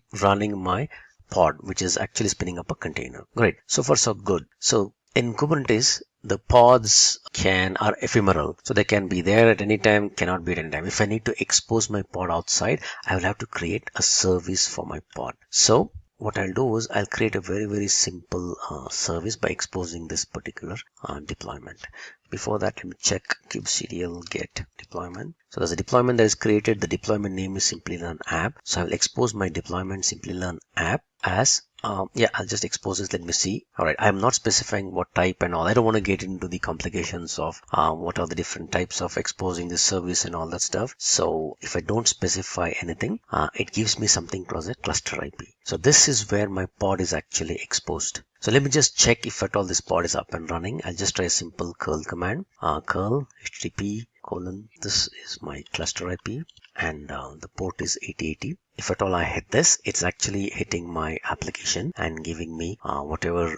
I put a simple sys.out kind of a thing where I'm just printing the container ID of whatever pod is serving being served out of. So I'm actually hitting my container and I'm getting this output from the container. So everything looks good. My container is up and running. So let me just go and clean it up. I will say kubectl delete deployment Simplilearn app. This should get rid of all the pods that I created. Kubectl get pod. Alright, these pods are interminating things. Let me just check kubectl get services. There's one service. I don't want this service. Let me delete that. Kubectl delete service. I want this. Alright, that sounds good. So let me come back to my host, my COP server from where I'm running. So I managed to successfully verify this pod, see if everything is up and running. So what I'll do is I'll just go ahead and complete this demo by going and getting rid of my cluster. So cops delete cluster -es. Alright, so this will ensure that it will clean up my complete cluster that I created. So I had 3 or 4 running instances. If you see that, all the 3 are shutting down because the COP server, which had COPS installed on it, has now got a mandate to go ahead and shut down and clean up the whole instances and all those things that are created as a part of my deployment. In this video, you will get to know some interesting facts about AWS, get a brief overview about the course, and understand how the certification can help your career. Amazon Web Services provides a highly reliable, scalable, low-cost infrastructure platform in the cloud that powers hundreds of thousands of businesses in 190 countries around the world. The worldwide cloud computing market grew 28% in revenues in 2015, which is $110 billion, and the public cloud revenue is expected to grow to $167 billion by 2020. In a recent survey conducted by cloud management company RightScale to assess the challenges regarding cloud computing, 32% of the respondents cited lack of resources or expertise as the #1 challenge, against 29% citing security as the biggest challenge. The AWS certification holder takes home an average salary of $125,871, which is an increase from $114,935 last year. AWS Developer Associate is the perfect certification that proves your technical expertise in identifying appropriate AWS architecture and in designing, developing, and deploying optimum AWS cloud solutions. You'll enhance your existing knowledge of AWS so you can identify and deploy secure procedures for optimal cloud deployment and maintenance. You will learn how to develop and maintain applications written for S3, DynamoDB, SQS, SNS, SWS, AWS Elastic Beanstalk, and AWS CloudFormation. You will be able to identify and implement cloud security best practices. With the certification, you will be an asset to any organization, helping it to leverage the benefits of best practices around advanced cloud-based solutions and identify and implement the appropriate architecture for development, testing, and staging environments. Simplilearn's AWS Developer Associate Level course will help you understand the key concepts required to prepare for the certification exam. Before diving into the course details, let us get a glimpse of all the interesting ways you get to learn about AWS. Delve into the various AWS services. Work with AWS Management Console. Learn the CLI commands. Validate your knowledge. The practice assignments and the 3 live projects are included for you to gain hands-on experience with AWS Management Console and the CLI to become a domain expert in building, deploying, and managing systems in AWS. This course comprises 24 hours of instructor-led training, 15 hours of e-learning, and 3 hours of demonstrations to understand technical details associated with data management, networking, security, and more. You will also be provided with 3 question sets, totaling 180 questions to validate the depth of your knowledge. What are the prerequisites for this course? You should have attended AWS Essentials course or should have equivalent experience. You should have knowledge developing applications with API interfaces. You should have a basic understanding of relational and non-relational databases. And be familiar with messaging and queuing services. In this video, you will get to know some of the interesting facts about AWS, get a brief overview about the course, and know how the certification can help your career. Amazon Web Services provides a highly reliable, scalable, low-cost infrastructure platform in the cloud that powers hundreds of thousands of businesses in 190 countries around the world. The worldwide cloud computing market grew 28% to $110 billion in revenues in 2015. In the first quarter of 2016, Amazon Web Services, or AWS, revenue was up by 58%. The certification holder takes home an average salary of $125,871, up from $114,935 last year. According to Forbes, there are over 18 million jobs in the field of cloud computing globally. AWS SysOps Administrator Associate is the perfect certification to prove your technical expertise in deploying, managing, and operating scalable, highly available, and fault-tolerant systems on AWS platform. You'll enhance your existing knowledge of AWS so you can select the appropriate products and tools to leverage AWS in the most efficient and cost-effective way. You'll learn how to implement and control the flow of data to and from AWS, and also be able to estimate AWS usage costs and identify operational cost control mechanisms. With the certification, you will be an asset to any organization, helping it to leverage the benefits of best practices around advanced cloud-based solutions and migrate on-premises applications to AWS. Simplilearn's AWS SysOps Administrator Associate Level course will help you understand the key concepts required to prepare for the certification exam. Before diving into the course details, let us get a glimpse of all the interesting ways you get to learn about AWS. Delve into the various AWS services. Work with AWS Management Console. Learn the CLI commands. Validate your knowledge. The practice assignments and the 3 live projects are included especially for you to gain hands-on experience with AWS Management Console and the CLI to become a domain expert in building, deploying, and managing systems in AWS. This course comprises 24 hours of instructor-led training, 15 hours of e-learning, and 3 hours of demonstrations to understand technical details associated with data management, networking, security, and more. You will also be provided with 3 question sets, totaling 180 questions to validate the depth of your knowledge. Learning path. This certification also serves as a prerequisite for the AWS DevOps Engineer Professional Exam. Whether you are looking to future-proof your career or enhance your know-how about the leading cloud provider in the global market, becoming an AWS SysOps Administrator Associate will put you well on your way to achieving your career goals. You should ideally be an IT professional with experience in both traditional IT infrastructure and the AWS platform. You should have experience in everyday operations of a system administrator, which include deployment of the IT systems, backups, OS management, and have some experience with the AWS platform. In today's era, many organizations run their software environments in the Amazon Web Services, AWS. And a lot of other companies are also migrating to AWS every day. Considering that if you're looking for an AWS job or planning to move to an AWS position in your current company, earning an AWS certification can be a brilliant investment. AWS, Amazon Web Service, is one of the leading platforms in cloud computing. Amazon Web Services was founded in the year 2006 and apparently it holds a market share of 31.7%. AWS provides approximately 175 fully featured services.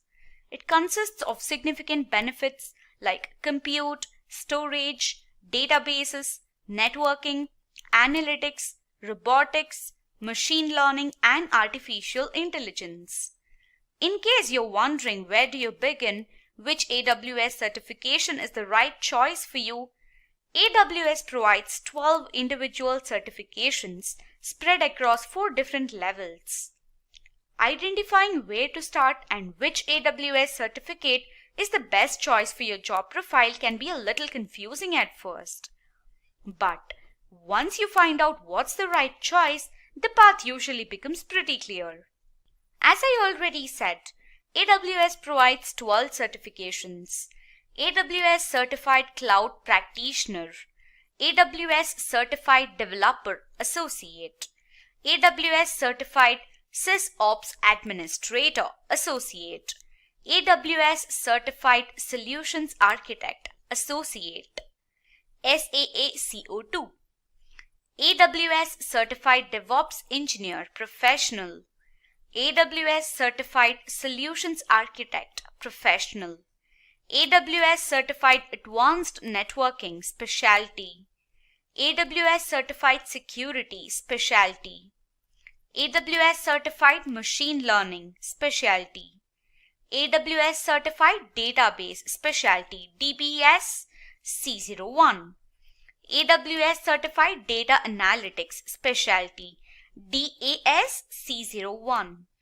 AWS Certified Alexa Skill Builder Specialty. You can get a complete understanding of all learning paths to prepare for the certifications on the Simplilearn AWS certifications page.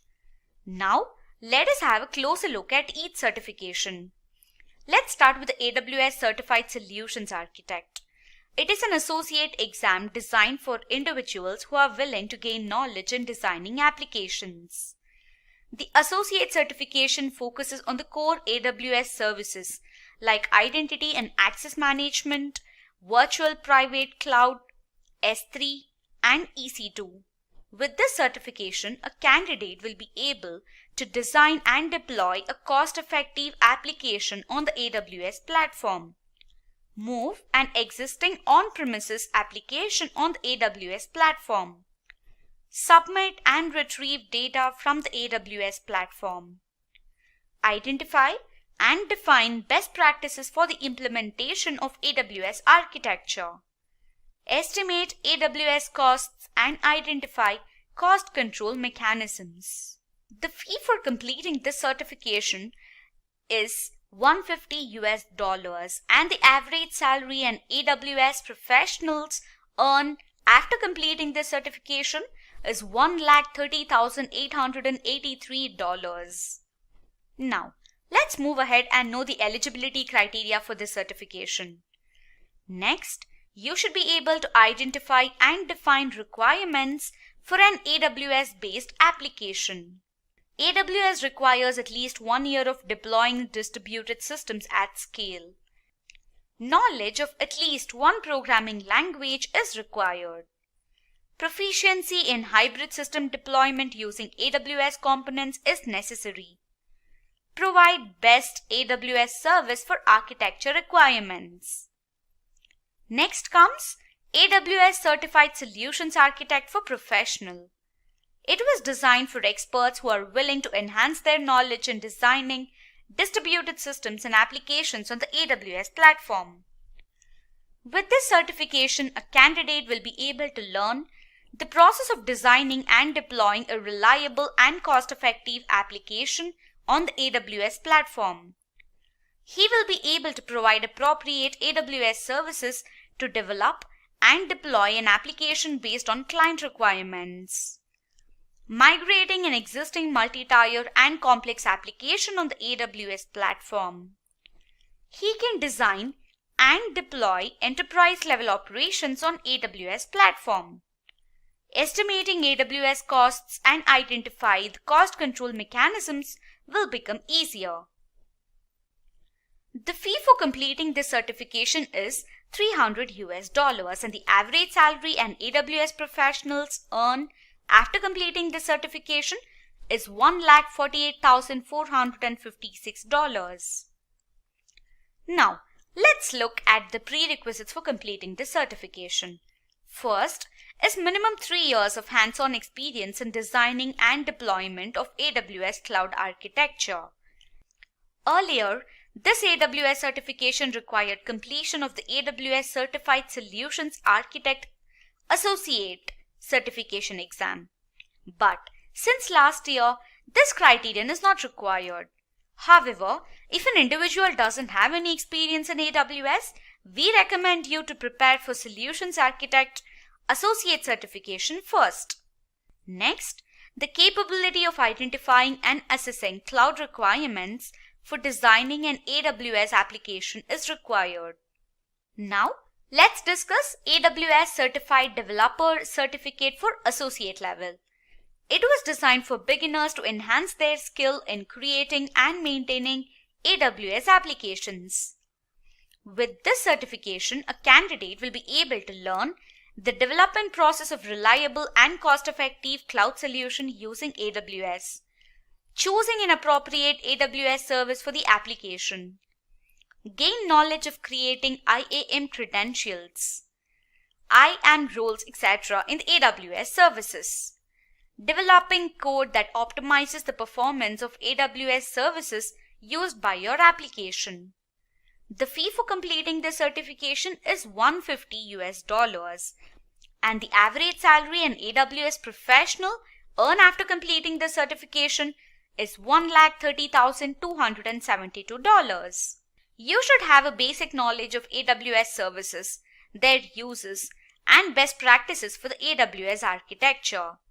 To earn the salary as mentioned earlier, you must have at least 1 year of hands-on experience in the design and maintenance of AWS cloud applications. Knowledge of popular programming language is required. Experience with the development and maintenance of applications built for Amazon S3, DynamoDB, SQS, SNS, SWS, Elastic Beanstalk, and CloudFormation is important. You should be proficient in the design, development, and deployment of cloud-based applications using the AWS platform. Moving further, let's discuss AWS Certified DevOps Engineer Certification for Professionals.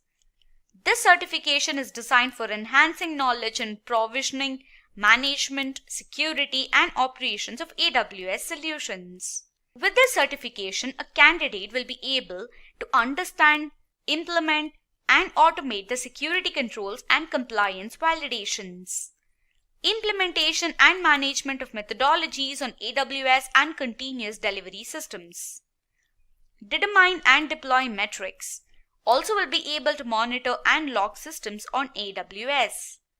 Implementation of highly available and robust systems on AWS platform. Automate the operational process with designing, management, and maintenance tools. The fee for completing this certification is $300 and the average salary an AWS professional earn after completing this certification is $137,724. The eligibility criteria required to complete the certification are minimum 2 years of practical knowledge in operating, provisioning, and managing applications in an AWS environment. Achievement of AWS Certified Developer Associate or AWS Certified SysOps Administrator Associate certification. Knowledge of other development methodologies and processes such as Agile. Experience in testing and automation via programming and scripting languages. Hands-on experience in code development for at least one high-level programming language. Next comes AWS Certified SysOps Administrator certification for the associate level. This certification is suitable for IT professionals interested in deploying, scaling, migrating, and managing AWS systems. This AWS exam tests your ability to deploy, manage, and operate fault-tolerant systems on AWS. Migration of an existing application on AWS.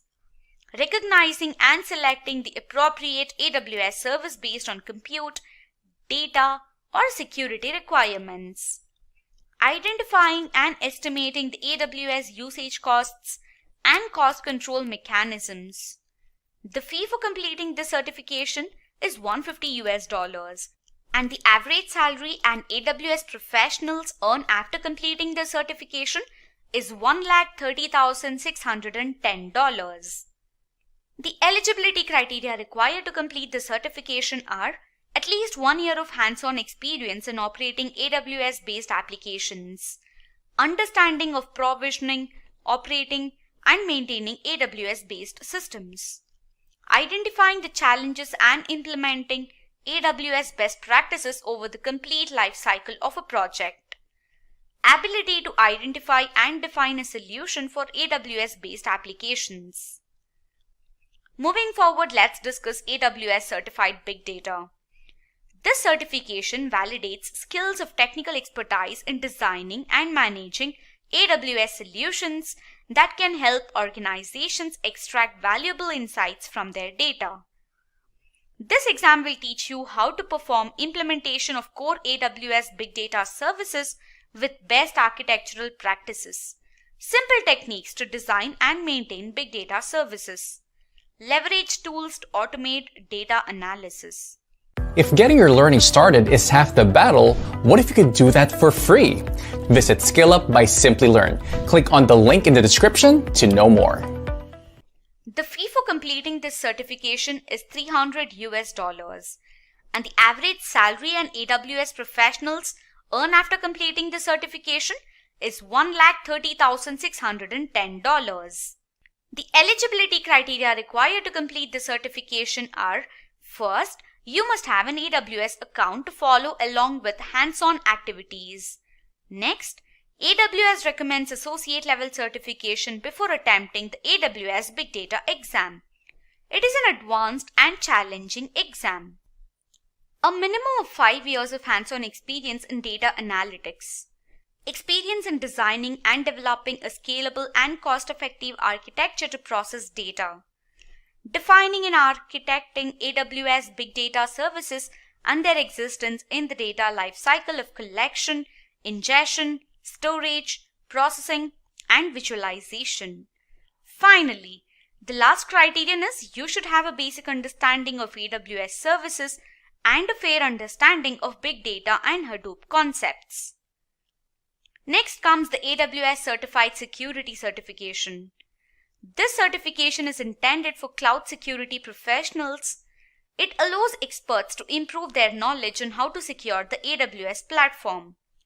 With this certification, a candidate will gain understanding of AWS security services, implementation of AWS mechanisms, secure internet protocols and data encryption methods, implementation of AWS data protection and specialized data classifications, ability to make trade-off decisions about cost and security based on the requirement, understanding of security operations and risk, The fee for completing this certification is US $300.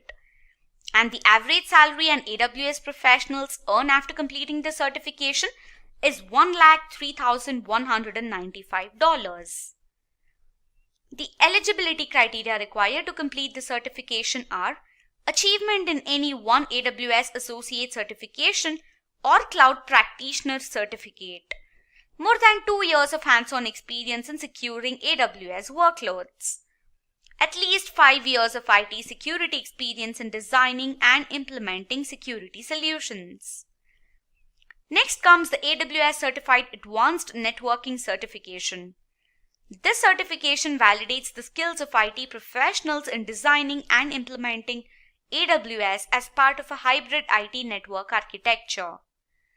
The objective of this certification is to help an individual to develop and deploy cloud-based solutions using AWS, design and maintain network architecture for all AWS services, implementing core AWS services according to basic architecture best practices, leverage tools to automate AWS networking tasks.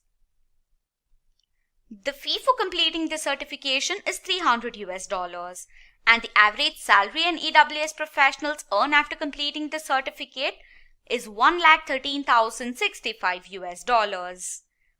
The eligibility criteria required to complete the certification are basic knowledge of AWS networking technologies and concepts, minimum experience of 5 years in data analytics, accomplishing at least one AWS certification, which is Solution Architect for Associate Level, SysOps Administrator, Associate Level, AWS Certified Developer, Associate Level, or Cloud Practitioner Certification.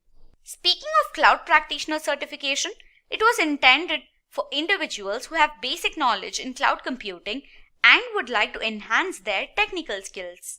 This exam tests will teach you the fundamental security aspects of the AWS platform along with the shared security model, knowledge of AWS services and the common use cases, ability to explain AWS Cloud and its global infrastructure, capability to define principles of AWS Cloud architecture, ability to define pricing models, billing, and account management. The fee for completing the certification is $100, and the average salary an AWS professionals earn after completing the certification is $90,512. The eligibility criteria required to complete the certification are basic knowledge of IT solutions and services and their uses in the AWS platform, more than 6 months of experience in any role of AWS Cloud. Moving further, let's understand what AWS Certified Alexa Skill Builder Certification is. This certification is designed for professionals who are currently in the role of Alexa Skill Builder. It validates an individual's ability to build, test, and publish Amazon Alexa skills. This certification will help you gain basic knowledge such as how to design the architecture and user experience, elaborates on the best practices of AWS and Alexa security. It helps in understanding the process of developing, testing, and troubleshooting, helps in understanding the skill publishing process, and along with the Alexa Developer Console. It consists of skill operations and life cycles. The fee for completing the certification is $300. The recommended knowledge and experience required to have before attempting the certification are more than 6 months of practical knowledge on building Alexa skills using the Alexa Skills Kit. Advanced programming knowledge. Next comes machine learning. This certification will help you learn how to implement a suitable machine learning algorithm for your business by unlocking new insights.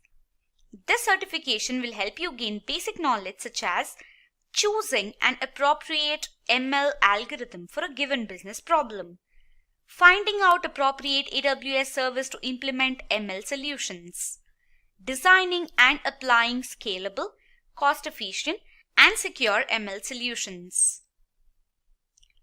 The fee for completing the certification is $300. The recommended knowledge and experience required to have before attempting this certification are understanding of basic ML algorithms, experience in implementing hyperparameter optimization, familiar with machine learning and deep learning frameworks, knowledge of ML model training best practices, knowledge of ML deployment and operational best practices. Finally, we will be discussing the AWS Database Certification. This certification helps an individual to learn the process of planning, designing, and monitoring AWS database solutions. It validates an individual's ability to differentiate the essential features of AWS database services, analyze client requirements to create and suggest suitable database solutions using AWS services. The fee for completing this certification is $300. The eligibility criteria required to complete the certification are at least 5 years of experience with basic database technologies, minimum 2 years of hands-on experience on AWS services, knowledge of AWS cloud-based relational and NoSQL databases. A lot of people might be wondering about the validity of the certification. The certification is valid for only 2 years. An individual has to take up the exam every 2 years. The reason behind the logic of recertification is Amazon keeps frequently adding new features and services to their website. In that case, staying up to date is essential. AWS recertification consists of either taking a step ahead, that is advancing to the next level of your certification, which is from associate level to the professional level, or taking a recertification test at a reduced cost. Let's see the steps to create an AWS account. The first step is to open the AWS web page. Then, click Create a Free Account to display the sign-in or Create an AWS Account page. In this page, click I am a new user. Enter your email ID or mobile number in the email or mobile number box, and then click Sign in using Secure Server. The AWS servers verify if an account already exists with the entered email ID. If yes, it displays an error message, else displays the login credentials page.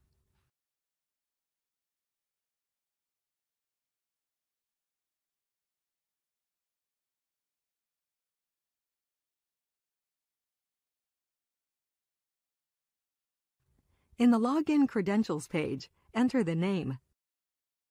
Re-enter the previously entered email ID and the password for your account. Then, click Create Account to display the contact information page.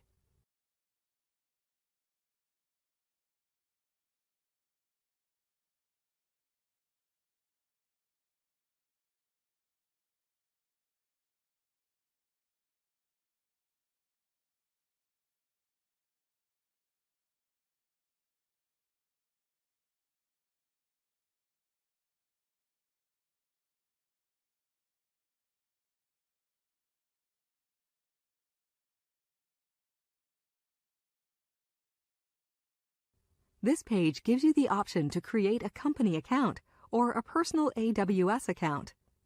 For this demonstration, we will create personal AWS account. Then enter your full name and address in the displayed fields.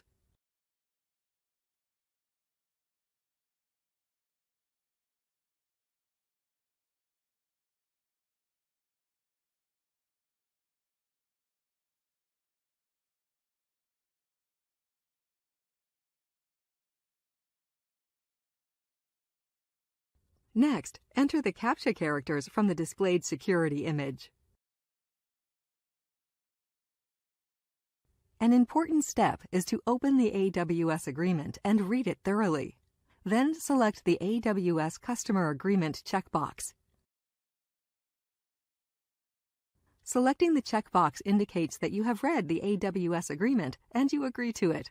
Then, click Create Account and continue to display Payment Information page.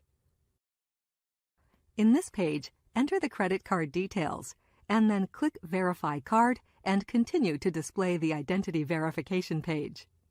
Before displaying the identity verification page, the AWS servers verify the entered credit or debit card details by performing a reversible transaction of a small amount.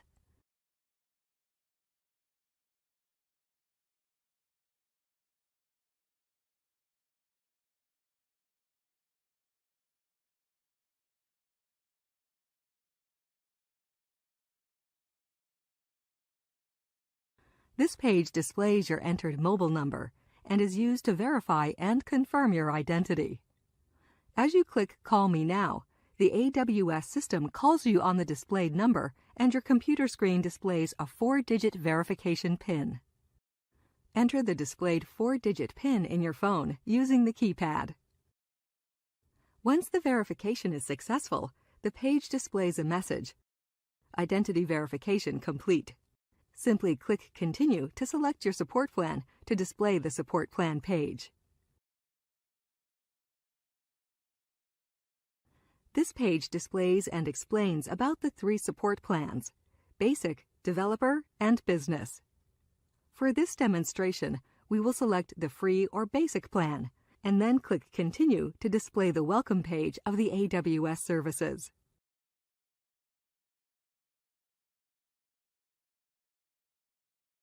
Congratulations! You have successfully created an AWS account. Let's talk about databases in AWS. There are a host of options to store your data by using multiple database services in AWS. So, quickly speaking, you have RDS, the relational database service that supports many engines. Then there's an offering from AWS that is known as Aurora. It is a fully managed MySQL-compatible relational database service. Then you have a NoSQL service offered from AWS that is a fully managed service as well. It is called DynamoDB. We are going to take a look at that. Then you have Redshift. That is a petabyte-level data warehousing service. Again, it is a fully managed service. Then you have Elasticache. That supports in-memory cache. 2 very popular engines such as Memcached and Redis. Then you have a very cool service called Database Migration Service that basically allows you to migrate your database from Oracle to Aurora. You can use the service and then there is no downtime at all when you use this service. So let's take a look at RDS, DynamoDB, Elasticache, and Redshift. So once you're in AWS console, you can see that this is the RDS, and it is a management service, which essentially means that batch upgrade, operating systems installation are all taken care of by AWS. Then what we are responsible for is when we store our data, we have to provide permissions to set up the firewall settings and to allow access for everything. Then, of course, we are responsible for setting up the databases, but the engine is provided by AWS. Then if I click on this thing, let's say, for example, I want to fire my SQL instance, and if I click on this thing, I'll just show you how the high availability as well as the backup is taken care of by AWS. So I'll select my server, my hardware that's based on my workload, and then I can do something called multi-AZ deployment. When I do this, it basically asks if you want to have a master save configuration, a high availability configuration, and when I do that, then yes, I do get copies of my database in the multiple availability zones within the region. And these are synchronized, replicated copies. So in the event of failure, I will automatically be switched on to the other availability zone that has the same copy of my database. So let's quickly add the DB identifier and the username and password. So I'll just call it MySQL for the sake of simplicity. Let me just copy and paste all these. Okay, it doesn't like that. Okay, so it doesn't like my SQL database. And let us copy it all over. And then let's go to the next step.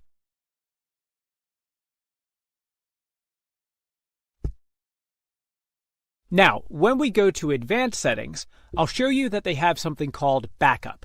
And then this backup is automatically provisioned by AWS. And you can see here that there is a maintenance window as well.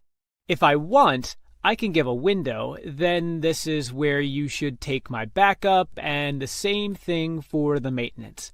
Now, these are all the things that are taken care of by AWS. And in a traditional environment, we have to do all these things ourselves. So this is the beauty of using AWS, that we don't have to worry about the patches. We don't have to worry about the backup. We don't have to worry about the high availability. It's just configured, and all we have to do is set some security rules, some firewall rules, and some accessibility rules for the users. Coming back to the NoSQL offering of AWS. So this is Amazon DynamoDB. Again, it is a very fast and flexible NoSQL database. So for all of your IoT platforms, for your mobile, for your gaming, this is the AWS service that you are going to use because it is a schemaless database, essentially, where you can have a keypad value and you don't have to worry about whether I'm going to store one value or do I have to store values in all columns as well. It deals in something called read capacity unit and write capacity unit for your read requirement and for your write requirement, and that's how it works. You don't have to worry about the provisioning of resources. It scales automatically. Redshift is a petabyte scale data warehousing solution. And again, it is a managed service, so you don't have to worry about, the OS level or the patches. The same thing goes with Elasticache as well. It supports the very popular Memcache and Redis engines. And it is a fully managed service, so you don't have to worry about management or scaling of all of the memory in these engines. Now, let's look at storage services that AWS offers. Now, storage makes up a very big part of the services that AWS offers in the cloud. They are heavily used by multiple organizations, individuals, consumers around the world. So let's go and look at a few things. So EBS is essentially your block storage, your hard drives. They are low latency. And all of your web servers and your database servers, your analytics engines, they all use EBS, Elastic Block Storage. Let's say you have a requirement to have shared file storage. That is where you are going to use Elastic File Storage. And again, it provides high fault tolerance with consistent latencies, and you pay only for what you use, so you do not have to pre-provision it. Just in the case of EBS, you need to pre-provision it. Then you have S3, a simple storage service and one of the most popular services of AWS, launched way back in 2006. It is secure, it has 11.9's durability, and it scales past tens of trillions of objects, and it has many, many use cases. Most importantly, for storage, backup, and recovery. Tiered archiver. We're going to look at a demo of that thing, and it also acts like a data link for big data analytics. Now, if we have something called cold data that we want to keep for our audit records or some archival records, AWS has something called Glacier that is very, very economical archival service. The rates start as low as like 4 cents a gigabyte, which is very, very cheap. You also have something called Storage Gateway, where you apply this virtual device to your data center, and then you can store all data through this storage gateway in the cloud. This is one of the very popular services in the hybrid environment, where you want to keep some data in the cloud and some data in your data center. There are a host of data transfer services which help you move your data to cloud, and it can go from a small amount of data that you can transfer over the internet to exabytes of data that you can transfer through truck to AWS storage services. So you have something called Data Connect, where you connect directly to AWS regional data transfer. You bypass the internet and then your network is connected. Then you have something called Snowball, which is like a box where you migrate petabytes of data in batches to the cloud. Then you have something called Snowmobile, where you migrate exabytes of data in batches to the cloud. And they will simply send a truck to your data center, you plug it in, the truck will roll into AWS data center, and then they will put data anywhere you want. So let's also take a look at Kinesis Firehose as well. So you have these Kinesis streams, and you have ingestion process, streaming data, your IoT data, your mobile data, your Twitter feed, the clickstream data. These are the things you can use Kinesis to store and process all of that data. This is where you would come in AWS services, AWS console to request Snowball.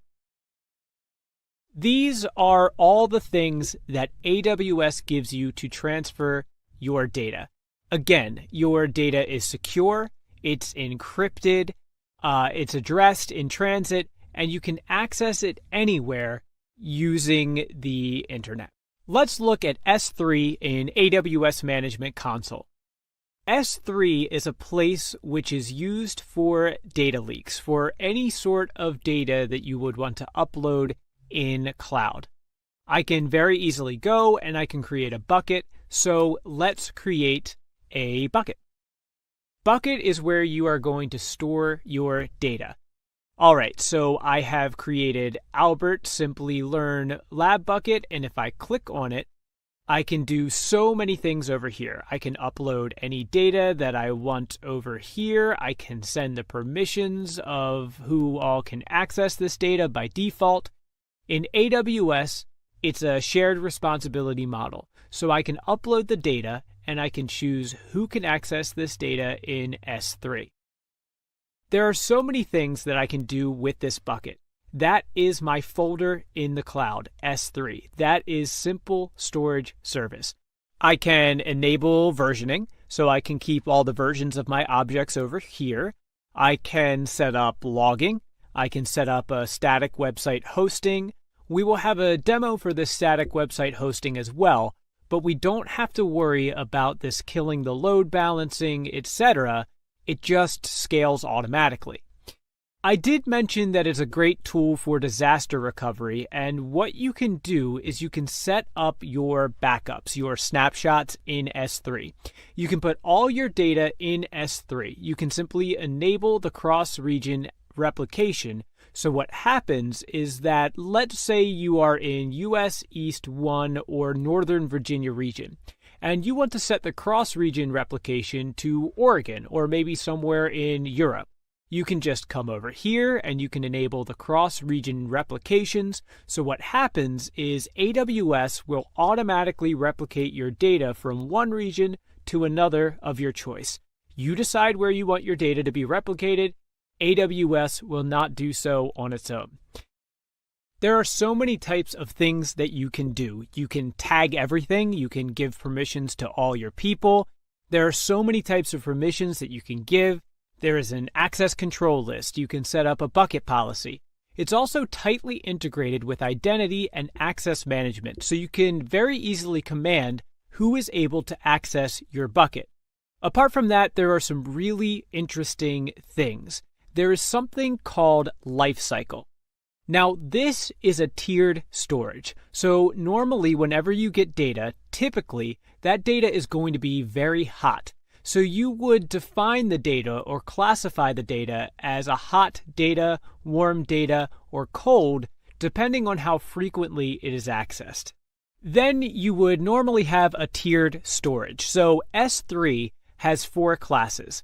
That's standard storage, and infrequent access storage, reduced redundancy storage, where you would put normally reproducible data, and archival storage, that is Glacier. So what you normally do whenever you get some data, you would keep it in a standard, and you would know over a period of time you would want to move that into an infrequent storage, like over here. So I will say that move this data into infrequent storage, which offers the same security, same durability, but it's a lot cheaper. Okay, and then after that, I can also add a data that I want to move into Archive, which is Glacier, after some time. So we can add it to Glacier after 60 days, and if I just click on Next, this is where I will see it. And then I can also delete that object after whatever the amount of time that I would want, and I click on it. You see here that I have set up a transition rule that says that for the current version of the object, anything that I add to this S3 bucket, I want to transition all those objects automatically to standard infrequent access class. And then I will be charged lesser than what I've been charged now. And then I also want to transition to Amazon Glacier. That is my archival service after 60 days. I do not want to delete them ever. So these are the things that you can do with the S3. You also have a lot of analytics tools, which allow you to see who is accessing your data, what data you have, who is adding a lot of data, and these are all available to you at a very economical rate. All these services are tightly integrated with each other, so you can plug them in with an EC2 instance or IM, and you can get all the information at your fingertips. So let's talk about static website hosting on S3. And this is one of the very, very powerful features of S3, where we can actually host a website. And it's static and some part dynamic as well. So you do not need a web server to host your website. I have this bucket over here, AWS Agile.n. I click on it, and you can see that I have a couple of HTML pages, error.html and index.html, and then my code. My HTML, CSS files, my image, my video files are inside the folder. So I come over here, I click on the properties, and you can see that the bucket hosting is enabled. So if I click on it, all I need is 2 documents, then whatever I want inside my website. If I simply click on this thing, this is what I get. Now, these are the things that I have inside my website, my folder, and the beauty of it is that you do not need any web servers. You do not need any load balancer. You don't need any firewalls. You can simply give this URL, and then you can map it to your DNS, the domain name service, and then anybody will type your website name or your blog name, and then they are going to land on this page. And it's scalable. It is load balanced, and you can scale it to any number of people. You can have millions of hits coming in, and this is one of the very, very, very popular services of S3. According to NIST, cloud computing is a model for enabling ubiquitous, convenient, on-demand network access to a shared pool of configurable computing resources. For example, networks, servers, storage, applications, and services that can be rapidly provisioned and released with minimal management effort or service provider interaction. Let us understand this definition by focusing on a few key words. Ubiquitous means irrespective of any type of web-enabled device or any type of network, such as Ethernet, PPP, FOC, etc. We can access the services subscribed from the service provider. Cloud computing takes the technology, services, and applications that are similar to those on the Internet and turns them into a self-service utility. The latest version of NIST definition states that cloud computing networks must use virtualization and multi-tenancy. It also states that the customer must be able to provision his or her resources with minimal management effort and service providers interaction. This means customer can access the resource subscribed from anywhere and anytime. In the next slide, we will discuss essential characteristics of cloud computing. NIST states that there are 5 essential characteristics which are achieved by the service providers so that they can call their service as cloud service. The 5 essential characteristics are on-demand self-service, rapid elasticity, measured service, resource pooling, and broad network access. Let's understand each characteristic one by one in the coming slides. The next slide will introduce us to the concept of on-demand self-service. On-demand self-service means that a client can provision computer resources without the need for interaction with the cloud service provider personnel. The customer gets the complete privilege to select the resources and decide its quantity based on their business process, without any formal consultation with the service provider. The customer can access their dedicated portal anytime and from anywhere. However, he needs to comply with the limitation of regulatory concern to perform changes in configuration of the current setup. The customer can upgrade or downgrade services anytime. Also, the upgrade or downgrade of resources is committed in. Let's talk about the economics of cloud. How much does it cost to be on cloud?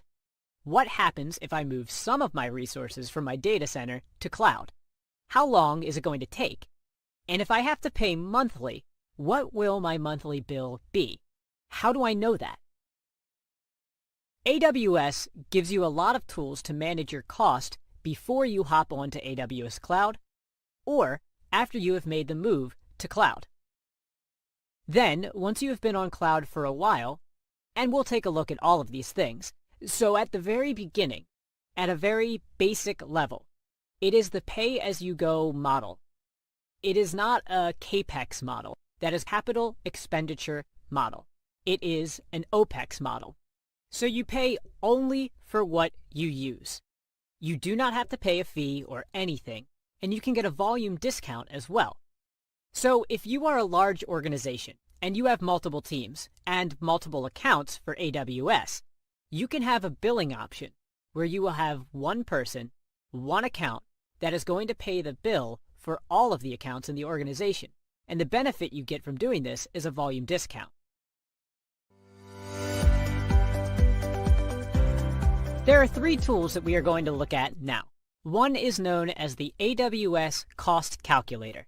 And what the AWS Cost Calculator does for you is it tells you how much you'll be charged for each service for all the resources that you are going to use. It will calculate and tell you your monthly bill.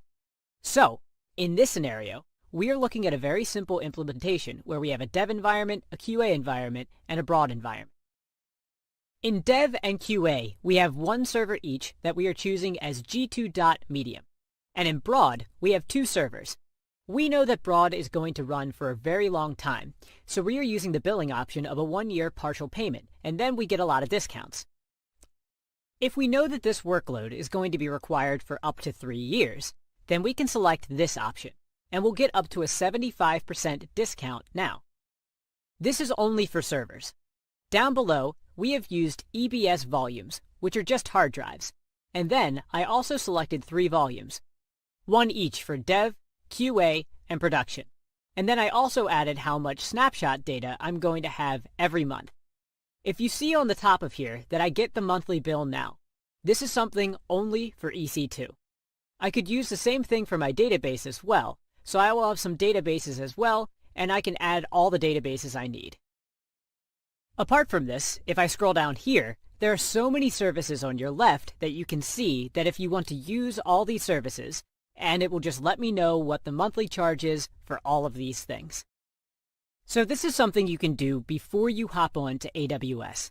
There are servers I have at my disposal in my data center, and then I'm going to transfer my workload, my application, all my data to the cloud. How much am I going to pay? and this is a tool that is used day in and day out by pre-salespersons, by solutions architects, by executives who want to know beforehand how much they're going to pay. On the same line, we have something called TCO Calculator. That is the Total Cost of Ownership Calculator.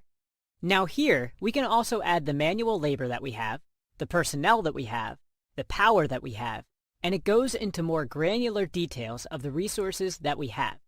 It just gives you a total cost of ownership, and this is why these two things are very, very beautiful things. If you want to know beforehand what will happen if you move some of your workload to cloud, and you get a very, very, very good idea of the cost that you are going to spend in cloud on a monthly basis.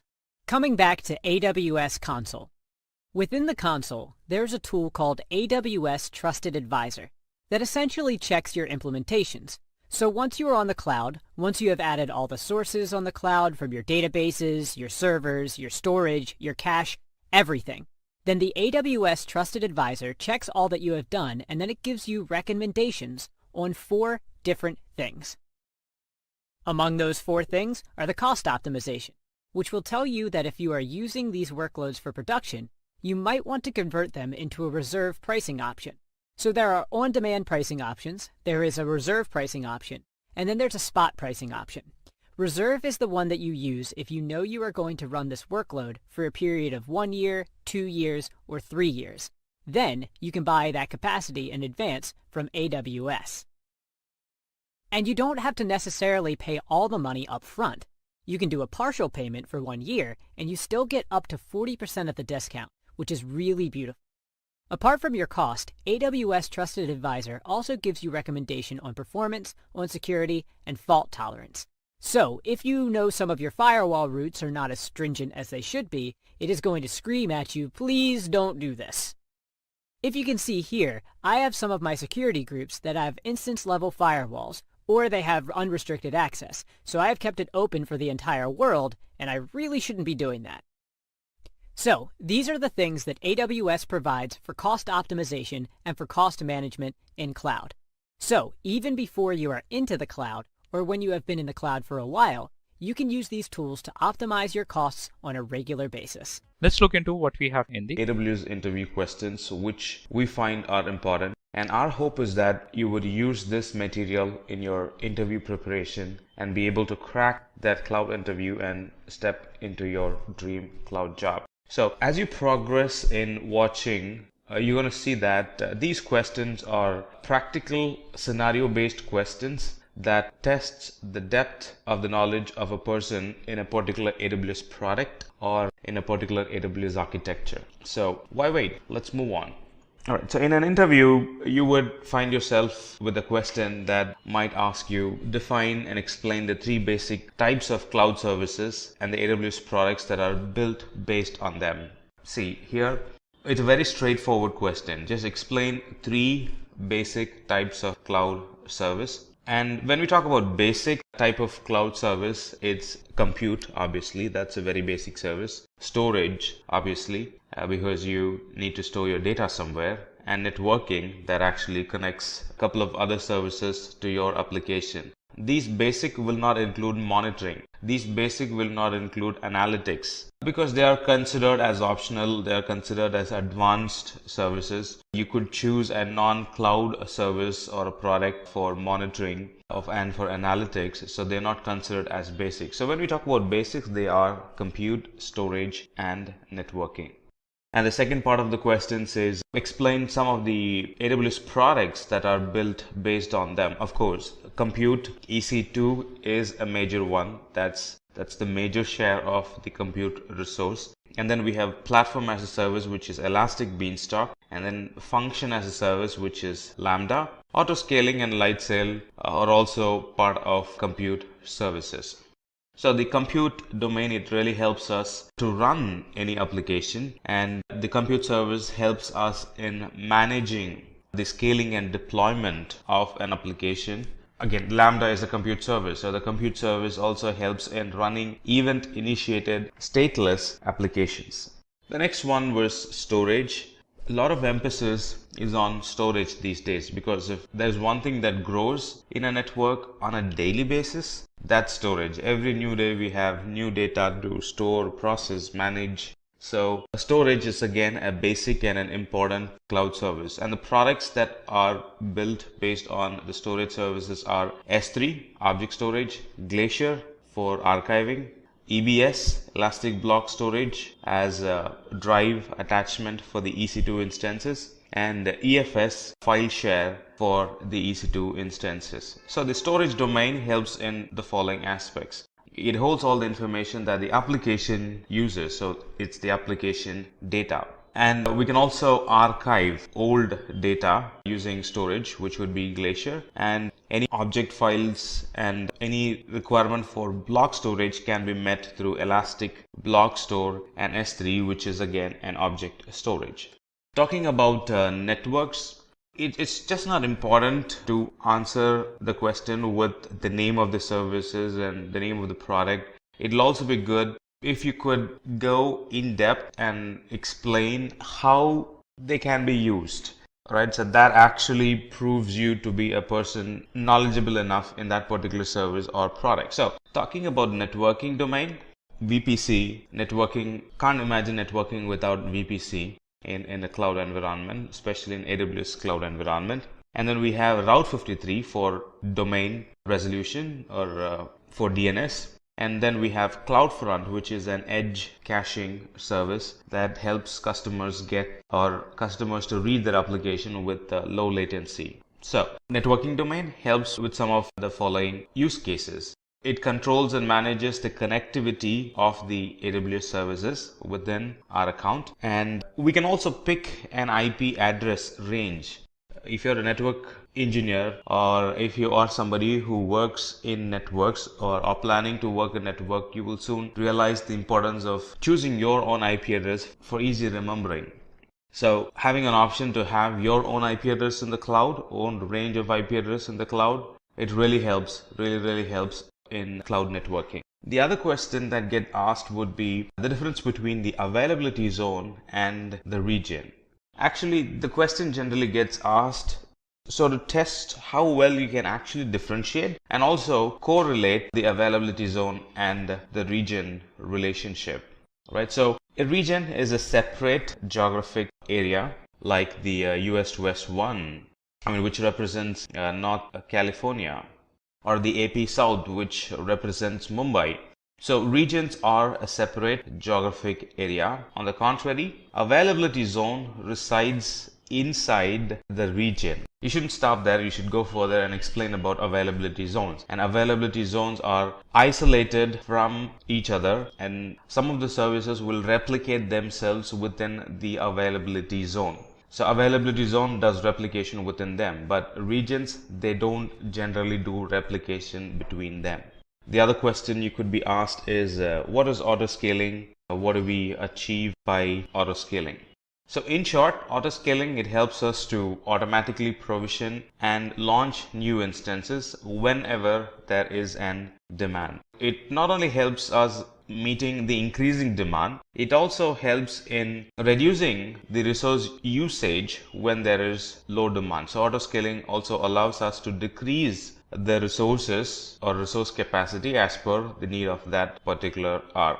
Now, this helps business in not worrying about putting more effort in managing or continuously monitoring the server to see if they have the needed resource or not, because autoscaling is going to handle it for us. So business does not need to worry about it. And autoscaling is one big reason why people would want to go and pick a cloud service, especially an AWS service. The ability to increase and shrink based on the need of that hour. That's how powerful is autoscaling. The other question you could get asked is, what's geo-targeting in CloudFront? Now we know that CloudFront is caching, and it caches content globally in the Amazon caching service global wide. The whole point is to provide users worldwide access to the data from a very nearest server possible. That's the whole point in using or going for CloudFront. Then what do you mean by geo-targeting? Geo-targeting is showing customer and specific content Based on language, we can customize the content. Based on what's popular in that place, we can actually customize the content. The URL is the same, but we could actually change the content a little bit. Not the whole content, otherwise it would be dynamic, but we can change the content a little bit, a specific file or a picture or a particular link in a website, and show customized content to users who will be in different parts of the globe. So how does it happen? CloudFront will detect the country where the viewers are located, and it will forward the country code to the origin server. And once the origin server gets the specialized or a specific country code, it will change the content and it will send to the caching server, and it gets cached there forever. And the user gets to view a content which is personalized for them for the country they are in. The other question you could get asked is the steps involved in using CloudFormation or creating a CloudFormation or backing up an environment with a CloudFormation template. We all know that if there is a template, we can simply run it and it provisions the environment, but there is a lot more going into it. So the first step in moving towards infrastructure as a code is to create the CloudFormation template, which as of now supports JSON and YAML file format. So first create the CloudFormation template and then save the code in an S3 bucket. S3 bucket serves as the repository for our code, and then from the CloudFormation call the file in the S3 bucket and create a stack. And now CloudFormation uses the file, reads the file, understands services that are being called, understands the order, understands how they are connected with each other. CloudFormation is actually an intelligent service. It understands the relation. Based on the code, it would understand the relationship between the different services, and it would set an order for itself and then would provision the services one after the other. Let's say a service has a dependency, and the dependent service, the other service which this service, let's say service A and B, service B is dependent on service A, let's say. CloudFormation is an intelligent service. It would provision the resource A first and then would provision resource B. What happens if we inverse the order? If we inverse the order, resource B first gets provision, and because it does not have dependency, chances that the CloudFormation's default behavior is that if something is not provisioned properly, if something is not healthy, it would roll back. Chances that the environment provisioning will roll back. So to avoid that, CloudFormation first provisions all the services that has or that's dependent on, that's depended by another service. So it provisions those services first and then provisions the services that has dependencies. And if you're being hired for a DevOps or if the interviewer wanted to test your skill on systems side, this definitely would be a question in his list. How do you upgrade or downgrade a system with near zero downtime? Now everybody's moving towards zero downtime or near zero downtime. All of them want their application to be highly available. So the question would be, how do you actually upgrade or downgrade a system with near zero downtime? Now we all know that I can upgrade an EC2 instance to a better EC2 instance by changing the instance type, stopping and starting. But stopping and starting is going to cause a downtime, right? So you should be answering, or you shouldn't be thinking in those terms, because that's a wrong answer. Specifically, the interviewer wants to know, how do you upgrade a system with zero downtime? So upgrading system with zero downtime, it includes launching another system parallelly with the bigger EC2 instance type with the bigger capacity, and install all that's needed. If you're going to use an AMI of the old machine, well and good. You don't have to go through installing all the updates and installing all the application. From the AMI, once you've launched it in a bigger instance, locally test the application to see if it is working. Don't put it on production yet. Test the application to see if it is working. And if the application works, we can actually swap. If your server is behind Route 53, let's say, all that you could do is go to Route 53, update the information with the new IP address of the new server, and that's going to send traffic to the new server now. So the cutover is handled. Or if you're using static IP, you can actually remove the static IP from the old machine and assign it to the new machine. That's one way of doing it. Or if you are using Elastic NIC card, you can actually remove the NIC card from the old machine and attach the NIC card to the new machine. So that way we would get near zero downtime. If you're hired for an architect level, you should be worrying about cost as well, along with the technology. And this question would test how well you manage cost. So what are the tools and techniques we can use in AWS to identify and know that we are paying the correct amount for the resources that we are using? Or how do you get a visibility of your AWS resources running? One way is to check the billing. There's a place where you can check the top services that were utilized. It could be free and it could be paid service as well. Top services that can be utilized. It's actually in the dashboard of the cost management console. So that table here shows the top 5 most used services. So looking at it, you can get it. All right, so I'm using a lot of storage. I'm using a lot of EC2. Why is storage high? You can go ahead and try to justify that, and you will find if you are storing things that shouldn't be storing, and then clean it up. Why is compute capacity so high? Why is data transfer so high? So if you start thinking in those levels, you'll be able to dig in and clean up unnecessary and be able to save your bill.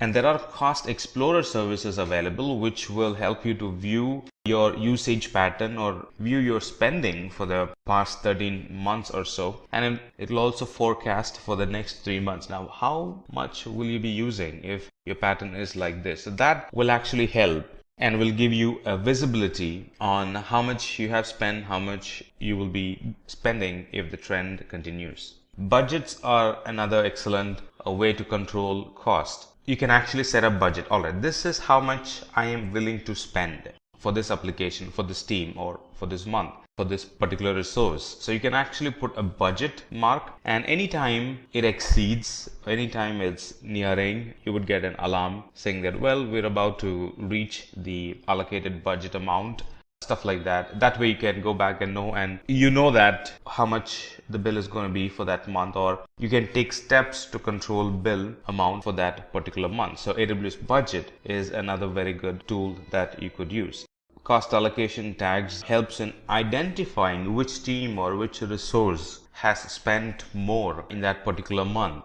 Instead of looking at the bill as one list with no specifications into it and looking at it as an expenditure list, you can actually break it down and tag the expenditure to the teams with cost allocation tags. The dev team has spent so much. The production team has spent so much. The training team has spent more than the dev and the production team. Why is that? Now, you'll be able to think in those levels only if you have cost allocation tags. Now, cost allocation tags are nothing but the tags that you would put when you create a resource. So for production services, you would put as a production tag, you would create a production tag and you would associate that resources to it. And at a later point, when you actually pull up your bill, that's going to show a detailed list of this is the owner, this is the group, and this is how much they have used in the last month. And you can move forward with your investigation and encourage or stop users using more services with the cost allocation tags.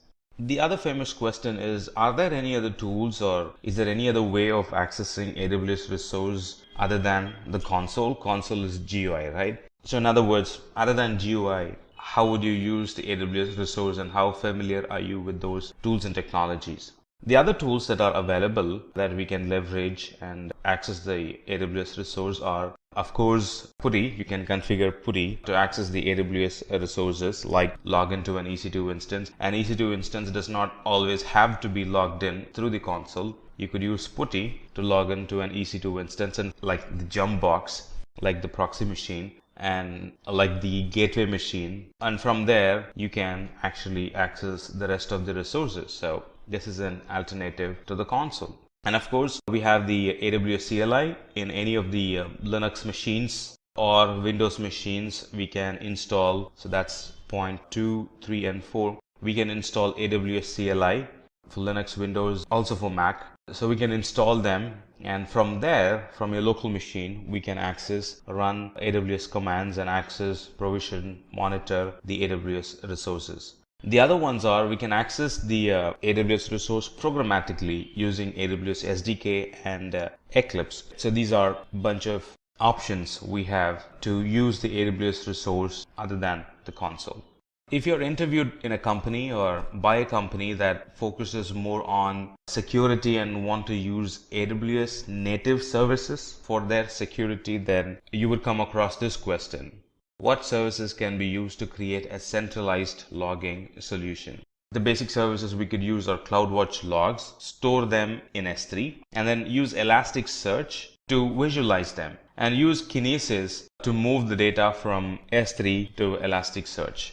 Right? So log management, it actually helps organizations to track the relationship between operational and security changes and the events that got triggered based on those logs. Instead of logging into an instance or instead of logging into the environment and checking the resources physically, I can come to a fair conclusion by just looking at the logs. Every time there's a change, the system will scream and it gets tracked in the CloudWatch, and then CloudWatch pushes it to S3. Kinesis pushes the data from S3 to Elasticsearch, and I can do a time-based filter, and I would get a fair understanding of what was going on in the environment for the past 1 hour or whatever the time window that I wanted to look at. So it helps in getting a good understanding of the infrastructure as a whole. All the logs are getting saved in one place, so all the infrastructure logs are getting saved in one place, so it's easy for me to look at it in an infrastructure perspective. So we know the services that can be used, and here are some of the services and how they actually connect to each other. It could be logs that belongs to one account, it could be logs that belongs to multiple accounts. It doesn't matter. Those three services are going to work fairly good, and they're going to inject or they're going to suck logs from the other accounts, put it in one place and help us to monitor. So as you see, you have CloudWatch here that actually tracks the metrics. You can also use CloudTrail if you want to log API calls as well, push them in an S3 bucket. So there are different types of log. Flow logs are getting captured in an instance. Application logs are getting captured from the same VPC, from a different VPC, from the same account, from a different account. And all of them are analyzed using Elasticsearch using the Kibana client. So step 1 is to deploy the ECS cluster. Step 2 is to restrict access to the ECS cluster because it's valid data. You don't want anybody to put their hands and access their data. So restrict access to the ECS dashboard.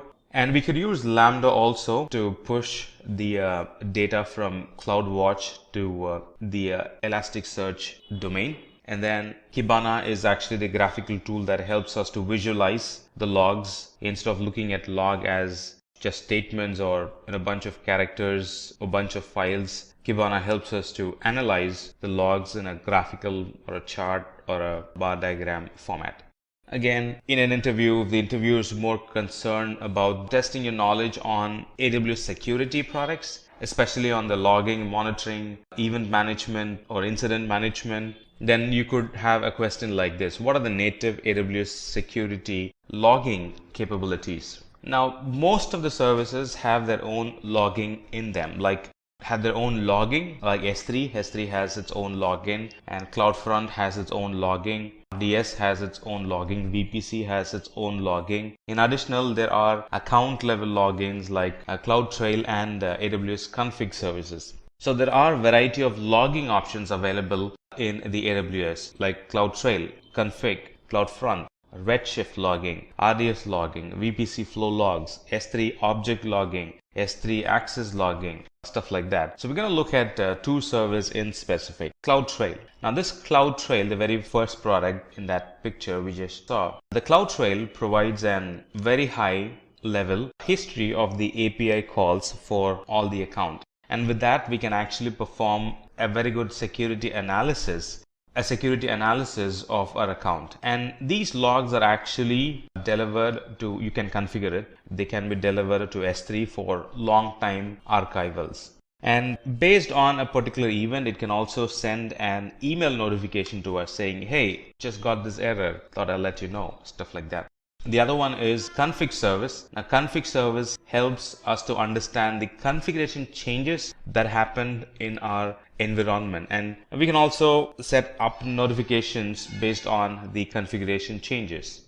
So it records the cumulative changes that are made in a short period of time. So if you want to go through the lifetime of a particular resource, what are the things that happened? What are the things it went through? They can be looked at using AWS config.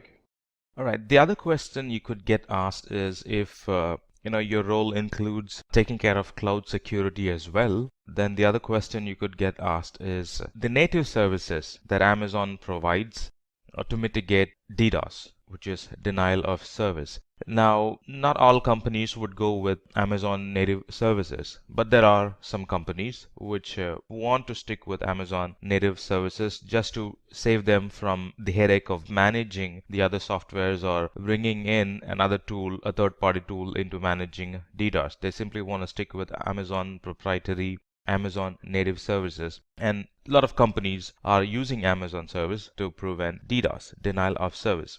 Now, denial of service is, if you already know what denial of service is, well and good. If you do not know, then let's know it now. Denial of service is a user trying to or maliciously making attempt to access a website or an application.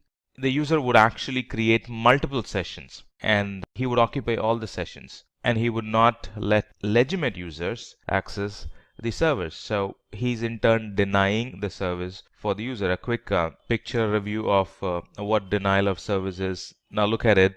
These users, instead of making one connection, they are making multiple connections, and there are cheap software programs available that would actually trigger connections from different computers in the internet with different MAC addresses, so everything kind of looks legitimate for the server, and it would accept those connections and it would keep the sessions open. The actual users won't be able to use them, so that's denying the service for the actual users, denial of service.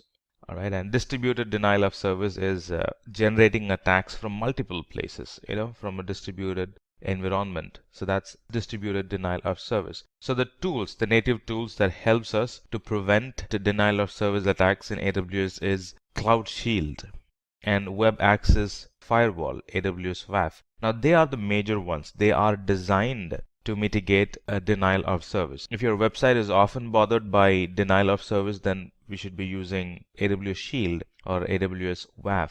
And there are a couple of other tools that also does. When I say that also does, denial of service is not their primary job, but you could use them for denial of service.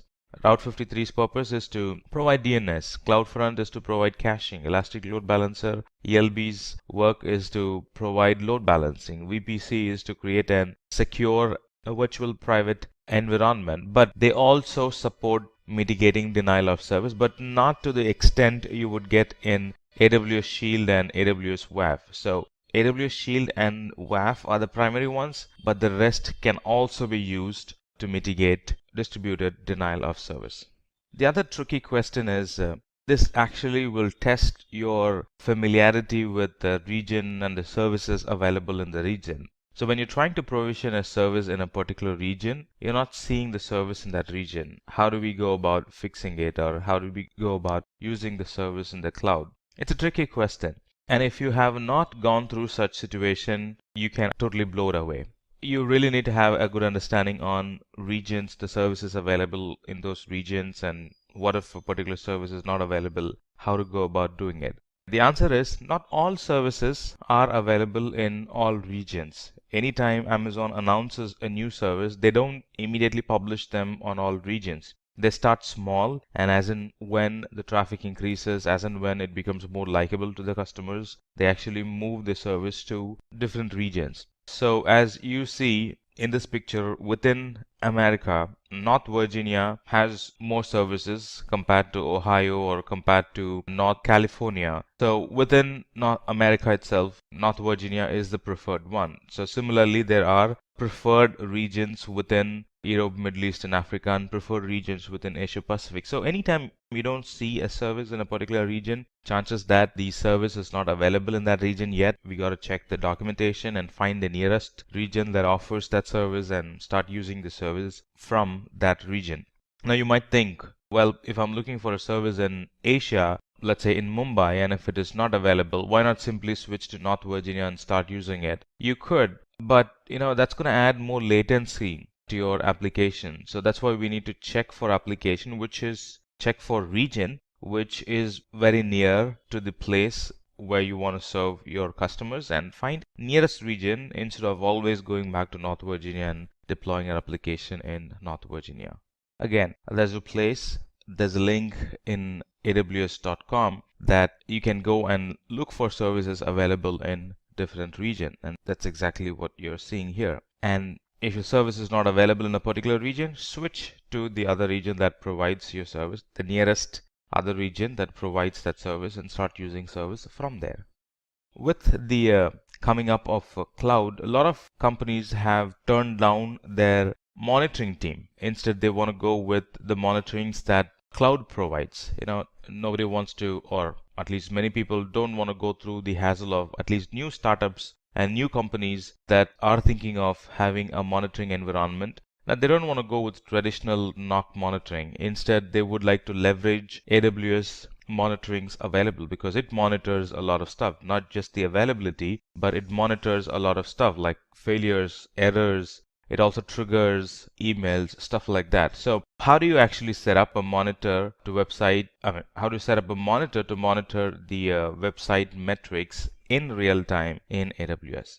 The simple way, anytime you have a question about monitoring, CloudWatch should strike your mind, because CloudWatch is meant for monitoring, is meant for collecting metrics, is meant for providing graphical representation of what's going on in a particular network at a particular point of time. So CloudWatch helps us to monitor applications, and using CloudWatch we can monitor the state changes. Not only the state changes, the AutoScaling Lifecycle events. Anytime there are more services added, there is a reduction in the number of servers because of less usage. Very informative messages can be received through CloudWatch. CloudWatch can now support scheduled events. If you want to schedule anything, CloudWatch has an event that would schedule an action, right? Schedule a trigger, time-based, not incident-based. Anything happening and then you get an action happening that's incident-based.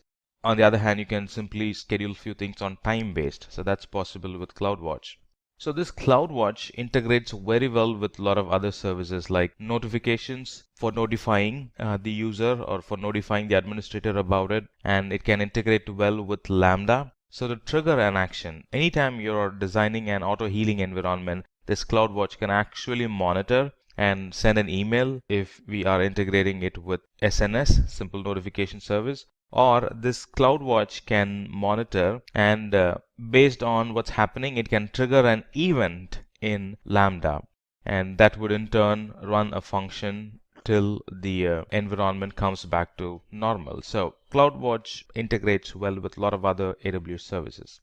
Alright, so CloudWatch has 3 statuses: green when everything is going good, yellow when the service is degraded, and red when the service is not available. Green is good, so we don't have to do anything about it. But anytime there's an yellow, the picture that we're looking at, it's actually calling a Lambda function to debug the application and to fix it. And anytime there's a red alert, it immediately notifies the owner of the application about, well, the service is down, and here is the report that I have. Here is the metrics that I've collected about the service, stuff like that. If the job role requires you to manage the servers as well, there are certain job roles which are on the system side. There are certain job roles which is development plus system side. Now you're responsible for the application and the server as well. So if that's the case, you might be tested with some basic questions like the different types of virtualization in AWS and what are the difference between them. Alright, the 3 major types of virtualization are HVM, which is hardware virtual machine. The other one is PV, para virtualization. And the third one is PV on HVM, para virtualization on hardware virtual module. Alright, the difference between them, or actually describing them, is actually the difference between them. HVM, it's actually a fully virtualized hardware. The whole hardware is virtualized and all virtual machines act separate from each other. And these VMs are booted by executing master boot record in the root block. And when we talk about para-virtualization, para-grub is actually the special boot loader which boots the PV AMIs. And when we talk about PV on HVM, it's actually the marriage between HVM and PV. And this para-virtualization on HVM, in other words, PV on HVM, it actually helps operating system take advantage in storage and the network input output available through the host. Another good question is, name some of the services that are not region specific. Now, you've been taught that all services are within a region and some services are within an availability zone. For example, EC2 is within an availability zone, EBS is within an availability zone, S3 is region specific, DynamoDB is region specific, stuff like that. VPC is both availability and region specific, meaning subnets are availability zone specific and VPC is region specific, stuff like that. So you might have thought, you might have learned in that combination. But there could be some tricky questions that tests you how well you have understood the region, non-region, and availability, non-availability services. I should say there are services that are not region specific. That would be IAM. So we can't have IAM for every availability zone and for every region, which means users will have to use one username and password for one region, and anytime they switch to another region they will have to use another username and password. That's more work, and that's not a good design as well.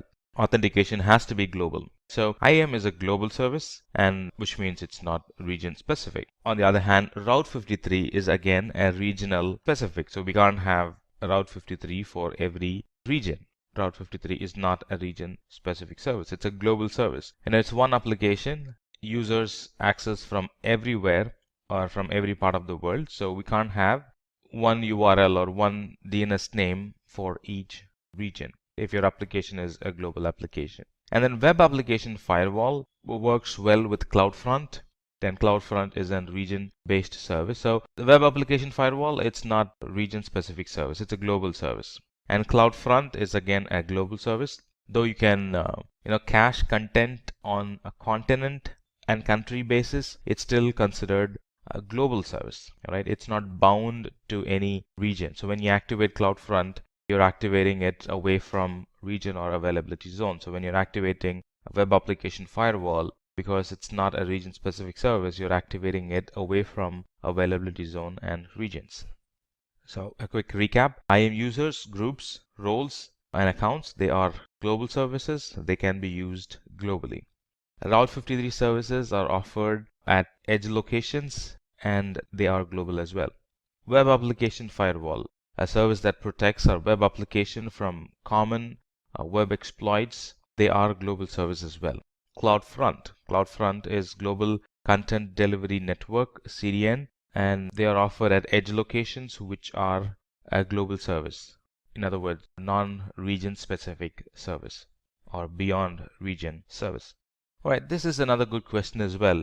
In the project that you are being interviewed, if they really want to secure their environment using NAT, or if they are already securing their environment using NAT by any of these two methods like NAT gateway or NAT instances, you can expect this question: what are the difference between a NAT gateway and NAT instances? Now, they both serve the same thing, right? So they're not two different services trying to achieve two different things. They both serve the same thing, but still they do have differences in them, right? On a high level, they both achieve providing NATing for the service behind it, but the difference comes when we talk about the availability of it.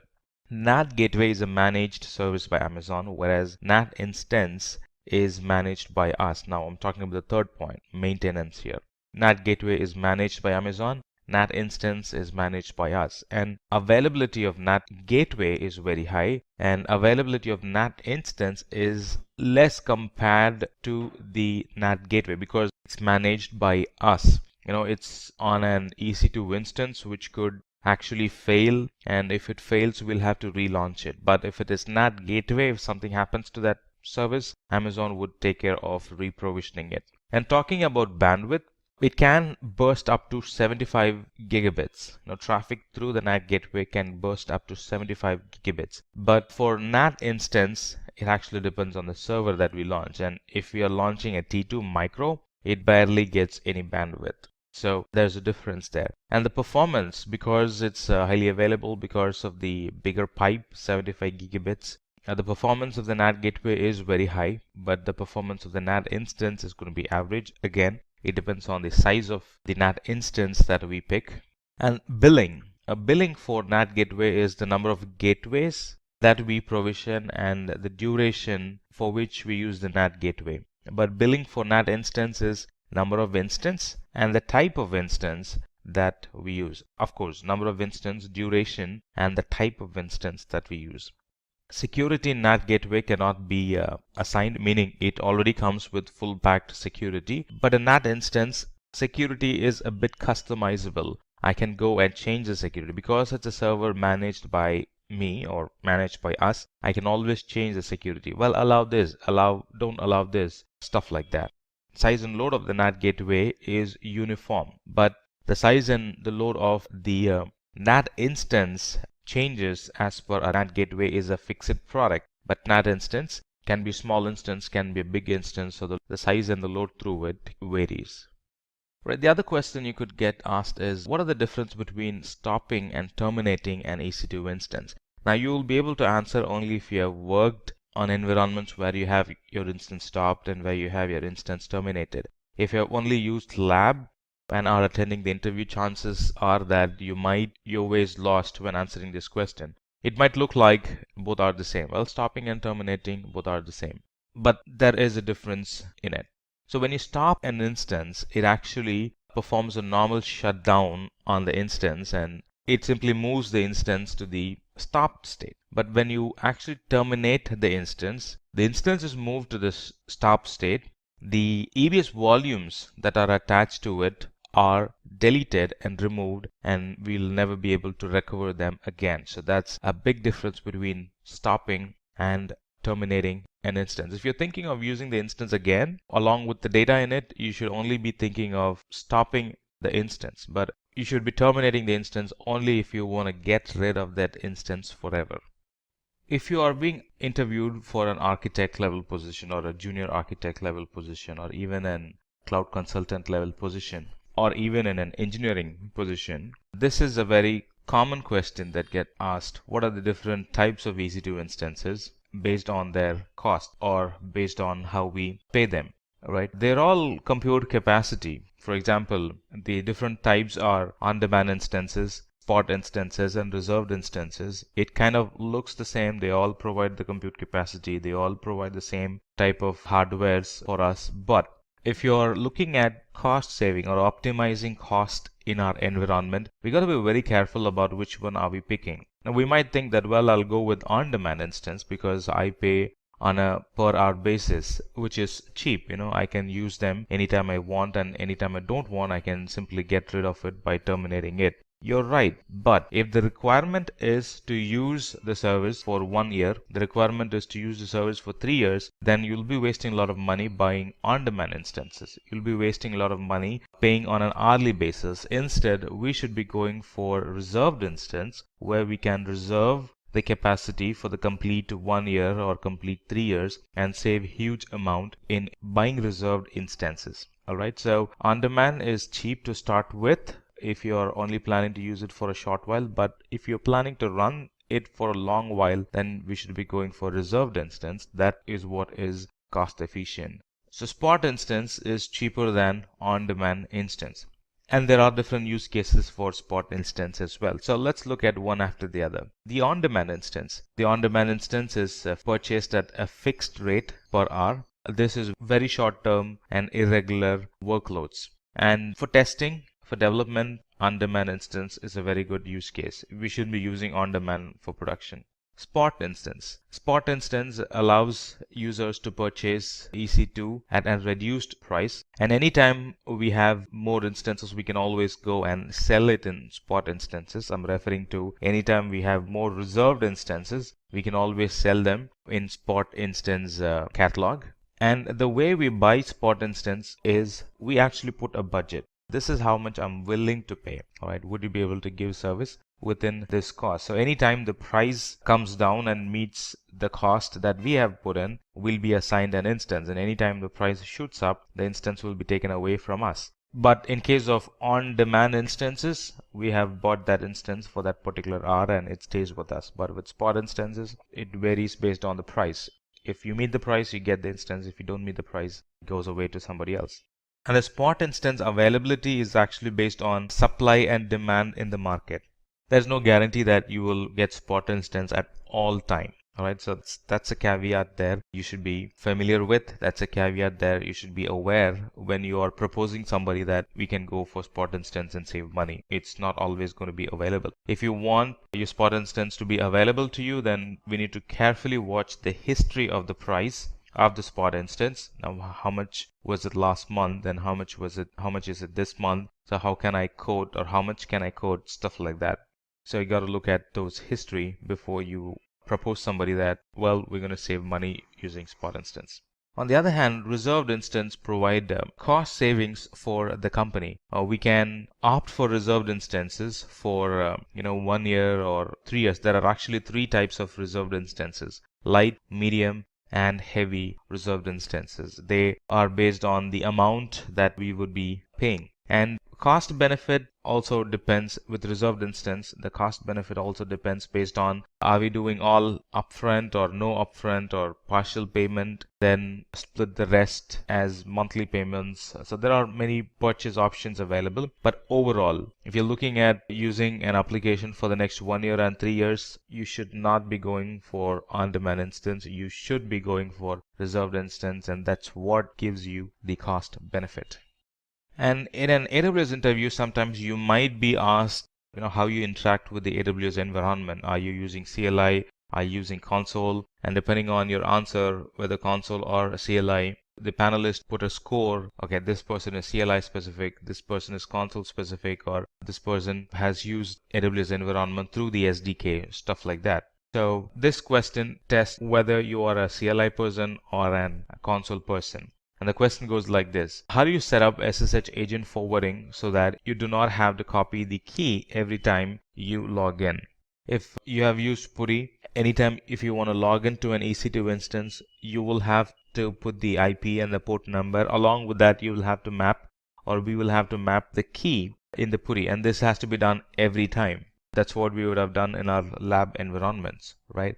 But in production environment, using the same key or mapping the same key again and again every time, it's actually an hassle. It's considered as a blocker. So you might want to cache it. You might want to permanently add it in your PuTTY session so you can immediately log in and start using it. So here in the place where you would actually map the private key, there's a quick button that actually fixes or that actually binds your SSH to your PuTTY instance. So we can enable SSH agent forwarding that will actually bind our key to the SSH, and next time when we try to log in, we don't have to always go through mapping the key and trying to log in.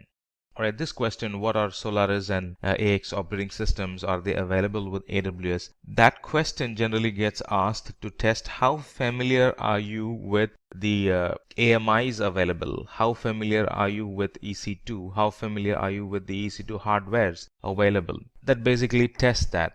Now the first question or the first thought that comes to your mind is, well, everything is available with AWS. I've seen Windows, I've seen Ubuntu, I've seen Red Hat, I've seen Amazon AMIs, and if I don't see my operating system there, I can always go to Marketplace and try them. If I don't find a Marketplace, I can always go to Community and try them. So there are a lot of AMIs available, there are a lot of operating systems available. I will be able to find Solaris and AX, but that's not the case. Solaris and AX are not available with AWS. That's because Solaris uses a different Solaris does not support the architecture, does not support public cloud currently. The same goes for AX as well. They run on Power CPU and not on Intel, and as of now, Amazon does not provide power machines. This should not be confused with HPC, which is high performance computing. Should not be confused with that. Now these are different hardwares, different CPU itself that the cloud providers they do not provide yet. Another question you could get asked in organizations that would want to automate their infrastructure using Amazon native services would be, how do you actually recover an EC2 instance or auto recover an EC2 instance when it fails? Well, we know that EC2 instances are considered as immutable, meaning irreparable. We don't spend time fixing bugs in an OS, stuff like that. Once an EC2 instance crashes, like it goes on a OS panic, or there are various reasons why it would fail. So we don't have to really worry about fixing it. We can always relaunch that instance and that would fix it. But what if it happens at 2 o'clock in the night? What if it happens during a weekend when nobody's in office looking or monitoring those instances? So you would want to automate that, not only on a weekend or during midnights, but it's general practice good to automate it. So you could face this question: how do you actually automate an EC2 instance once it fails? And the answer to that question is using CloudWatch, we can recover the instance. So as you see, there is an alarm threshold set in CloudWatch. And once the threshold is met, meaning if there is an error, if there is a failure, if the EC2 instance is not responding for a certain while, we can set an alarm. And once the alarm is met, let's say the CPU utilization stayed high for 5 minutes, right? It's not taking any new connections, or the instance is not pinging for 5 minutes, or in this case, it's 2 minutes. It's not pinging, so it's not going to respond connection. So in those cases, you would want to automatically recover that EC2 instance by rebooting the instance. All right, now look at this, the take this action section under the action. So there we have a bunch of options like recover this instance, meaning reboot the instance. So that's how we would recover. The other two options are beyond the scope of the question, but still you can go ahead and apply, just like I'm going to do it. So the other option is stop the instance. That's very useful when you want to stop instances that are having low utilizations. Nobody's using the system as of now. You don't want them to be running and wasting the cloud expenditure. So you can actually set an alarm that stops the EC2 instance that's having low utilization. So somebody was working in an instance and they left it without, or they forgot to shut down that instance, and it gets, they will only use it again the next day morning. So in between there could be like 12 hours that the system is running idle, nobody's using it, and you're paying for it. So you can identify such instances and actually stop them when the CPU utilization is low, meaning nobody is using it. The other one is to terminate. Let's say you want to give system to somebody temporarily and you don't want them to hand the system back to you. All right? This is actually an idea. In other words, this is actually the scenario. So you hand over a system to somebody, and when they're done, they're done. We can actually terminate the system. So you could instruct the other person to terminate the system when they're done, and they could forget and the instance could be running forever. Or you can monitor the system after the specified time is over and you can terminate the system. Or best part, you can automate the system termination. So you assign a system to somebody and then turn on this CloudWatch action to terminate the instance when the CPU is low for like 2 hours, meaning they've already left, or CPU is low for 30 minutes, meaning they've already left, stuff like that. So that's possible. And if you're getting hired for an system side architect, or even on the SysOps side, you could face this question: what are the common and different types of AMI designs? There are a lot of AMI designs. The question is the common ones and the difference between them. So the common ones are the full back AMIs, and the other one is just enough OS AMI, JE OS AMI, and the other one is hybrid type AMIs. So let's look at the difference between them. The full backed AMI, just like the name says, it's fully baked. It's ready to use AMI. This is the simplest AMI to deploy. It can be a bit expensive. It can be a bit cumbersome because you'll have to do a lot of work beforehand. You could use the AMI. So a lot of planning, a lot of thought process will go into it. And the AMI is ready to use, right? You hand over the AMI to somebody and it's ready to use. Or if you want to reuse the AMI, it's already ready for you to use. So that's full baked AMI.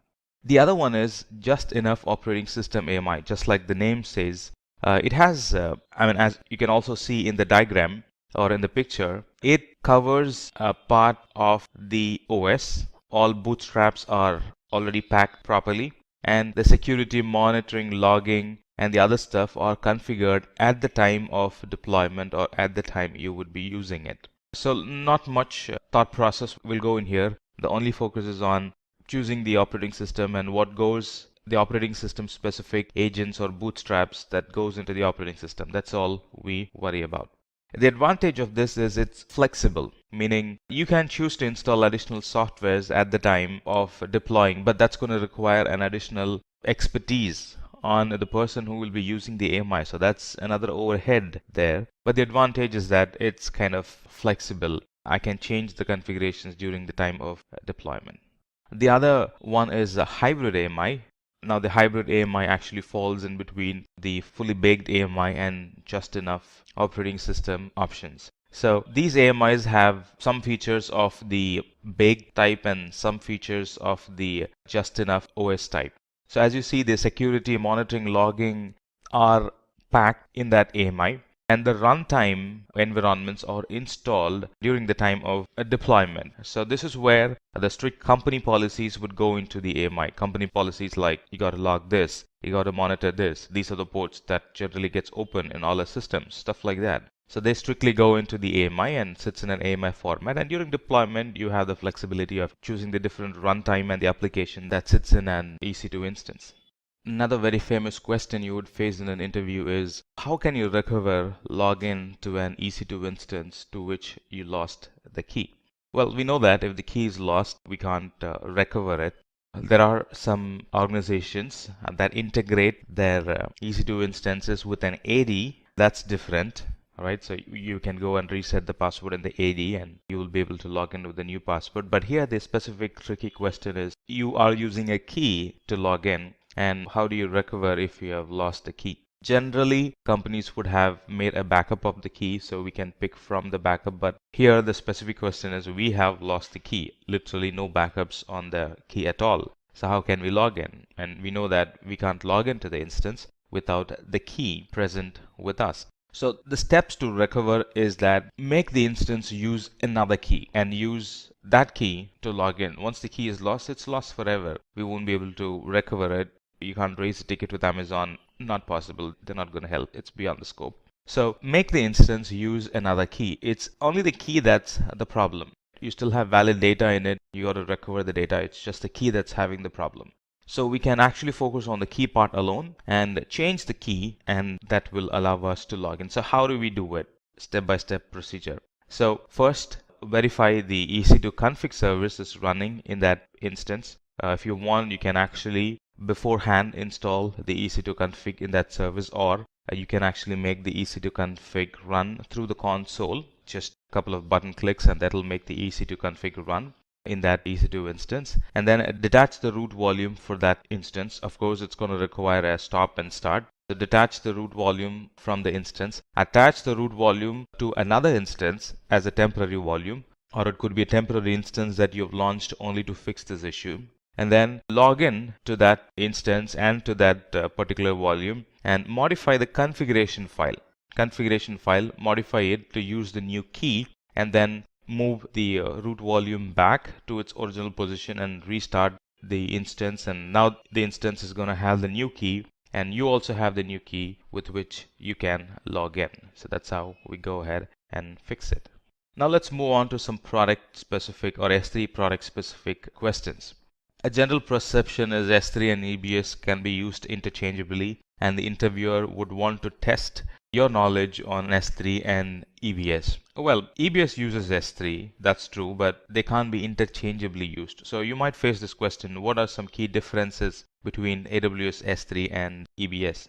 Well, the differences are, S3 is an object store, meaning you can't install anything in it. You can store drive files, but you can't actually install in it. It's not a file system. But EBS is a file system. You can install services, install applications in it, and that's going to run stuff like that. And talking about performance, S3 is much faster and EBS is super faster when accessing from the instance, because from the instance, if you need to access S3, you'll actually have to go out through the internet and access the S3, or S3 is an external service, a very external service. You'll have to go through, or you'll have to go outside of your VPC to access S3.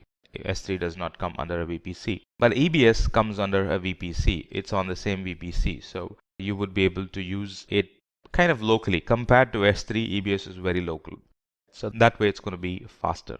And redundancy, talking about redundancy of S3 and EBS.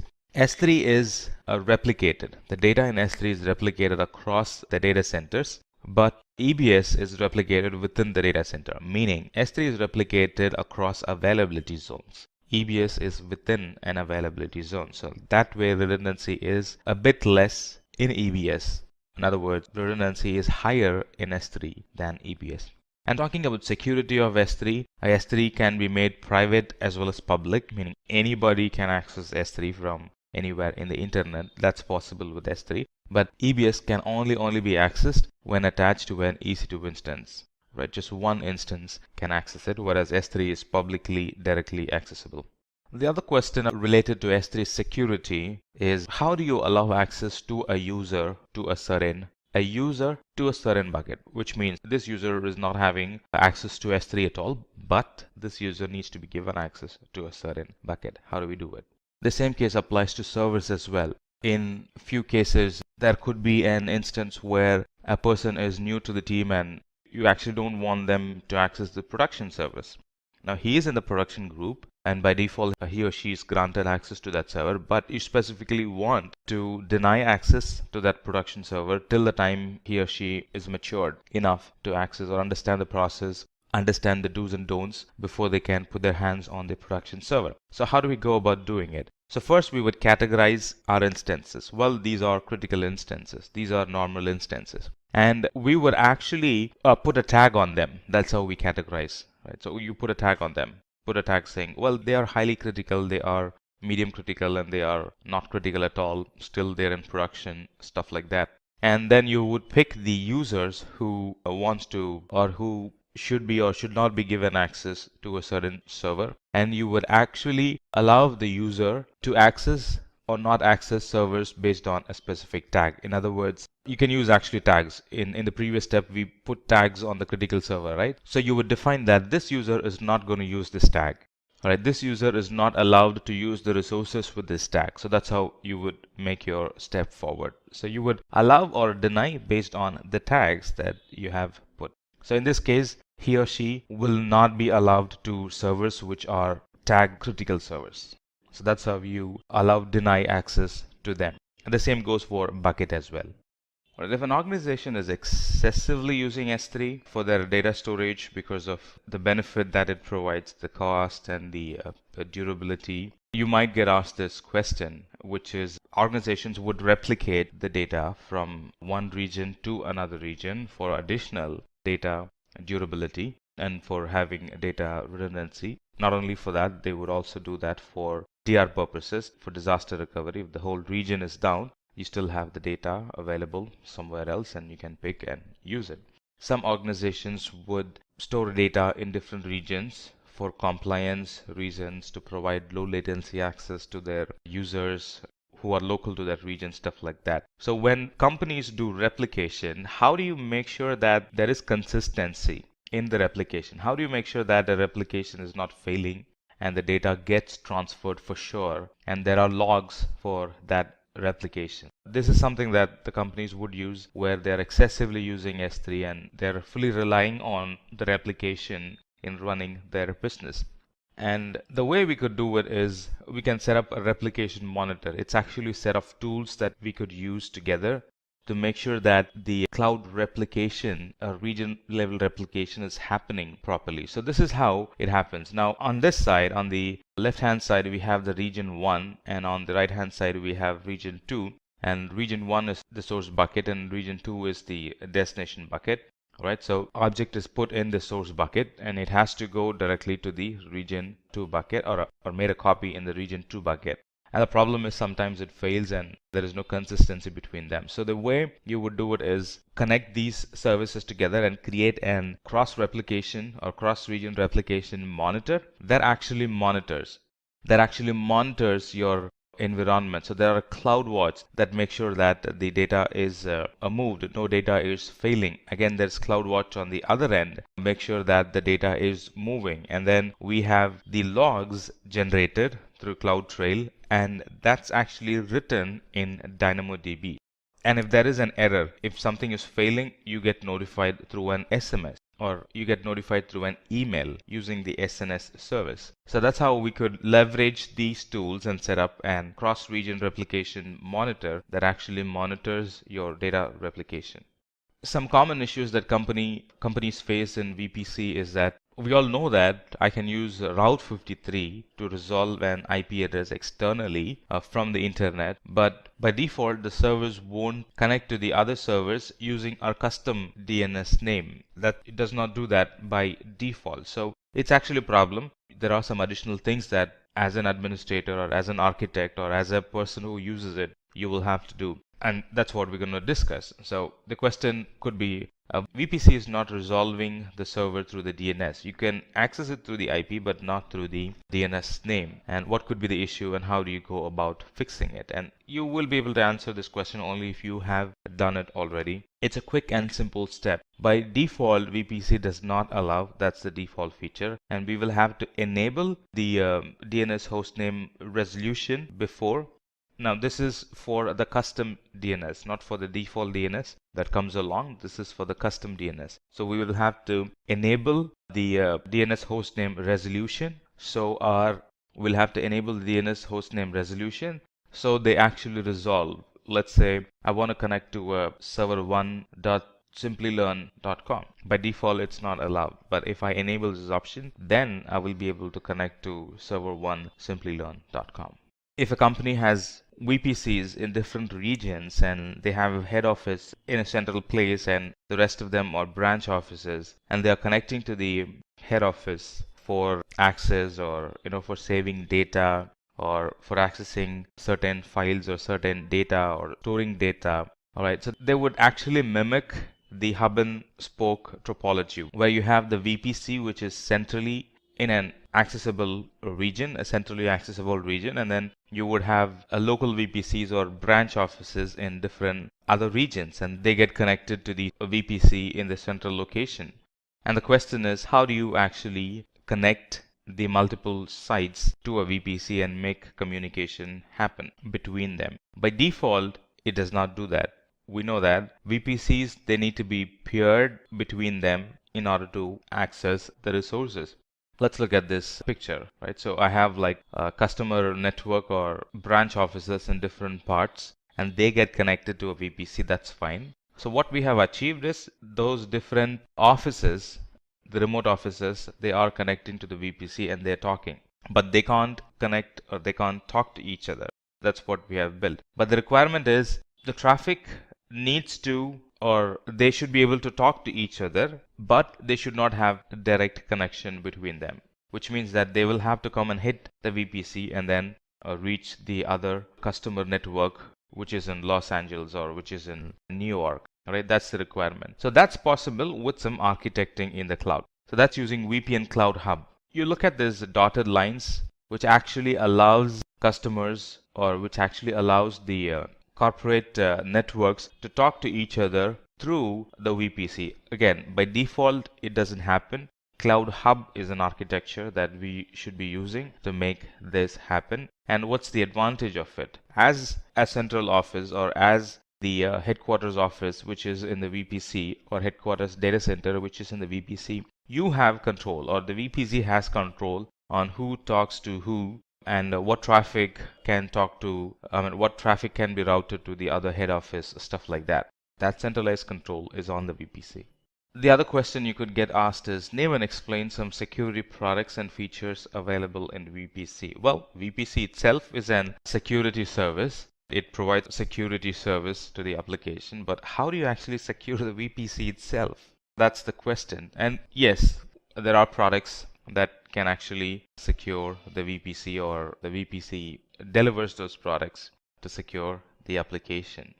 Access to the VPC is restricted through a network access control list. All right, so that's an security product in VPC. And a VPC has security groups that protects the instances from unwanted inbound and outbound traffic, and network access control list protects the subnets from unwanted inbound and outbound access. And there are flow logs we can capture in VPC that captures incoming and outgoing traffic through a VPC, which will be used for later analysis, as in what's the traffic pattern, what's the behavior of the traffic pattern, stuff like that. So there are some security products and features available in VPC.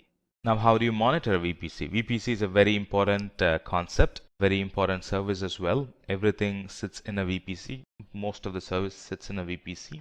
Except for Lambda and S3 and DynamoDB and a couple of other services. Most of them sit in a VPC for security reasons. So how do you monitor your VPC? How do you gain some visibility on your VPC? Well, we can gain visibility on our VPC using VPC flow log. That's the basic service. As you see, it actually captures what's allowed, what's not allowed, stuff like that. Which IP is allowed, which IP is not allowed, stuff like that. So we can gather it and we can use that for analysis.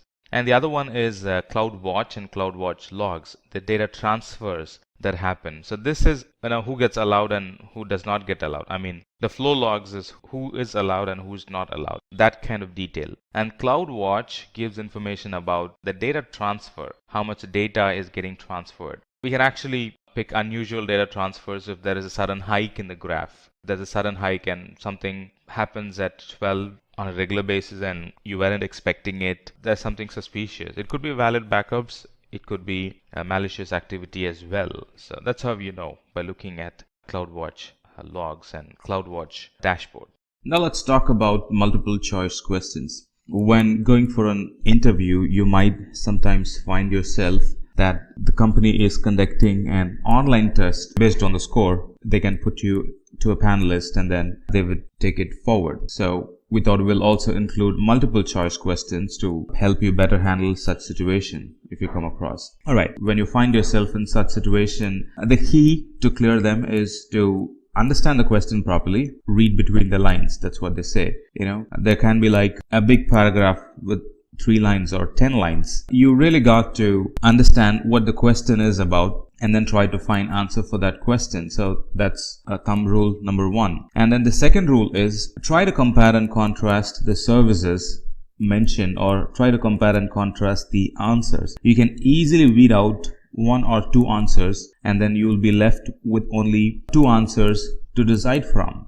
So that also helps you with time, and that also helps you with some precision in your answer. So number 1, read between the lines. Number 2, compare and contrast the services, and you'll be able to easily weed out the wrong ones. So let's try answering this question. Suppose you are a game designer and you want to develop a game with a single digit millisecond latency. Which of the following database services would you choose? So we know that the following are database services. Good enough. All right. And it talks about millisecond latency. That's a key point. And the third thing is it's a game. Could be a mobile game. It's a game that you are trying to design and you need millisecond latency and it has to be a database. Alright, so let's talk about the options available. RDS. RDS is a database for sure. Is it good for game design? We'll come back to that. Neptune. Neptune is a graph, a database service in Amazon. So that's kind of out of the equation. And Snowball is actually a storage. Alright, it's a transport medium, I would say. So that's again out of the equation. So the tie is between RDS and DynamoDB. So if we need to talk about RDS, RDS is a platform as a service. It provides cost-efficient, resizable capacity, but it's an SQL database, meaning the tables are kind of strict. It's good for banking and other type of applications, but not really good for anything that has to do with gaming. So the only option left is DynamoDB. Again, it's the right answer. DynamoDB is actually an fast and flexible NoSQL database service, and it provides a single-digit millisecond latency at any scale. And it's a database at the same time. It's a key value store model database. So the right answer is DynamoDB. All right. Let's look at the next question. If you need to perform real-time monitoring of AWS services and get actionable insights, which service would you use? Alright, let's list the services. So it talks about real-time monitoring. A firewall manager, what does it provide? Now, firewall manager is not really a monitor. Just like the name says, it's a manager. It manages multiple firewalls. And AWS Guard Duty is an threat detection service. It does monitoring. It does continuously monitor our environment, but it monitors for threats. All right. Only threats. Now let's talk about CloudWatch. CloudWatch is a service that helps to track metrics. It's a service that is used to monitor the environment and give us a system-wide visibility, and also it helps us to store logs. So at the moment it kind of looks like that could be the right answer. We don't know that yet, but I mean, we have one more option left. That's EBS. So what's EBS? EBS is a block storage, elastic block store. If we abbreviate EBS, it's elastic block store. So all three of them are easily out of the question. The first one is to manage, second one is to find threats. Of course, it does monitoring. So there's, if there is one relation between CloudWatch and Guard Duty, that's monitoring. So easily we can actually find ourselves slipped towards picking Guard Duty, but know that Guard Duty is only for gaining security insight, but not about gaining AWS service insight. So CloudWatch is a service that helps us to get a system-wide or an AWS-wide or an account-wide, and it has a number of metrics we can monitor and get a very good insight of how a service is performing, be it CPU, be it RAM, be it network utilization, be it connection failures. CloudWatch is a service that helps us perform a real-time monitoring and get some actionable insights on the services. Alright, let's talk about this 33rd question. As a web developer, you are developing an app especially for the mobile platform. Alright, there is a mention that this is especially for the mobile platform. So a lot of services gets filtered out, mobile platform. Right, which of the following lets you add user sign up, sign in, and access control to your web and mobile app quickly and easily? Alright, so this is all about signing in to your mobile app. So if we need to read between the lines, that's how we can read sign up or sign in into an mobile platform. Alright, so we have like four options here. Shield, AWS Massey, AWS Inspector, Amazon Cognito. So let's try to weed out services which are not relevant to it. So what's AWS Shield? AWS Shield is actually a service that provides a DDoS mitigation or a DDoS protection, denial of service protection. It's a security feature. Let's talk about the second option. AWS Massey is again a security service that uses machine learning to automatically discover and classify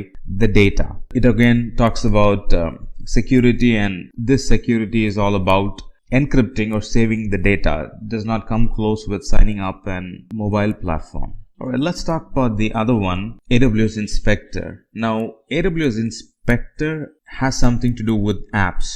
It definitely has something to do with apps. So kind of looks like that's relevant as of now. So it actually helps with improving the security and compliance of the apps that we deploy in the cloud. So kind of looks like it could be because it has to do with apps. The last one, Cognito. Now, Cognito is a service that actually lets the administrator to have control access over web and mobile apps. And it's a service that helps us to sign up and sign in to an mobile and web app. So that very much looks like we found the answer. So Cognito is a service that helps web app and mobile app for sign up and signing in, and also gives the administrator to have control over access control over the web and the mobile app.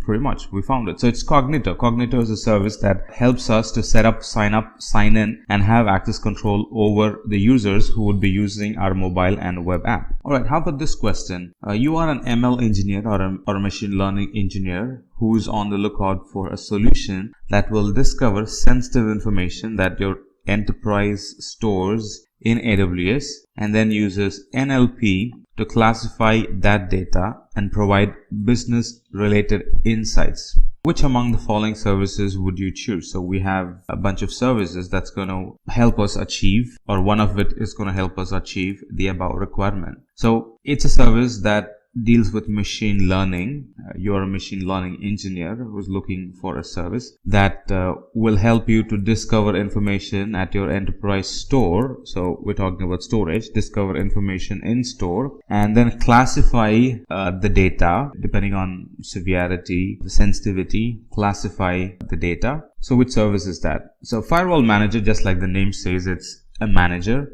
And AWS IAM, if we abbreviate it, it's Identity and Access Management. So it's Identity and Access Management, nothing to do with identifying sensitive data and managing it. So the first two is already out of the equation. And then the AWS MASI, we already had a quick definition description for AWS MASI, that it's actually a security service that uses machine learning. Kind of looks like it could be it. It's a security service that uses machine learning, and it discovers and classifies the sensitive information. Not only that, it does not stop there. It goes beyond and protects the sensitive data. AWS MASI kind of looks like, but we still have one more option to look at, which is Cloud HMS. Cloud HMS is also a security service. Kind of looks like that could be the answer as well. And it enables us to generate encryption keys and save the data. So kind of 50% of it. It's a security service. It encrypts, helps us protect the data, but AWS MASI is right on spot. It's a machine learning service. It helps us to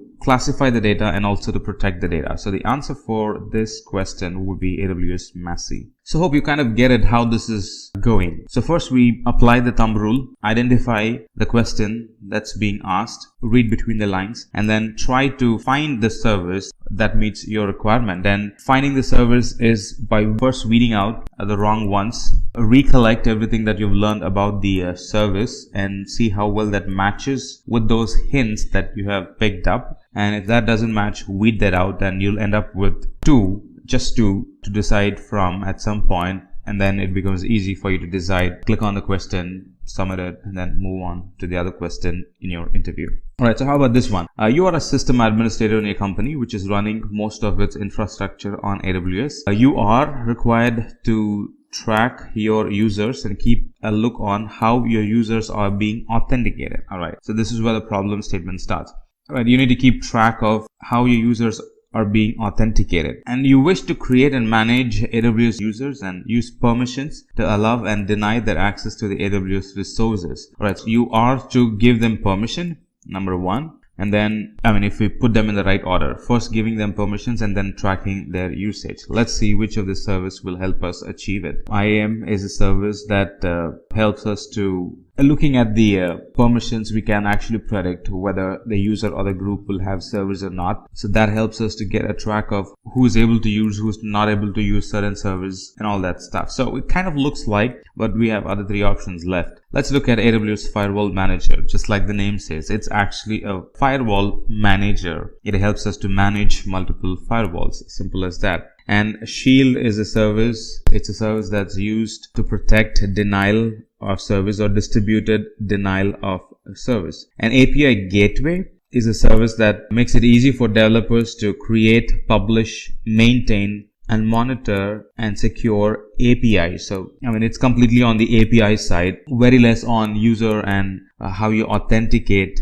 your user. We can get that by looking at the name itself, right? If we abbreviate it, or if you try to find a definition for the name API gateway, you would get it. It has to do with API. But if we abbreviate AWS IAM, it's Identity and Access Management, pretty much meets the requirement for the problem statement above. It's AWS Identity and Access Management. That's the right answer. Alright, let's look at this one. If you want to allocate various private and public IP address in order to make them communicate with the internet and other instances, you will use this service. Which of the following is this service? So it talks about using public and private IP address. So this service uses IP address, and then this service helps us to allow and deny connections to the internet and to the other instances. So you get the question, is it? Let's pick the service that helps us achieve it. Route 53. Route 53 is actually a DNS service, right? So it's not a service that's used to allow or deny. No, it does not do that.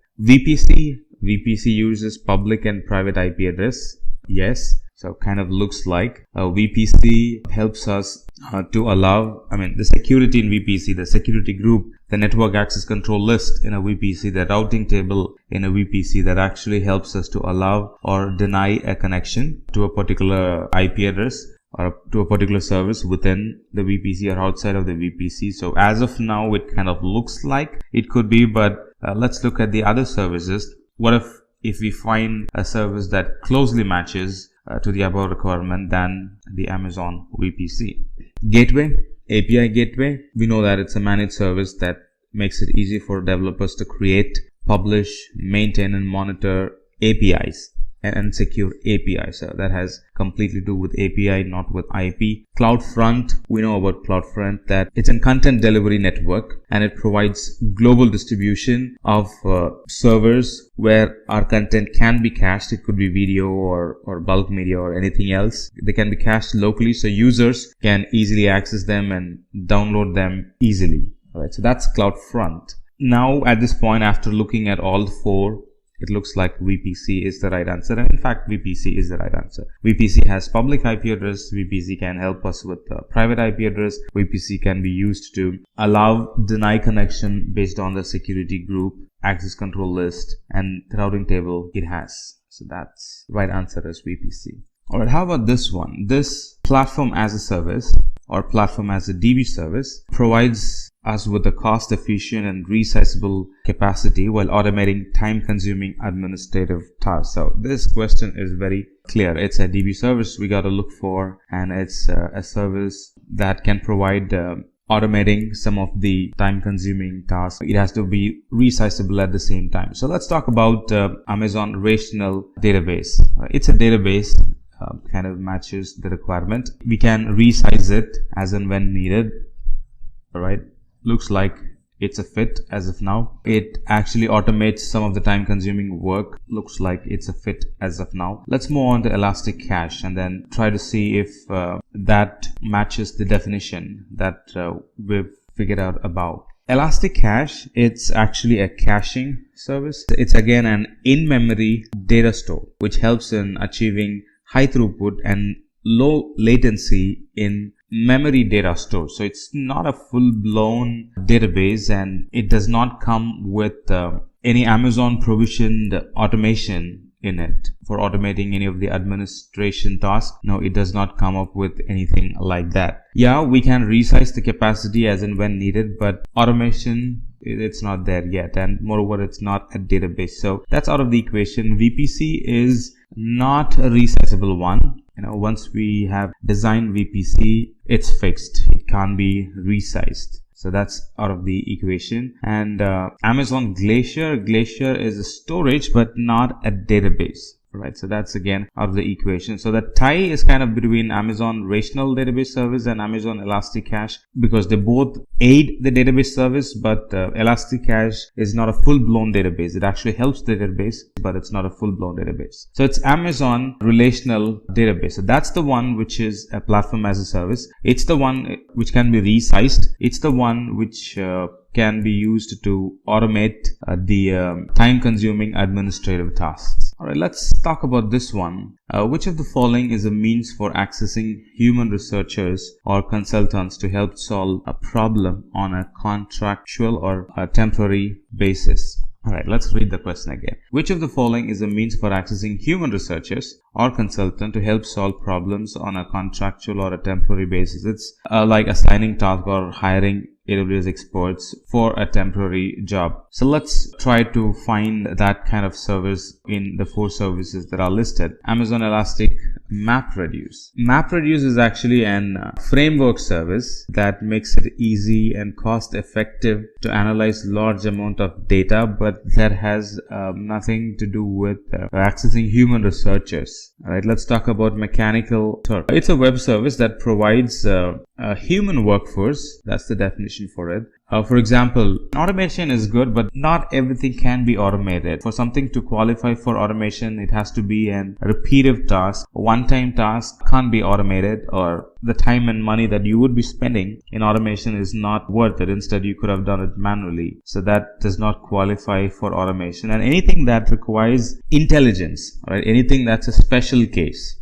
right? Automation can do repetitive tasks. Automation can do precise work, but it has to be repetitive tasks. The scenario, it should have been there already, only then that can be executed. But if it's a new scenario and it requires appropriate addressing, then it requires human touch. So we could hire researchers and consultants who can help solve a problem using Amazon Mechanical Turk. The other two are already out of the equation. Now DevPay is actually a payment system through Amazon, and multi-factor authentication, as it says, it's an authentication system. So the right answer is Amazon Mechanical Turk. Alright, this sounds interesting. Let's look at this one. This service is used to make it easy to deploy, manage, and scale containerized applications using Kubernetes on AWS. Which of the following is this AWS service? So it's a service to deploy, manage, and scale containerized applications. So it deals with containers. It also should have the ability to use Kubernetes, which is a container orchestration service.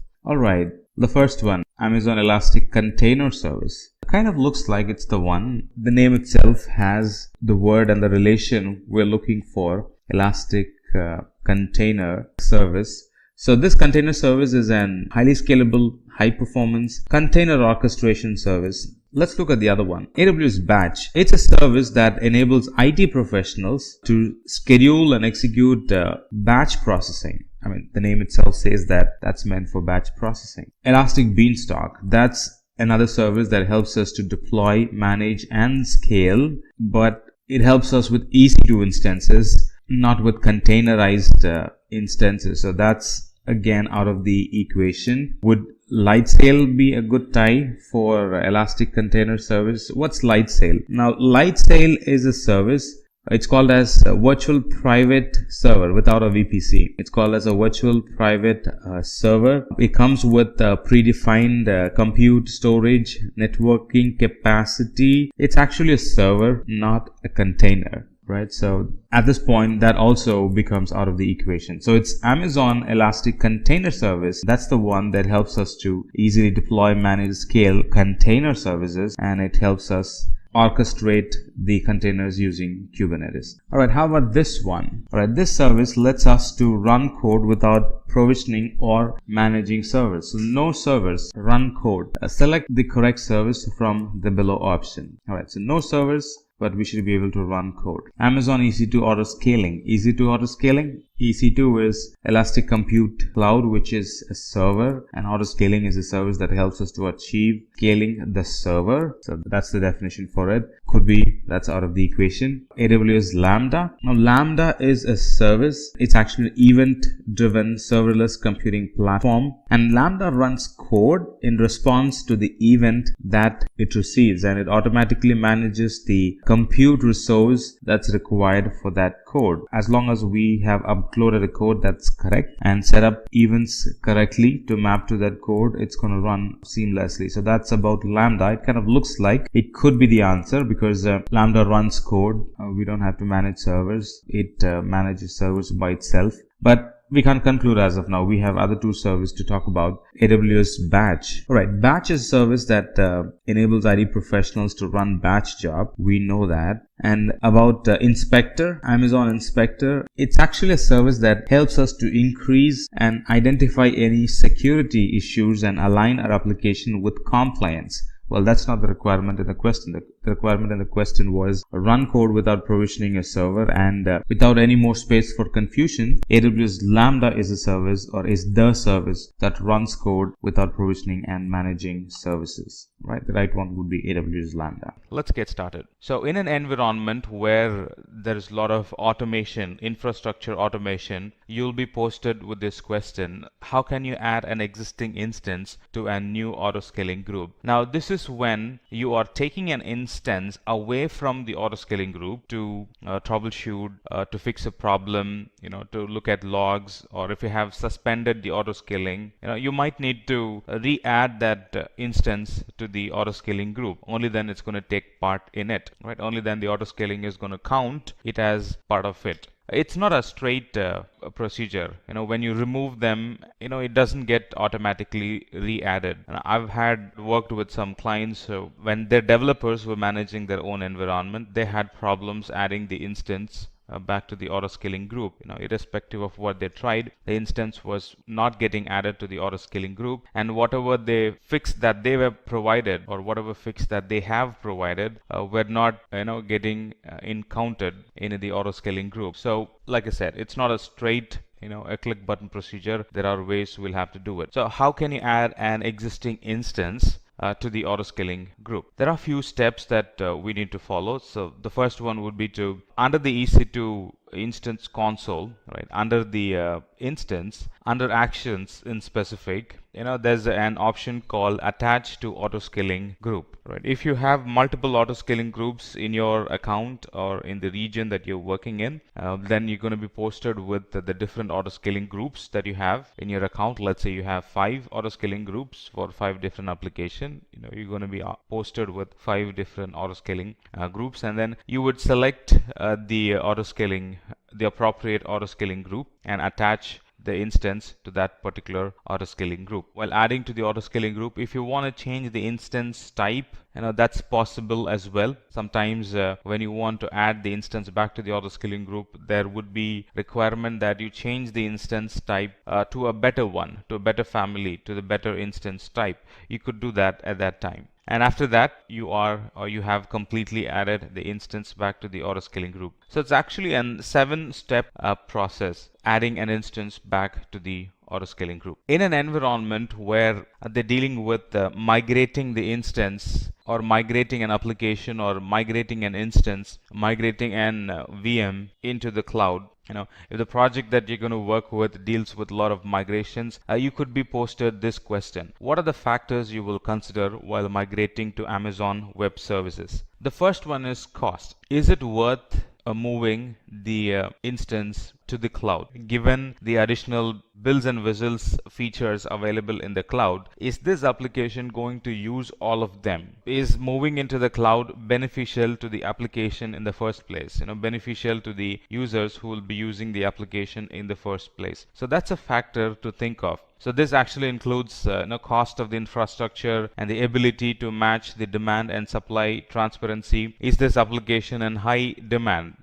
Is it going to be a big loss if the application becomes unavailable for some time? So there are a few things that needs to be considered before we move the application to the cloud. And then if the application needs to be provisioned immediately, is there an urge? Is there an urge to provision the application immediately? That's something that needs to be considered. If the application requires to go online, if the application needs to hit the market immediately, then we would need to move it to the cloud. Because in on-premises, procuring or buying an infrastructure, buying the bandwidth, buying the switch port, buying an instance, buying the softwares, buying the license related to it, it's going to take time, at least like 2 weeks or so, before you can bring up an server and launch an application in it, right? So if the application cannot wait, waiting means workforce productivity loss, is it? So we would want to immediately launch instances and put application on top of it. In those cases, if your application is of that type, if there is an urge in making the application go online as soon as possible, then that's a candidate for moving to the cloud. And if the application, or if the software, or if the product that you're launching, it requires hardware, it requires an updated hardware all the time, that's not going to be possible in on-premises. We try to deal with legacy infrastructure all the time in on-premises, but in the cloud, they're constantly upgrading their hardwares. Only then they can keep themselves up going in the market. So the cloud providers are constantly updating their hardwares. And if you want to be benefited, or if your application wants to be benefited by the constant upgrading of the hardwares, making sure the hardware is as latest as possible,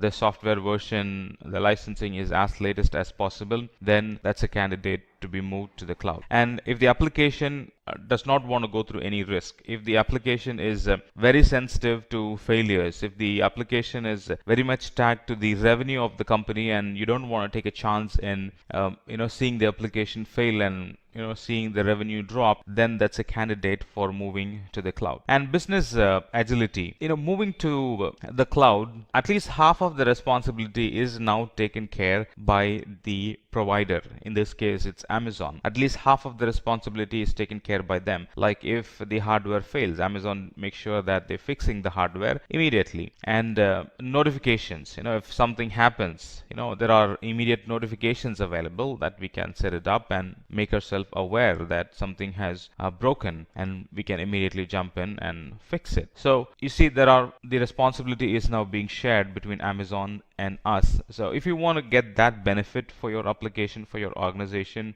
for the product that you're launching, then it needs to be moved to the cloud so you can get that benefit from the cloud. The other question you could get asked is, what is RTO and RPO in AWS? They are essentially disaster recovery terms. When you're planning for disaster recovery, you cannot avoid planning disaster recovery without talking about RTO and RPO. Now, what's the RTO? What's the RPO in your environment? Or how do you define RTO? How do you define RPO? Are some general questions that get asked. RTO is recovery time objective. RTO stands for the maximum time the company is willing to wait for the recovery to happen, or for the recovery to finish when a disaster strikes. So RTO is in the future, right? How much time is it going to take to fix and bring everything to normal? So that's RTO. On the other hand, RPO is recovery point objective, which is the maximum amount of data loss your company is willing to accept as measured in time. RPO always refers to the backups,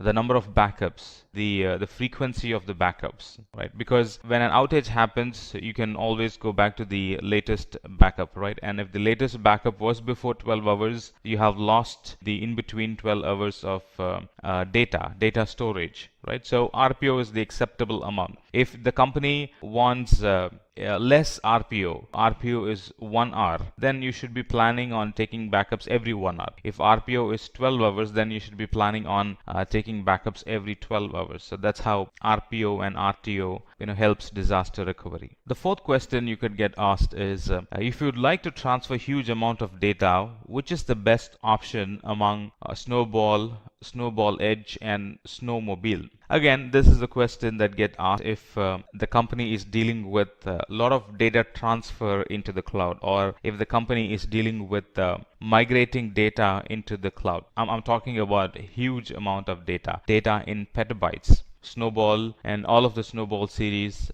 deals with petabyte-sized data migrations. So there are three options available as of now. AWS Snowball is an data transport solution for moving high volume of data into and out of a specified AWS region. On the other hand, AWS Snowball Edge adds additional computing functions. Snowball is simple storage and movement of data, and Snowball Edge has a compute function attached to it. Snowmobile, on the other hand, is an exabyte scale migration service that allows us to transfer data up to 100 petabytes. That's like 100,000 terabytes. So depending on the size of data that we want to transfer from our data center to the cloud, we can rent any of these three services. Let's talk about some CloudFormation questions. This is a classic question. How is AWS CloudFormation different from AWS Elastic Beanstalk? From the surface, they both look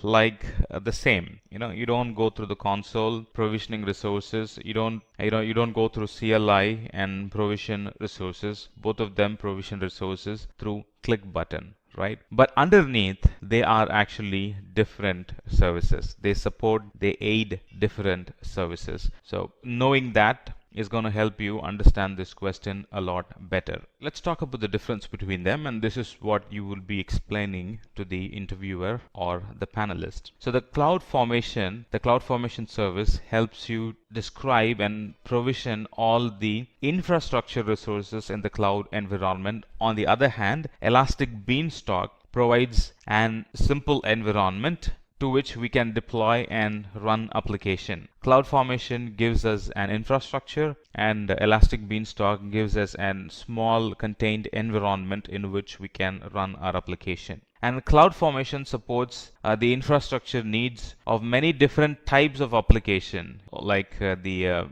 enterprise application, the legacy applications, and any new modern application that you want to have in the cloud. On the other hand, the Elastic Beanstalk, it's a combination of developer tools. They are tools that helps manage the lifecycle of a single application. So CloudFormation, in short, is managing the infrastructure as a whole, and Elastic Beanstalk, in short, is managing and running an application in the cloud. And if the company that you're getting hired is using CloudFormation to manage their infrastructure, or if they're using infrastructure or any of the infrastructure as a code services, then you would definitely face this question: what are the elements of an AWS CloudFormation template? So it has 4 or 5 basic elements, right? And the template is in the form of JSON or in YAML format.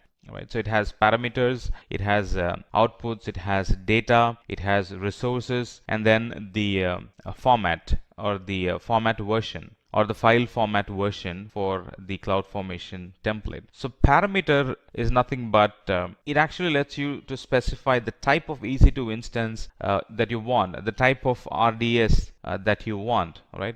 So EC2 is an umbrella, RDS is an umbrella, and parameters within that EC2 and parameters within that RDS are the specific details of the EC2 or the specific details of the RDS service. So that's what parameters in a CloudFormation template. And then the element of the CloudFormation template is outputs. For example, if you want to output the name of an S3 bucket that was created, if you want to output the name of the EC2 instance, if you want to output the name of some resources that have been created, instead of looking into the template, instead of navigating through in the console and finding the name of the resource, we can actually have them outputted in the result section. So you can simply go and look at all the resources created through the template in the output section, and that's what output values or output does in the CloudFormation template. And then we have resources. Resources are nothing but what defines what are the cloud components or cloud resources that will be created through this CloudFormation template. Now, EC2 is a resource, RDS is a resource, and S3 bucket is a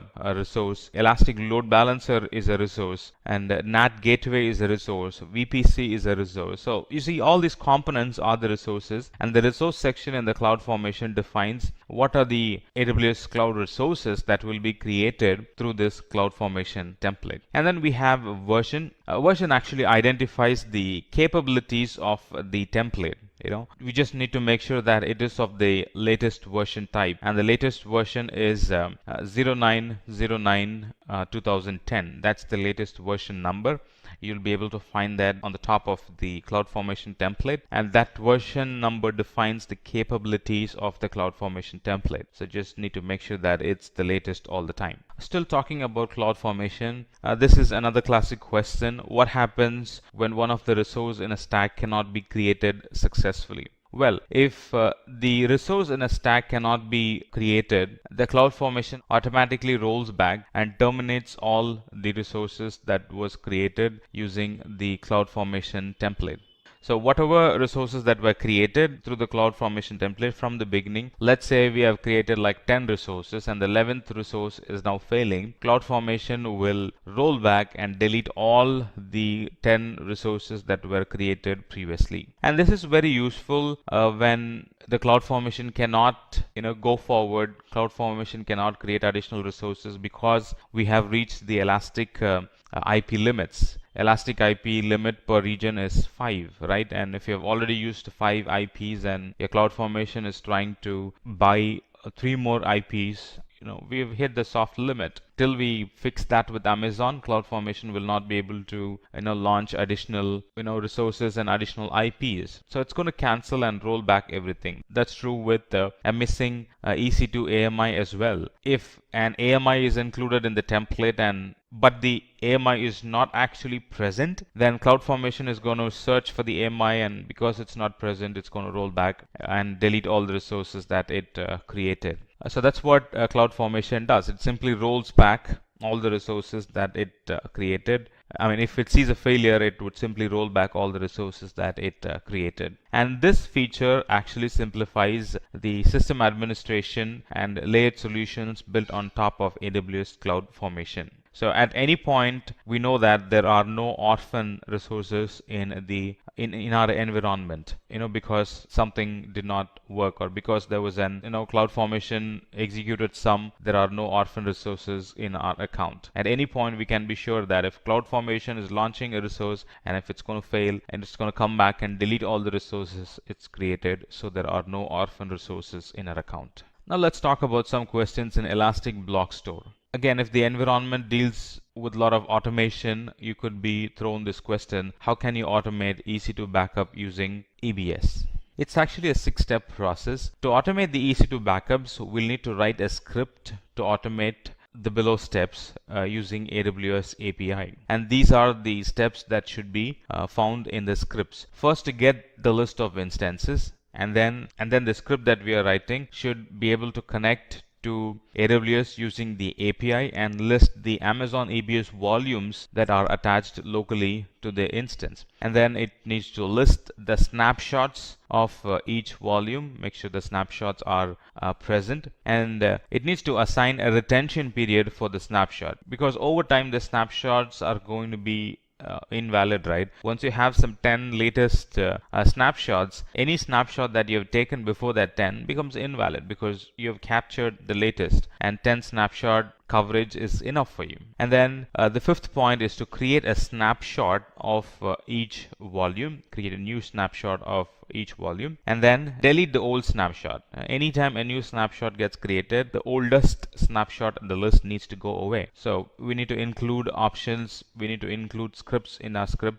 lines in our script that make sure that it's deleting the older snapshots which are older than the retention period that we are mentioning. Another question that you could see in the interview, be it a written interview, be it online interview, or be it an telephonic or face-to-face interview, is what's the difference between EBS and instance store? Let's talk about EBS first. EBS is kind of permanent storage. The data in it can be restored at a later point. When we save data in EBS, the data lives even after the lifetime of the EC2 instance. For example, we can stop the instance and the data is still going to be present in EBS. We can move the EBS from one instance to another instance and the data is simply going to be present there. So EBS is kind of permanent storage when compared to instance. On the other hand, instance store is temporary storage, and that storage is actually physically attached to the host of the machine. EBS is an external storage, and instance store is locally attached to the instance, or locally attached to the host of the machine. We cannot detach an instance store from one instance and attach it to another, but we can do that with EBS. So that's a big difference. One is permanent data, and another one is EBS is permanent, instance store is volatile data. And instance store, with instance store we won't be able to detach the storage and attach it to another instance. And another feature of instance store is data in an instance store is lost if the disk fails or the instance is stopped or terminated. So instance store is only good for storing cache data. If you want to store permanent data, then we should think of using EBS and not instance store. While talking about storage on the same lines, this is another classic question. How can you take backups of EFS like EBS? And if you can take backup, how do you take that backup? The answer is yes, we can take EFS to EFS backup solution. EFS does not support snapshot.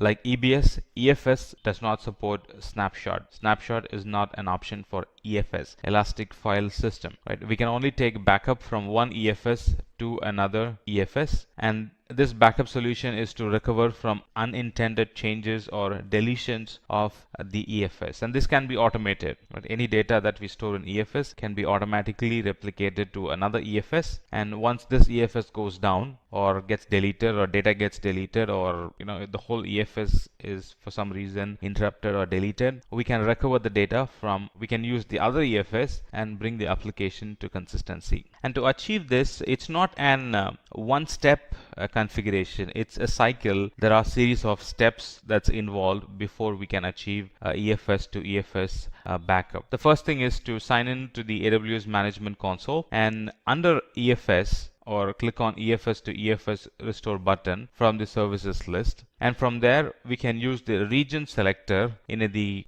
console navigation bar to select the actual region in which we want to work on. And from there, ensure that we have selected the right template.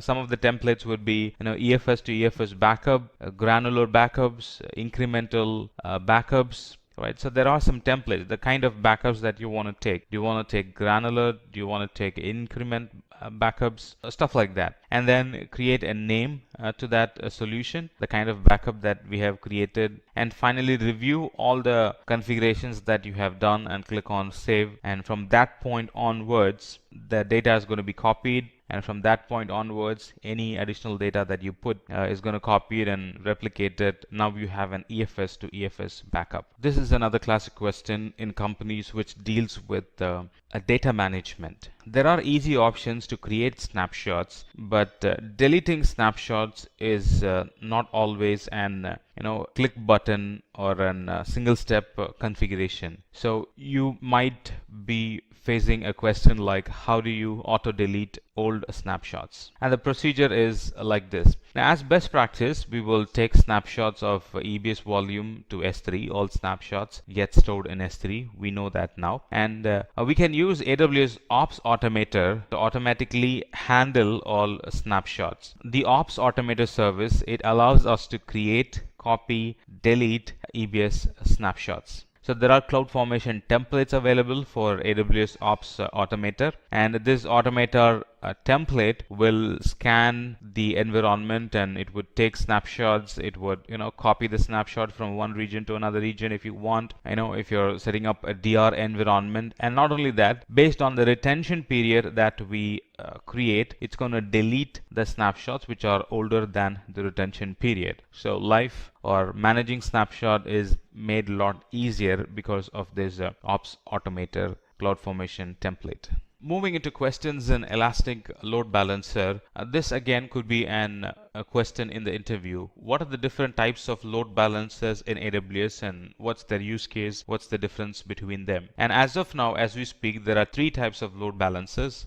which are available in AWS. The first one being application load balancer. Just like the name says, the application load balancer works on the application layer and deals with HTTP and HTTPS requests. And it also supports path-based routing. For example, simplilearn.com/some web page, simplilearn.com/another website. So it's going to direct the path based on the / value that you give in the URL. So that's path-based routing. So it supports that. And not only that, it can support port-based :8080, :8081, or :8090. Based on that port also, it can take a routing decision, and that's what application load balancer does. On the other hand, we have network load balancer, and the network load balancer makes routing decisions at the transport level. It's faster because it has very less thing to work on. It works on lower OSI layer. It works on a lower layer, so it has very less information to work with than compared with application layer. So comparatively, it's a lot faster and it handles millions of requests per second. And after the load balancer receives a connection, it selects a target group for the default rule using the flow hash routing algorithm. It does simple routing, right? It does not do path-based or port-based routing. It does simple routing, and because of it, it's faster. And then we have classic load balancer, which is kind of expiring as we speak. Amazon is discouraging people using classic load balancer, but there are companies which are still using classic load balancer. They are the ones who were the first one to step into Amazon when classic load balancer was the first load balancer or the only load balancer available at that point. So it supports HTTP, HTTPS, TCP, SSL protocol, and it has a fixed relationship between a load balancer port and the container port. So initially we only had classic load balancer, and then after some point Amazon said, instead of having one load balancer address all type of traffic, we're going to have two load balancers called as the child from the classic, two load balancer, and one is going to specifically address the application requirement and one is going to specifically address the network requirement, and let's call it as application load balancer and network load balancer. So that's how now we have two different load balancers. Talking about load balancer, another classic question could be, what are the different uses of the various load balancer in AWS Elastic load balancing? There are three types of load balancer. We just spoke about it. Application load balancer is used if we need flexible application management and TLS termination, and network load balancer if we require extreme performance and the load balancing should happen based on static IPs for the application. And classic load balancer is an old load balancer which is for people who are still running their environment from EC2 classic network. Now this is an older version of VPC, or this is what was present before VPC was created. EC2 classic network is what was present before EC2 was created. So they are the three types and they are the use cases of it. Let's talk about some of the security related questions you would face in the interview. When talking about security and firewall in AWS, we cannot avoid discussion talking about WAF, Web Application Firewall, and you would definitely see yourself in this situation where you've been asked how can you use AWS WAF in monitoring your AWS applications. WAF or Web Application Firewall protects our web application from common web exploits, and WAF helps us control which traffic source your application should be allowed or blocked, which traffic from a certain source, which source or which traffic from a certain source should be allowed or blocked your application. With WAF we can also create custom rules that blocks common attack patterns. If it is a banking application, it has a certain type of attacks, and if it is simple data management, data storage application, it has content management application, it has a separate type of attack. So based on the application type, we can identify a pattern and create rules that would actually block that attack based on the rule that we create. And WAF can be used for three cases. The first one is allow all requests, and then block all requests, and count all requests for a new policy. So it's also an monitoring and management service which actually counts all the policies, or counts all the requests that matches a particular policy that we create. And some of the characteristics we can mention in AWS WAF are the origin IPs and the strings that appear in the request. We can allow block based on origin IP, allow block based on strings that appear in the request. We can allow block or count based on the origin country, length of the request. We can block and count the presence of malicious scripts in an connection. We can count the request headers, or we can allow block a certain request header, and we can count the presence of a malicious SQL code in a connection that we get and that want to reach our application. Still talking about security, what are the different AWS IAM categories we can control? Using AWS IAM, we can do the following. One is create and manage IAM users. And once the user database gets bigger and bigger, we can create and manage them in groups. And in IAM, we can use it to manage the security credentials, kind of setting the complexity of the password, setting additional authentications, like MFA, and rotating the passwords, resetting the password. There are a few things we could do with IAM. And finally, we can create policies that actually grants access to AWS services and resources. Another question you will see is, what are the policies that you can set for your user's password? So some of the policies that we can set for the user password is the minimum length, or the complexity of the password by at least having one number or one special characters in the password. So that's one. And then the requirement of a specific character types, including uppercase, lowercase, number, and non-alphabetic characters. So it becomes very hard for somebody else to guess what the password would be and try to hack them. So we can set the length of the password, we can set the complexity in the password, password, and then we can set an automatic expiration of the password. So after a certain time, the user is forced to create a new password, so the password is not stale, old, and easy to guess in the environment. And we can also set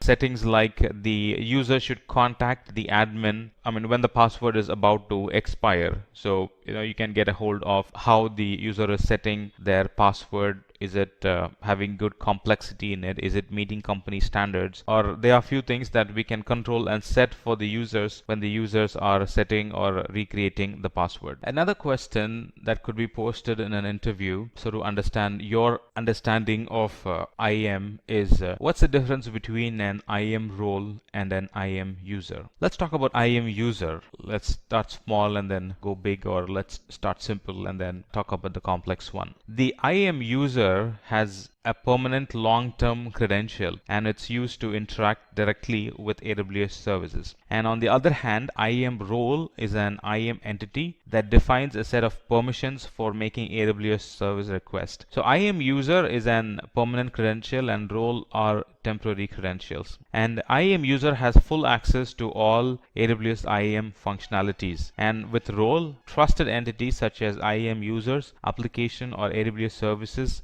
assume the role. So when an IAM user is given a permission, it sticks within the IAM user. But with roles, we can give permissions to applications, we can give permissions to users in the same account, in a different account, the corporate ID. We can give permissions to EC2, S3, RDS, VPC, and lot more. Role is wide, and IAM user is not so wide. It's very constrained only for that IAM user. Let's talk about managed policies in AWS. Managed policies, there are two types, customer managed and Amazon managed. So managed policies are IAM resources that express permissions using the IAM policy language. We can create policies, edit them, manage them separately from the IAM user group and roles which they are attached to. So they are something that we can do to managed policies if it is customer managed. And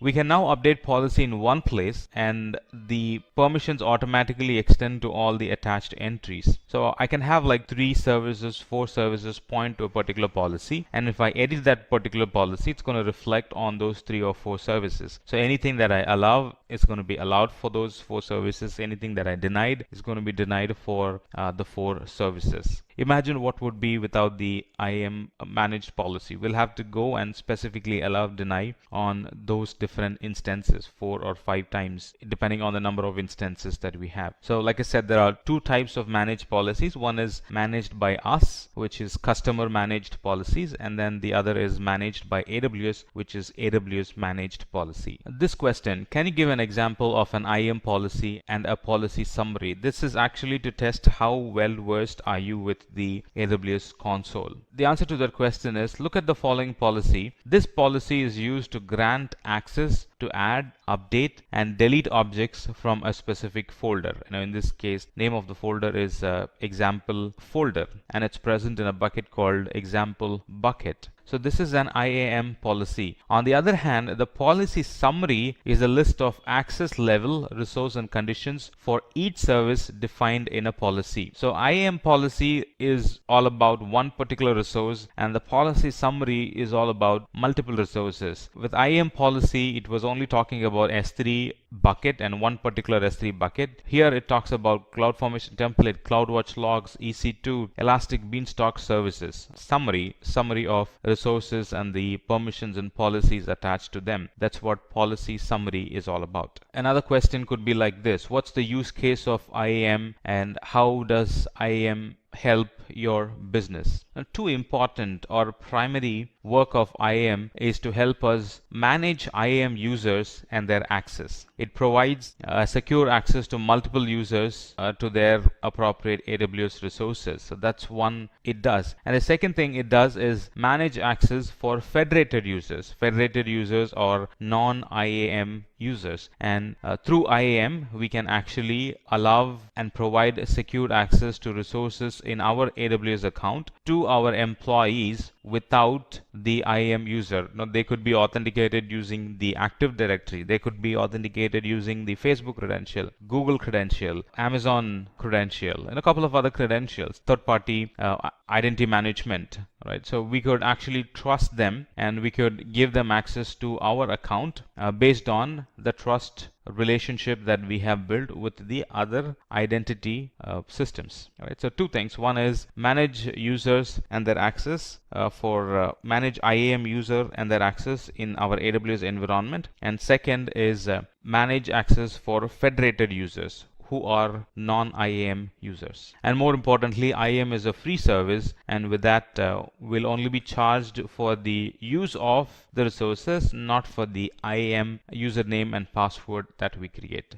All right, let's now talk about some of the questions in Route 53. One classic question that could be asked in an interview is, what is the difference between latency-based routing and geo-DNS or geo-based DNS routing? Now, the geo-based DNS routing takes routing decisions on the basis of the geographic location of the request. And on the other hand, the latency-based routing utilizes latency measurements between networks and data centers. Now, latency-based routing is used where you want to give your customers the lowest latency as possible. So that's when we would use latency-based routing. And on the other hand, geo-based routing is when we want to direct customers to different websites based on the country they are browsing from. You could have two different or three different websites for the same URL. Take Amazon, the shopping website, for example. When we go to Amazon.com from in the US, it directs us to the US web page where the products are different, the currency is different, right, and the flag and a couple of other advertisements that shows up are different. And when we go to Amazon.com from India, it gets directed to the Amazon.com Indian site, where again the currency, the product, and the advertisements, they're all different, right? So depending on the country they're trying to browse, if you want to direct customers to 2 or 3 different websites, we would use geo-based routing. Another use case of geo-based routing is if you have a compliance that you should handle all the DNS requests, or if you should handle all the requests from a country within the country, then you would do geo-based routing. Now, you wouldn't direct the customer to a server which is in another country, right? You would direct the customer to a server which is very local to them. That's another use case of geo-based routing. And like I said, for latency-based routing, the whole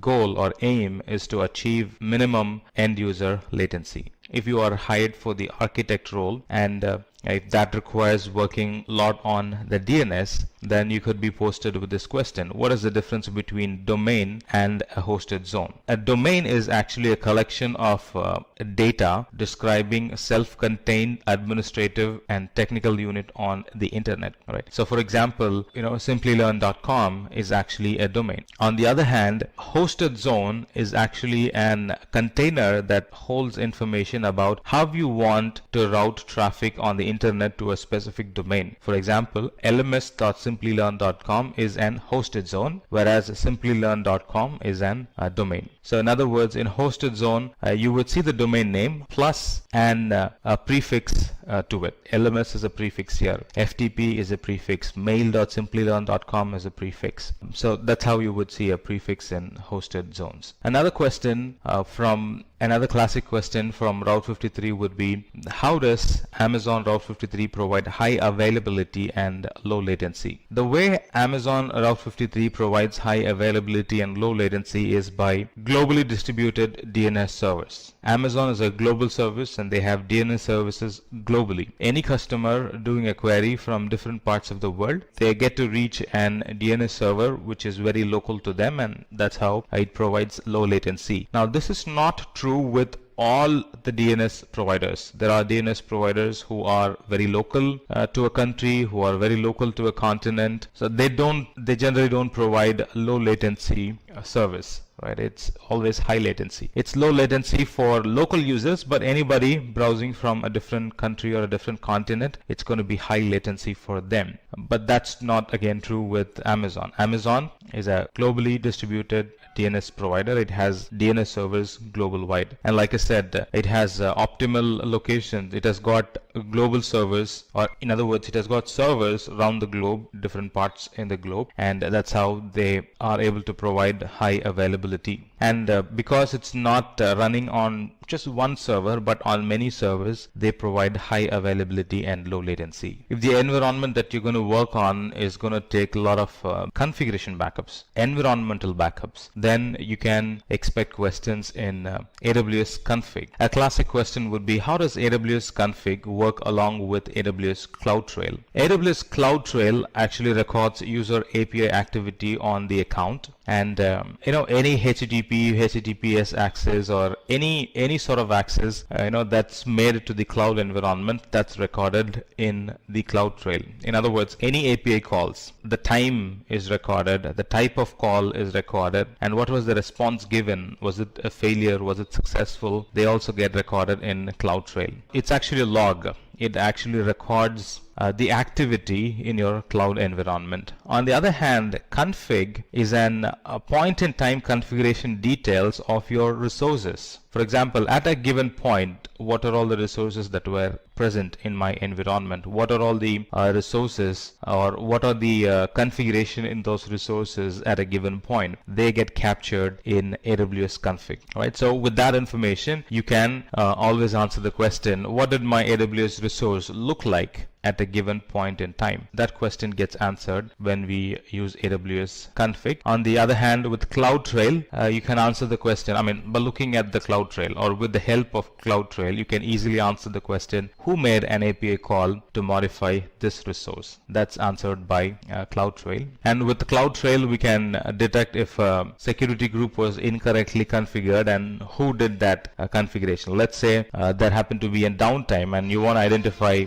let's say there happened to be a downtime and you want to identify who made that change in the environment. You can simply look at CloudTrail and find out who made the change. And if you want to look at how the environment looked like before the change, you can always look at AWS config. Can AWS configure or AWS config aggregate data across different AWS accounts? Yes, it can. Now this question is actually to test whether you have used AWS config or not. I know some of the services are very local, is it? Some of these services are availability zone specific, some of them are regional specific, and some of them are global services in Amazon. And though some of the services are region services, you still can do some changes, add some configuration to it and collect regional data in it. For example, S3 is a regional service, but still you can collect logs from all of the regions into an S3 bucket in one particular region. That's possible. And CloudTrail CloudWatch is an regional service, but still you can, with some changes to it, with some adding permissions to it, you can always monitor the CloudWatch that belongs to CloudWatch logs that belongs to other regions. They're not global by default, but you can do some changes and make it global. Similarly, AWS config is a service that's a region-based service, but still you can make it act globally. We can aggregate data across a different region and different accounts in an AWS config and deliver the updates from different accounts to one S3 bucket and can access it from there. AWS config also works or integrates seamlessly with SNS topic. So, anytime there is a change, anytime a new data gets collected, you can always notify yourself or notify a group of people about the new log or the new config or new edit that happened in the environment. Let's look at some of the database questions. Database should be running on reserved instances. So whether you know that fact or not, the interviewer wants to understand how well you know that fact by asking this question. How are reserved instances different from on-demand DB instances? Reserved instances and on-demand instances are exactly the same when it comes to their function, but they only differ based on how they are built. Reserved instances are purchased for 1 year or 3-year reservation, and in return we get a very low per hour pricing because we're paying upfront, it's generally said that reserved instance is 75% cheaper than on-demand instance, and Amazon gives you that benefit because you're committing for 1 year and sometimes you're paying in advance for the whole year. On the other hand, on-demand instances are built on an hourly price. Talking about autoscaling, how will you understand the different types of autoscaling? The interviewer might ask this question: which type of scaling would you recommend for RDS and why? There are two types of scaling, as you would know now, vertical and horizontal. And in vertical scaling, we can vertically scale up the master database with a couple of clicks. Alright, so that's vertical scaling. Vertical scaling is keeping the same node and making it bigger and bigger. If previously it was running on T2 micro, now we would like to run it on M3, 2 times large instance. Previously it had 1 virtual CPU, 1 gigabit. Now it's going to have 8 virtual CPU and 30 gigabit of RAM. So that's vertical scaling. On the other hand, horizontal scaling is adding more nodes to it. Previously it was running on 1 VM. Now it's going to run on 2, 3, 10 VMs. Right? That's horizontal scaling. So a database can only be scaled vertically, and there are 18 different types of instances we can resize our RDS to. Right? So this is true for RDS MySQL, Postgres, SQL, MariaDB, Oracle, Microsoft SQL servers. There are 18 type of instances we can vertically scale up to. On the other hand, horizontal scaling are good for replicas. So they are read-only replicas. We're not going to touch the master database. We're not going to touch the primary database, but I can do horizontal scaling only with Amazon Aurora, and I can add additional read replicas. I can add up to 15 read replicas for Amazon Aurora and up to 5 read replicas for RDS MySQL, Postgres, SQL, and MariaDB RDS instances. And when we add replica, we are horizontally scaling, adding more nodes, right? Read-only nodes. So that's horizontal scaling. So how do you really decide between vertical and horizontal scaling? If you're looking to increase the storage and the processing capacity, we'll have to do a vertical scaling. If you're looking at increasing the performance or of the read-heavy database, we need to be looking for horizontal scaling, or we need to be implementing horizontal scaling in our environment. Still talking about database, this is another good question you can expect in the interview. What is the maintenance window in Amazon RDS? Will your DB instance be available during the maintenance event? Right, so this is really to test how well you have understood the SLA, how well you have understood the Amazon RDS, the failover mechanism of Amazon RDS, stuff like that. So RDS maintenance window, it lets you decide when a DB instance modification, a database engine upgrades, or software patching has to occur. And you actually get to decide, should it happen at 12 in the night, or should it happen at afternoon? Should it happen early in the morning? Should it happen in the evening? You actually get to decide. And automatic scheduling by Amazon is done only for patches that are security and durability related. Sometimes Amazon takes down and does automatic scheduling if there is a need for a patch update that deals with security and durability. And by default, the maintenance window is for 30 minutes. And the important point is the DB instance will be available during that event, because you're going to have primary and secondary, right? So when that upgrade happens, Amazon would shift the connection to the secondary, do the upgrade, and then switch back to the primary. Another classic question would be, what are the consistency models in DynamoDB? In DynamoDB, there is eventual consistency read. This eventual consistency model, it actually maximizes your read throughput. And the best part with eventual consistency is all copies of data reach consistency within a second. And sometimes when you write and when you're trying to read immediately, chances that you would still be reading the old data. That's eventual consistency. On the other hand, there is another consistency model called the strong consistency, or strongly consistent read, where there is going to be a delay in writing the data, making sure the data is written in all places, but it guarantees one thing, that is, once you have done a write and then you're trying to do a read, it's going to make sure that it's going to show you the updated data, not the old data. You can be guaranteed of it that it is going to show the updated data and not the old data. That's strongly consistent. Still talking about database, talking about NoSQL, DynamoDB or NoSQL database, which is DynamoDB in Amazon. You could be asked this question: what kind of query functionality does DynamoDB support? DynamoDB supports get and put operation. DynamoDB provides flexible querying by letting you query on non-primary key attributes using global secondary index and local secondary indexes.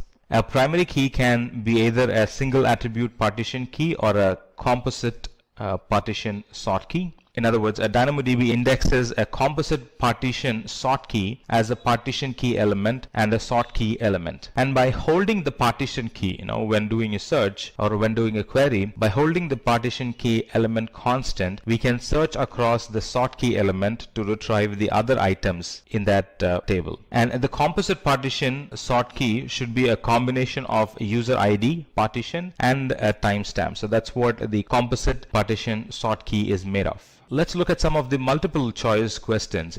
Sometimes some companies would have a written test or an MCQ type online test before they call you for the first level or before they call you for the second level. So these are some classical questions that companies ask in their multiple choice online questions. Let's look at this question. As a developer, using this pay-per-use service, you can send, store, and receive messages between software components. Which of the following is being referred here?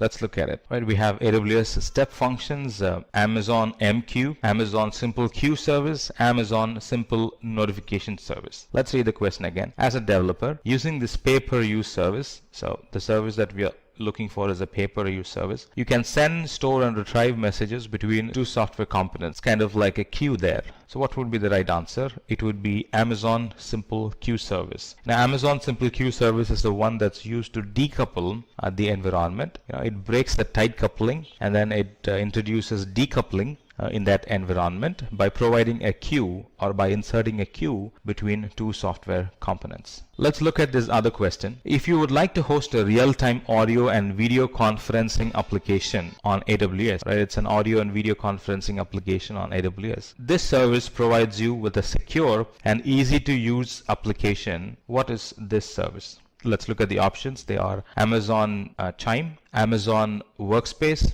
Amazon MQ, Amazon AppStream. You might tend to look at Amazon AppStream because it's real-time and a video conference, but it's actually for a different purpose. It's actually Amazon Chime that lets you create chat and create a chat board and then collaborate with the security of the AWS services. So it lets you do the audio, it lets you do the video conference, all supported by AWS security features. It's actually Amazon Chime. Let's look at this question. As your company's AWS solution architect, you are in charge of designing thousands of individual jobs which are similar. Which of the following service best serves your requirement? AWS EC2 AutoScaling, AWS Snowball, AWS Fargate, AWS Batch. Let's read the question again. As your company's AWS solution architect, you are in charge of designing thousands of individual jobs which are similar. It looks like it's batch service. Let's look at the other options as well. AWS Snowball is actually an storage transport service. EC2 AutoScaling is introducing scalability and elasticity in the environment, and AWS Fargate is container services. AWS Batch is the one is being referred here that actually runs thousands of individual jobs which are similar. AWS Batch is the right answer. Right, let's look at the other one. You are a machine learning engineer and you're looking for a service that helps you build and train machine learning models in AWS. Which among the following are we referring to? So we have Amazon Sagemaker, AWS Deep Lens, Amazon Comprehend, AWS Device Farm. Let's read the question again. You are a machine learning engineer and you're looking for a service that helps you build and train machine learning models in AWS. which among the following are referred here? The answer is SageMaker. It provides every developer and data scientist with the ability to build, train, and deploy machine learning models quickly. That's what SageMaker does. Now, for you to be familiar with the products, I would recommend you to simply go through the product description. There's one page available on Amazon that explains all the products, quick, neat, and simple. That really helps you to be very familiar with what the product is all about and what it is capable of. Is it a DB service? Is it a machine learning service? Or is it a monitoring service? Is it a developer service? Stuff like that. So get that information, get that details before you attend an interview, and that should really help to answer or face such questions with great confidence. So the answer is Amazon SageMaker, because that's the one that provides developers and data scientists the ability to build, train, and deploy machine learning models quickly as possible. All right, let's look at this one. Let's say that you are working for your company's ID team and you are designated to adjust the capacity of the AWS resource based on the incoming application and network traffic. How do you do it? So what's the service that actually helps us to adjust the capacity of the AWS resource based on the incoming application? Let's look at it. Amazon VPC, Amazon IAM, Amazon Inspector, Amazon Elastic Load Balancing. Amazon VPC is a networking service. Amazon IAM is an username password authentication. Amazon Inspector is a service that actually does a security audit in our environment. And Amazon Elastic Load Balancer is a service that helps in scalability. That's in one way, indirectly that helps in increasing the availability of the application, right? And monitoring how much requests are coming in through the Elastic Load Balancer, we can actually adjust the environment that's running behind it. So the answer is going to be Amazon Elastic Load Balancer. All right, let's look at this question. This cross-platform video game development engine that supports PC, Xbox, PlayStation, iOS, and Android platforms allows developers to build and host their games on Amazon's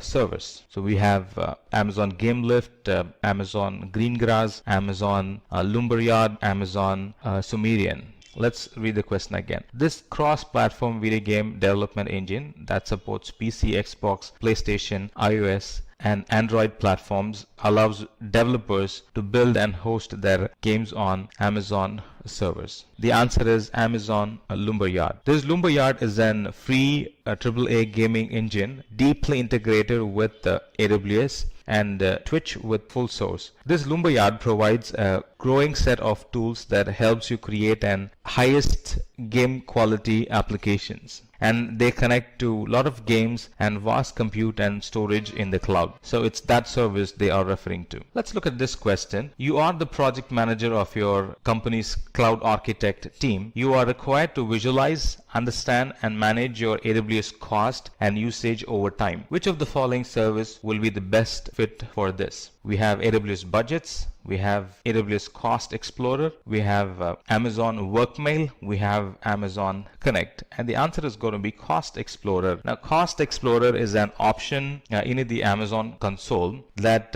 helps you to visualize and understand and even manage the AWS cost over time. Who's spending more? Who's spending less? And what is the trend? What is the projected cost for the coming month? All these can be visualized in AWS Cost Explorer. Let's look at this question. You are a chief cloud architect at your company, and how can you automatically monitor and adjust computer resources to ensure maximum performance and efficiency of all scalable resources? So we have a CloudFormation as a service, we have AWS Aurora as a solution, we have AWS AutoScaling, and Amazon API Gateway. Let's read the question again. You're the chief cloud architect at your company. How can you automatically monitor and adjust computer resources? How can you automatically monitor and adjust computer resources to ensure maximum performance and efficiency of all scalable resources? This is an easy question to answer. The answer is AutoScaling. Right? That's a basic service and solution architect course, is it? AutoScaling is the service that helps us to easily adjust, monitor, and ensure the maximum performance and efficiency of all scalable resources. It does that by automatically scaling the environment to handle the inputs. Let's look at this question. question. As a database administrator,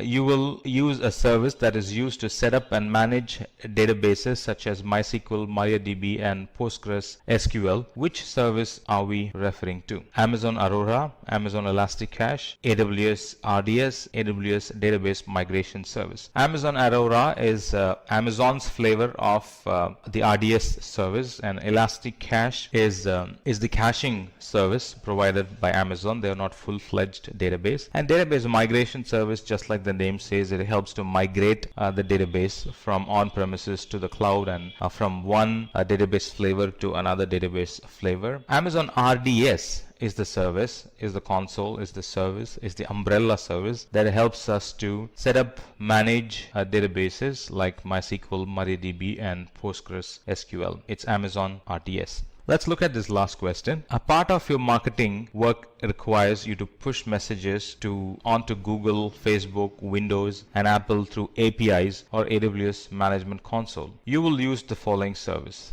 So the options are AWS CloudTrail, AWS Config, Amazon Chime, AWS Simple Notification Service. All right, it says a part of your marketing work requires you to push messages. It's dealing with pushing messages to Google, Facebook, Windows, and Apple through APIs or AWS Management Console. You will use the following service. It's Simple Notification Service. Simple Notification Service is a message pushing service. Right? SQS is pulling. Similarly, SNS is pushing. Right? Here it talks about a pushing system that pushes messages to Google, Facebook, Windows, and Apple through API, and it's going to be a simple notification system or a simple notification service. And with that, we have come to an end of this AWS full course. I hope it was informative and interesting. If you have any questions about the topics covered in this video, please ask away in the comment section below. Our team will be happy to solve all your queries. Thank you for